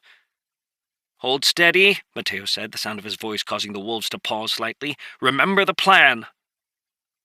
The wall of stakes driven into the ground around the camp gave the children some level of comfort, though seeing the size of the wolves caused more than one of them to gulp. Outside of the makeshift wall was the trench they had dug, currently piled high with brush gathered from the edge of the forest and dumped inside, providing another barrier to hopefully make the wolves' footing unstable, preventing them from being able to leap over the spike wall. The recruits were 42 in number, though 6 of them still hadn't returned to the camp, causing a sinking feeling in Mateo's chest. And at first, Mateo was still hopeful they would outnumber the wolves, but as more of the beasts crept out from between the trees, that hope slowly died. However, that soon became the least of his worries. He was doing his best to keep all of the wolves in sight when the hair on the back of his neck slowly stood up. From the way Rose tensed, it was clear she had sensed it as well, and on Mateo's right, he heard Zell let out a low growl. In the next moment, a figure stepped out from behind one of the trees, tall, dressed in a robe, open in front. With his hands held behind his back, a masked man strolled toward the camp. There was an odd magnetism to his presence, and Mateo found it almost impossible to tear his eyes away. At the same time, moonlight swirled around the man, almost as if it was unable to escape his orbit. The mask on his face was simple, carved into the head of a wolf with a golden moon set in the center of its forehead. The rest of the man's body was covered, from the hood on his head to the boots on his feet. Mateo couldn't see a single detail. The one thing he knew, however, was that this man was an enemy that none of them could hope to overcome. Mateo could sense unparalleled strength radiating from him, despite the fact that the man still hadn't released a shred of his aura. The wolves parted respectfully, their eyes never leaving the kids huddled together in the camp. With something akin to curiosity, the masked man looked around, examining the hastily erected defenses. The longer the silence dragged on, the tenser the situation became, until finally the masked man spoke, his words heavily accented. "One of you cubs killed my wolves. Throw them out to me, and I will let the rest of you be." Rather than easing the tension, the man's words caused each of the kids to clench their weapons all the tighter. More than a few glances shot towards Zell, who trembled slightly, the fierce expression on his face never wavering. Sora was still recovering in the tent at the center of camp, and Seb, who was standing next to Zell, had trouble suppressing the moan that slipped from his lips. When none of the kids jumped to do as he said, the masked man's voice grew colder. "If you are not willing to give him up, then all of you shall pay for his sin. I will count to 3, and then I will kill." As soon as the word sounded, the wolves around the camp tensed, their hackles rising, low growls emanating from their throats as they bared their teeth, ready to leap forward and attack. In that moment, hundreds of thoughts scrambled through Mateo's head. He didn't know what rank the masked man was, as the aura around him appeared to Mateo as a gray fog that couldn't be seen through, a clear indication the man's strength far outstripped their own. But there were enough clues that Mateo had a good idea. First was his effortless control over the powerful wolves that surrounded the camp. The second was the golden moon etched on his wolf mask, and the third was the ease with which he held himself, clearly accustomed to wielding the power of life and death over others. From the reading he had done, Mateo knew that every increase in a duelist's rank would increase their strength explosively, and the higher in rank one rose, the greater the difference between levels. All of this led Mateo to believe that the man in front of them was a gold-ranked duelist.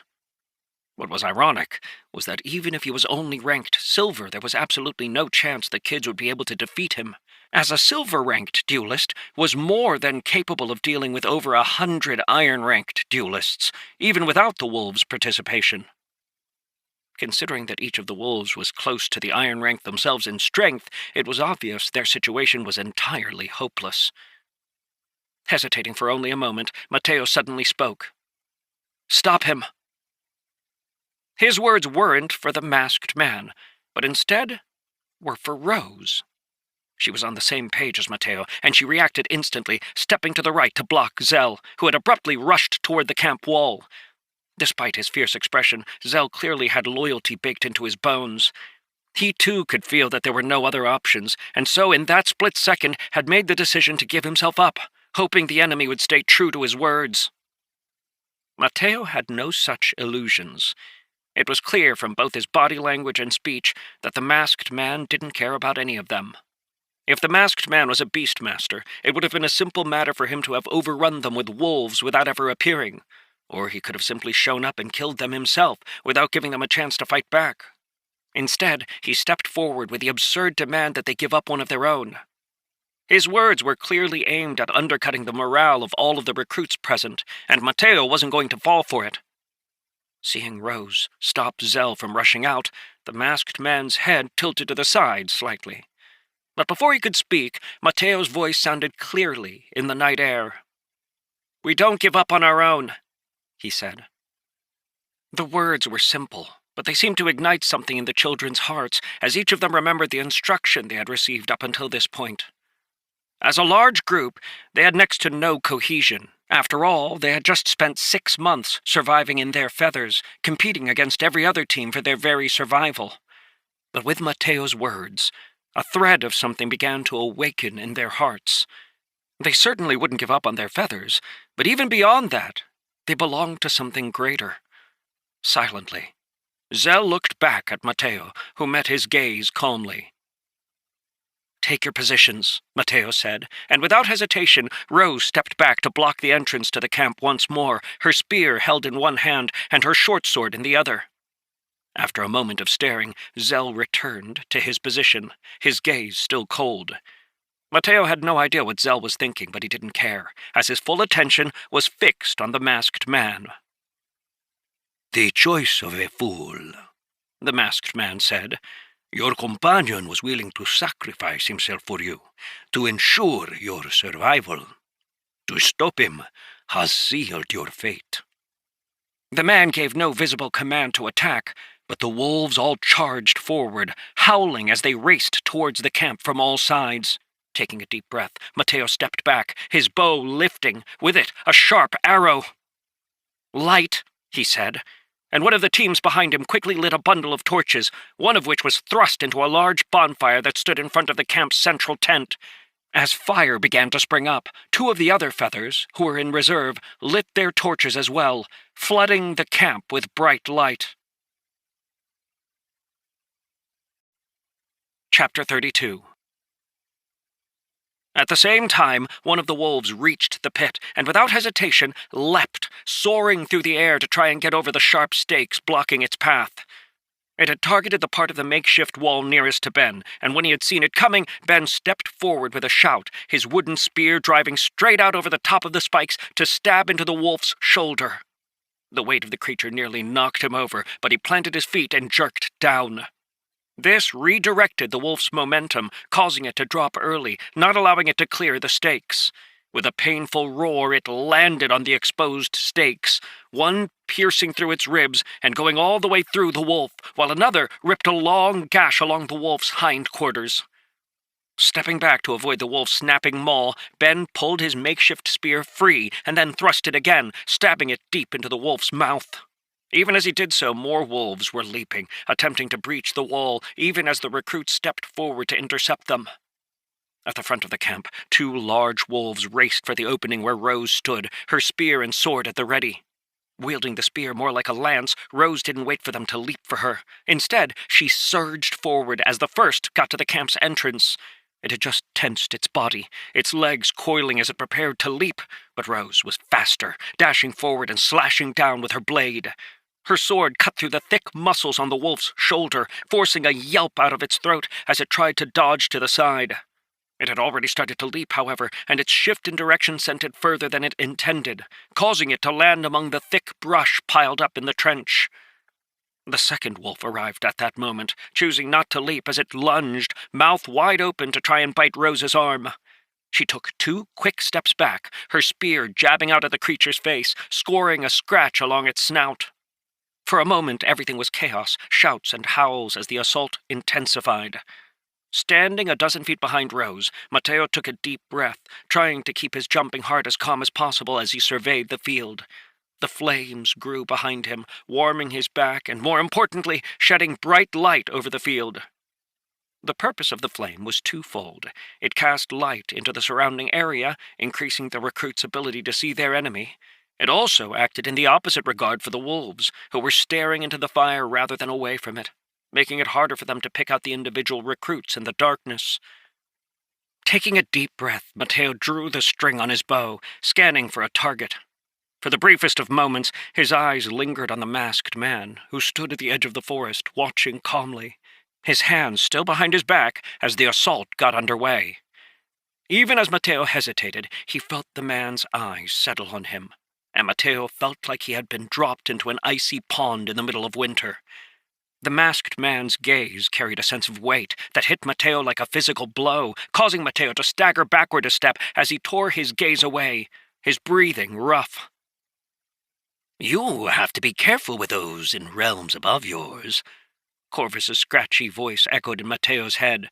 "Their aura allows them to manifest mental pressure that they can use to completely lock down anyone in a lower rank. Focus instead on the wolves." Ignoring the steadily rising dread in his heart, Mateo nodded grimly and picked a target from among the wolves who were fighting to get across the defensive line. He saw one of the recruits struggling against a wolf that had managed to wedge itself between 2 of the stakes and was now pushing forward, its heavy shoulders forcing the stakes aside. The recruit was doing his best to keep the wolf back, stabbing it in the head and shoulders over and over again, but the beast seemed to have gone mad as it snapped and bit, its claws scrabbling against the ground as it tried to force its way in. Once loosed, Mateo's arrow was nearly invisible in the darkness and stabbed deep into the wolf's eye, causing it to howl in pain as its head jerked back from the force. Recognizing the opportunity, the recruit lunged forward, abandoning his spear as he drew a long dagger that stabbed deep into the wolf's throat, the sharp edge of the iron blade cutting through its skin with ease. With one hand, the young man gripped the underside of the wolf's jaw, forcing its head back even further as his blade slashed right and left, blood spurting across his body as if splattered from a paintbrush. Jumping back, he picked up his spear again and gave Mateo a thankful nod. But Mateo had already moved on to other targets, watching carefully to see where the recruits needed help before sending swift arrows to aid them. He had just loosed his 4th arrow when he heard a grunt from Rose, and looking over, saw her driving her sword into the side of a shaggy wolf. There were already 3 dead or dying wolves at her feet, and it was clear that the pressure on her was substantial. Before she could recover her blade, another wolf jumped over, forcing her to roll to the side. She still had her spear, however, and a moment later a 5th wolf joined the growing pile. The fighting was fast and fierce, and the wolves that had originally matched the recruits in number didn't seem to be decreasing at all, despite nearly 20 of them lying dead around the camp. For each one that died, another materialized from the dark woods, dashing out to join their brethren. The entire time, the man in the wolf mask watched, completely impassive. No more than 3 minutes had gone by, but already Mateo could see that the recruits who had faced the first charge were beginning to flag. As tough as each of the kids were, this was the first time that any of them had faced mass battle, and the combination of the tension they felt beforehand and the sudden release as the 2 sides clashed against each other had caused them to expend more energy than they should have. Knowing that if any of the defenders grew tired, it would spell the end for their camp, Mateo ordered the feathers in reserve to switch places with those who were fighting.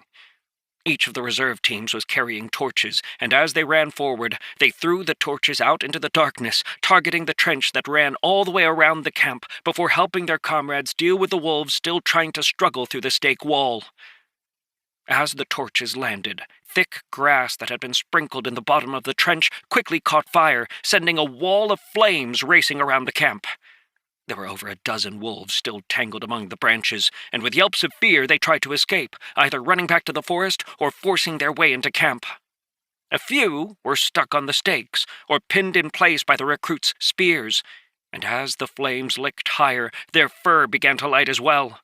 The tangle of brush in the trench went up next, causing the flames to rise even higher. Mateo had no idea what the man in the wolf mask thought of the change on the battlefield, so he braced himself, ready for the gold-ranked duelist to step forward and deal with all of them himself.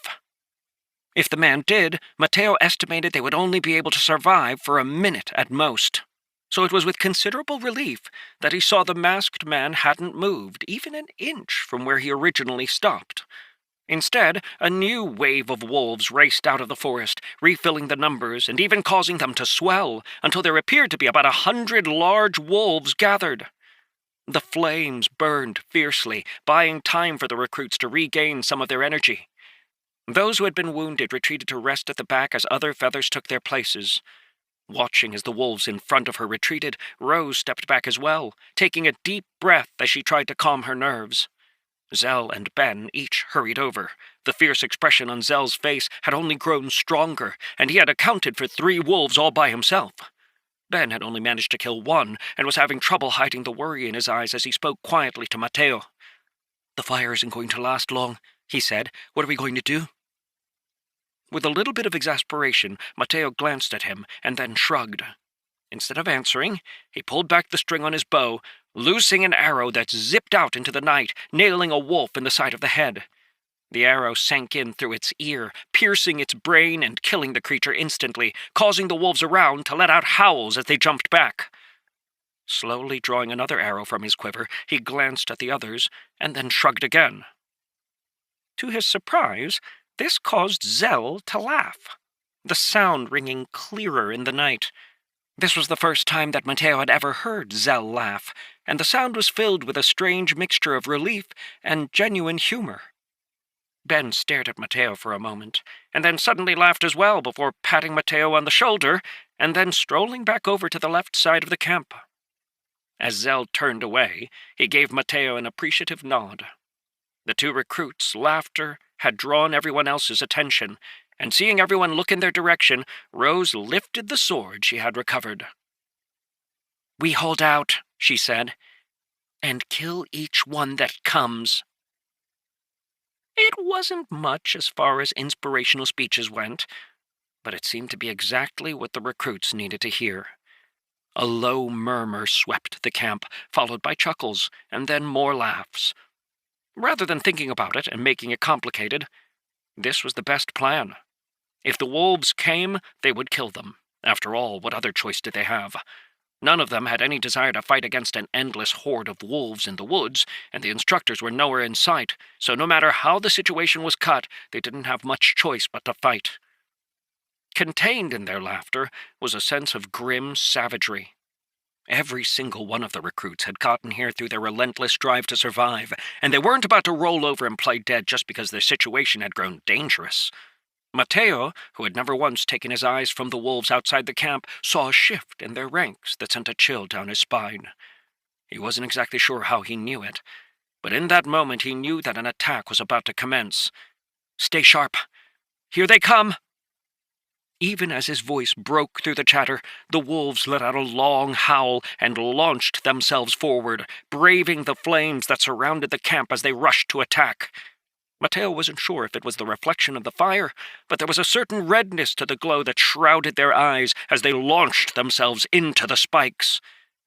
This attack was more frenzied than the first, as the wolves used their numbers to try and overwhelm the defenders. Any hesitation the recruits had felt had been wiped away by Rose's words, and with a ferocity that matched the wolves, they drove their spears forward, fighting desperately against each of the beasts as they charged. In the midst of battle, everything seemed to happen all at once.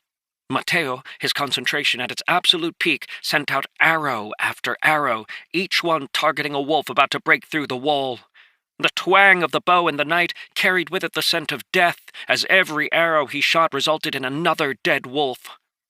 Whether it died to his arrow, or his arrow distracted it enough that the recruit facing it could finish the job, Mateo didn't care one bit, only that each of his shots achieved maximum effect. The fiercest fighting was at the front of the camp, where Rose had abandoned her spear and picked up a second sword. She hacked and slashed, her body moving this way and that in a small, cramped space. Thankfully, it was hard for more than one wolf to attack her at a time, but the growing pile of wolves in front of her was a clear testament to just how much pressure she was under. After what seemed like an eternity, the wolves pulled back once more, causing many of the recruits to gasp in relief. The retreat sent warning bells ringing through Mateo's head, however, and with a hoarse voice he yelled, "Don't relax! They're coming again!" As if his words were prophetic, only a few seconds later another wave of wolves launched their attack, forcing the defenders to fight desperately once more. As the night wore on, the fighting continued, drenching the night in blood and violence. 6 times the wolves attacked, and 6 times they were repulsed, unable to make it past the camp's defenses. Since the first attack had begun, Mateo had never once ceased firing arrows. In one of the brief moments of rest between assaults, he noticed with some surprise that his fingers were fine. Previously, after this many shots, his fingers would have been a bloody mess, and though they would have recovered the following day, it would have been impossible for him to shoot this many shots consecutively. It only took him a moment of thought to realize what was going on. His Iron Physique card, which had strengthened his skin, gave his fingers just enough toughness that they weren't bothered by the bowstring, no matter how many times he drew it back. On top of that, he had felt his Heart of Iron card kicking in as well, restoring his flagging energy with every breath he took.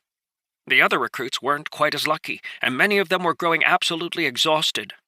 During a lull in the fighting, the leaders of a few of the feathers walked over to where Mateo, Rose, and Zell had all grouped up. "We can't keep this up," one of them said, shooting a dark glance across the trench, which was filled with dying embers, toward the wolves milling around at the edge of the forest. "I think we need to move." When Ben and Zell both looked at Mateo, he took a deep breath and shook his head. "No," he said, his voice firm. Chapter 33.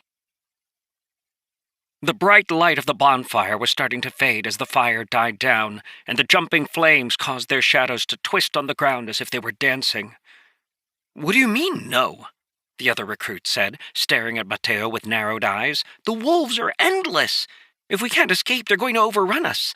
We've defended fine so far, but soon we're going to start losing people, and once that happens, it's going to be all downhill from there." "I don't think your assessment is wrong," Mateo said, calmly releasing an arrow and frowning when the wolf it had targeted jumped to the side at the last minute. The arrow stabbed deep into its hind legs, and from the way it yelped and dragged its legs away, it had clearly been crippled. Mateo had been hoping to eliminate it altogether, however, and wasn't pleased with the result.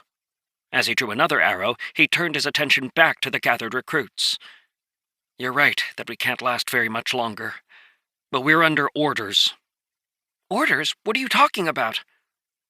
"We were told to stay here," Mateo said, "and besides, you know just as well as I do that your chances of survival in the woods are 0. Even if we all leave together, we'll be overrun by the wolves and dragged off one by one until we're all dead. At least here, there's a chance that the instructors will be back before we've been eliminated." Though it was clear the recruit who had first spoken up wanted to argue, he didn't, as he knew full well that every word Mateo said was true. Lining up another shot, Mateo held it for a moment and then suddenly shifted his bow over a few inches before releasing his arrow. Looking around at the others, he reached for another arrow, only to find the quiver was empty. With a deep breath, he tossed it to the side, picking up one of the other quivers that lay at his feet and setting it up next to him for easy access. "There's no denying that we're caught between a rock and some really nasty sharp teeth," he said, "but we've been given orders, and so we'll carry them out. Besides, it's better to die here facing the enemy than in agony because we deserted." Seeing Mateo reach up to tap his neck even as he spoke, the other recruits all looked glum. None of them had forgotten, even for a moment, that they had been branded with slave marks that gave the instructors control over their life and death, but being reminded of it by Mateo forced them to confront the grim reality of their situation. "You should get back to the wall," Mateo said calmly, ignoring the frustrated looks on the others' faces. "There's another attack about to come." Once again, Mateo's words were proved right when, less than a minute later, the wolves sprinted forward, jumping over the ember-filled trench as they tried to break through the defenses for the 7th time. This time, whether it was because of their desperation or the defenders' exhaustion, they almost succeeded. One of the wolves, jumping at the wall to Rose's left, didn't manage to clear the wall and was impaled on the spikes. As it howled in pain and thrashed its body, its weight tore the stake stabbed through its chest to the side, creating a slight opening. Rose was busy dealing with the wolves assaulting the front of the camp, supported by a full feather who used their spears to help her avoid being overwhelmed. At the same time, Ben and his feather, who were fighting valiantly on the left, had drifted a bit further away, dealing with a group of 10 wolves trying to force their way through the wall. Mateo, just about to pull back his bowstring, had noticed the dying wolf, and was about to send an arrow to finish it off, when he saw 4 other wolves lock onto that spot in the wall and sprint forward. Realizing there was a gap for them to go through, Mateo grabbed 3 arrows from the quiver beside him, releasing them each in quick succession as he sprinted forward. He managed to knock 2 of the wolves into the ember-filled trench, but the other 2 made it across, one getting its hind legs stuck on the stakes, while the other landed on its dying companion before scrambling into the camp. Dropping his bow, Mateo pulled out his sword and let out a shout, hacking at the wolf's front paws. A slash took one leg out from under it, and a chop cut the beast deeply on the neck, nearly decapitating it. That wolf stumbled to the side, collapsing weakly as its blood gushed out. But there were 2 more wolves that had seen the opening and followed close behind, jumping across the trench into the gap, knowing that if they got across, there was no way he'd be able to deal with both of them. Mateo lunged forward, braving the snapping jaws of one of the wolves as he drove his sword deep into its chest. He barely maintained his grip on the blade as the wolf tumbled backward, nearly wrenching his weapon from his grip. The other wolf bit at Mateo's shoulder, and knowing he wouldn't be able to get his sword out in time, he did the only other thing he could think of and shoved his arm into the wolf's mouth as far as possible, trying to prevent it from snapping shut. He could feel the wolf's teeth biting deep and only stopping when they reached bone. Mateo just gritted his teeth and slammed the pommel of his sword into the side of the wolf's head, targeting its eye. A spurt of blood shot toward him, splattering across his cheek and neck, and without hesitating, Mateo struck again and was rewarded with a sharp crack as his blow shattered the wolf's jaw. The pain in his arm was nearly too much to bear, but with a heave, he threw the wolf to the side as it lost its grip and then kicked it aside, sending it tumbling into the trench to join its companions. By that time, Ben had seen his fight and had sent one of the feathers to plug the gap, allowing Mateo to retreat back to his original position, where he tore a strip from his ruined sleeve and wrapped his bleeding wounds tightly, all the while keeping a sharp eye on the defenses. Nearly all of the recruits were exhausted after the wolves' relentless assaults, and many of them had been wounded, some so badly they couldn't fight anymore. Sora, who had finally woken up, was tending to those taken out of the fight and dragged back from the defensive line, doing her best to stem their bleeding and wrap their wounds. Though there hadn't been any casualties yet, Mateo knew that at this rate it was inevitable and was just preparing himself for when the recruits began to fall, and fall they would. There was no doubt about that. With a quick glance up at the moon, Mateo estimated it was getting to be close to 3 a.m.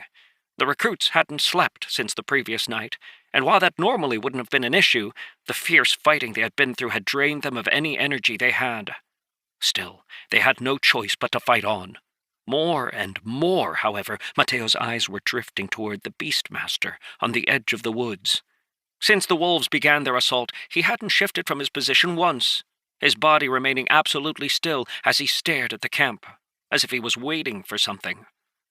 Without warning, the wolves suddenly began to pull back, retreating toward the forest edge as they had a dozen times before.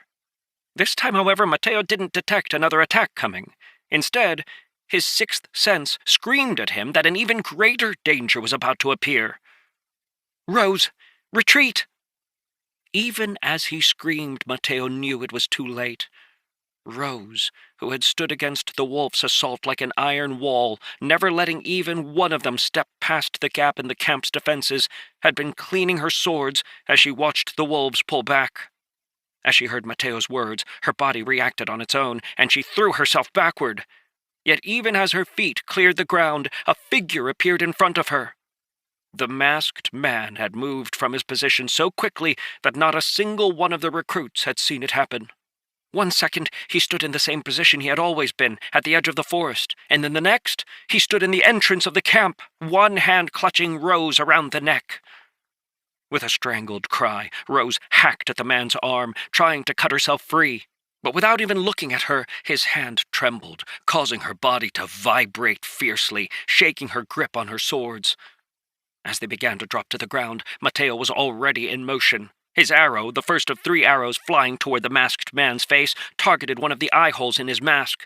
The second arrow shot toward his throat, while the third aimed at his waist. Though the arrows were fired so quickly they almost appeared to be shot at the same time, there was enough of a gap between them that the masked man could casually reach out and knock them aside. As he did, Zell and Ben both arrived, their attacks stabbing toward the masked man from both sides. Zell, who wielded 2 long daggers, drove in close, targeting the masked man's ribs and armpit, while on the other side, Ben let out a shout as he stabbed at their enemy's neck with his bloody spear. Humph. The man's voice was disdainful as his fingers pinched the head of the third arrow Mateo had fired, completely neutralizing the attack. Holding it between his fingers, a faint golden light shrouded the arrow, and he used it to block the spear strike. As the arrow encountered Ben's spear, the tip of the spear shattered into splinters, while the arrow was perfectly fine. The man's fingers blurred, and the arrow shot out, stabbing deep into Ben's shoulder, throwing him backward. At the same time, he took a step to the side as Zell's 2 daggers stabbed toward him. The move brought him just outside of Zell's reach, and the daggers slipped past with almost no room to spare. After dealing with Ben, the masked man's attention turned toward Zell, only to notice Mateo was charging toward him from the front. Eyes narrowing slightly behind the masked man kicked Zell away, causing him to cough up blood as his body tumbled head over heels. Mateo, who was charging forward, his sword drawn, knew that this wasn't a fight he could win. That didn't matter to him, however, as his concentration was fixed on his stab. He could feel in his mind the shaking of the chain, hear its rusty clatter, and the sound seemed to fill him with a bloody ferocity that didn't allow him to think about anything else. Having dealt with Zell, the wolf-masked man turned his attention to Mateo. Rose still clutched in one hand, her feet kicking as they hung in the air. Foolish, the man said as he lifted his hand to slap at Mateo. At the last moment, however, instead of continuing with his attack, Mateo suddenly dropped to the ground, the momentum of his charge sending him tumbling past the gold-ranked duelist's legs. The masked man's strike had already started, but Mateo's abrupt move caused the man's hand to come down on empty air. Caught off guard, a dumbfounded expression flashed through the masked man's eyes. Still, he turned and lifted his foot to lash out with a kick, intending to kick Mateo into the trench outside the camp. Before he could unleash it, however, his body suddenly swayed as if struck, and he dropped Rose, vanishing and reappearing a few feet away, where he stared in absolute shock at Eric, who stood where the man had been a moment earlier, a bloody dagger clenched in his hands. Slowly, the wolf-masked man reached behind his back, and when he withdrew his hands, drops of crimson blood, tainted with a faint green energy, covered his fingers. He continued to stand there, staring at his hand as Eric took a shaky step back, trembling like a leaf in a windstorm. His head still spinning, Mateo got to his feet, and Rose, who was on the ground near Eric, clutched at her throat, coughing. Retrieving Rose's 2 swords, Mateo tossed one of them to Rose, who, after a few seconds, struggled to stand up, her breath still coming in ragged gasps. Clearly terrified, Eric looked at Mateo with an apologetic glance. "Sorry, I don't think it was deep enough." Mateo's face was white, though his eyes showed none of the fear that shrouded Eric. Despite pretending to ignore the threat of the gold-ranked duelist, Mateo had never once lessened his guard. He knew that the real danger they had to overcome that night was this masked enemy, and so after the first attack, he had asked Eric to remain hidden near the entrance to the camp, betting on the fact that the gold-masked man would try to take out Rose first. Ben and Zell had also been instructed on what to do if their enemy made a move. The plan had been simple: distract him long enough for Eric to land a strike with his silver-ranked card. Mateo knew better than anyone that there was next to no chance that Eric's poison ability would be able to actually harm the gold-ranked duelist. After all, even though it was a silver-ranked card, Eric's own strength was only iron. Zell circled from the right, while Ben, nursing his shoulder, which still had an arrow sticking out of it, gripped a new spear in his good arm as he circled from the left. Rose, Mateo, and Eric faced the Beastmaster from the front, while the rest of the feathers spread out surrounding their enemy, while also guarding against another attack from the wolves that lurked near the edge of the forest. The Beastmaster was still staring at the blood on his fingers, though Mateo quickly noticed that the faint green energy mixed in with the crimson blood had faded away. Slowly, the Beastmaster's head rose. His eyes narrowed as he stared at each of the recruits in front of him in turn. His glare nearly knocked Eric over before it turned on Mateo, who felt his heart clench, freezing him in place. Chapter 34. When the Beastmaster looked at Rose, however, she actually took a step forward, putting herself in front of the other two as she got ready for the coming fight. Before she could launch her attack, however, there was a shout from the edge of the woods, and a moment later a group of instructors appeared between the kids and the Beastmaster. A moment later, Captain Bevan appeared behind him, causing the Beastmaster to spin around. Mateo didn't miss the faint shock that flashed across Captain Bevan's expression, or the flicker of his eyes as he looked past the Beastmaster at Rose, Eric, and Mateo. Heavy pressure shrouded the camp as Captain Bevan released his aura. This was the first time Mateo had ever experienced a gold duelist's aura, and it caused his lungs to seize in his chest, making it impossible for him to breathe. At the same time, the Beastmaster erupted with an aura of his own, the formless pressure rolling out to resist Captain Bevan. No words were exchanged, but after a tense moment, the Beastmaster's figure flickered and he vanished, moving so fast no one could see him except Captain Bevan, whose eyes tracked him into the woods. At some point, the wolves had retreated as well, and most of the recruits collapsed to the ground as Captain Bevan's aura retracted, vanishing as if it had never existed. Eric, who had fought the least, and yet in some regards done the most, collapsed onto his butt, gulping down air as if his life depended on it. Rose started to sag, and one of the instructors quickly grabbed her, noticing Captain Bevan looking around. Mateo, who felt like falling on the ground himself, gathered the dregs of his energy and stepped forward, straightening his shoulders as best he could as he saluted. "Sir, there are still 2 feathers who are out in the woods, unaccounted for. Of the 36 of us here, we have 35 wounded, 6 with critical injuries. No casualties." Captain Bevan's face was grim as Mateo made his report, but there was a curious emotion in the depths of his gaze. "Understood," he said. "Get some rest. We'll take it from here." Under the instructor's directions, the recruits all gathered together and each was handed a potion. Since Eric was the only one of them who hadn't been injured, he slipped the potion into his belt pouch and then helped Rose apply hers. The taste was bitter, dreadfully so, but it was better than continuing to bleed all over the place. Having used potions before, Mateo was familiar with their application, and after putting a few drops on his mangled arm, he chugged the rest. Soon, heat began to flow through his body, easing some of his discomfort before concentrating in his arm. He could feel the damaged muscle and skin beginning to repair itself. As he looked around, Mateo noticed he was in much better shape than most of the other kids, as his recovery ability had been operating the entire time. In almost complete silence, the instructors took care of the critically wounded and then gathered up the camp. It took them about 2 hours, and when they were done, Captain Bevan had returned with the 2 teams that had been scouting when the attack came. All 6 of them were badly wounded and bore haunted expressions, like many of the recruits in the camp. It was clear they had gone through a similar ordeal, and if he was honest, Mateo didn't envy them at all. He could only imagine that being stuck out in the woods, facing an endless horde of wolves, would actually have been less preferable than being stuck in the camp as waves of wolves attacked. With everyone gathered back together, Captain Bevan addressed the recruits. "Congratulations on making it to the end of the test," he said. Then chuckled quietly as the recruits all stared at him blankly. Mateo, who wasn't surprised at all, exchanged a glance with Ben and Zell. He had long had the suspicion that what they had just experienced was actually the test itself. The suspicion had only grown stronger when, after being wounded, the gold-ranked duelist hadn't killed them all then and there. The only reason Eric had even managed to wound the duelist was that the Beastmaster hadn't bothered to defend himself.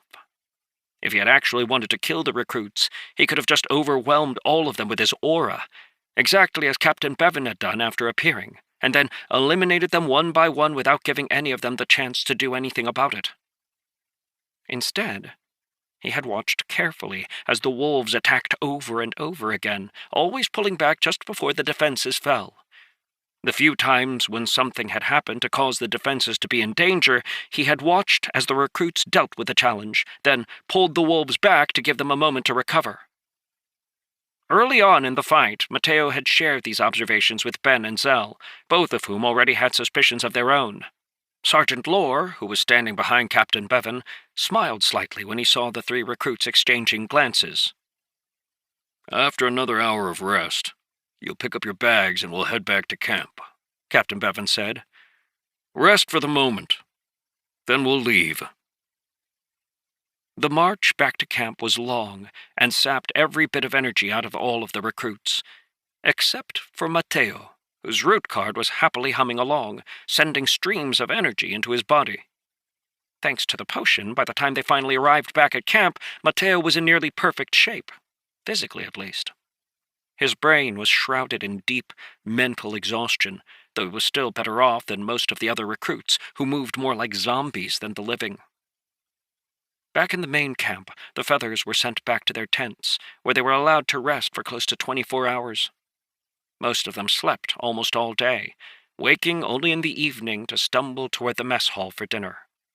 Mateo, who had a sneaking suspicion the test wasn't actually over yet, had Corvus wake him up after a few hours of sleep, just in time for breakfast, and after shaking Rose and Eric awake, forced them to come along. They were the only recruits at breakfast, but after noticing the impressed looks on the faces of the instructors who were serving them food, Mateo felt as if he had guessed right. Since they had been given the day to rest, Mateo let the others go back to sleep for a few more hours before getting up for lunch as well, and then repeating the process before dinner. Instead of taking a nap after lunch like Rose and Eric were planning to do, Mateo instead sat cross-legged outside his tent and closed his eyes, mentally reviewing the fight against the wolves. The battle had been fierce, terribly so, and the feeling of death had shrouded Mateo more than once. More than anything else, that had been the biggest drain on his energy. "You did well, kid," Corvus said, flying down to the ground in front of Mateo. "It was thanks to those 13 stratagems of yours," Mateo said, recalling the passage Corvus had recited to him months and months ago. "When surrounded by a superior force, with no chance for a clean escape, put your back against the wall so that your troops prefer death to flight, as in that situation there is nothing they may not achieve." Falling silent for a moment, Mateo let out a sigh and shook his head. "These words aren't right, you know."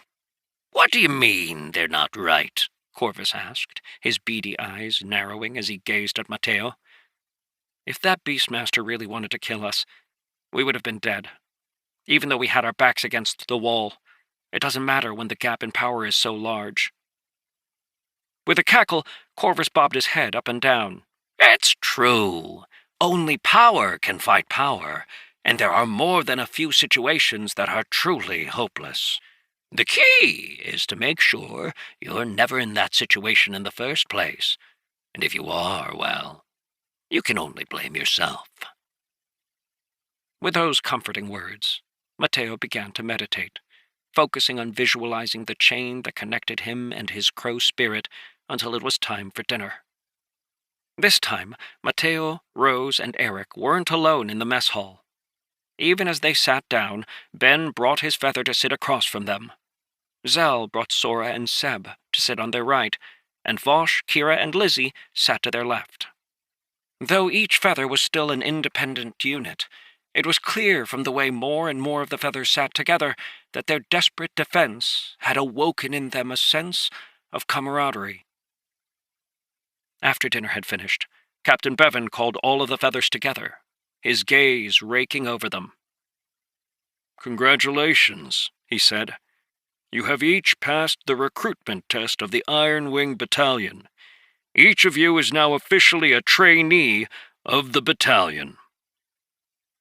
Though none of the kids spoke, a sense of relief and elation bubbled up among them, and the excitement they felt was palpable. Even Mateo couldn't help but feel excited. It was strange, as he had never asked to be a member of the Iron Wing Battalion, and in fact still had no idea why his master had drugged him and thrown him into the training camp. Still, it was hard not to be excited, as he had spent the last 6 months desperately trying to survive by working toward this very goal. Noticing that even Eric was standing up a bit straighter, Mateo couldn't help but feel amused. "Tomorrow morning, your instructors will be sending you to the various units where you'll train. Ever since you arrived in this camp, we have been meticulously observing your feathers to help us determine exactly what it is each of you is good at. Given our observations, you have each been assigned different roles. Over the next few years, you will receive further training, and once that training is complete, you will be deployed to the field as full members of the Iron Wing Battalion. Prepare your things and be ready to leave first thing tomorrow morning. Dismissed." After saluting Captain Bevan, Mateo, Eric, and Rose headed back to their tent. But when they arrived there, they found Sergeant Lore standing outside. "Come with me," he said, offering no other explanation. Without a word of protest, all 3 of them fell in, following quietly behind the sergeant, who led them in a circuitous route around the camp before bringing them to the central tent. "The captain wants to speak with you," Sergeant Lore said, pulling back the tent flap.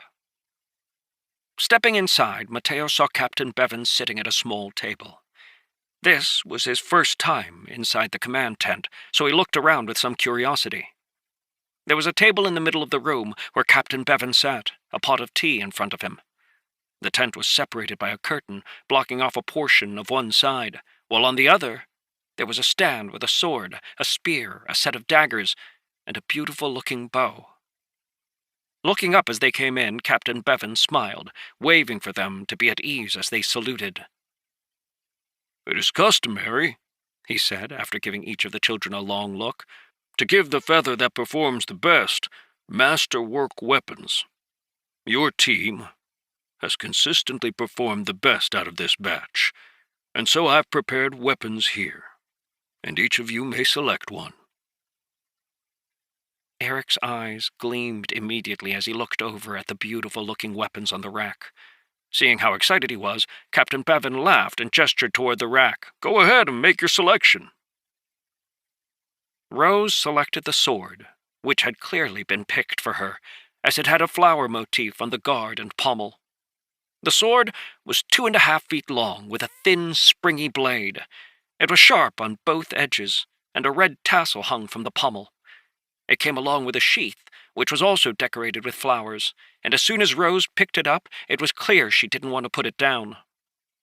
Mateo chose the bow, which was made of black wood and carried a faintly sinister air. As soon as he had first seen it, Mateo knew this was the weapon of someone who hid in the darkness, using arrows to ambush others, which suited Mateo just fine. Eric had a little bit more trouble deciding what to choose between a pair of daggers and a long spear.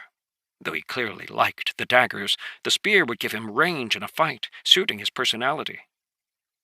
Eventually, with a sigh and a longing look at the 7-foot spear, he picked up the daggers and stepped back to join the others.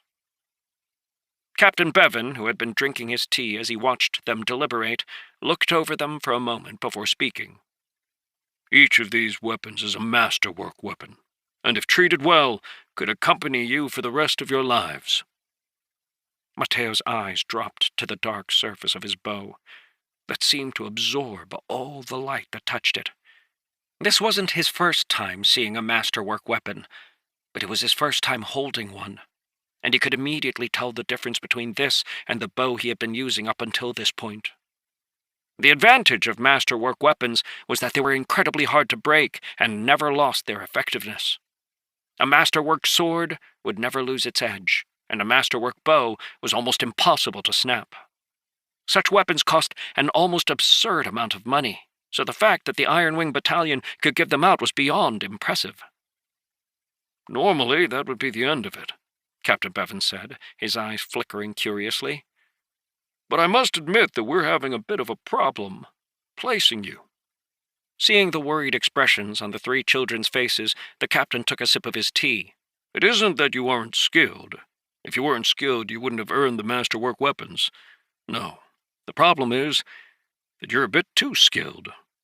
So far, the reports we've gotten have indicated that you have adapted to the environment of both the gorge and the training camp much faster than anybody else. Furthermore, it's clear that each of you excels in your own roles. Rose, your combat ability is tremendous, as evidenced by the 27 wolves you killed. Mateo had known Rose had eliminated a significant number of wolves, but actually hearing the number caused his eyes to widen as he stared at her in surprise. Blushing, Rose lowered her head, bowing slightly toward the captain. And Eric, while there were other factors at play, you not only surprised your enemy, but actually managed to wound, however slightly, a gold-ranked duelist. The impressiveness of that achievement, considering your rank, cannot be overstated. Looking almost like he was going to cry, Eric lifted his chin, clearly proud of himself. After giving the young man an approving nod, Captain Bevan's gaze turned to Mateo. And as for you, young man, your quick thinking and ability to command likely saved more than a few lives. Taken together, the performance of your feather was one of the best these training camps have ever seen. However, therein lies the problem as well. Your performances were so good that I have multiple departments clamoring to have you enter their ranks. In the last 24 hours, I've been threatened no less than 3 times by various commanders, each intent on acquiring you for their own teams. Chapter 35. Rubbing his forehead, Captain Bevan stared at each of them in turn, exasperated. Had the 3 of you each had your own feather, this would be easy. But as it is, you're all together, putting a considerable amount of pressure on me to place you where you'll do the most good. Rather than arbitrarily decide it, I thought it would be good to get your opinions.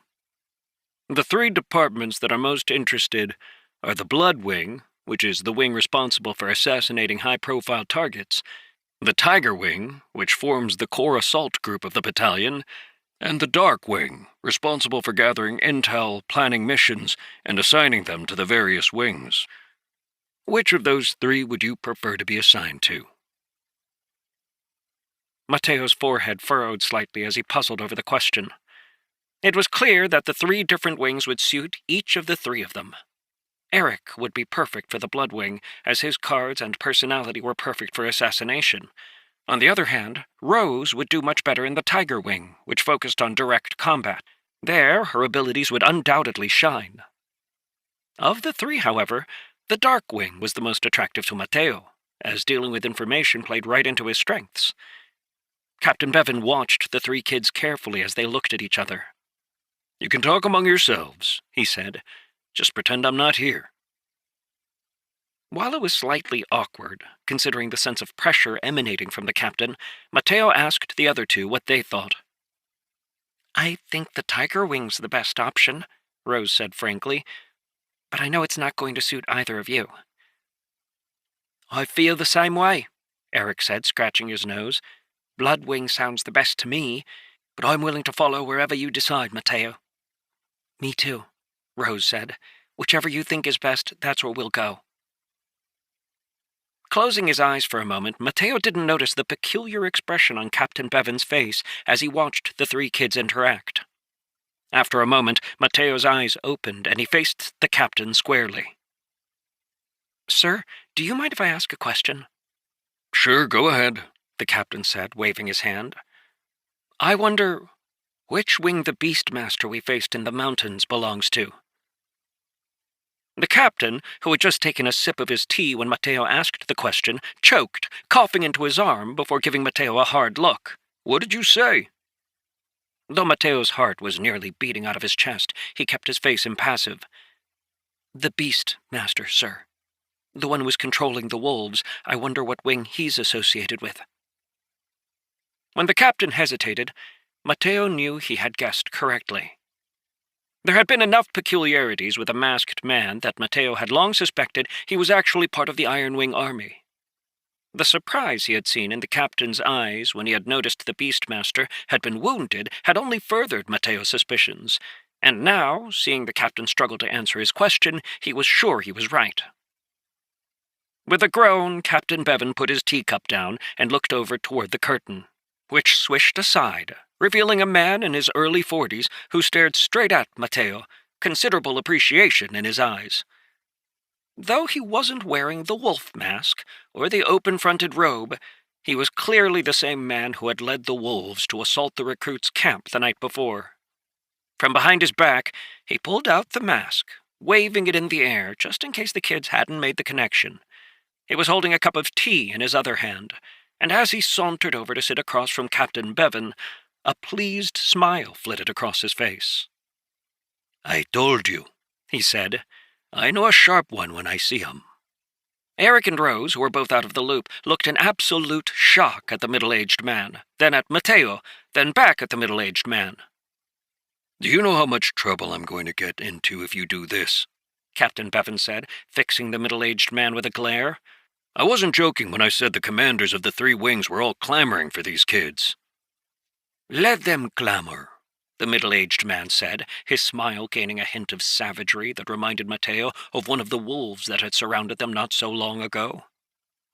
"My name is Orsic," the man continued, turning his gaze to Mateo and the others, "and I belong to the hidden wing. We're the ones who they call in when they have a problem no one else can solve.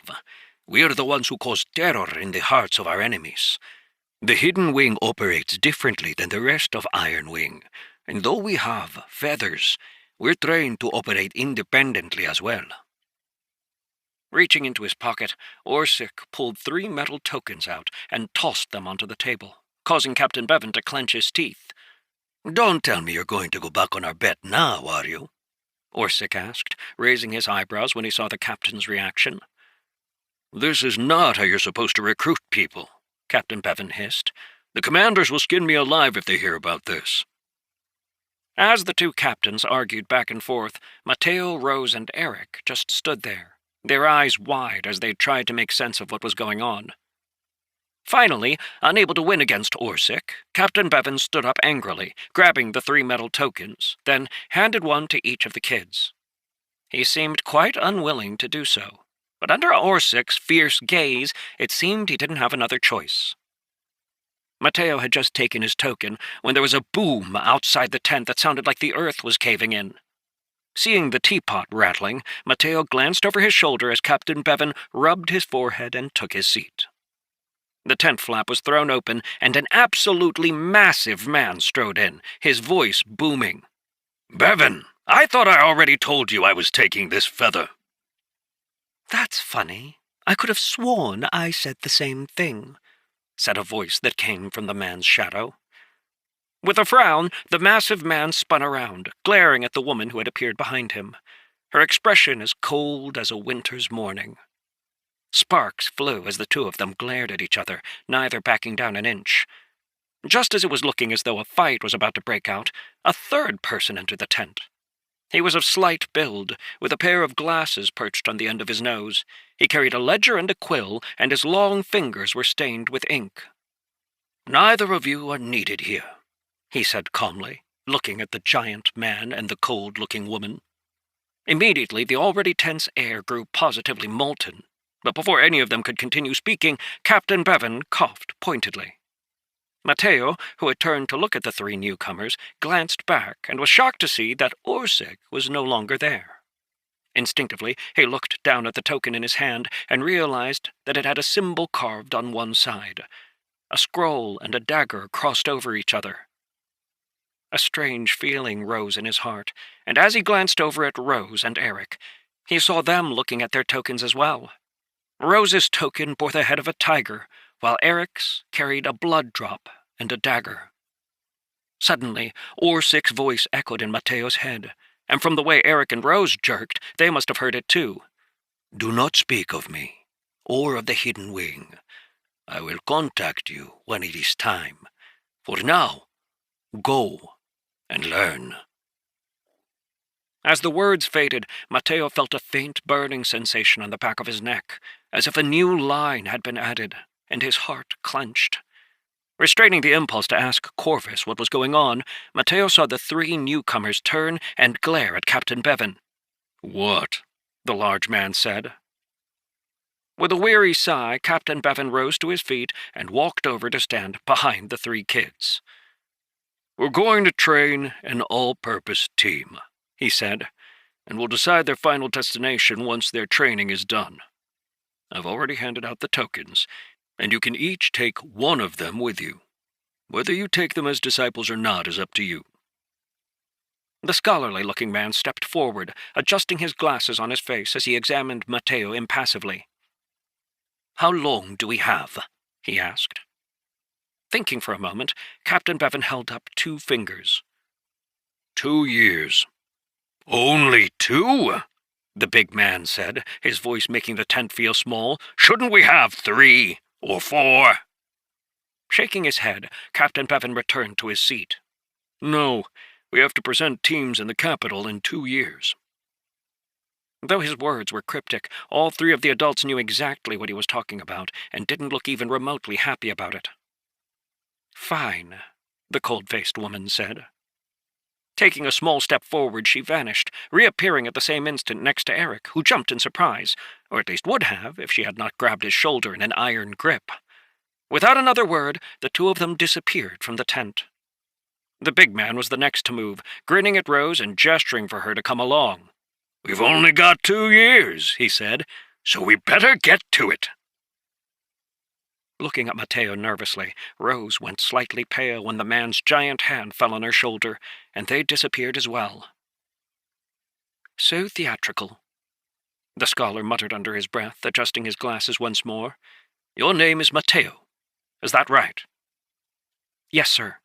"I am Commander Telrin of the Dark Wing," the scholar said. "For the next 2 years, you will be training under me. Come." Giving Captain Bevan a nod, Commander Telrin turned and walked out of the tent, not looking back to see if Mateo followed. After bowing to Captain Bevan, who just waved him off, rubbing his forehead as if he had a headache, Mateo hurried after Commander Telrin. As soon as he stepped outside, he felt a hand touch his shoulder, gripping it firmly. And the next moment, the world seemed to rush past Mateo, traveling so fast everything was but a blur. He knew that those of the gold rank had the ability to move quickly, but now experiencing it himself, he realized that he had underestimated just how fast they could be. In what seemed like minutes, they had arrived at the edge of the mountain range. Everything between the training camp and their new location was nothing but a blur. In front of them was a small stone tower, and it was here that Commander Telrin stopped and led Mateo up to the thick wooden door. The commander knocked, and after a moment the door swung open, despite the rusty hinges' protests.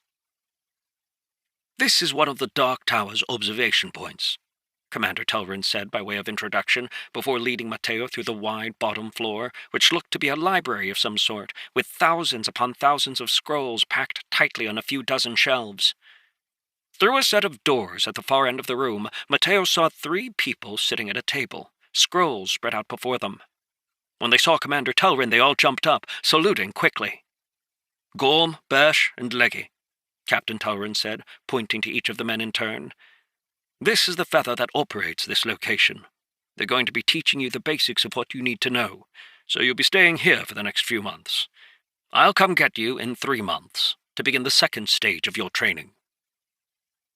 Gorm, who seemed to be the leader of the feather, looked just as lost as Mateo. Without another word, Commander Telrin left, leaving Mateo standing there, holding his bow and staring at the 3 older men. All 3 of them were the very definition of the word old. Gorm must have been in his 80s, while Birch looked to be even older. Leggy was slightly younger, but his grizzled grey hair put him in his 70s at the very least. All 3 of them had hunched backs, no doubt from their many hours spent stooping over this table, sorting through information. With a sigh, Gorm waved for Mateo to join them. "What's your name, soldier?" Gorm asked, causing Mateo to sit up straight. "My name's Mateo, sir." "Ha! You don't need to call me sir. I'm only a soldier, just like you." "Not me," Leggy said. "I'm a sergeant." "A fact that you never ceased to remind us about," Gorm said, with displeasure clear in his voice. "But if you don't be quiet about it, I'll make you start doing the paperwork." Though he wasn't quite sure why that was such a threat, Mateo was rather amused to see Leggy quiet right down. Birsch, who had been squinting at Mateo through thick glasses, suddenly reached over the table and patted Mateo on the shoulder, his lips drawing back in a wide smile that revealed his almost complete lack of teeth. After seeing Birsch pat Mateo on the shoulder, Gorm seemed to relax, as if a hidden worry had been resolved. "You said your name is Mateo, right, kid? Well, welcome to Tower 988. Our primary task is collecting intel and sorting it into the relevant reports so that it can get where it needs to go. Now, from the look of it, you've been given just as much warning as we have that you were going to show up here. But don't worry, we'll teach you what you need to know.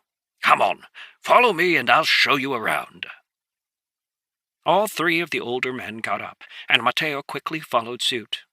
Birsch and Leggy both wandered off to do other things, while Gorm began to show Mateo around the tower. The tower had 3 levels, though one of them was underground. On the ground floor where Mateo had entered the building was the main records area, which is what Mateo had walked through with Commander Telrin, along with a general-purpose room, a kitchen, and a bathroom.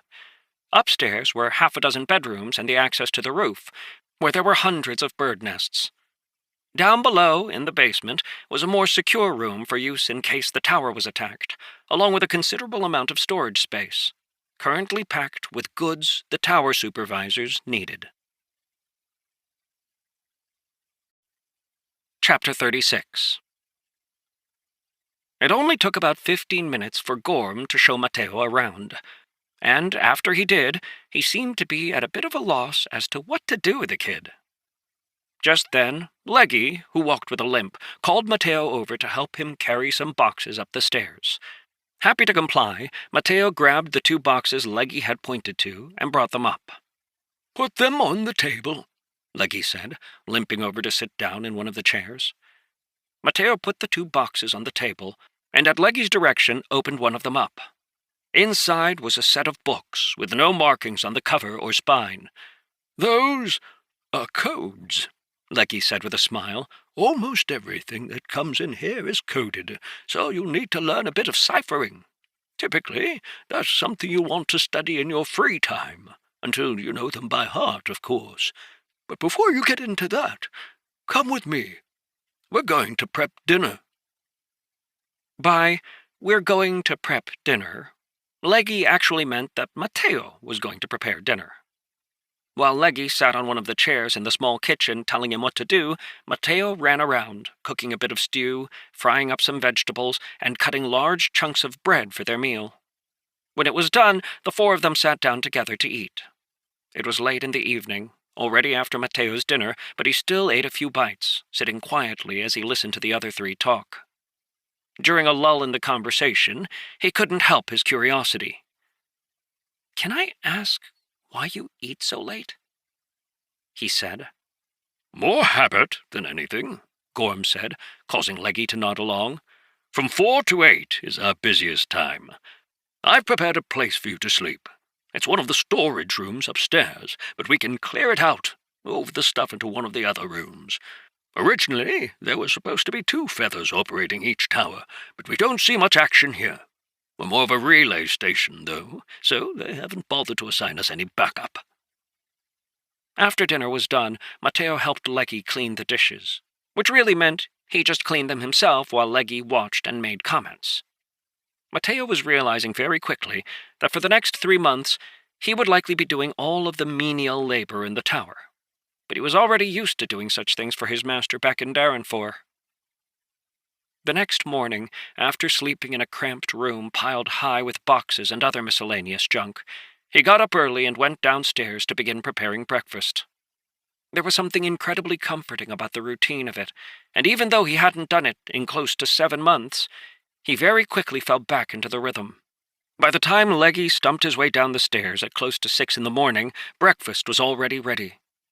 Bleary-eyed, Leggy stared at Mateo for a moment, then down at the breakfast.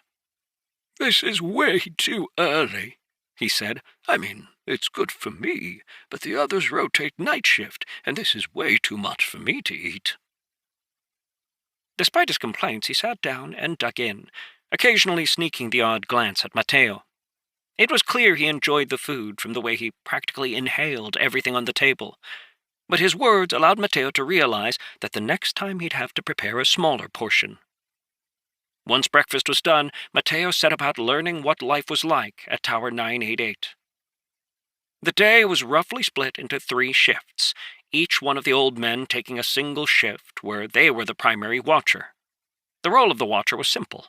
They would remain in the enclosed area on the roof, watching for the birds that carry their messages to appear in the sky. Most of the time, their shifts passed by with a few messages, and after retrieving each message, they would send it down to the tower's main room, where whoever wasn't the active watcher would use the reference books to decode it, then determine what should be done with it. Much of the information was simply recorded on scrolls and stored, where it would be used for reference for their reports. Sometimes, however, the information would be rewritten using a new code and sent back up to the watcher, who would affix it to a bird and then send them on to another one of the watchtowers. Gorm was the one who normally dealt with the reports, and he could often be seen digging through scrolls looking for pieces of information to send back with the reports. Birsch was in charge of the birds, and spent a considerable amount of time feeding them, cleaning their roosts, and mumbling to himself in a language that no one apart from the birds seemed to be able to figure out. The birds themselves caught Mateo's eye the first time he saw them, and his shock didn't go unnoticed. Gorm, who was showing him the aviary on the roof, looked quite pleased and assumed that Mateo had recognized the species. "That's right. Pure-blooded iron-wing crows. They're vicious buggers if you're not on their good side, and if I'm honest, I have no idea how they're trained. But they seem to understand that we're on their side, which is a good thing, too. If you run into a murder of them out in the wild, they'll strip your flesh in minutes." Though Mateo knew full well what species of crow they were, and had read fairly extensively about them when he was young, the fact that they were used as messenger birds wasn't what had shocked him. Instead, it was that he had finally realized what species of crow Corvus was. Though Corvus's ethereal body at the end of the chain had some peculiarities, it was clear he was an iron-wing crow. But from the way he clicked his beak when the thought occurred to Mateo, it seemed he didn't agree. "Not an iron-wing crow. The iron-wing crow." Corvus's grim voice echoed in Mateo's head. "These fledglings don't even deserve to bear the name." The crows in their roosts all seemed to be observing Mateo carefully, and though Gorm was bragging about how well-trained they were, he practically jumped out of his skin when a dozen of them suddenly spread their wings and flew down toward Mateo. "Quick, get down!" In the midst of shouting, Gorm froze, his eyes as wide as saucers as he saw the crows crowding around Mateo, using their wings to brush up against him. "Emperor's beard, how did you do that?" Mateo, who was frozen in place, afraid to accidentally disturb the crows, glanced at Gorm. "Do what?" he asked. He hadn't been able to tell from a distance, but every single one of these small birds was in the iron rank, much like the wolves he had fought only a few nights before. Though he was confident he could have fought off 1 or 2 of these crows, getting attacked by all of them simultaneously would have quickly spelled his death, so Mateo kept himself as still as possible. Frowning, Gorm let out a whistle, and a few of the crows that were brushing up against Mateo flew over to land on Gorm. The iron-winged crows covering Mateo calmed down, some of them standing in place as they preened their feathers, others looking at Mateo curiously, and occasionally picking at his clothes lightly with their beaks. A few other crows left, returning to their roosts, where they paid neither of the bird-covered people any mind. With another whistle, Gorm sent all of the remaining crows back to their roosts. "I've never seen the crows get close to someone who didn't know the whistle," Gorm said, shaking his head. "Strange. Very strange." It was currently Gorm's turn to take the watcher shift, and for the next 12 hours he explained to Mateo what the job entailed. There were 3 messages during that time, and when the crows that carried them arrived in the aviary, they tapped a small bell, sending a chime through the tower. "That's in case nobody's up here," Gorm said, pointing at the bell. After the first crow had arrived, 2 of the 3 messages were simply reports that needed to be filed, so Gorm sent them down into the tower, using a little box on a pulley system. Once it got down to Birch below, the message was taken out, and the box was pulled back up to the aviary. The 3rd message was a request for a report, and after reading through it, Gorm tucked it into his pocket. "I'll keep this," he said. "After my shift is done here, I can show you how we compile our reports." 2 hours later, Birch came up to relieve them, clucking at the crows, who seemed quite happy to see him. Mateo followed Gorm down into the tower, and they went to the 1st floor, where Gorm began to explain how the library was laid out. "This request is from one of the Dark Wing command centers. They're looking for topographical information and historical weather conditions," Gorm said. "Do you remember where the maps are? We're looking for T-43. Mateo, who remembered everything, knew exactly where the maps were, and without hesitation walked straight over, picking T-43 off of the shelf. He brought it back and handed it to Gorm, who looked at him for a long moment and then said, "Weather, G279 and 280. Nodding, Mateo returned to the G-rack, pulled the 2 scrolls, and brought them back. Taking the 3 scrolls and the original request, Gorm laid them out on the long table, got a new piece of paper, and began to copy the relevant information over. "Typically, what we'll do," he said, "is copy it out onto a piece of paper, and then we'll encrypt it with one of the codes. Have you learned how to determine which code is being used?" "I haven't," Mateo said. "I got the chance to look through the encryption books, but I'm not sure about the keys yet." "Ah, well, the keys are relatively simple," Gorm said, pointing at a massive tome that sat on the edge of the desk. "They're all in there. Now, I've been doing this for a long time, so I don't need to reference the book very often. But for most people in the Dark Wing, that book of keys is their best friend. I'm sure you'll learn to love it as well." Life in Tower 988 was quiet and slow, a drastic change from the often frantic training period Mateo had just gone through. After showing him the basics, Gorm, Birch, and Leggy largely ignored him, each doing their own thing. Leggy was the most talkative, but even he seemed to appreciate long periods of complete silence. Mateo wasn't sure if it was simply a way of dealing with the remoteness of their location, but he would often see all of them sitting alone, staring out at the mountain. Needing something to do, Mateo took it upon himself to memorize both the encryption books and the key, and after 5 days of intensive study, he had been able to completely capture the information inside of them. The way the key worked was simple. There were close to 100 different ways the encryptions could be identified, and using a specific combination of those 100 marks, one could identify which specific key to apply to an encrypted message. Once he had a firm grasp on how to decipher the encrypted messages, Mateo turned his attention to the library and began reading through all of the records, starting with the first shelf and moving toward the back. At first, none of the 3 old men bothered with him. But as the days turned into a week, and then the weeks began to stretch, Gorm stopped him and asked him what he was doing. "I thought it would be faster to just memorize all the information," Mateo said. "That way I don't have to go reference it." Picking at his ear with his pinky, Gorm tilted his head as if he hadn't heard Mateo properly. "Did you say you're memorizing?" "Yes," Mateo said, gesturing to the scroll he was currently reading. "This information is mostly historical, so it's not like it's going to change. In that case, I figured just memorizing it is more efficient." Staring at the multiple bookshelves Mateo had already read through, Gorm scratched his head. "Okay, if you say so," he said, clearly not believing Mateo had memorized anything, let alone everything. After that conversation, the 3 old men talked to Mateo even less, but it didn't bother him.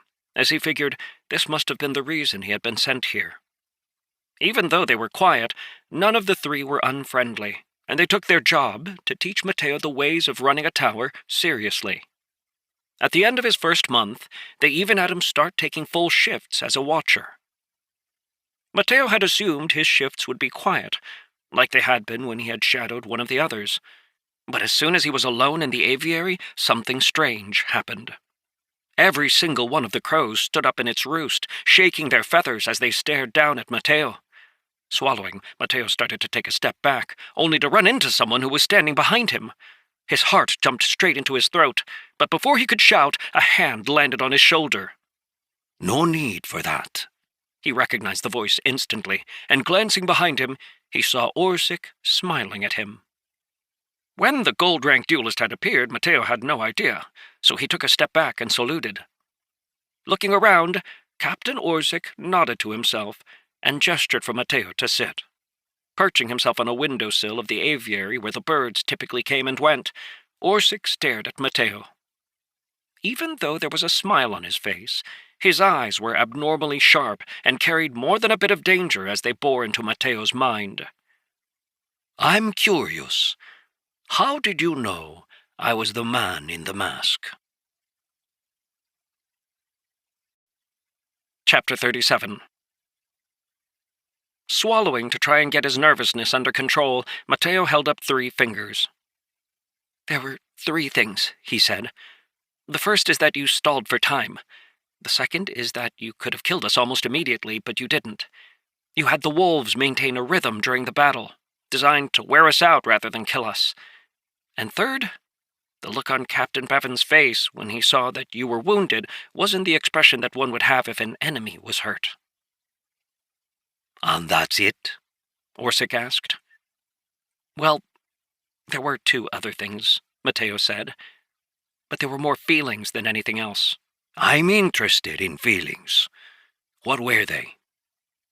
Thinking for a moment to make sure he had the right words, Mateo reached up and tapped the iron wing badge he wore. I suspect that if it had been a real Beastmaster there, the instructors would have sacrificed all of us to kill him. After all, recruits can be replaced. Beastmasters cannot, or at least it's much harder. In my opinion, members of the Iron Wing Battalion would not have passed up an opportunity to eliminate one of their opponents. The smile on Orsic's face grew slightly, and a faintly amused expression appeared in his eyes. And the second? Closing his eyes for a moment, Mateo's hand extended, and he drew a small circle in the air, as if tracing his finger over it. There was a faint ring of liquid on the table across from Captain Bevan, where someone had placed down a teacup, and a drop had circled the bottom of the cup. That told me there was someone else in the tent when we arrived, and I just had a feeling it was you. What Mateo didn't say is that on his request, Corvus had stuck his head through the curtain and spotted Captain Orsic standing there. Nervously, Mateo kept his emotions as calm as possible as he met Orsic's gaze. He wasn't sure if the older man would believe him or not, but he figured unless Orsic could see Corvus, there was no way he'd be caught in a lie. For a long moment there was silence. Then Orsic nodded. Feelings can often lead to unexpected results, he said. Now, since you've joined the Hidden Wing, it's time to learn more about it. I don't have very long, as I have a number of other stops to make, including visiting those little friends of yours. But I thought, if you want to get the most out of the next 2 years, it will be imperative that you understand what you are being trained for. So, pay attention. Extending a finger, Captain Orsic glanced at one of the Iron Wing crows, who immediately jumped down from the roost it was in, gliding to land on his fingers. As he stroked it, he spoke to Mateo, his voice maintaining an almost hypnotic cadence. The Iron Wing Battalion is divided into 3 groups, the Blood Wing, the Dark Wing, and the Tiger Wing. They are respectively assassination, strategy, and combat. However, that's only on the surface. There are also 2 additional groups, Hidden Wing, of which you are now a member, and the Judgment Wing, a group that enforces the rules within the Iron Wing Battalion. Both the Hidden Wing and Judgment Wing, unlike the three main wings, are composed of members of the other wings who simply bear an additional responsibility on top of their respective roles. The role of the Hidden Wing is simple. We make the impossible possible. There was something about the way Orsic said the words that sent a thrill racing through Mateo, causing him to sit up straighter. Chuckling, Orsic nodded. I thought that would catch your fancy.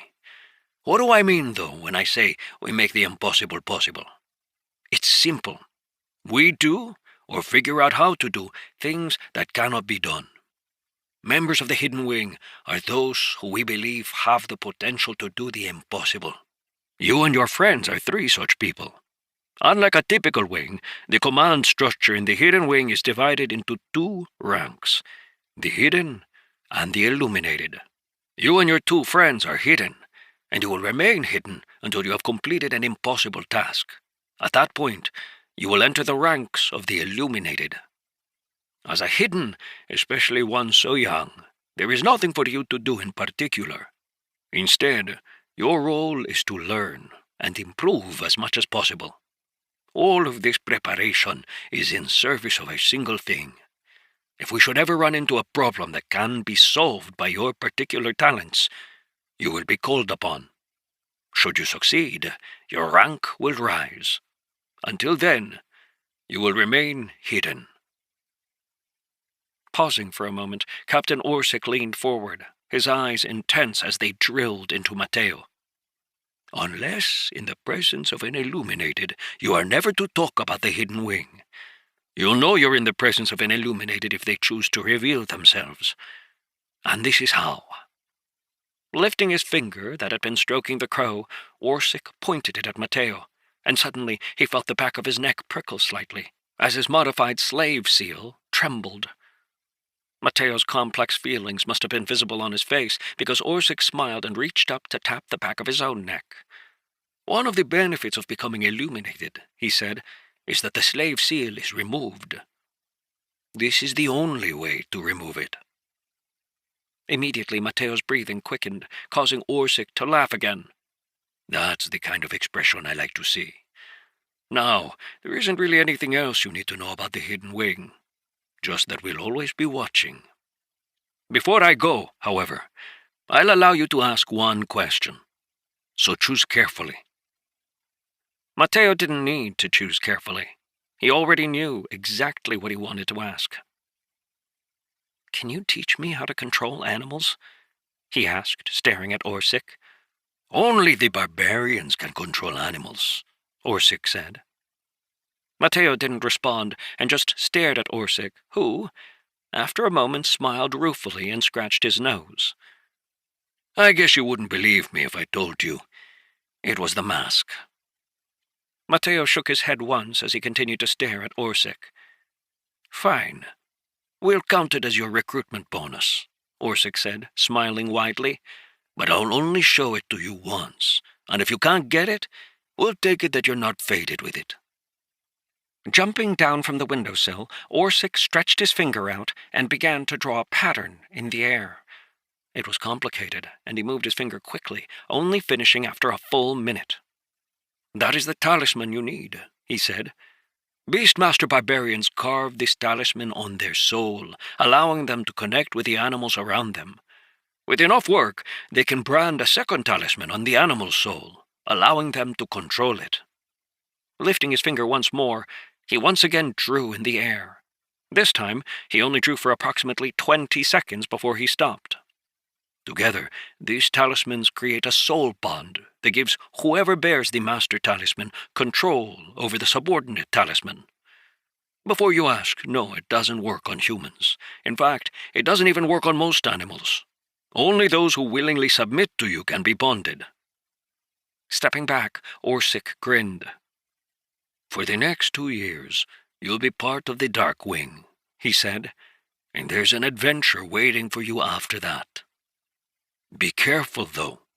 While the Dark Wing might seem peaceful, its depths are a lot scarier than either of the other two public wings.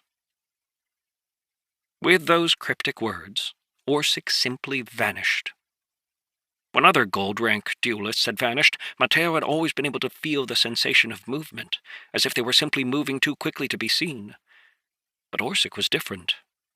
It was as if he had simply been erased from the world, coupled with the fact that, when he had first shown up, Mateo hadn't even noticed him. The back of Mateo's neck couldn't help but grow cold. Orsic's ability to hide was perfect, at least as far as Mateo was concerned.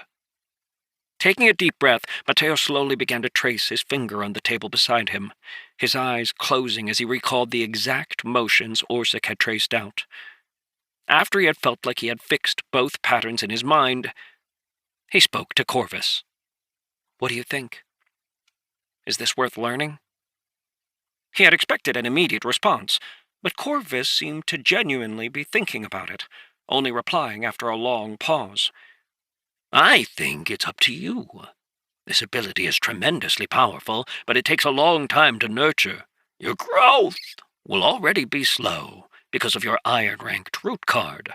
While adding the talisman to your soul is relatively simple, it will place further burden on you, making it that much more difficult to rank up."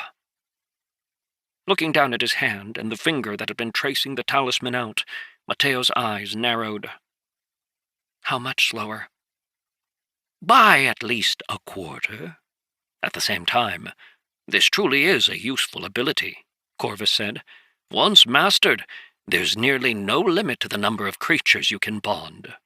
More importantly, as the talisman is strengthened, it will give you the ability to see through your bond's eyes, hear through their ears, and even control them directly." It was pretty obvious that Corvus wasn't going to tell Mateo what to do, so he spent some time thinking about it. As his shift was nearing its end, Mateo still hadn't made a decision when an iron-winged crow flew in through the window, tapping at the bell with its beak before hopping over to Mateo to get the grub he offered.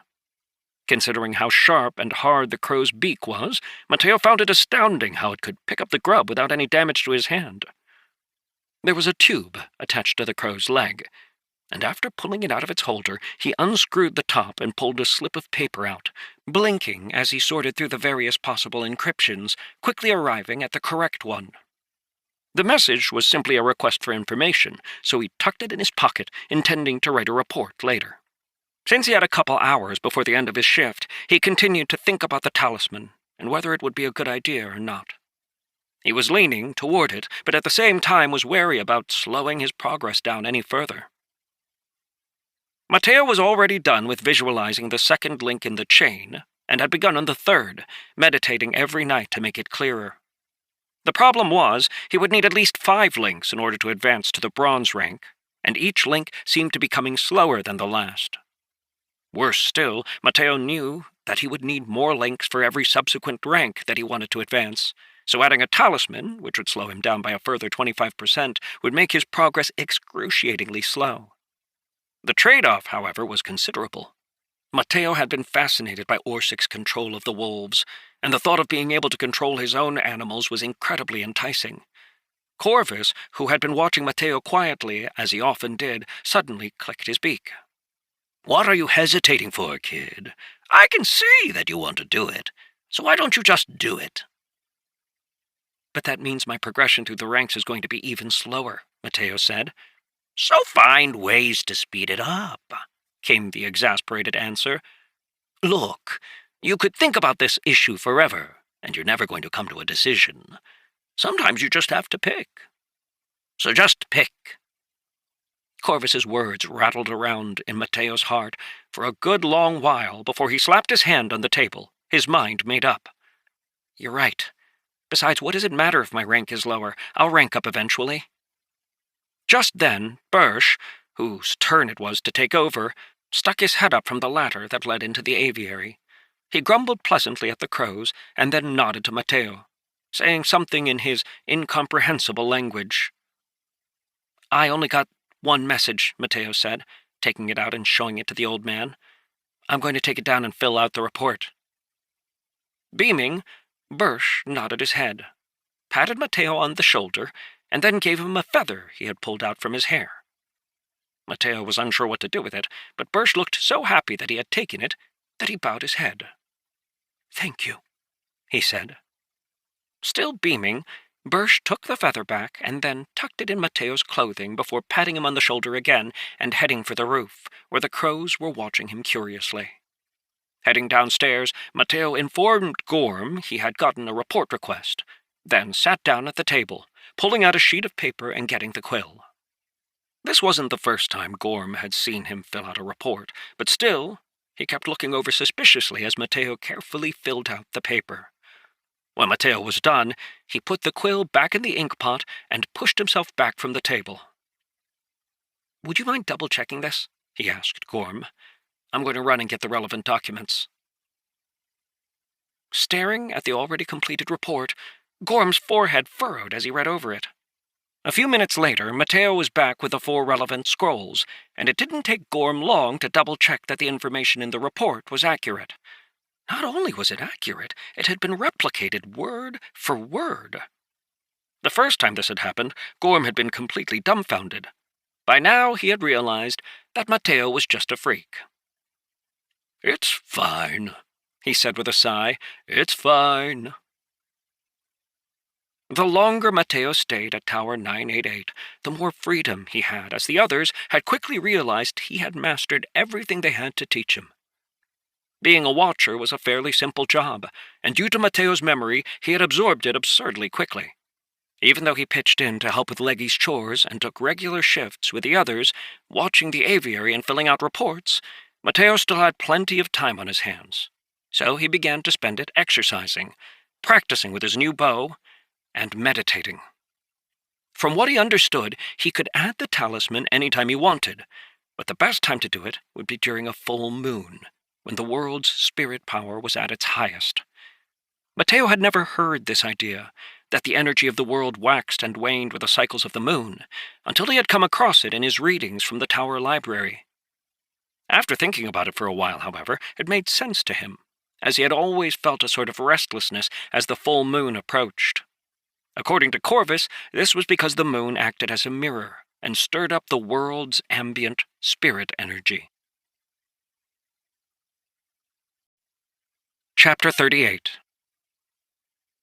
To keep from bothering the others, Mateo had taken to sitting outside of the tower to meditate, and about halfway through the second month, he was doing just that, meditating outside the tower as the sun began to dip below the horizon. The landscape was gorgeous, dyed in oranges and pinks, with bright blues in the sky creating a palette that reminded Mateo of pieces of candy that one might buy from the vendors lining the streets in Darrenford during the festivals. The thought was accompanied by a faint ache deep in his heart, but Mateo pushed it down and refocused his attention on what Corvus was talking about. "Are you saying the way people advance is incorrect?" "Yes. Advancing through passive absorption isn't efficient, and it leads to weakness at the higher ranks. Instead, visualization should be the focus. The object of your visualization matters a lot, and it goes faster when there's more spirit energy in your surroundings. Spirit energy is the thinnest where a lot of people live, so cities tend to be almost devoid of it. The wilderness is a little bit better, as the natural energy of the world fills the space. The best places, though, are holy grounds, places where, for one reason or another, there's a tremendous concentration of spirit energy. Once spirit energy gets thick enough, it will turn into mist, and then after that, into liquid. By channeling spirit energy into your body through your breath, you can use it to reinforce your meditation, and it will increase the speed at which you can complete your visualization." "And you're saying that's what I need if I want to draw this talisman?" "Yes, at least if you want to draw it quickly," Corvus said, cocking an eye at Mateo. "You could, of course, just visualize it into existence. That's how most people do it. But that will take forever, and you can't visualize both the talisman and the chain at the same time. On the other hand, it shouldn't take too much spirit energy to do it, as long as you find hallowed ground, which is a step down from holy ground. Meditating there for a couple of hours should do the trick." "How am I supposed to find hallowed ground, though?" Mateo asked. "Hallowed ground forms naturally. There are a couple of conditions, but most of the time it's in a hidden place or depression where there are 3 things. You'll need water, earth, and life. Typically, that's going to be plant life, so you're looking for a place where there's a significant amount of vegetation around a pool or a river. Closing his eyes, Mateo began searching through his memories. Specifically, he was recalling all of the scrolls he had read that detailed the surrounding area.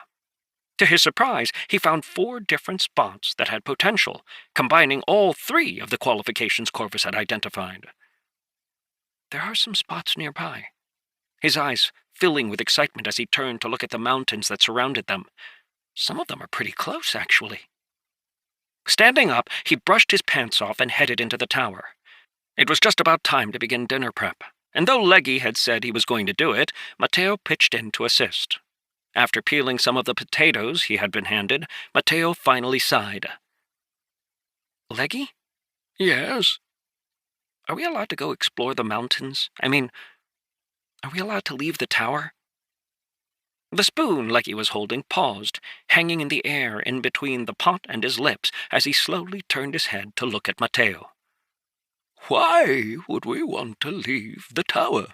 He asked, staring blankly at Mateo. I don't know, it just seems like it would be fun to go hiking, Mateo replied, slightly taken aback by Leggy's response. After staring at Mateo for a moment longer, Leggy shrugged and tasted the soup on his spoon. Putting his spoon down, he picked up a bowl that held the salt and took a pinch, dropping it into the pot. He seemed to be thinking deeply about Mateo's question and didn't actually answer until dinner had finished cooking and Gorm had joined them to eat. Gorm? Yes, Leggy. Mateo was wondering if there was any reason he couldn't go explore in the mountains. Though Gorm's reaction wasn't quite as intense as Leggy's, he still frowned. Why would you want to do that? He asked. Don't you know how dangerous it is out there?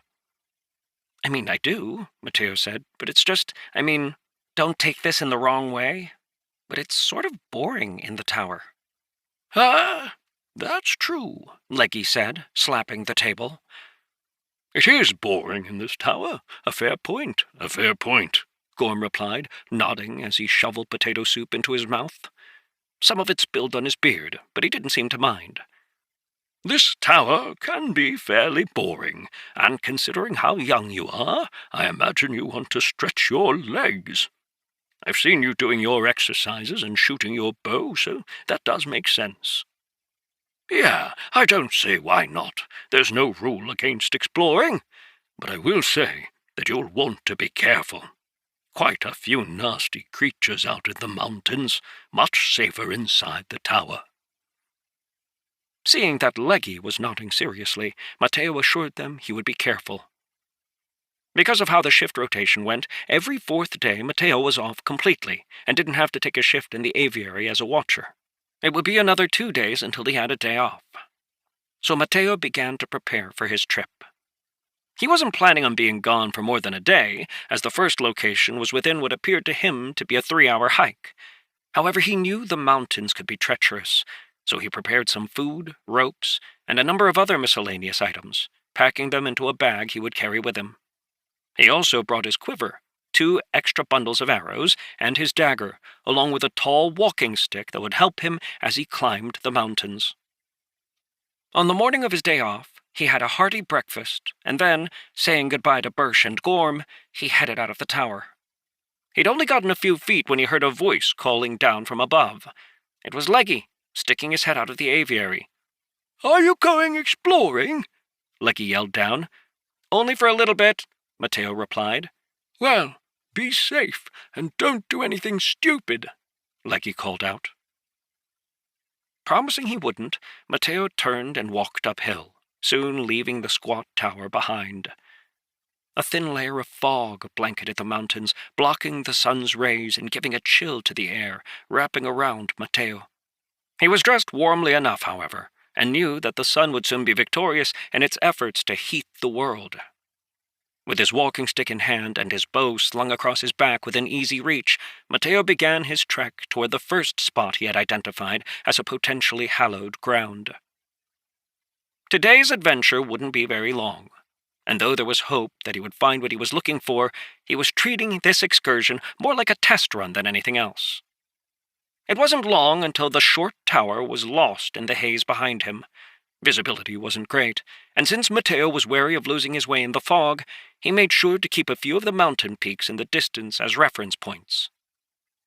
After he had hiked for 45 minutes, the fog started to fade, partly because Mateo was getting higher in altitude, and partly because of the relentless work of the sun's rays beaming down on the world. About that time, he found a path leading up the mountain he was trying to climb, and after pausing for a moment to recall the map he had memorized, he realized this was the path he was looking for. His target was a hollow he hoped was also a hallow, a place where spirit power naturally gathered. In the records, it was described as the beginnings of a small stream that would run down the mountain, eventually joining with a larger river below. At the head of the stream, one explorer had described a small depression, bright with flowers and green plants, where the air seemed fresher and every breath brought a feeling of energy to the body. That sounded an awful lot like a place where there was a high concentration of spirit power, and Mateo was quite looking forward to finding it for himself. The path wound up the mountain, and more than once Mateo saw the hoof prints of mountain deer and the paw prints of what he thought might be foxes. This was a game trail, carved into the mountain by the local fauna, as they sought the easiest path to climb up toward the peak. 15 minutes after he found the path, Mateo finally broke through the haze, and the world seemed to stretch forever in front of him. He had just come to a bend in the path, where it doubled back to climb higher up the mountain, and the sight laid out before him took his breath away. Mountains stretched into the distance, and the blue dome over his head seemed endless. It was as if the air had turned to liquid, cool and crisp, not yet saturated with the weight of the sun's heat.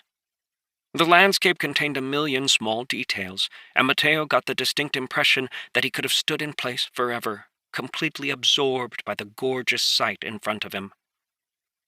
Taking another deep breath, he felt something stir in his chest. A thread of energy that was both ethereal and like lightning, causing his spirit to swell as if it had been pumped full of hot air, while at the same time easing the strain his muscles felt from the steep climb. Though he had his suspicions, Mateo still asked Corvus, who was resting on his shoulder, "What is that feeling? Is that spirit power?" "Yep, that's it." Mateo had never felt this before, and after a moment of reflection realized it was because he had spent all of his early days in the city. According to what Corvus had said, cities, where people were gathered tightly together, lacked spirit power, while the wild, untamed areas of the world possessed much higher levels of it. Taking another deep breath, Mateo couldn't help but marvel at the sight before him. It always struck him as amazing how being high up completely changed how the landscape looked. The second breath had still drawn in some spirit power, but it was thinner than the first time. After taking his third breath, Mateo could feel that the spirit power in the vicinity had been reduced to nothing. It wasn't gone, per se, but its concentration was so light that even if he breathed in 100 more times, he wouldn't gain even a fraction of the spirit power he had absorbed in that first breath. This must be why cities were so devoid of energy. With all of the people gathered together, it simply didn't have an opportunity to reform. With one last look out over the ruggedly beautiful mountains, Mateo turned and continued up the path, heading higher toward a band of trees around the top of the mountain. According to what he had researched, the hollow he was looking for existed closer to the top of the mountain, at the bottom edge of the forest that ran around it. From what he understood, he had another hour of hiking before he would arrive. But the good news was that this path he was on was supposed to lead all the way up to the hollow, meaning it should be easy to spot. The higher he got into the mountains, the thinner the air became, making it harder for him to catch his breath, but Mateo took his time. He had all day to explore and wasn't in any rush. Occasionally, in the distance, he caught sight of animals, mostly deer, nibbling at the sparse grass. Sometimes he would see rabbits, birds, and even mountain goats. The path was steep, but Mateo was in great shape, and with the help of his walking stick made good time, putting him at the edge of the forest within 45 minutes. The The forest was filled with tall conifer trees, their trunks massive and their roots deep. The game trail he had been following vanished at the edge of the woods, splitting up into a million small paths that wove between the large trees. The forest floor was blanketed with years of soft, needle-like leaves, and as Mateo wound his way past the trunks, he found the ground almost spongy underfoot. Turning to the south, he passed along the edge of the forest, making sure to keep close to it. Despite his excellent sense of direction, Mateo understood full well how easy it was to get lost in a place like a forest, especially when all of the trees looked the same as they did here. Out of habit, he moved silently, or as silently as he could, putting into practice everything Eric had taught him over the last few months. Though he wasn't as good as Eric, Mateo had come a long way, and after months of being forced to hunt for his own food in the wilderness surrounding the gorge, Mateo had gained a near-instinctive understanding of where to place his feet and how to move through brush to keep the noise to a minimum. It wasn't long until he heard the faint babble of a brook, causing his eyes to light up as he realized he was in the right place. The water was little more than a trickle, running through a furrow where the soft leaves and loose dirt had been washed away, revealing a small creek. The water danced across the pebbles that lined the bottom and was clear and cold as a glacier. Stooping, Mateo reached out and put a finger in the water, shivering as the cold water pulled the heat right out of his finger. His target was the head of the stream, so he began to hike up along it, making sure to stay far enough away from the bank that he didn't accidentally collapse it into the stream. The further up he got, the smaller it seemed to become, until it was little more than a series of rivulets cutting through the loam. Up ahead, he could see the trees had grown denser, and with considerable excitement, he picked up his pace. Chapter 39. To Mateo, it almost appeared that there was a forest within the forest. Thick trees, their leaves a bright green, crowded close together around a wide pool about 20 feet across. Though it wasn't deep, only about 18 inches at the most, the pool was teeming with life. With a single glance, Mateo saw dozens of fish swimming this way and that, as well as thick grass growing up from the bottom of the pool. A large log had fallen into the pool at one point, the bulk of it hanging over the pond where it provided shelter for the fish darting underneath it. And around the edges of the pond was thick grass and hundreds of flowers. However, even as Mateo took in the pretty sight, he couldn't help but frown. Much of the grass around the pool was trampled by boots, and the sense of life emanating from the pool was dim, not the sharp, energizing feeling Mateo had been hoping for. "Looks like you're too late," Corvus said, flying off Mateo's shoulder to land on the large log hanging over the middle of the pond. "It seems somebody else has been here." Mateo's sharp gaze scanned the edges of the pond. On top of footprints, it was clear that a few of the plants that ringed the pond had been harvested, some sort of fruit or flower taken from them, quite sloppily, too. As Mateo crouched down next to the plant to look at it, Corvus was eyeing the fish in the pond. Examining the leaves and stem of the plant, Mateo identified it as morning glow, a type of flower known for the medicinal properties of its flower petals and for containing a special dew that only appeared with the morning sun. From what he had read, the nectar morning glow flowers produced in the morning only lasted for 15 minutes before it would evaporate into the surroundings. But if it could be retrieved during that time, it was an incredibly helpful tonic that could actually improve the quality of other medicines. "Looks like they grabbed everything," Corvus said. "In a place like this, I would have expected to find fish that carried some spirit power as well as plants, but whoever was here didn't miss anything." After testing the log a few times to make sure it was safe, Mateo climbed up on it and walked out to where Corvus stood, looking down into the shallow pond below him.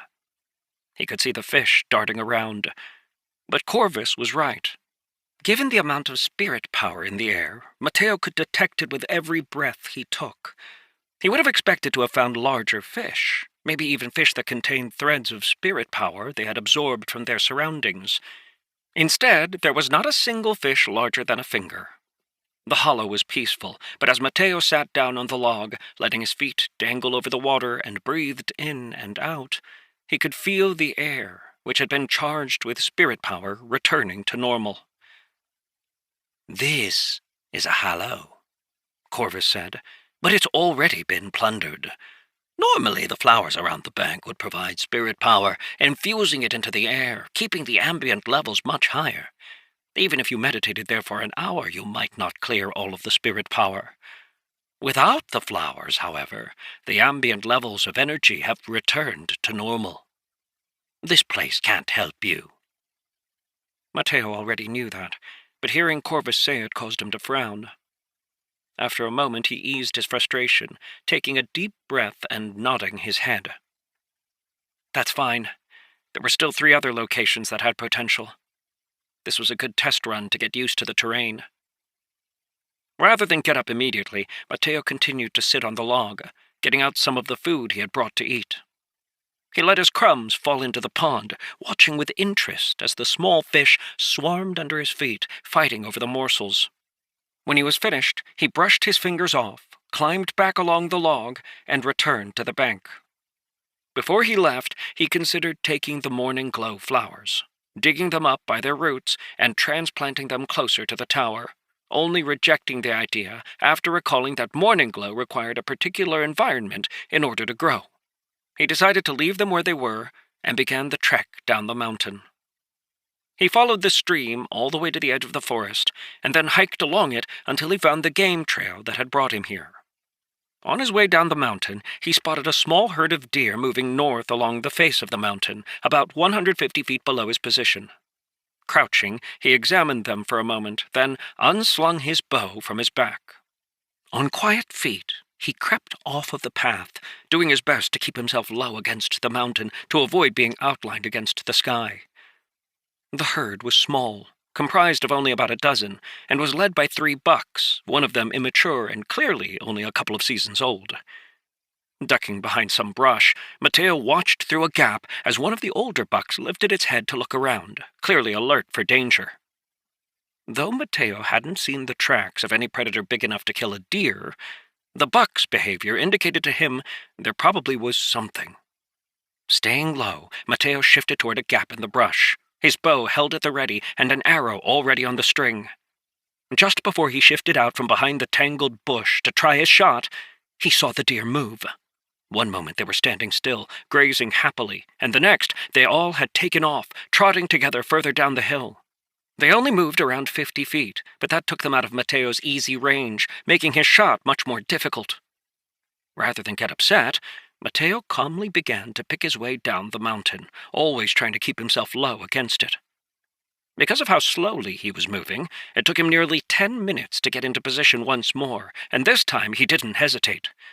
Taking a focusing breath and then rising to his knees, he kept his bow taut as he aimed his arrow. His target was an older doe who didn't have a fawn nearby. There was a whoosh of wind as Mateo released the arrow, and a clear twang as the bowstring snapped back into its original position, launching the arrow at tremendous speeds.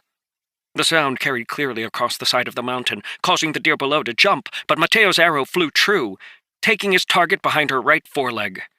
With a squeal that sent the other deer sprinting along the mountain, the doe collapsed to the ground.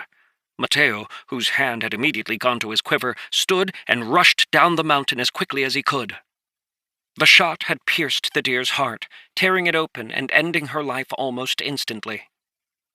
Quite pleased with himself, Mateo retrieved his arrow and then began to field dress the deer.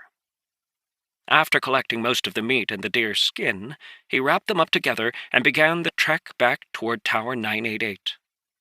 He arrived about midway through the afternoon, and when Leggy opened the door, his face lit up. "Is that deer meat?" he said, staring at the bundle Mateo held out. "Yes, I saw a herd up the mountain," Mateo said, "and I thought we could use some fresh meat." Leggy was practically drooling and quickly grabbed it, hustling toward the kitchen. Fresh meat was a rarity in the tower, as they mostly got along on the shelf-stable food the Darkwing stocked them with. Every month, the wagon full of supplies would come bouncing across the rocky landscape, delivering enough food for the next month and a half. While they often had sausages, the thought of fresh venison steak was enticing, and by the time the smell of sizzling meat had filled the tower, Mateo was starving. When Mateo sat down with Gorm and Leggy to eat, the two old men were curious about his experience. He described his ascent of the mountain and how he had found the pool he was looking for. However, when he mentioned harvesting morning glow flowers, he noticed the concerned look that flashed across Gorm's face. Pausing his description of his adventure, he waited quietly for Gorm to speak. "You said you saw tracks," Gorm asked, staring at Mateo intently. "What did they look like?" "There were no specific tracks," Mateo said. "What I found was a lot of the grass and flowers had been crushed by boots. Clearly they were humans. Is something wrong?" "Not wrong, per se," Gorm replied after thinking for a moment. "It's just there's been increased bandit activity in the mountains. Mostly they've kept clear of this area because they know our tower is here. But the fact that somebody harvested the flowers isn't a good sign." "What do you mean? Isn't it normal to harvest the flowers?" "No," Leggy chimed in. "Most hunters who run into morning glow will only take the nectar. After all, it takes 2.5 to 3 years to grow a new flower, whereas you can harvest the nectar every day during the right months. A lot of people will actually camp out for a week or more gathering morning glow dew every day until they have a few bottles of this stuff. It fetches a great price. The fact that somebody took the petals as well isn't a good sign, as it means they probably need them for making healing potions, and the only people who wouldn't be able to get healing potions are bandits who can't go into the local towns." This was the first time Mateo had heard about any local towns, and the information caused him to straighten up. "Are there towns around here?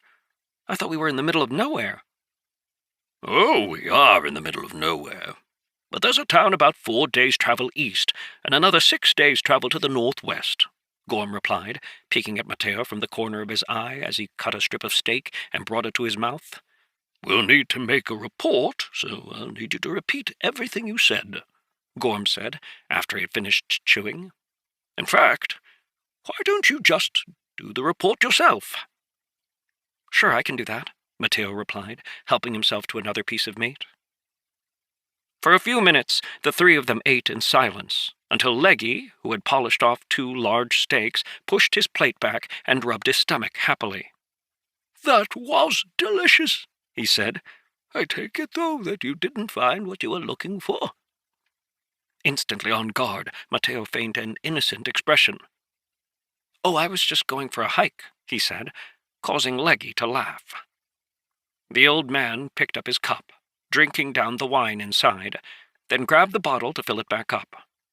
Looking at Mateo over the top of his cup, he grinned. "You don't have to play, kid. I'm 5 times your age. If I didn't know what you were up to, I might as well call myself senile.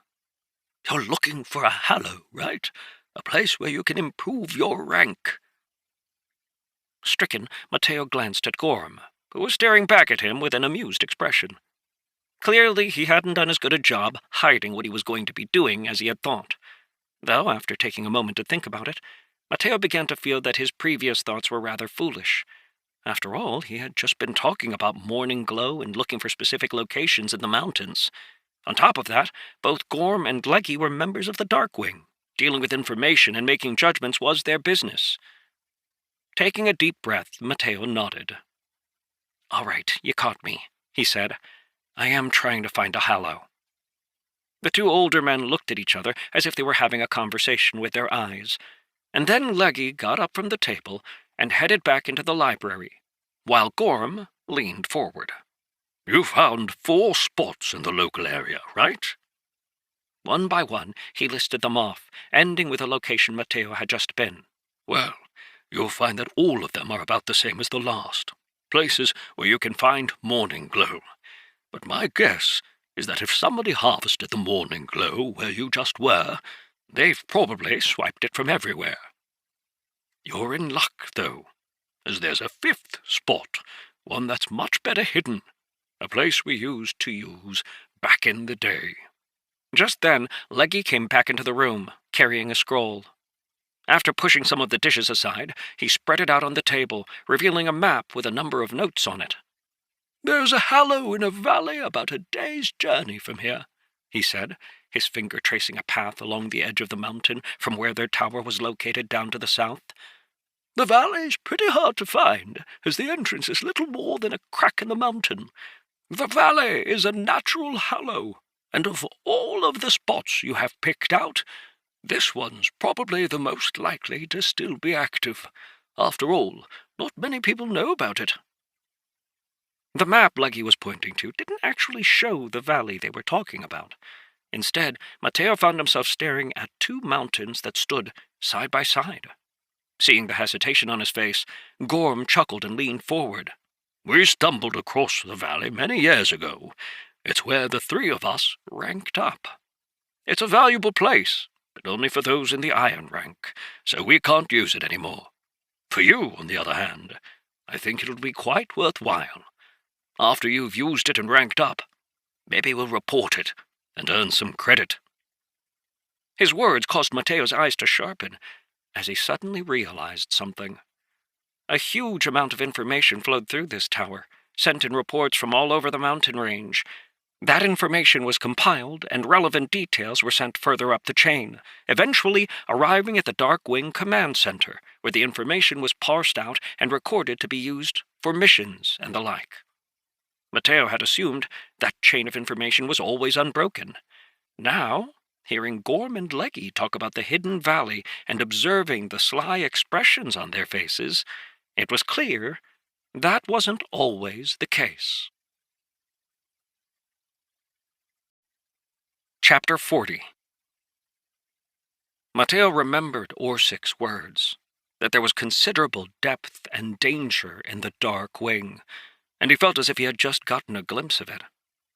In the grand scheme of things, hiding information like the valley wasn't so important, but if there had been other details that weren't reported or were glossed over, the effect could have been tremendous. Realizing he simply couldn't take everything at face value, Mateo silently memorized the lesson and then looked at the two old men. "This seems really valuable information," he said. "What do you want for it?" Laughing, Leggy rolled up the scroll and patted Mateo on the shoulder. "You already paid for it," he said. "This is the first time we've had deer in years. If you really feel like it's valuable, pick up another one on your way back." The ease with which he spoke caught Mateo off guard, and as he watched Leggy get up and return the scroll to the library, Mateo didn't know quite what to say. "The trip will take about 3 days, probably. A day to get there, half a day to find the place, and another day to get back. That means you'll be out on the mountain for 2 nights, Gorm said, slicing another piece of venison from his steak. "You'll need to make sure you pack food and a tent. We haven't used them in a good long while, so they're probably pretty dusty, but we have some tents in the supply closet. As for when you can go, you'll have to wait a few days until you're off rotation. We can cover it for you for the 2 days after your next break. How does that sound?" A warm feeling rose in Mateo's heart as he listened to Gorm speak, and it took him a moment to find his voice. "That sounds good. Thank you so much," he said, but Gorm just waved him off. Later that night, after Leggy had gone up for his shift in the aviary and Birch had come down to enjoy the steaks, Mateo spent a little bit of time outside, sitting against the tower, watching as the sun slowly dipped toward the horizon. It was a beautiful sight, one that brought a sense of peace to his soul. Mateo couldn't help but see hints of his master in Gorm, Birch, and Leggy, and even though the 3 old men largely ignored him, Mateo could feel the warmth of their care. Mateo found that his feelings about Master Solomon were complicated. There was still so much he didn't know about what had happened. He desperately wanted to trust that Master Solomon had done what he had for Mateo's good, but the little glimpses of memory that had stuck with him from his last encounter with Master Solomon had caused doubts to creep into his heart. With a long sigh, he pushed the thoughts out of his head and began to focus on his visualization. The second link in the chain had been completed over a month ago, and he had begun to diligently work on the third link in the chain. This had also caused him to run into a problem, as visualizing the second link had added to the number of links listed on his status sheet. His problem was that he didn't actually have a card to add to his set. Currently, the only two cards he had were Iron Physique and his root card, Heart of Iron. For whatever reason, Mateo couldn't add Corvus's root card to his set, even though its ability affected him as if it were his own. He wasn't quite sure where he was going to find another iron-ranked card, but rather than dwell on that problem, he focused instead on ranking up to bronze. Doing so would allow both of his cards to rank up as well, but the third chain was coming quite a bit slower than the first two chains had, and Mateo estimated it was going to take him almost a year to complete it. This was a massive jump from the few months that the second link had required, and underscored just how slow an iron-ranked root card accumulated spirit power. Mateo was realizing more and more just how important Hallows were, and so the fact that Gorm and the others had been willing to share information with him about a Hallow was even more impressive than he had originally believed. For the next few days, Mateo spent the little bits of free time he had gathering supplies for his trip. Since he was going to be staying out overnight, he needed a tent, which he found buried deep under a pile of boxes in the basement storage area. Gorm had been right about the tents being dusty, and it looked like they hadn't been used in at least 10 years. Taking the one that had the fewest holes in it, no doubt put there by the rodents Mateo occasionally heard scampering around, he brought it outside and did his best to clean it off, even going so far as to set up the tent to try and air it out. He also found himself a sleeping roll and a blanket to add to his gear. He considered bringing some light pots and pans for his meals, but figured that he didn't need the extra weight, and he could just forage for food, as he had in the gorge. He also packed some hardtack, jerky, sausage, and a block of cheese, just in case he got stranded somewhere. Leggy had already talked to him about the path he would have to take to find the valley, and it included an area with some steep cliffs, so Mateo made sure he had 2 long lengths of rope, some climbing spikes, and a grappling hook. He got all of the gear from Birch, who was responsible for keeping up the outside of the tower, and would use it to rappel up and down the walls when they needed repair. When Mateo wasn't packing for his trip, he was taking shifts with the others, watching for messages, recording information, and writing reports. He'd also been learning how to command the iron-wing crows, memorizing the specific whistle patterns the watchers used to direct them. The iron-wing crows clearly liked him, and thanks to his eidetic memory, Mateo found himself taking naturally to commanding them. Of the 3 old men, Birch was without a doubt the most adept. But while the iron-wing crows seemed to understand him implicitly, to humans his speech was practically incomprehensible, so Mateo mainly learned from Gorm and Leggy. As the day of his departure got closer, Mateo found himself growing more and more excited. He had begun to range out from the tower, never leaving, always staying within a mile, and during these trips he would hunt, bringing fresh game back for everyone to enjoy. The addition of meat to their normal meals brought a sense of excitement to the tower the others clearly hadn't felt in years, and it was with some concern that they saw Mateo off when the day for his departure finally came. The plan was for him to be back within 3 days, but he had brought enough food with him for a week just in case something happened. Waving goodbye, Mateo headed south. The morning was clear, and visibility was good for miles, so even when he had traveled for almost 2 hours, Mateo could see the tiny gray stone tower in the distance behind him. Pausing, he took a deep breath and waved, even though he was positive no one from the tower could see him. The path curved around the mountain, and as he continued, Mateo felt as if he was on top of the world. To his east, the land fell away into foothills, and then stretched into a great plain that expanded into the distance. This was the home of the barbarians, or at least some of them. Most members of the Empire believed that the barbarians were nothing but savages, fierce warriors who preyed on the weak, pillaging everywhere they went. Mateo knew better. He had read enough books and talked with Master Solomon often enough to understand that while the barbarians were fierce warriors, they were really no different from the members of the Empire. They just had different cultures, different ways of living, and a different understanding of life and death. Recalling some of the more philosophical discussions he had had with Master Solomon as they talked about the differences of the various people groups on the continent, Mateo couldn't escape a feeling of longing that rose in his heart. Silently, he vowed to himself that one day he would go and explore those lands, getting to know the barbarians and their way of life, coming to see and understand why they lived as they did.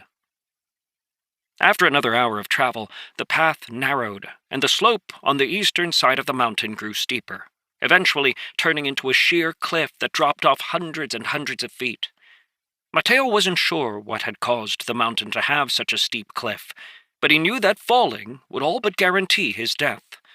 Resolving not to do that, he examined the path that snaked its way along the cliff. Leggy had indicated that the cliff path was largely safe, though it had been years since he or Gorm had been on it. With another look over the edge, Mateo took a deep breath and then got out one of the ropes, tying it around him under his arms. The other end was attached securely to the grappling hook, and Mateo kept it ready just in case he needed to use it. With his walking stick in one hand to provide some stability and the grappling hook in the other, Mateo began carefully walking along the edge of the cliff.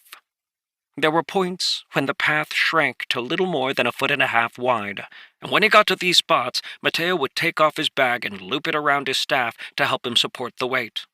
Then, turning sideways, he would edge carefully along the wall, keeping his face toward the cliff. He figured that way, if he fell, he'd be able to hopefully hook the grappling hook on the edge of the cliff and stop himself from falling. Though his footing was stable, the tension of 100-foot drop behind him brought great strain, and by the time he had made it across the first of the narrow parts of the path, Mateo's breathing was heavy. Once on the other side, he took a moment to rest. Thankfully, the cliff path had widened out, and he was able to sit, taking out a piece of jerky to chew on it slowly as he sipped some water and regained his bearings. He still had 3 more such sections to cross before he was all the way to the other side, and as he knew he didn't have time to waste, he got up after a few minutes and headed toward the next narrow section. Here, he did the same as he had done before and carefully inched his way across. Everything went well until he came to the last of the narrow sections of the cliff path. By this time, he was quite eager to be done with this whole thing, and his shirt was soaked through with sweat. Taking a deep breath to stabilize his heart, he stepped onto the narrow section of the path and began, inch by inch, shuffling his way across. He had made it just over halfway when something caught his eye. In the rock in front of him were dozens of thumb-sized holes, and as he looked from the corner of his eye, Mateo saw a large wasp squeeze its way out of the hole. This was the first time Mateo had ever seen an insect that big. But noticing their red and green striped pattern, he immediately froze. These were blood venom wasps, fierce and dangerous creatures that moved in massive swarms. They carried a venom lethal enough that a few stings could stop the heart of a bull. Mateo, halfway across the narrow shelf on the cliff, realized that the only way across was to pass in front of the blood venom wasps' holes, which undoubtedly led to their nest.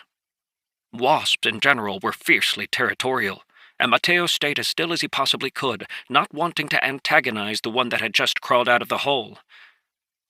It seemed to pause for a moment when it looked in Mateo's direction, and then, with a buzz, flew into the air, circling around his head. Mateo had never stayed so still in his life. The hum of the wasp's wings sounded like thunder in his ears, competing with his heartbeat to drown his thoughts.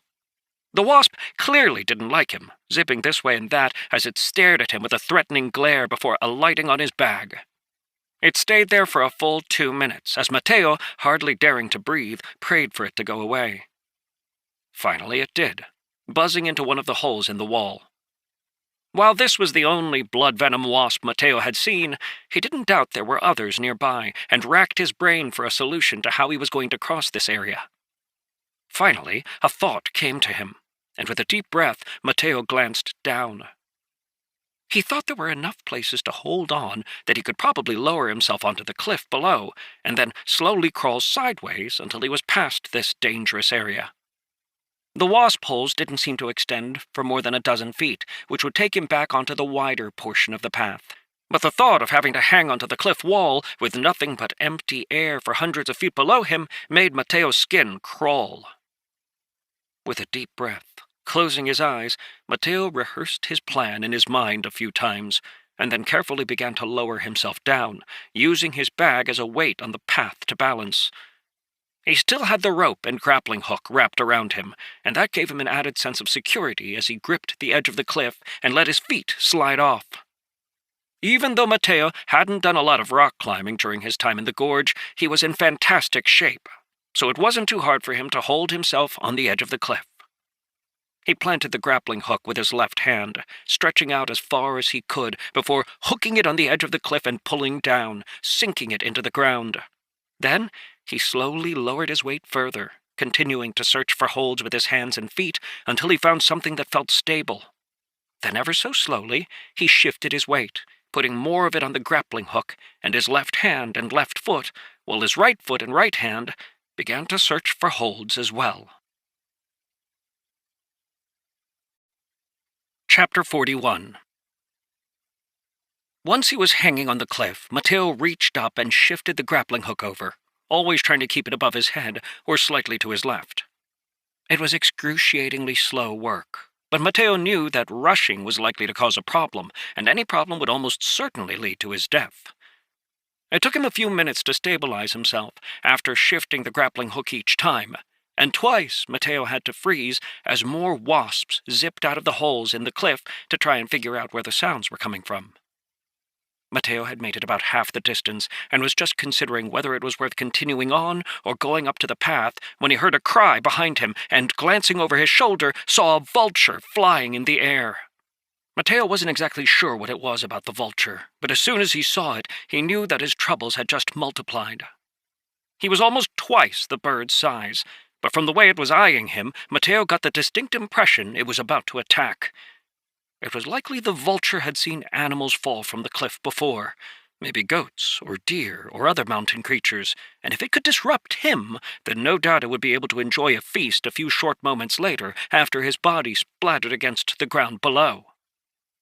Licking his lips, Mateo watched as the vulture circled once more before suddenly letting out a loud screech and flying toward him.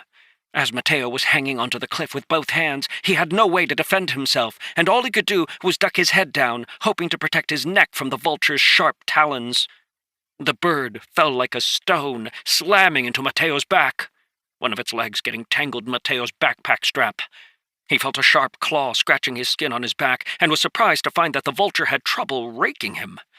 This was undoubtedly thanks to his Iron Physique card, which flared every time the vulture struck. Panicking, the vulture flapped its wings, smacking Mateo in the head and causing him to nearly lose his grip on the cliff. Loud shrieks ripped from the vulture's throat as it pecked at his head, managing to leave a bloody cut across his scalp. Realizing he had to do something, Mateo let go of the wall with his right hand, grabbing the vulture and throwing it to the side. Doing so caused him to slip, and as his foot came off its hold, his body lurched down, slamming into the wall as he reached the end of the short rope wrapped around him. Desperately, he scrabbled for a hold on the cliff, afraid that the grappling hook might be torn free at any moment. The vulture, dazed from slamming into the cliff, flapped its wings as it began to rise, letting out a furious shriek that was answered almost immediately by a thunderous roar of buzzing wings as first dozens and then hundreds of blood-venom wasps poured out of the holes in the cliff above.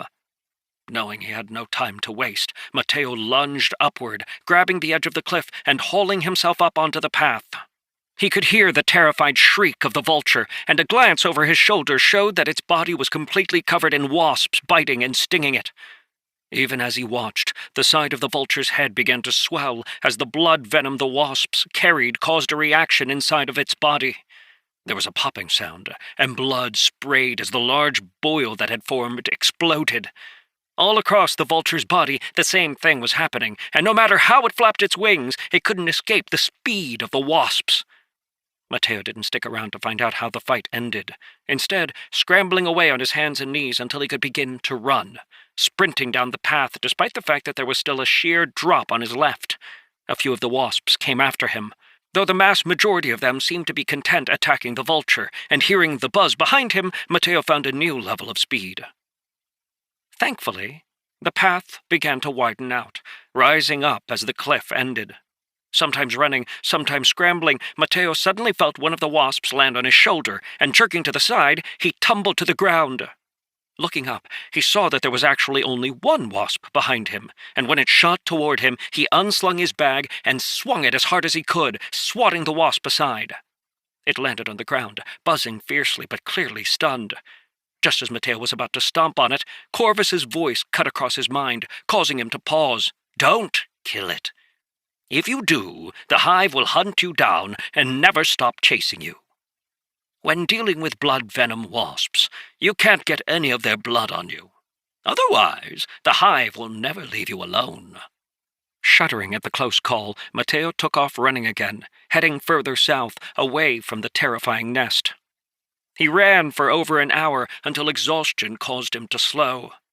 The wasp had long since stopped chasing him, so Mateo took a deep breath and sat down, resting from his mad dash across the mountain. He could feel his heart of iron working diligently to restore his energy. It only took him a few minutes before his breathing calmed. His legs were still a little shaky, but he had survived, and that was what was important. Double-checking to make sure he still had all of his things, Mateo untied the rope around his chest, coiled it back up, and put it in his bag. He was going to have to pass back the same way or take a 3-day detour around the other side of the mountain. Shaking his head, Mateo decided to leave that problem for the future and turned his attention instead to where he was, a bit over a day away from the mountain where the valley was located. Picking up his walking stick, he returned to his trek. As Mateo traveled through the mountains, he kept an eye out for small game, specifically looking for some rabbits that he might be able to kill to add to his meal. He also looked for streams, wanting to make sure he could refill his water when necessary. A few hours later, he had found a small warren of rabbits, and 3 quick shots from his bow had landed him dinner for that evening. He stopped by a wide rock that poked out of the side of the mountain, and, gathering some wood, built a fire to cook his skinned rabbits over. Mateo's training over the last half of a year had taught him not to be picky about the food he was eating, and despite the fact that he didn't have any salt or spices, he picked the rabbits clean and discarded their bones in the fire. He was wary of sleeping out in the open, but also didn't want to take time to set up his tent, so he dozed for a couple of hours, waking any time one of the creatures creeping through the night got close. Part of him had fully expected to wake up facing the jaws of a wolf, a bear, or a wildcat, but at about 2 a.m. he found himself roused, so he packed up his things and headed on. Though it was night, both the moon and the stars cast bright light over the mountain, making it easy for him to travel, and the morning sun was just sending its warm rays over the horizon when he arrived at the mountain where the valley was located. The mountain in front of him was tall, 7,000 feet at its peak according to the map he had read before setting off, but the place Mateo was looking for was only about halfway up it. According to the way Leggy had described it, there was a crack in the side of the mountain. The problem was that finding it would likely be a chore. Taking a moment to rest, Mateo ate some food and gazed up at the mountain, memorizing the topography even as he matched it to what he remembered from the map. There were a couple of places he could see from where he stood, large stone outcroppings that cast shadows upon the side of the mountain, and it was here that he would search. Once he was done eating, Mateo packed his things, picked up his stick, and began the slow hike up the side of the mountain. Part of the problem was that much of this mountain was covered in trees, obscuring both the large rock outcroppings and presenting no clear path to climb the mountain.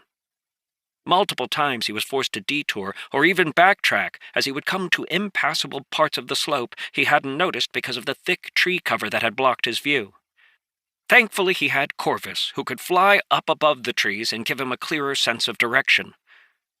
It took him 4 hours to arrive at the first outcropping, and after searching all around it, Mateo was sure this was not the entrance. He had discovered a deep crack in one of the rocks, but after following it for some length, it narrowed to a point, blocking his way forward. After crawling back out, he picked up his pack and headed for the next one. More than once in his trek through the woods, he came upon signs of bear, wild pig, and even cougar, though the footprint of the latter was quite old. The bear markings, scratches high up on a tree, on the other hand, were only a few days old at the most, causing Mateo to slow down and take his time as he moved through the woods. The last thing he needed to do was to surprise a bear and get his head slapped clean off. It took him another 4 hours to get to the next outcropping of rocks he had noticed, and once again he began to meticulously search the area, looking for the crack that might lead to the hidden hollow. Mateo wasn't exactly sure how a valley could exist on the side of the mountain like this, but he trusted that Gorb and Leggy weren't sending him on a wild goose chase. Though, after he arrived at the third outcropping and failed to find the entrance they had mentioned, he did begin to wonder. Frustrated, he stopped for lunch, and then began to climb up the mountain again, heading toward the peak. Leggy had told him the story of how they had discovered it coming down the mountain, and so Mateo decided to attempt to replicate what the older men had experienced many years ago. Twice he had to stop, hiding as wildlife passed by. The first time, it was a boar that snuffed around, clearly able to smell traces of his scent as he hid in a tree above its head. Eventually, however, the boar grew bored and trotted off to try to find something fun to eat. The second time was when Mateo spotted a bear, a huge, hulking brute of a thing that, on its hind legs, would easily stand 11 feet tall. Thankfully, the bear was almost half a mile away and upwind. Knowing that bear eyesight wasn't too good, Mateo stayed absolutely still, his body half concealed behind a tree as he waited until the bear waddled off into the trees. Relaxing his grip on his bow, Mateo let out a sigh of relief and continued his climb. His goal was the top of the tree line, where the ground began to show signs of frost, which eventually transformed into powdery white snow that capped the top of this mountain. From what Leggy had described, they had turned back once they reached the tree line, orienting themselves with two of the mountains in the distance and heading down the mountain in a straight line between them. After taking a moment to line himself up with the two mountains Leggy had described, Mateo looked at the path before him. Though still covered with thick trees, because of the angle of them, Mateo found himself suddenly able to see another outcropping of rock. It had been invisible from where Mateo had looked before, and he realized that the path he had taken on the mountain had caused him to miss it. Excited, he began to pick his way down the mountainside, moving carefully to avoid tumbling down the steep slope. The descent took an hour and a half, and he finally arrived at the outcropping. The sun was beginning to dip toward the horizon. Almost immediately, Mateo saw what he was looking for. A long gash cut in the rock that led toward the side of the mountain. Before he entered it, Mateo looked around, trying to see if there was any sign of beasts inside. After all, having seen the large bear stomping around in the woods, Mateo was worried that if he entered it and came face to face with such a creature, he wouldn't even have a chance to blink before he was dead. Mateo didn't notice anything in particular, and so, after fortifying his courage, he began to scoot through the crack. It was dark, as the light didn't reach very deep into it, and soon Mateo was crawling forward in the pitch black. Eventually, however, he started to see a faint glimmer up ahead. As he got closer, he realized it was a phosphorescent mushroom growing in the wall. After the first was a second, and then a third, and then a fourth, casting little pools of light across Mateo's journey. Leggy had mentioned just how long the crack was, and sure enough, it wasn't until 2 hours later that Mateo finally squeezed out of it and into a world he could hardly imagine. He found himself standing in front of a rock that protruded at the edge of a wide meadow. The sun had lost its fight with the night, and the last streaks of pink were fleeing from the sky above. Looking around, he realized he was standing in a depression on the backside of the mountain. Cliffs rose all around him, towering over the trees that were themselves at least 60 feet tall. In the distance, Mateo could hear the sound of water rushing, undoubtedly a waterfall that fell from one of the cliffs into this hidden valley below. A single breath brought with it an intense feeling of energy, causing Mateo to realize he truly had stumbled into a treasure. Chapter 42. Despite the growing darkness, there was a vivid quality to the world Mateo had entered. The grass was bright and green, the dark pine needles full of life. Flowers bloomed here and there, scattered across the valley like a patchwork quilt.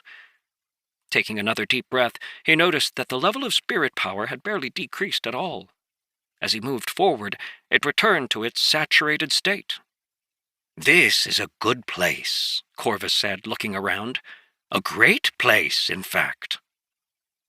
Nearly overwhelmed with what he was seeing, Mateo could only nod. It truly was a great place. Shouldering his pack, Mateo began to explore the hidden valley, looking to see if he could spot the actual Hallow. Gorm had described the Hallow they had found as a small cave, set on the far end of the valley, opposite the entrance that Mateo had come through. Keeping as quiet as he could, as was his habit, Mateo moved through the virgin woods, looking around and taking in the astonishing sights. Everything he looked at seemed to carry a sense of harmony, blending in seamlessly as if it had always been here, granting the valley a certain timeless quality that caused Mateo's mind to whirl.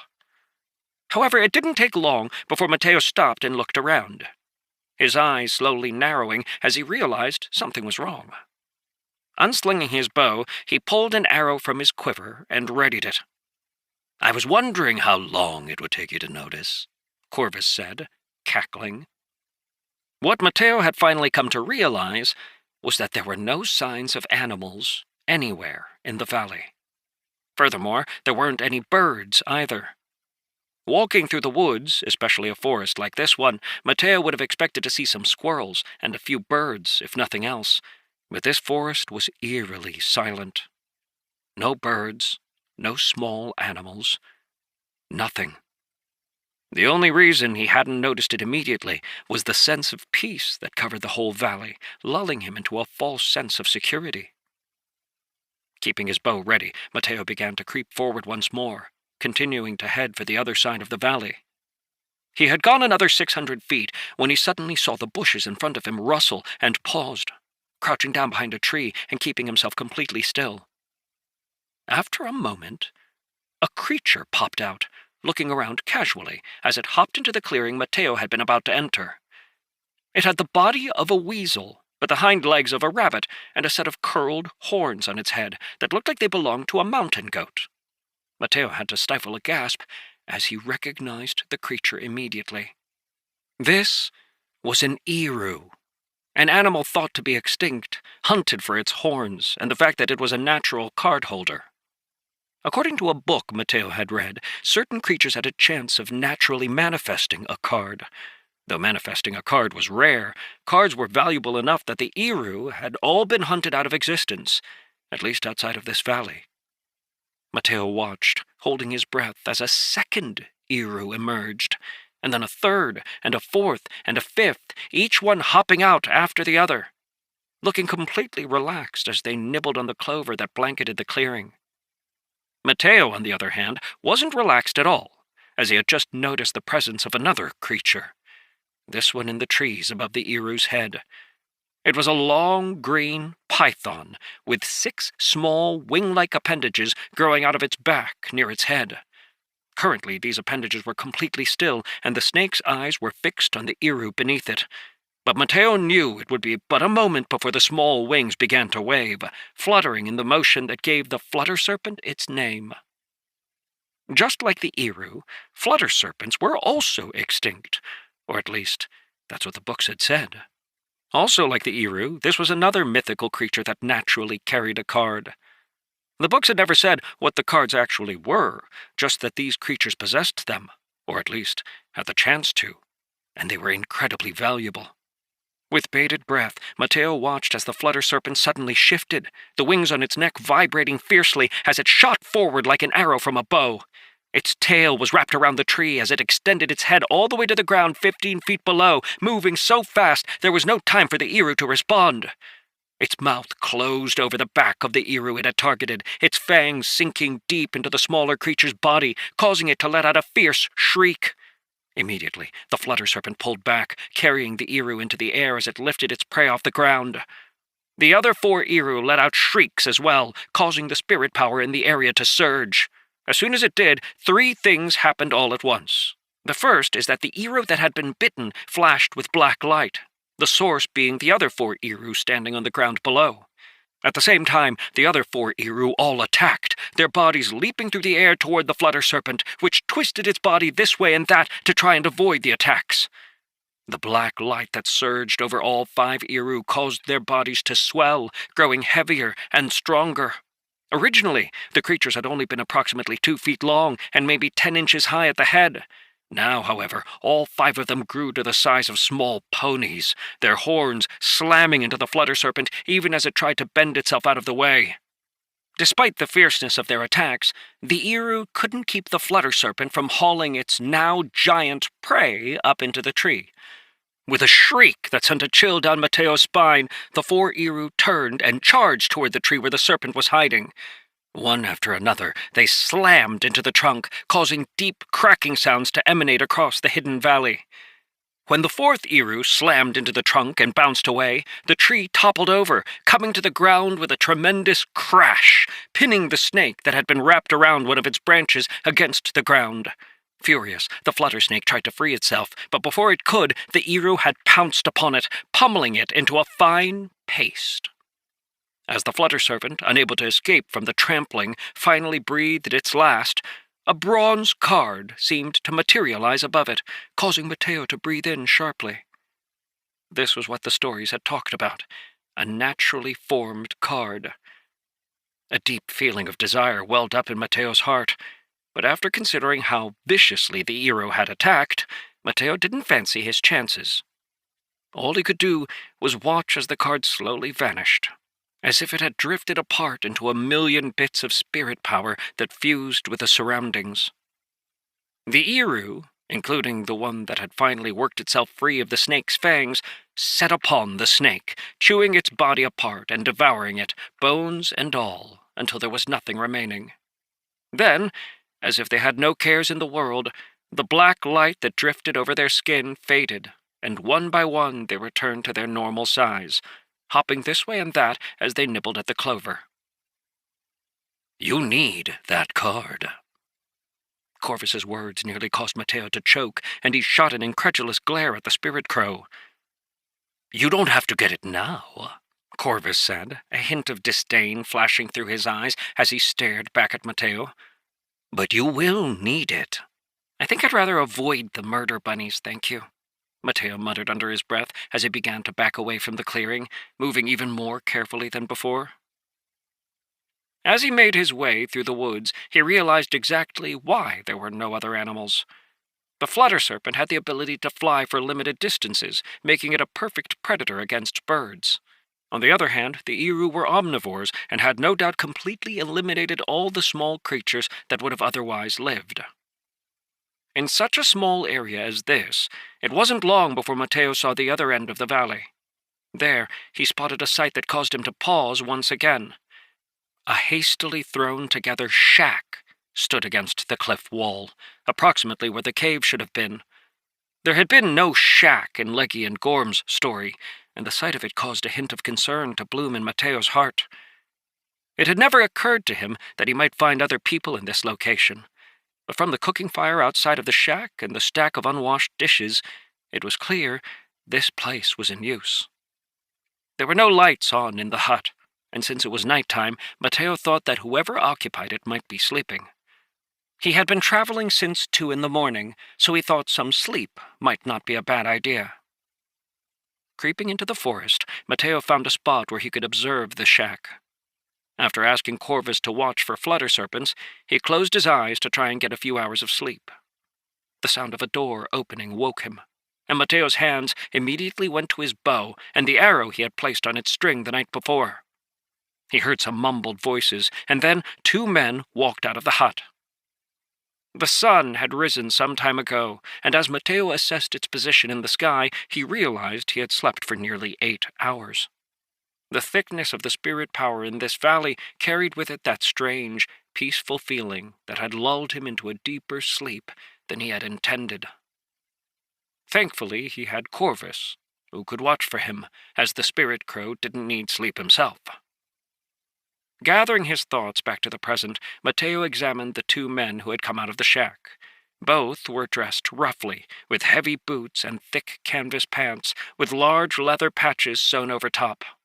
One of them wore a vest with the same leather patchwork, while the other was bare-chested, with a wide belt that held 4 knives running across his chest. Looking at their unshaven faces and hearing the way they cursed, Mateo grimaced. These were undoubtedly bandits. Probably the bandits Gorham had mentioned. The two bandits stood in the door of the shack for a moment, talking together. They were too far away for Mateo to hear clearly, so he crept forward, moving slowly to avoid alerting them. When he got close, he sat behind a tree, closing his eyes and focusing on his hearing, which allowed the bandits' conversation to drift into his ears.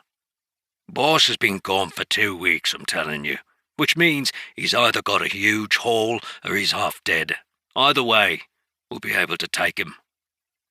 The second voice, sounding much more nervous than the first, was high-pitched and reedy. Are you sure? The boss is pretty strong. He might be strong, but against the two of us, he'll be dead before he knows what hit him. All we have to do is go to the entrance of the valley and wait there, and we can ambush him when he comes in. After arguing for a bit more, the bandit with the reedy voice was finally convinced, and the two bandits set off, heading past Mateo into the woods. As they left, Mateo caught a glimpse of them and saw that the bandit with the vest was holding a bag. After they had gone, Mateo stood up and hurried toward the shack. He wasn't sure if there were other people inside or not, but if there weren't, then now was the perfect time to explore it. Never imagining that someone was hiding nearby, the bandits hadn't bothered to even close the door. Mateo crept closer, slinging his bow on his back and pulling his dagger from its sheath. If he was going to be fighting in a closed space, the bow would just be unwieldy. When he got to the door, he paused and listened, hearing nothing but silence. Before he entered, he closed his eyes, counting to 5 slowly before stepping swiftly through the door. When he opened his eyes, they didn't take as long to adjust to the darkness, allowing his eyes to sweep the room.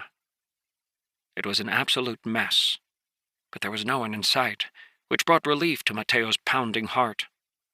The room was simple, with a table shoved in one corner and a dresser in another. There were 4 beds, 2 of which showed signs of recent use, and a door leading to a small room attached on the side, and a hallway heading back toward the cliff. That was what Mateo was most interested in, and as he crept toward it, stepping over trash that littered the floor, he could feel the spirit power in the air growing thicker. It was a subtle thing, but every breath brought in rich energy with it, and soon he found himself at the entrance to a small cave. The cave consisted of a passage that led back about 30 feet, turning slightly, so the entrance wasn't visible from the back of the cave. The further in he went, the stronger the spirit power became, until, as he stepped around a tall stalagmite that thrust up from the floor, nearly reaching the ceiling, Mateo realized there was a small pool of water, glimmering in a naturally formed basin at the back of the cave. At least he thought it was water. That belief lasted until he got close enough to touch it, when he suddenly realized that what he was looking at was incredibly dense spirit power. So dense that it hadn't just manifested in mist, but had actually gone a step further, transforming into liquid that dripped from the ceiling into this pool. "Kid, you hit the jackpot," Corvus said. "That's a lot of spirit water, enough to manifest your talisman and more." Licking his lips, Mateo had to agree. This was a wealth of spirit power. But when he began to reach for his water canteen to try and fill it up, Corvus stopped him. "If you do that, it'll just dissipate," Corvus said. "There's only one way to use it. You sit down in the middle of it and begin to meditate, visualizing what it is you want to manifest." Chapter 43. Standing in the dark cave, staring at the glowing pool of condensed spirit power, Mateo found himself hesitant, but Corvus urged him on. "We don't know how much time you have, so you better get started. From the sound of it, those bandits are going to be ambushing their boss, and they don't know if he'll be coming today or not. So my guess is we'll have the better part of a day before they return. It's going to take you at least that long to manifest the talisman. So, if that's what you want to do, you need to start now." Wasn't I supposed to wait for the full moon? "No need. The concentration of spirit power here is so high, you'll barely be able to handle it. If we wait for the full moon, you'll do more harm than good. Now, stop wasting time and get in!" Trusting that Corvus knew what he was talking about, Mateo took off his pack, placing it at the side, along with his bow and quiver. The stick was placed on one side of the pool and the dagger on the other. Mateo undid his laces on his boots, pulled them off, and then stripped his pants off, following Corvus' directions to sit cross-legged in the pool. The thick spirit power didn't feel like water, as Mateo had expected, and instead felt almost like a thick cotton. As soon as it touched his skin, however, it began to seep into his body, causing him to tremble. "Hurry up!" Sensing the urgency in Corvus' tone, Mateo banished all thoughts from his head, closing his eyes, resting his hands palm side up on his knees, and began his meditation, focusing his mind on the talisman Orsic had drawn out for him. Ever since he had seen it, Mateo had meticulously practiced copying it down, memorizing the completed shape. Now, as he began to meditate, he focused on willing it into existence. At first, there was nothing, and then the spirit power surrounding Mateo began to surge into him. He could feel it being drawn through his pores into his body, ethereal spirals that raced up toward his chest. It brought with it a bone-piercing cold, but Mateo did his best to relax his posture and breathe deeply, allowing the sensation to simply exist while he drew the increasingly thick energy toward his heart.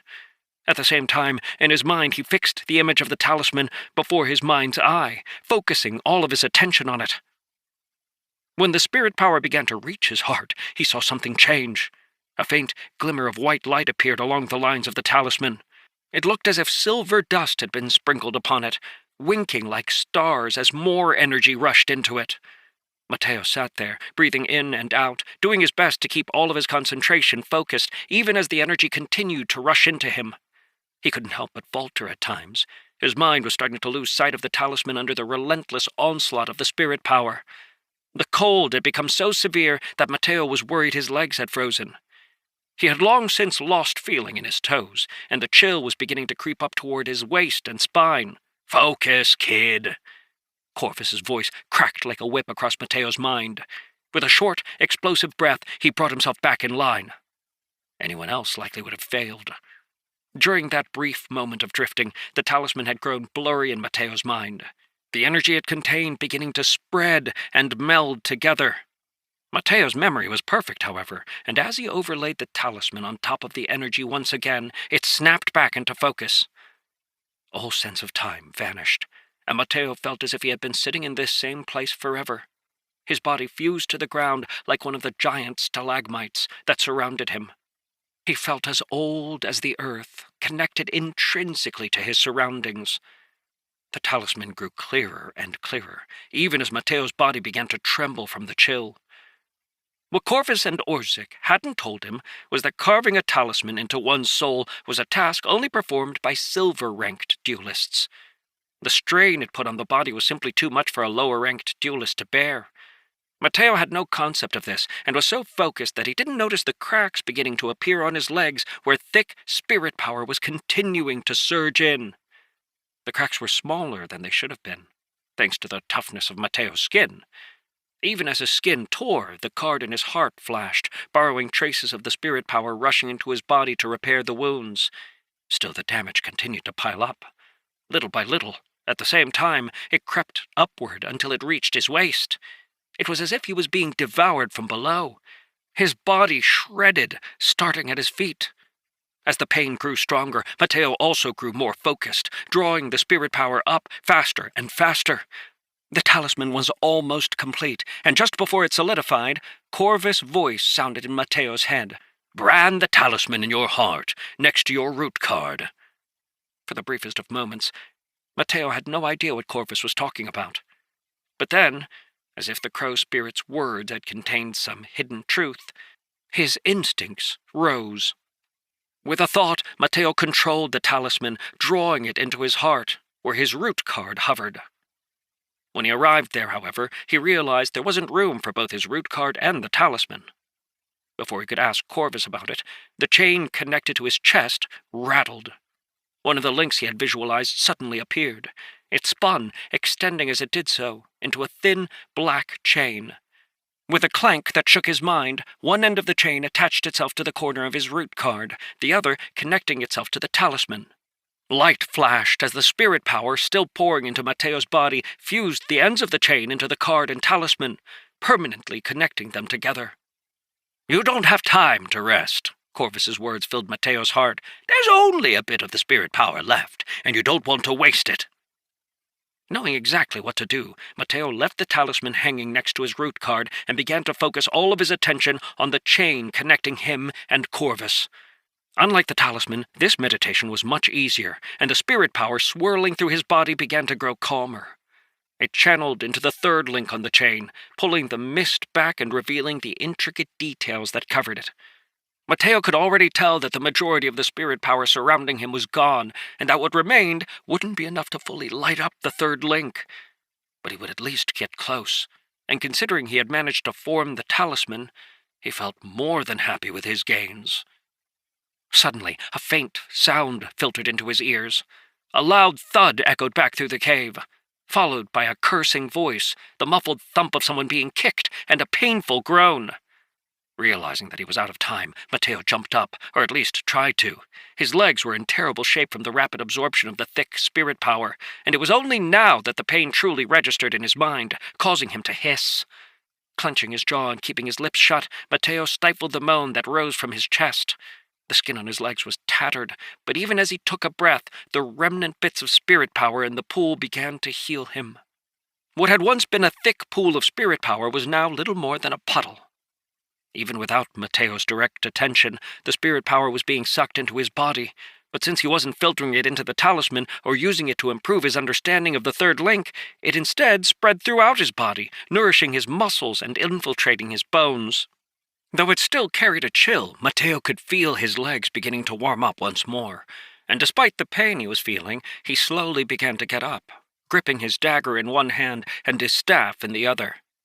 He felt as if he hadn't used his legs in years, and feeling returned slowly, bringing with it the sensation of pins and needles. There was another muffled shout from inside the shack. Without Mateo needing to say anything, Corvus took wing, flying toward the entrance of the cave to see what was going on. Mateo felt as if he was bursting with energy, so he closed his eyes and focused on the chain connecting him and Corvus. Every time he did this, it got easier and easier. It wasn't long before Mateo began to see what the crow spirit was observing. In the shack in front of the cave where Mateo was hiding, he saw 3 people, all clearly bandits. The first was the burly man Mateo had seen this morning. He still wasn't wearing a shirt, but his belt of daggers was nowhere to be seen.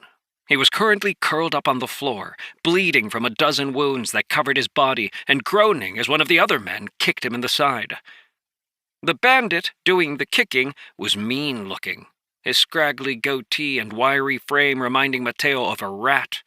In between kicks, he would look over at the third bandit, a man who gave off a strong aura, so strong that Mateo couldn't see through it, causing him to swallow nervously. This must be the bandit leader, and he was currently looking around with a grim expression. A large bag had been dropped just inside the door, carrying the scent of morning glow. The bandit leader walked over to the doorway that led to the small room, checking it to see if it was locked or not. When the handle opened easily, a thunderous expression flashed across his face, and he threw the door open, striding inside. There was more muffled cursing, and a moment later he stormed back out. Shooting a glare at the shirtless bandit curled up on the floor, he walked to the door. "Watch him closely," he said, jabbing a finger at the bandit on the ground. "Yes, boss." Taking a deep breath, the man walked out of the shack, and after a moment, Corvus followed him, flying out through the open door and perching on a nearby tree. He saw the bandit leader heading into the woods, and Mateo realized his best opportunity to escape had probably come. The vision in his head shattered as his eyes opened, and with a deep breath of his own, Mateo picked up his bag, tying it securely on his back. After a moment of hesitation, he picked up his bow, getting out one of his arrows, and ever so quietly eased around the corner, looking down the cave's tunnel toward the shack. From where he crouched, he could see the edge of the cave's entrance, but he couldn't see the rat-like bandit. With careful steps he moved forward, making sure not to disturb any of the small pebbles scattered across the ground. At the same time, his bow rose, and the arrow on it was drawn back. Mateo did his best to control his breathing, forcing himself into calm, long breaths as one foot slowly inched in front of the other. As he moved forward, more and more of the interior of the shack was revealed, and on the fourth step he suddenly saw the rat-like bandit, who was currently leaning over his former companion, searching his pockets. Some sixth sense must have alerted the scrawny bandit, because he suddenly looked up, his eyes going wide as they locked onto Mateo. Mateo was just as startled as the bandit was, but his instinct wasn't to yell, and instead he released his arrow. There was a loud zip, reminding Mateo of a swarm of angry blood-venom wasps, along with a sharp twang of the bowstring. Before any sound could make it out of the bandit's mouth, the iron-tipped arrow punched straight through the front of his face. The force of the shot was so great that the arrow carried the bandit back half a dozen feet, where his body slammed into the shack's wall, causing it to tremble. Not even waiting to see the result of his shot, Mateo had already started moving forward, his bow slung onto his shoulder and his dagger drawn as he headed for his opponent. By the time he made it to the entrance of the cave, it was clear the scrawny bandit was dead. But as Mateo headed for the door, he heard Corvus' voice. "You've got enemies incoming." Realizing that if he walked out of the front door of the shack, he would be running into the bandit leader, Mateo skidded to a stop and turned toward one of the shack's windows on the side of the structure. As he did so, he saw the scrawny bandit's corpse, and two things caught his eye. The first was a leather case that sat along the bandit's leg, and the second was a black iron card, materializing above the bandit's chest. Stooping, Mateo used his dagger to cut the case free. He had no idea what was in it, but since the card wasn't fully formed, he thought it was worth taking. As he stood up, the iron card finished forming and Mateo grabbed it, sprinting for the window on the side of the building. "He's 20 feet away and coming fast." Mateo had never been so thankful for Corvus in his life. The ability to see what was going on outside of the building would likely be the thing that saved him. Sliding the window open, Mateo jumped out, making sure to stay close to the wall, and closed it quietly behind him. "He's at the door, waiting for half a second more." Mateo started running, hoping he had timed it right. A glance to the side as he cleared the corner of the shack showed the door starting to swing closed, and Mateo turned up his speed, running as fast as he possibly could into the forest. As soon as he had a little bit of distance between him and the shack, he crouched and shifted directions. A dozen times in the next 20 minutes he changed his direction, trying to make his tracks as hard as possible to follow while still maintaining speed. Corvus, who was flying above the forest behind him, suddenly clicked his beak. "He's coming after you, and he looks mad." Swallowing, Mateo abandoned his attempts to hide his trail and instead ran as fast as he possibly could. As he did, his mind carefully catalogued all of the things he was carrying, trying to decide what he needed to keep and what he didn't. Slowing to a jog, he opened up his bag and pulled out the jerky, stuffing it into his pouch. He took his water and his weapons as well, before tossing his bag and everything it carried under some brush. Though he hated to part with all of his stuff, he was already worried about his ability to outrun the chasing bandit, and rather than weigh himself down, he would rather put all of his effort into escaping. Chapter 44. According to Corvus, the bandit leader was heading north as fast as possible. Mateo could only assume that was where the valley's main entrance was. Mateo was hoping he'd be able to slip out of the valley through the crack he had used to enter, avoiding the bandit's pursuit. He maintained a steady pace as he ran through the forest, occasionally getting updates from Corvus, the last of which caused his heart to sink. "You've got trouble, kid. The bandit leader just met up with 2 others, one of whom looks like a tracker." That was the worst possible news Mateo could have gotten, but he didn't panic, keeping himself calm as he continued to move toward the valley's exit. If his pursuers truly had a tracker, especially one who had a card related to it, it was unlikely Mateo would be able to shake them off, which meant his options were to either outrun them or eliminate them. The problem was that Mateo knew he was outranked by the bandit leader, and it was possible the other bandits would outrank him as well. The scrawny bandit, who had fallen to his arrow, had been iron-ranked, as evidenced by the card he had dropped. However, the bandit leader was clearly a good bit stronger than that, meaning Mateo was likely to come out on the wrong end of any direct confrontation. "Mateo, they've locked onto you, and they're closing quickly. At the speed they're moving, they'll probably catch up in about 15 minutes. Mateo felt like every time Corvus spoke, the news got worse and worse. If the tracker had been able to lock onto him from such a distance, it was clear it was a card-based ability. That made it even less likely Mateo would be able to shake them, and it meant that unless he had a way to slow them down, he would be forced into what was almost certainly an unwinnable battle. Wishing he had Rose and Eric with him, Mateo did his best to bury his negative thoughts and instead focus on what he could do. He was getting close to the passage that would take him out of the valley, but from what Corvus was saying, his pursuers would catch up with him right before he would be able to slip away. His mind turned, searching for a solution. After a moment, a daring plan appeared in his head, and Mateo began looking for an appropriate place to carry out his plan. Luck must have favored him, as he found a small clearing around 1,000 feet north of the passage. More importantly, there were half a dozen Iru hopping around in the middle of it. Slowing down so as not to disturb them, Mateo hid on one side of the meadow, doing his best to keep the meadow, and more importantly the Iru, between him and his opponents. He had arrived just in time, as 2 minutes later, Corvus came winging back into sight. "You've got a minute, kid." There was a certain glee hidden in Corvus's voice, as if the thought of the coming fight excited the spirit bird. Doing his best to ignore the bloodlust filtering through the chain that connected them, Mateo took a deep breath and got out 4 arrows. 3 he gripped loosely in the fingers of his bow hand, while the 4th was readied. He was crouched behind a tree, with clear sight of the entire meadow. He was about to take a tremendous gamble, and a sense of nervousness and excitement made his heart feel like it might beat out of his chest. It wasn't long before the bandits came into view. The one in front was a tall, stooped man whose arms hung abnormally long. There was a sort of wolfish look to his features, and his head slowly swung back and forth as if he was smelling the air. Behind him was the bandit leader, and for the first time, Mateo got a really good look at him.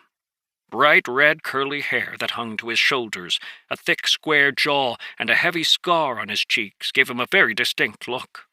A longsword was sheathed at his side, and he walked with the calm confidence of experience. Trailing him was a large man with a relatively blank expression that contrasted strongly with the 2 razor-sharp axes he carried. All of a sudden, Mateo didn't feel nearly as good about his plan, and silently regretted not taking his chances with a crack in the earth that would take him outside the valley. It was too late to change tactics, however, and so, taking a deep breath, Mateo drew his arrow. "Let's hope this works," he muttered under his breath as he released the arrow. The long-armed bandit seemed to hear something, because he looked up as Mateo's arrow flew across the meadow. Mateo knew that most duelists, especially those who had lived lives of danger, had an uncanny ability to sense danger before it arrived, and that's why he hadn't targeted any of the bandits.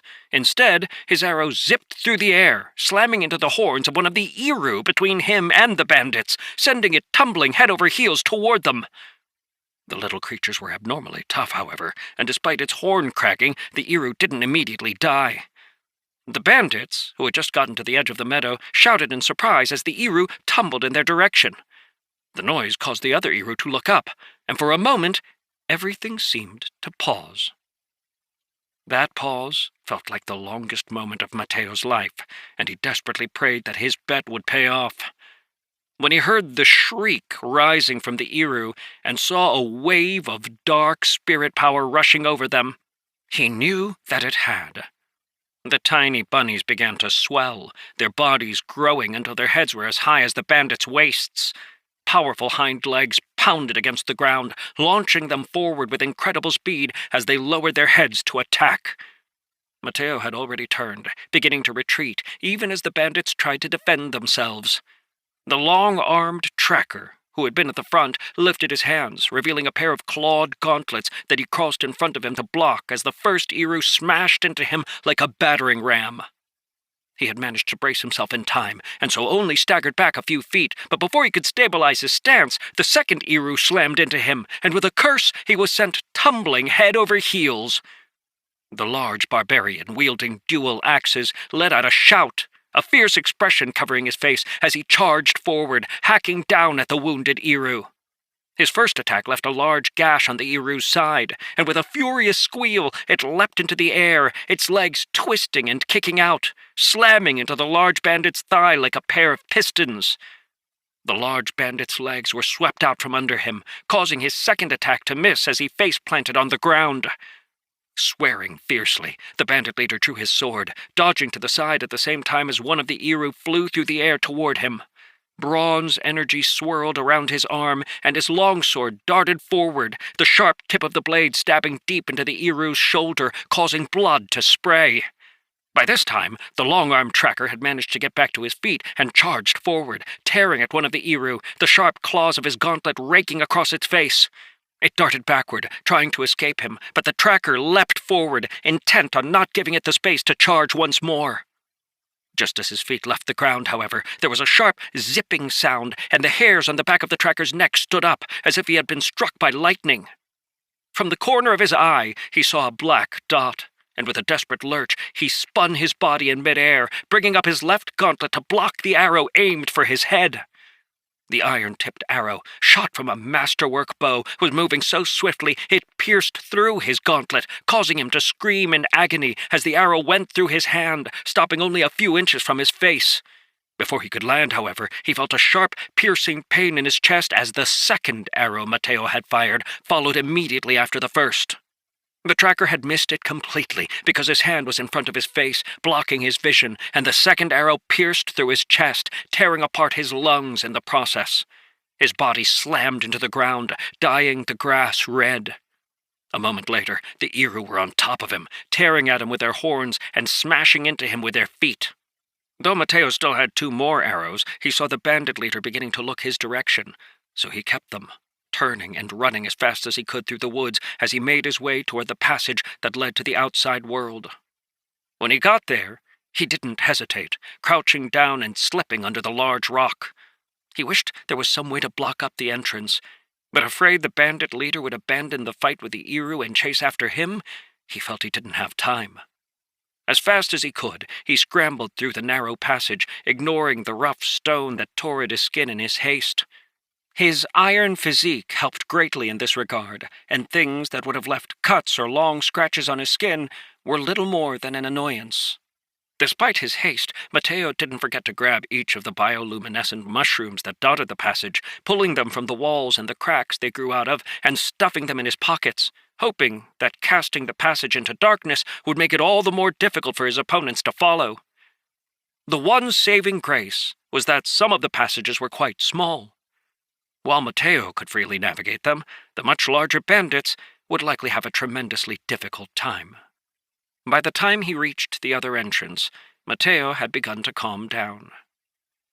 When he had first gotten the Heart of Iron card, he had been quite disappointed.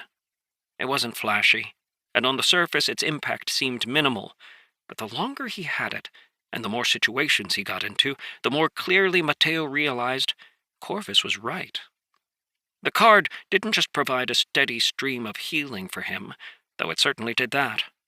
It also provided spirit power, erasing his fatigue and rejuvenating his muscles, allowing him to operate at a higher base level for longer. The most important thing it did, however, was renew his mind, allowing him to avoid overexerting himself when in periods of great stress. The calming effect it carried gave him increased clarity and mental acuity. These 3 things together, the rejuvenation of his body, mind, and spirit, combined to let him operate at a pace others would find exhausting. Even when he did grow exhausted, a few moments of rest were all he needed before he had enough strength to keep going. This effect had only grown more pronounced with the linking of a second card, and Mateo was starting to realize that despite being stuck with iron-ranked cards, his future growth potential was tremendous. After he got to the other end of the tunnel, Mateo crawled out onto the large rock outcropping and discarded all of the mushrooms he had gathered. After taking a moment to stabilize his breathing, he jumped down from the rocks and began a controlled descent, moving at a fast walk as he headed down the mountain. Even as he did, he examined the map of the mountain in his mind, trying to pick the shortest route that would lead him back to the cliff. Mateo's hope was that the bandits would lose track of him, but he had a nagging feeling in the back of his mind that it wouldn't be that easy.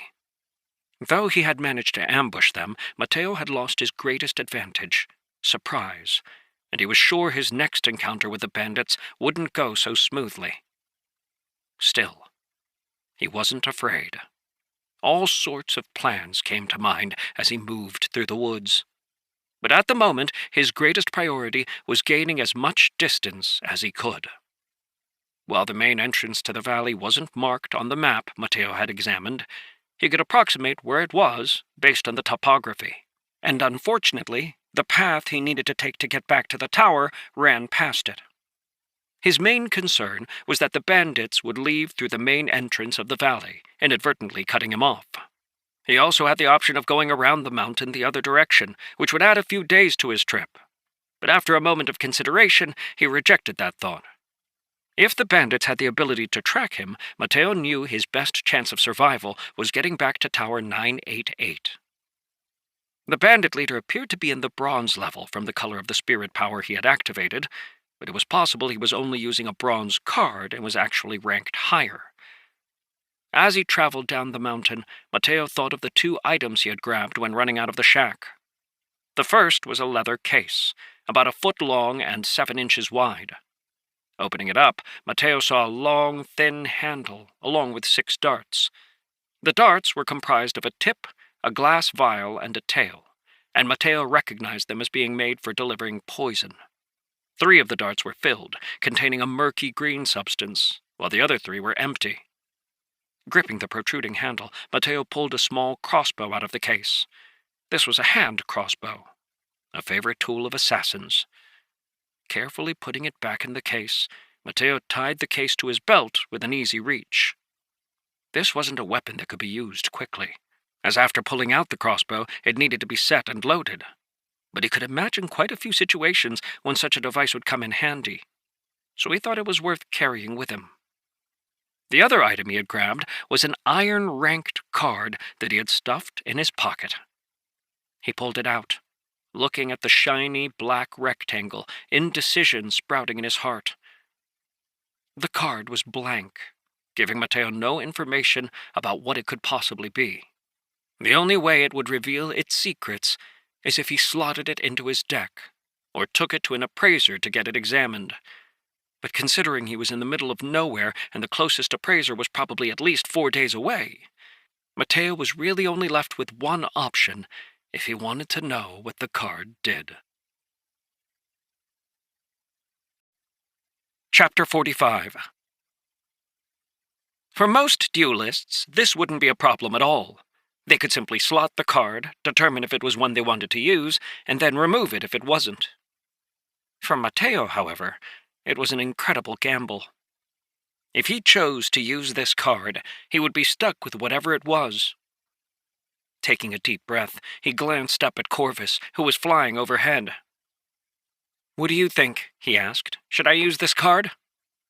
With a quick turn of his wings, Corvus flew down, landing on Mateo's shoulder, his beady red eyes looking at the blank black card in Mateo's hand.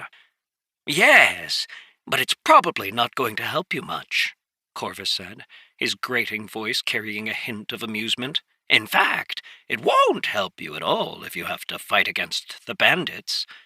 But it is a card you'll need."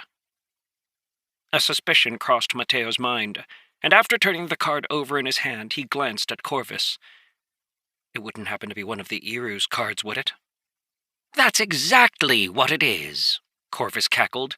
"If that's not a stroke of fortune, I don't know what is." Rather than growing happy, Mateo's expression fell. His close observation of the Iru's ability had given him some clues, and he thought he knew why Corvus was saying it wouldn't be helpful for him to slot it right now. When they activated their abilities, their power flowed out to the other Iru and their surroundings, stacking together to cause them to grow much larger and more powerful. It was likely that this ability didn't actually affect the individual using it, but instead improved the abilities of the people around them. Still, Corvus had said he was going to need it, and rather than carry it around in his pocket where it might be lost, Mateo thought it was better to slot it. Taking a deep breath, Mateo pressed the card to his chest, watching as his deck opened up to accept it. He could see his root card, with a talisman attached by a black chain. Another black chain extended down to his Iron Physique card, causing both of the cards to shimmer with a faint bronze energy. His new card spun for a moment, and then settled into one of his arm slots, indicating it was an active card, an ability he would need to activate in order to use. With a flash of light, the card revealed itself, allowing Mateo to see the ability it contained. Name, Mateo. Race, human. Status, slave. Rank, iron. Root, heart of iron, iron plus.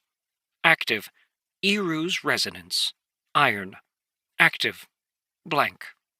Passive, Iron Physique, iron plus. Passive, blank. Links, 2. Iru's resonance. Each ally within 10 feet of you gains a marginal increase in strength and speed. Though Mateo hadn't guessed the abilities of the card exactly, it was in line with what he had expected, so he wasn't too disappointed. At the same time, he genuinely wondered why Corvus had said he needed it, and when he asked as much, Corvus clicked his beak. "Of all the cards you possess," he said, "this may be genuinely the most terrifying. Imagine the difference a card like this could show on the battlefield." Though the Spirit Crow didn't say anything else, Mateo didn't need him to. As he jogged through the forest that covered the mountain, his mind began to imagine what would have happened if he had had his card during any of the fights that Rose, Eric, and he had participated in. Their defense against Orzic's wolves would have gone quite a bit easier, and it was clear from his observation of the Iru that such an ability could stack. What really caught Mateo's imagination was that the combination of Iru's resonance and his heart of iron would allow him to keep the ability active far longer than should normally be possible. Unlike passive abilities, active abilities constantly drained the user's spirit power, eventually deactivating when their spirit power ran dry.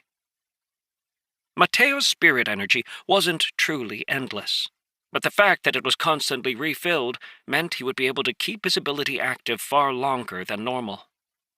That didn't solve his immediate problem, however, of being chased by angry bandits who would likely be able to remove his head with very little effort. Mateo was under no illusions that the Iru might have beaten the bandits, and so fully expected that the last 2 bandits would be after him soon, if they weren't already. Tossing the matter of how to use his new card to the back of his mind, Mateo pushed forward, increasing his speed as he finally got to the foot of the mountain and found the path that would take him back to Tower 988. The last time he had made this journey, he had slept for a few hours in the middle of it, but this time he pushed through, keeping a steady pace as he jogged up the path. He didn't want to exhaust himself, but he also knew he couldn't dally. Corvus, rather than ride on Mateo's shoulder as he was wont to do, turned lazy circles in the air above him, keeping an eye out for the enemy. All night Mateo ran, relying on his root card to keep himself going, even when his exhaustion grew overwhelming. Occasionally, he would slow to a walk, breathing deeply as he took that time to try and recharge as much as possible. Along the way, he found himself chuckling, as he realized that his Iron Physique card had likely helped him avoid terrible blisters on his feet. Normally, this amount of running would have caused his feet to swell and form large, painful blisters, as he had back in the gorge during his training. Thanks to his Iron Physique card, however, his skin was tougher, and the faint trickle of spirit power that ran through it made it practically impossible for him to get blisters. He made good time, but just as the sun was starting to rise over the horizon, he heard the words that he had been dreading. "They're about 3 miles away, kid. You might want to pick up the pace." Taking a deep breath to calm his racing heart, Mateo nodded and sped up. The one saving grace was that he had managed to get past them and avoided being cut off. According to Corvus, the bandits were heading for the trail he was on, and once they reached it, would undoubtedly begin to move faster. Now was not the time to save energy, so Mateo moved as fast as he could, running up the path. He was about half an hour away from the dangerous cliff section of the path, where he had nearly fallen to his death only a few days before. He had been putting a lot of thought into how he was going to get past it, and though his plan carried considerable risk, Mateo knew he didn't have any other options. Doing his best to keep his pace steady, he pushed toward the cliff path. Ideally, he'd be able to arrive well before the bandits, but that was unlikely. Sure enough, once they hit the path, Corvus reported that they had started to accelerate, closing in on him little by little. The morning air was perfectly clear, dashing Mateo's hopes that it would be foggy, allowing him to avoid being spotted. A glance over his shoulder revealed two tiny figures in the distance. They had undoubtedly seen him as well, as they sped up, intent on catching him. Though he had managed to kill the tracker, it seemed that whatever ability the tracker had been using hadn't yet faded, allowing the bandits to lock onto his position, even as he was moving. Breathing heavily, Mateo finally came to the cliff area. It appeared peaceful, just as it had before, but Mateo knew better than anyone that the peace could shatter in an instant, transforming into a deadly swarm of blood-venom wasps. He had already discarded both the rope and the grappling hook he had carried back in the valley, so his trip across the cliff face would undoubtedly be fraught. His hope was to avoid the wasps, but to do so would require Mateo to slow down, which would give the bandits time to catch up.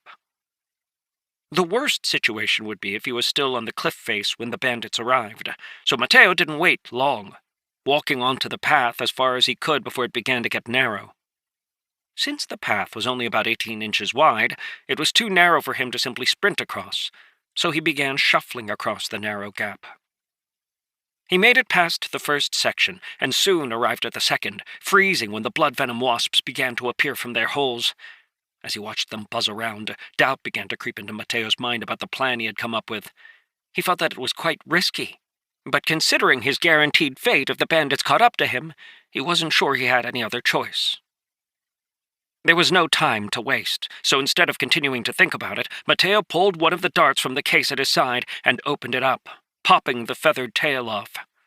He carefully stuck the sharp point in the ground at his feet, being exceptionally careful to avoid getting any of the poison on his skin.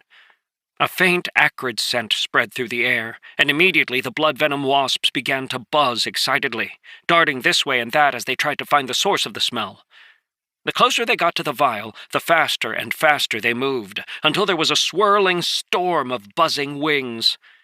A few even landed on Mateo, who kept absolutely still, not daring to think what would happen if they randomly decided to sting him. Thankfully, the poison held their attention, and when the first one found it, its wings vibrated at a slightly different frequency, causing the rest of the blood-venom wasps to dart over. They crowded around together, pushing each other aside as they tried to dip their mandibles into the poison. What seemed like a lifetime ago, Mateo had run across an entry in a book about the blood-venom wasps, and one of the things that he learned was that unlike most animals, the blood-venom wasp was all but immune to poison. One of their favorite things to do was collect poisonous material that they could refine into the venom that filled their stingers. Mateo had no idea how strong the poison in the vials was, but he hoped it was strong enough to keep the blood wasp's attention for a good while. He had already taken the second dart out, and with careful fingers he opened it up. Immediately, more wasps, which had not managed to squeeze into the swarm around the first vial, zeroed in on the second one. Holding it out at a distance, Mateo carefully moved to the side and then placed it down on the ground. More and more of the blood-venom wasps swarmed around it, allowing Mateo to slip away. He tried to move in a smooth and non-threatening manner, though he had no idea what constituted non-threatening in the blood-venom wasp's eyes. He only had one more of the poison vials, and there were still a few wasps here and there in his path, but all he could do was say a quiet prayer and move as quickly as he could along the face of the cliff.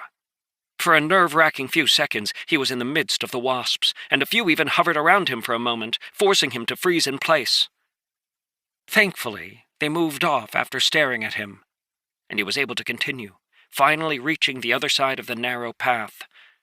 The entire experience was incredibly nerve-wracking, and Mateo felt as if his legs might give out as he stumbled onto the wide, flat ground that lay beyond the cliff. Sitting down heavily, he tried to catch his breath, feeling the cool mountain air against his sweat-slicked clothes. The first part of his plan had been completed, and had thankfully gone well. But he wasn't out of trouble yet. The two bandits were approaching quickly, and though Mateo had a faint hope in his heart that the cliff path would stop them, he knew it was probably a vain hope.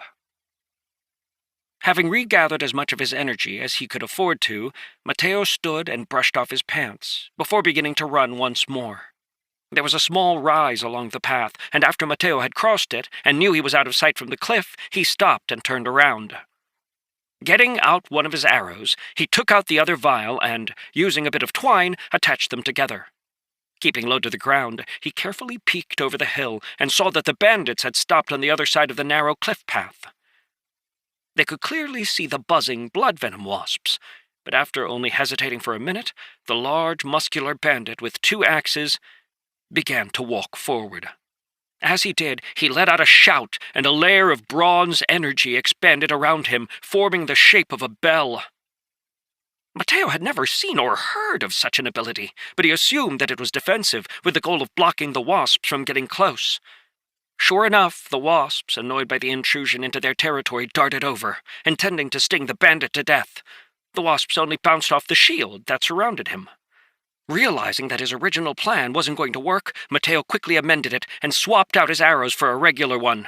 He drew his bow, waiting until the bandit had stepped onto the narrow path, then fired. Originally, his plan had been to target the bandit himself, but recognizing that he probably wouldn't be able to get through the bronze spirit power shell, Mateo shifted his aim to the bandit's feet, aiming for the moment when the bandit took a step. The arrow landed first, cutting into the earth with a thud, and a moment later, the bandit stepped on the arrow, causing his balance to shake. Jerking in surprise, the bandit wavered, his body twisting as he tried to maintain his balance. A second arrow slammed into the shield that surrounded him, pushing him further off balance, and suddenly he slipped, starting to fall down from the ledge. With a yell, he twisted around, and the 2 axes he carried hacked into the cliff face. Mateo, who had started to turn his attention to the bandit leader, watched in shock as the 2 axes dug deep into the cliff, tearing furrows in it that eventually brought the bandit to a stop, halting his fall only 15 feet below the edge of the ledge. Such a quick reaction had been completely outside Mateo's expectation, and he saw the bandit looking over at him with an angry shout. The only saving grace had been that the bandit had been forced to deactivate the defensive shell to avoid being pushed away from the wall. Realizing he wasn't going to be able to deal with both bandits, Mateo made a quick decision, grabbing the arrow with the venom on the end. He could see the bandit leader starting to sprint across the narrow path, but Mateo kept his focus on the bandit who had fallen and was now beginning to climb his way back up, using his axes to dig into the wall. Chapter 46. Mateo's arrow shot out, arriving in front of the bandit a moment later. With a roar, the bandit wrenched one of his axes from the wall and hacked at the arrow, the sharp edge of his axe cutting through the arrow tip. Had it been a normal arrow, this would have blocked it completely. But as it was, his blow shattered the glass vial, splashing poison all over him. Instantly, the blood venom wasps went wild, swarming toward him to try and get a taste of the poison. He let out a shriek, which only infuriated the blood venom wasps, and as he thrashed around, he accidentally crushed one of them. As much as Mateo wanted to stay and see the result of the fight, he knew he couldn't. The leader was almost all the way across the path, thanks to all of the blood venom wasps being distracted by the other bandit. Turning, Mateo held his bow tight as he began to run, sprinting for all he was worth down the hill to try and gain as much distance as he could. He was way too far from the tower to even have a hope of reaching it before the bandit leader caught up, but he figured that getting closer was better than trying to fight his opponent here. Plus, he was hoping that a mad dash would drain at least some of his opponent's energy, giving him a slight advantage in a long, drawn-out fight. The bandit leader, whose face was set in a fierce scowl, didn't even glance at his companion as he chased after Mateo. Corvus, overhead, kept Mateo up to date, and it soon became apparent to the young man that his opponent was considerably faster than he was. The distance between them continued to shrink, and a few times Mateo considered turning to try and fire an arrow and maybe catch his enemy off guard. After remembering the speed with which the bandit leader had dodged the Iru's attack, however, Mateo abandoned the thought and just kept running. The path was relatively smooth, but as Mateo ran, he could feel the fatigue starting to set in. Still he ran, his breath coming in gasps as he charged up a long slope, then down the other side. Faintly, in the distance, he could see a tiny gray dot set against the greenery of the mountain. If he didn't know better, he would have assumed it was just another one of the rocks that dotted the landscape. That was Tower 988. By this point, the bandit leader was only 50 feet behind him, and Mateo knew his frantic escape was finished. Doing his best to shield the motion with his body, Mateo grabbed an arrow, slipping it onto the bowstring, and then, with one motion, he dove forward, spinning in the air as he did so, drawing the bow to its full range and firing an arrow back at his pursuer. He did manage to catch the bandit leader off guard, but the man responded with blinding speed, his sword lifting in the air to meet the arrow even as he sidestepped. The arrow struck the edge of the bandit's blade, causing a loud ding as the blade vibrated rapidly. The obstruction knocked the arrow off to one side, and the bandit's slight shift to the other side caused it to tear past his shoulder, missing him completely. Mateo, who was still in the air, was already pulling another arrow out of his quiver, landing in a crouch as he slid backward across the rough ground. Surging forward with explosive speed, the bandit stabbed toward Mateo, but the second arrow had already left Mateo's bowstring, forcing the man to dodge once again. Mateo dodged as well, ducking and rolling to the side as the bandit's follow-up attack tore through the air where his head had just been a moment before. Jumping up, Mateo abandoned his bow, grabbing his staff with one hand and holding his dagger in the other as he faced the bandit leader. His chest heaved as he sucked down air, watching his opponent carefully. This was the first time the bandit leader had gotten a chance to see who he had been chasing, and a faint sense of disbelief mixed with the anger in his expression as he stared at the young man in front of him. Mateo was only 14, barely a teenager, and his slight build made him look scrawny rather than powerful. Yet this kid had eliminated the bandits' entire team, using traps and ambushes to take them out one by one. The disbelief began to turn into fury, and through gritted teeth the bandits swore at Mateo. Mateo paid no attention to the insults. Every ounce of his attention focused on his opponent's movements. The angrier the bandit leader grew, the greater the aura around him appeared, coloring the air with a faint bronze shimmer as he abruptly charged, slashing fiercely at Mateo. Knowing he would only get a few moments, Mateo blocked with his staff, and, unsurprisingly, the bandit leader's long sword sliced straight through it. Mateo had ducked at the same time, and the sword cut through the staff at an angle, shearing it off cleanly. Mateo lunged forward, his dagger aiming for the bandit's leg, intending to slice through his calf. With a faint sneer on his face, the bandit simply moved his leg to the side, drawing it out of Mateo's reach. But Mateo wasn't done. The staff that he had held in his hand to block the sword blow had been transformed into a sharp spike, which he now drove into the bandit's stomach with an overhand blow, treating it as a makeshift dagger. The wood splintered as it slammed into the bandit's skin, and while it was unable to pierce through the spirit power that defended him, Mateo managed to tear a bloody gash along the bandit's side. Immediately, he let go of the stake and threw himself backward. As fast as he was moving, Mateo still wasn't able to avoid the kick that lashed out at his head, and though he managed to get his head out of the way, it still struck his shoulder, sending him tumbling head over heels down the path. He felt like he had been rammed by an Eru, and as his vision spun, Mateo felt all of his senses screaming at him that he was in danger. Desperately hoping he had picked the right direction, Mateo got his hands under him and scrambled to the side as the bandit's longsword came hacking down, piercing deep into the ground where he had just landed. Mateo could feel his shoulder aching, and from the difficulty he had moving his arm, he thought it might be dislocated. Mercifully, he had managed to retain his grip on his dagger, and as another sword attack whistled toward him, he lifted it to block, hoping to provide at least some resistance. The blades clashed, throwing Mateo back once again, and he heard a sharp crack as a chunk of his dagger was carved out, flying away into the woods. Managing to get his feet under him, Mateo forced his swimming vision into focus, blinking his eyes as he stared at the bandit leader who was stalking toward him, his expression carrying the promise of murder. Mateo's root card was working as hard as it could, but he had simply spent too much energy, and his strength was rapidly vanishing. A terrible sense of frustration shrouded him as he realized that he had come as far as his abilities could take him. The gap between ranks was simply too high.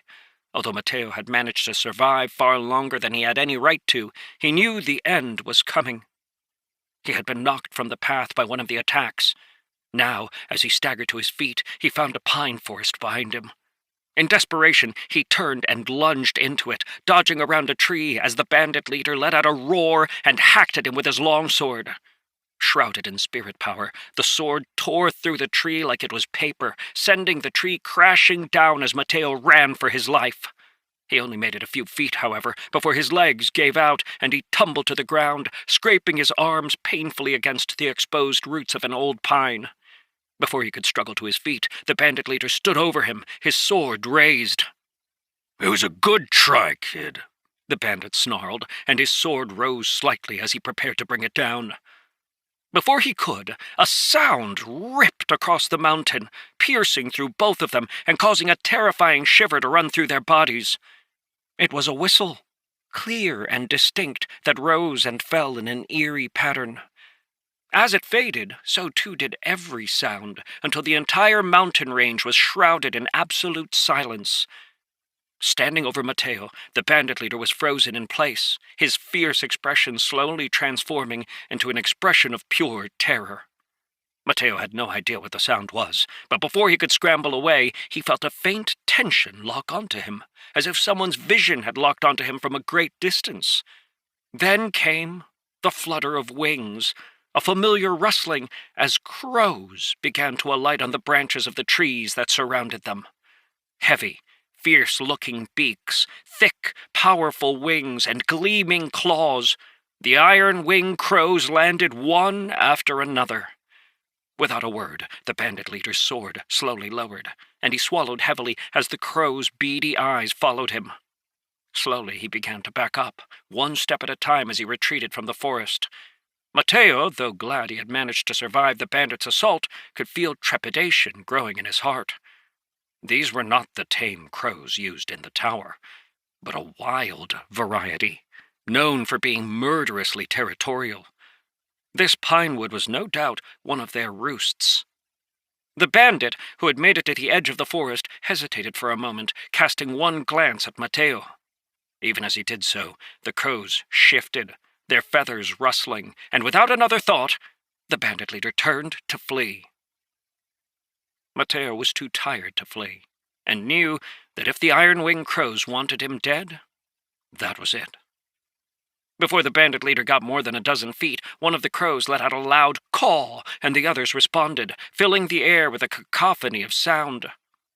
They launched themselves from their branches, heavy wings beating the air furiously as they shot toward the bandit leader. Realizing they were coming, he let out a loud shout and spun around, his sword hacking at the first one, which dodged out of the way with a shift of its wings. A moment later, the swarm of crows hit the bandit, and Mateo watched with growing terror as they tore him apart. If Mateo was right, the bandit leader was a bronze-ranked duelist, and the spirit power circulating through his body should have provided him with a natural defense, but the crows didn't seem to care. Their claws tearing through him with no resistance. Heavy beaks tore chunks of flesh from his body, and as their wings battered him into a pulp, his shout turned into a scream, and then silence in less than a minute, leaving little more than a ragged skeleton behind. Over his corpse, a card appeared, revealing a bronze glow as it turned slowly in place. But even that was torn to pieces a moment later as the crows squabbled over his bones. The largest of the crows beat off the others to grab the dead bandit's longsword, gripping it tightly in its claws as it flew back through the pine forest to land in front of Mateo. For a moment it stared at him, and the crows, which had returned to the trees around Mateo, began to call. It was an odd experience for Mateo to have his life firmly in the claws of a creature like the massive crow in front of him, and for a moment all Mateo could imagine was that the bird would step forward and strike, its beak tearing into his body. But then, the crow cocked its head to the side, as if it was listening to something. A gleam flashed past its eye, and its head darted forward, moving too fast for Mateo to respond. It pecked straight through his clothing, and then withdrew without touching his skin. In shock, Mateo could only stare at the feather in the crow's mouth. This was the feather Birch had tucked into his clothing weeks ago, and at the sight of it, all of the crows fell silent. Ever since Birch had given him the feather, Mateo had continued to tuck it into his shirt every time he changed. He wasn't sure why, but it had just become an automatic habit, one that had likely just saved his life. It was hard to read the look in the big crow's eyes, but after a moment it slowly moved its head forward, releasing the feather to fall onto Mateo's legs. Slowly sitting up, Mateo took the feather in his fingers.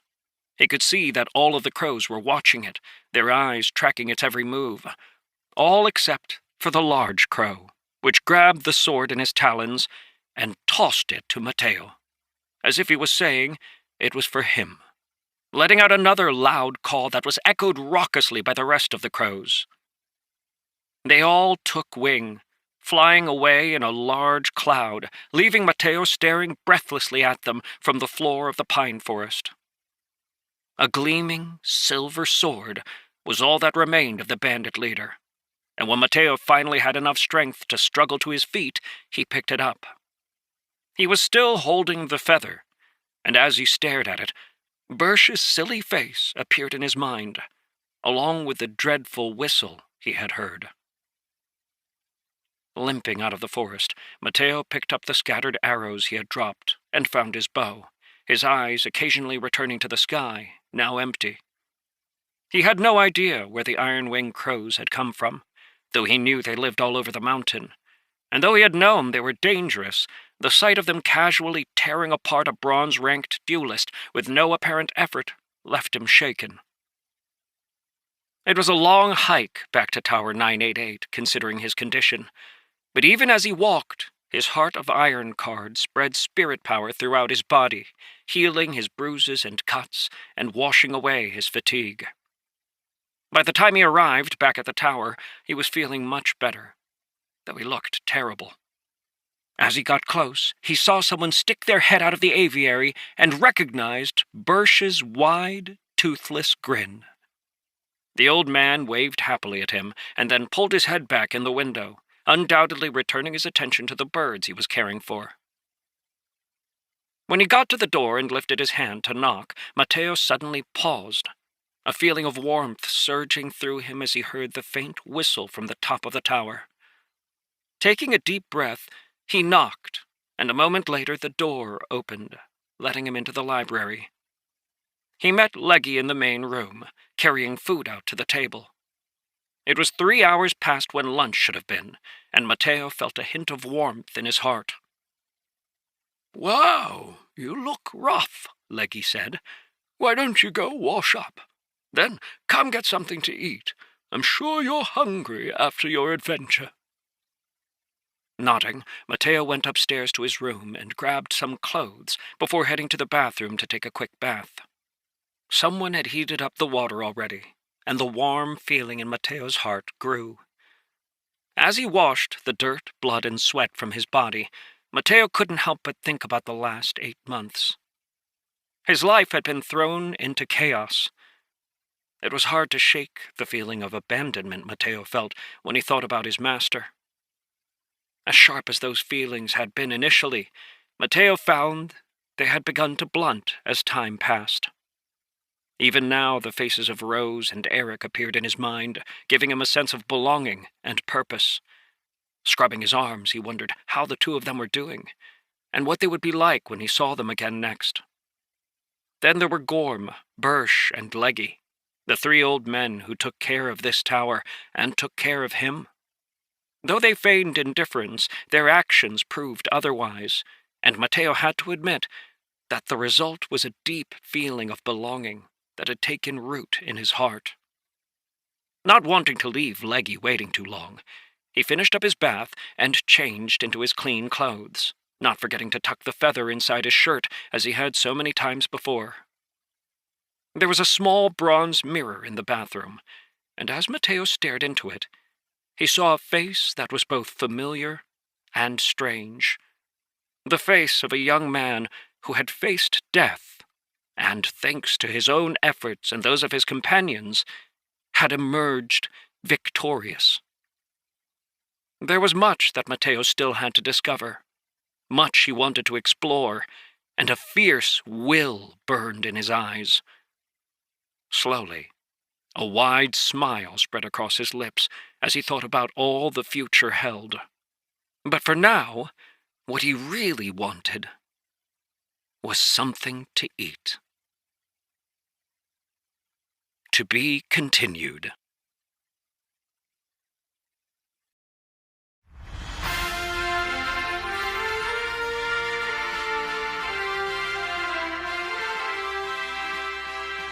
This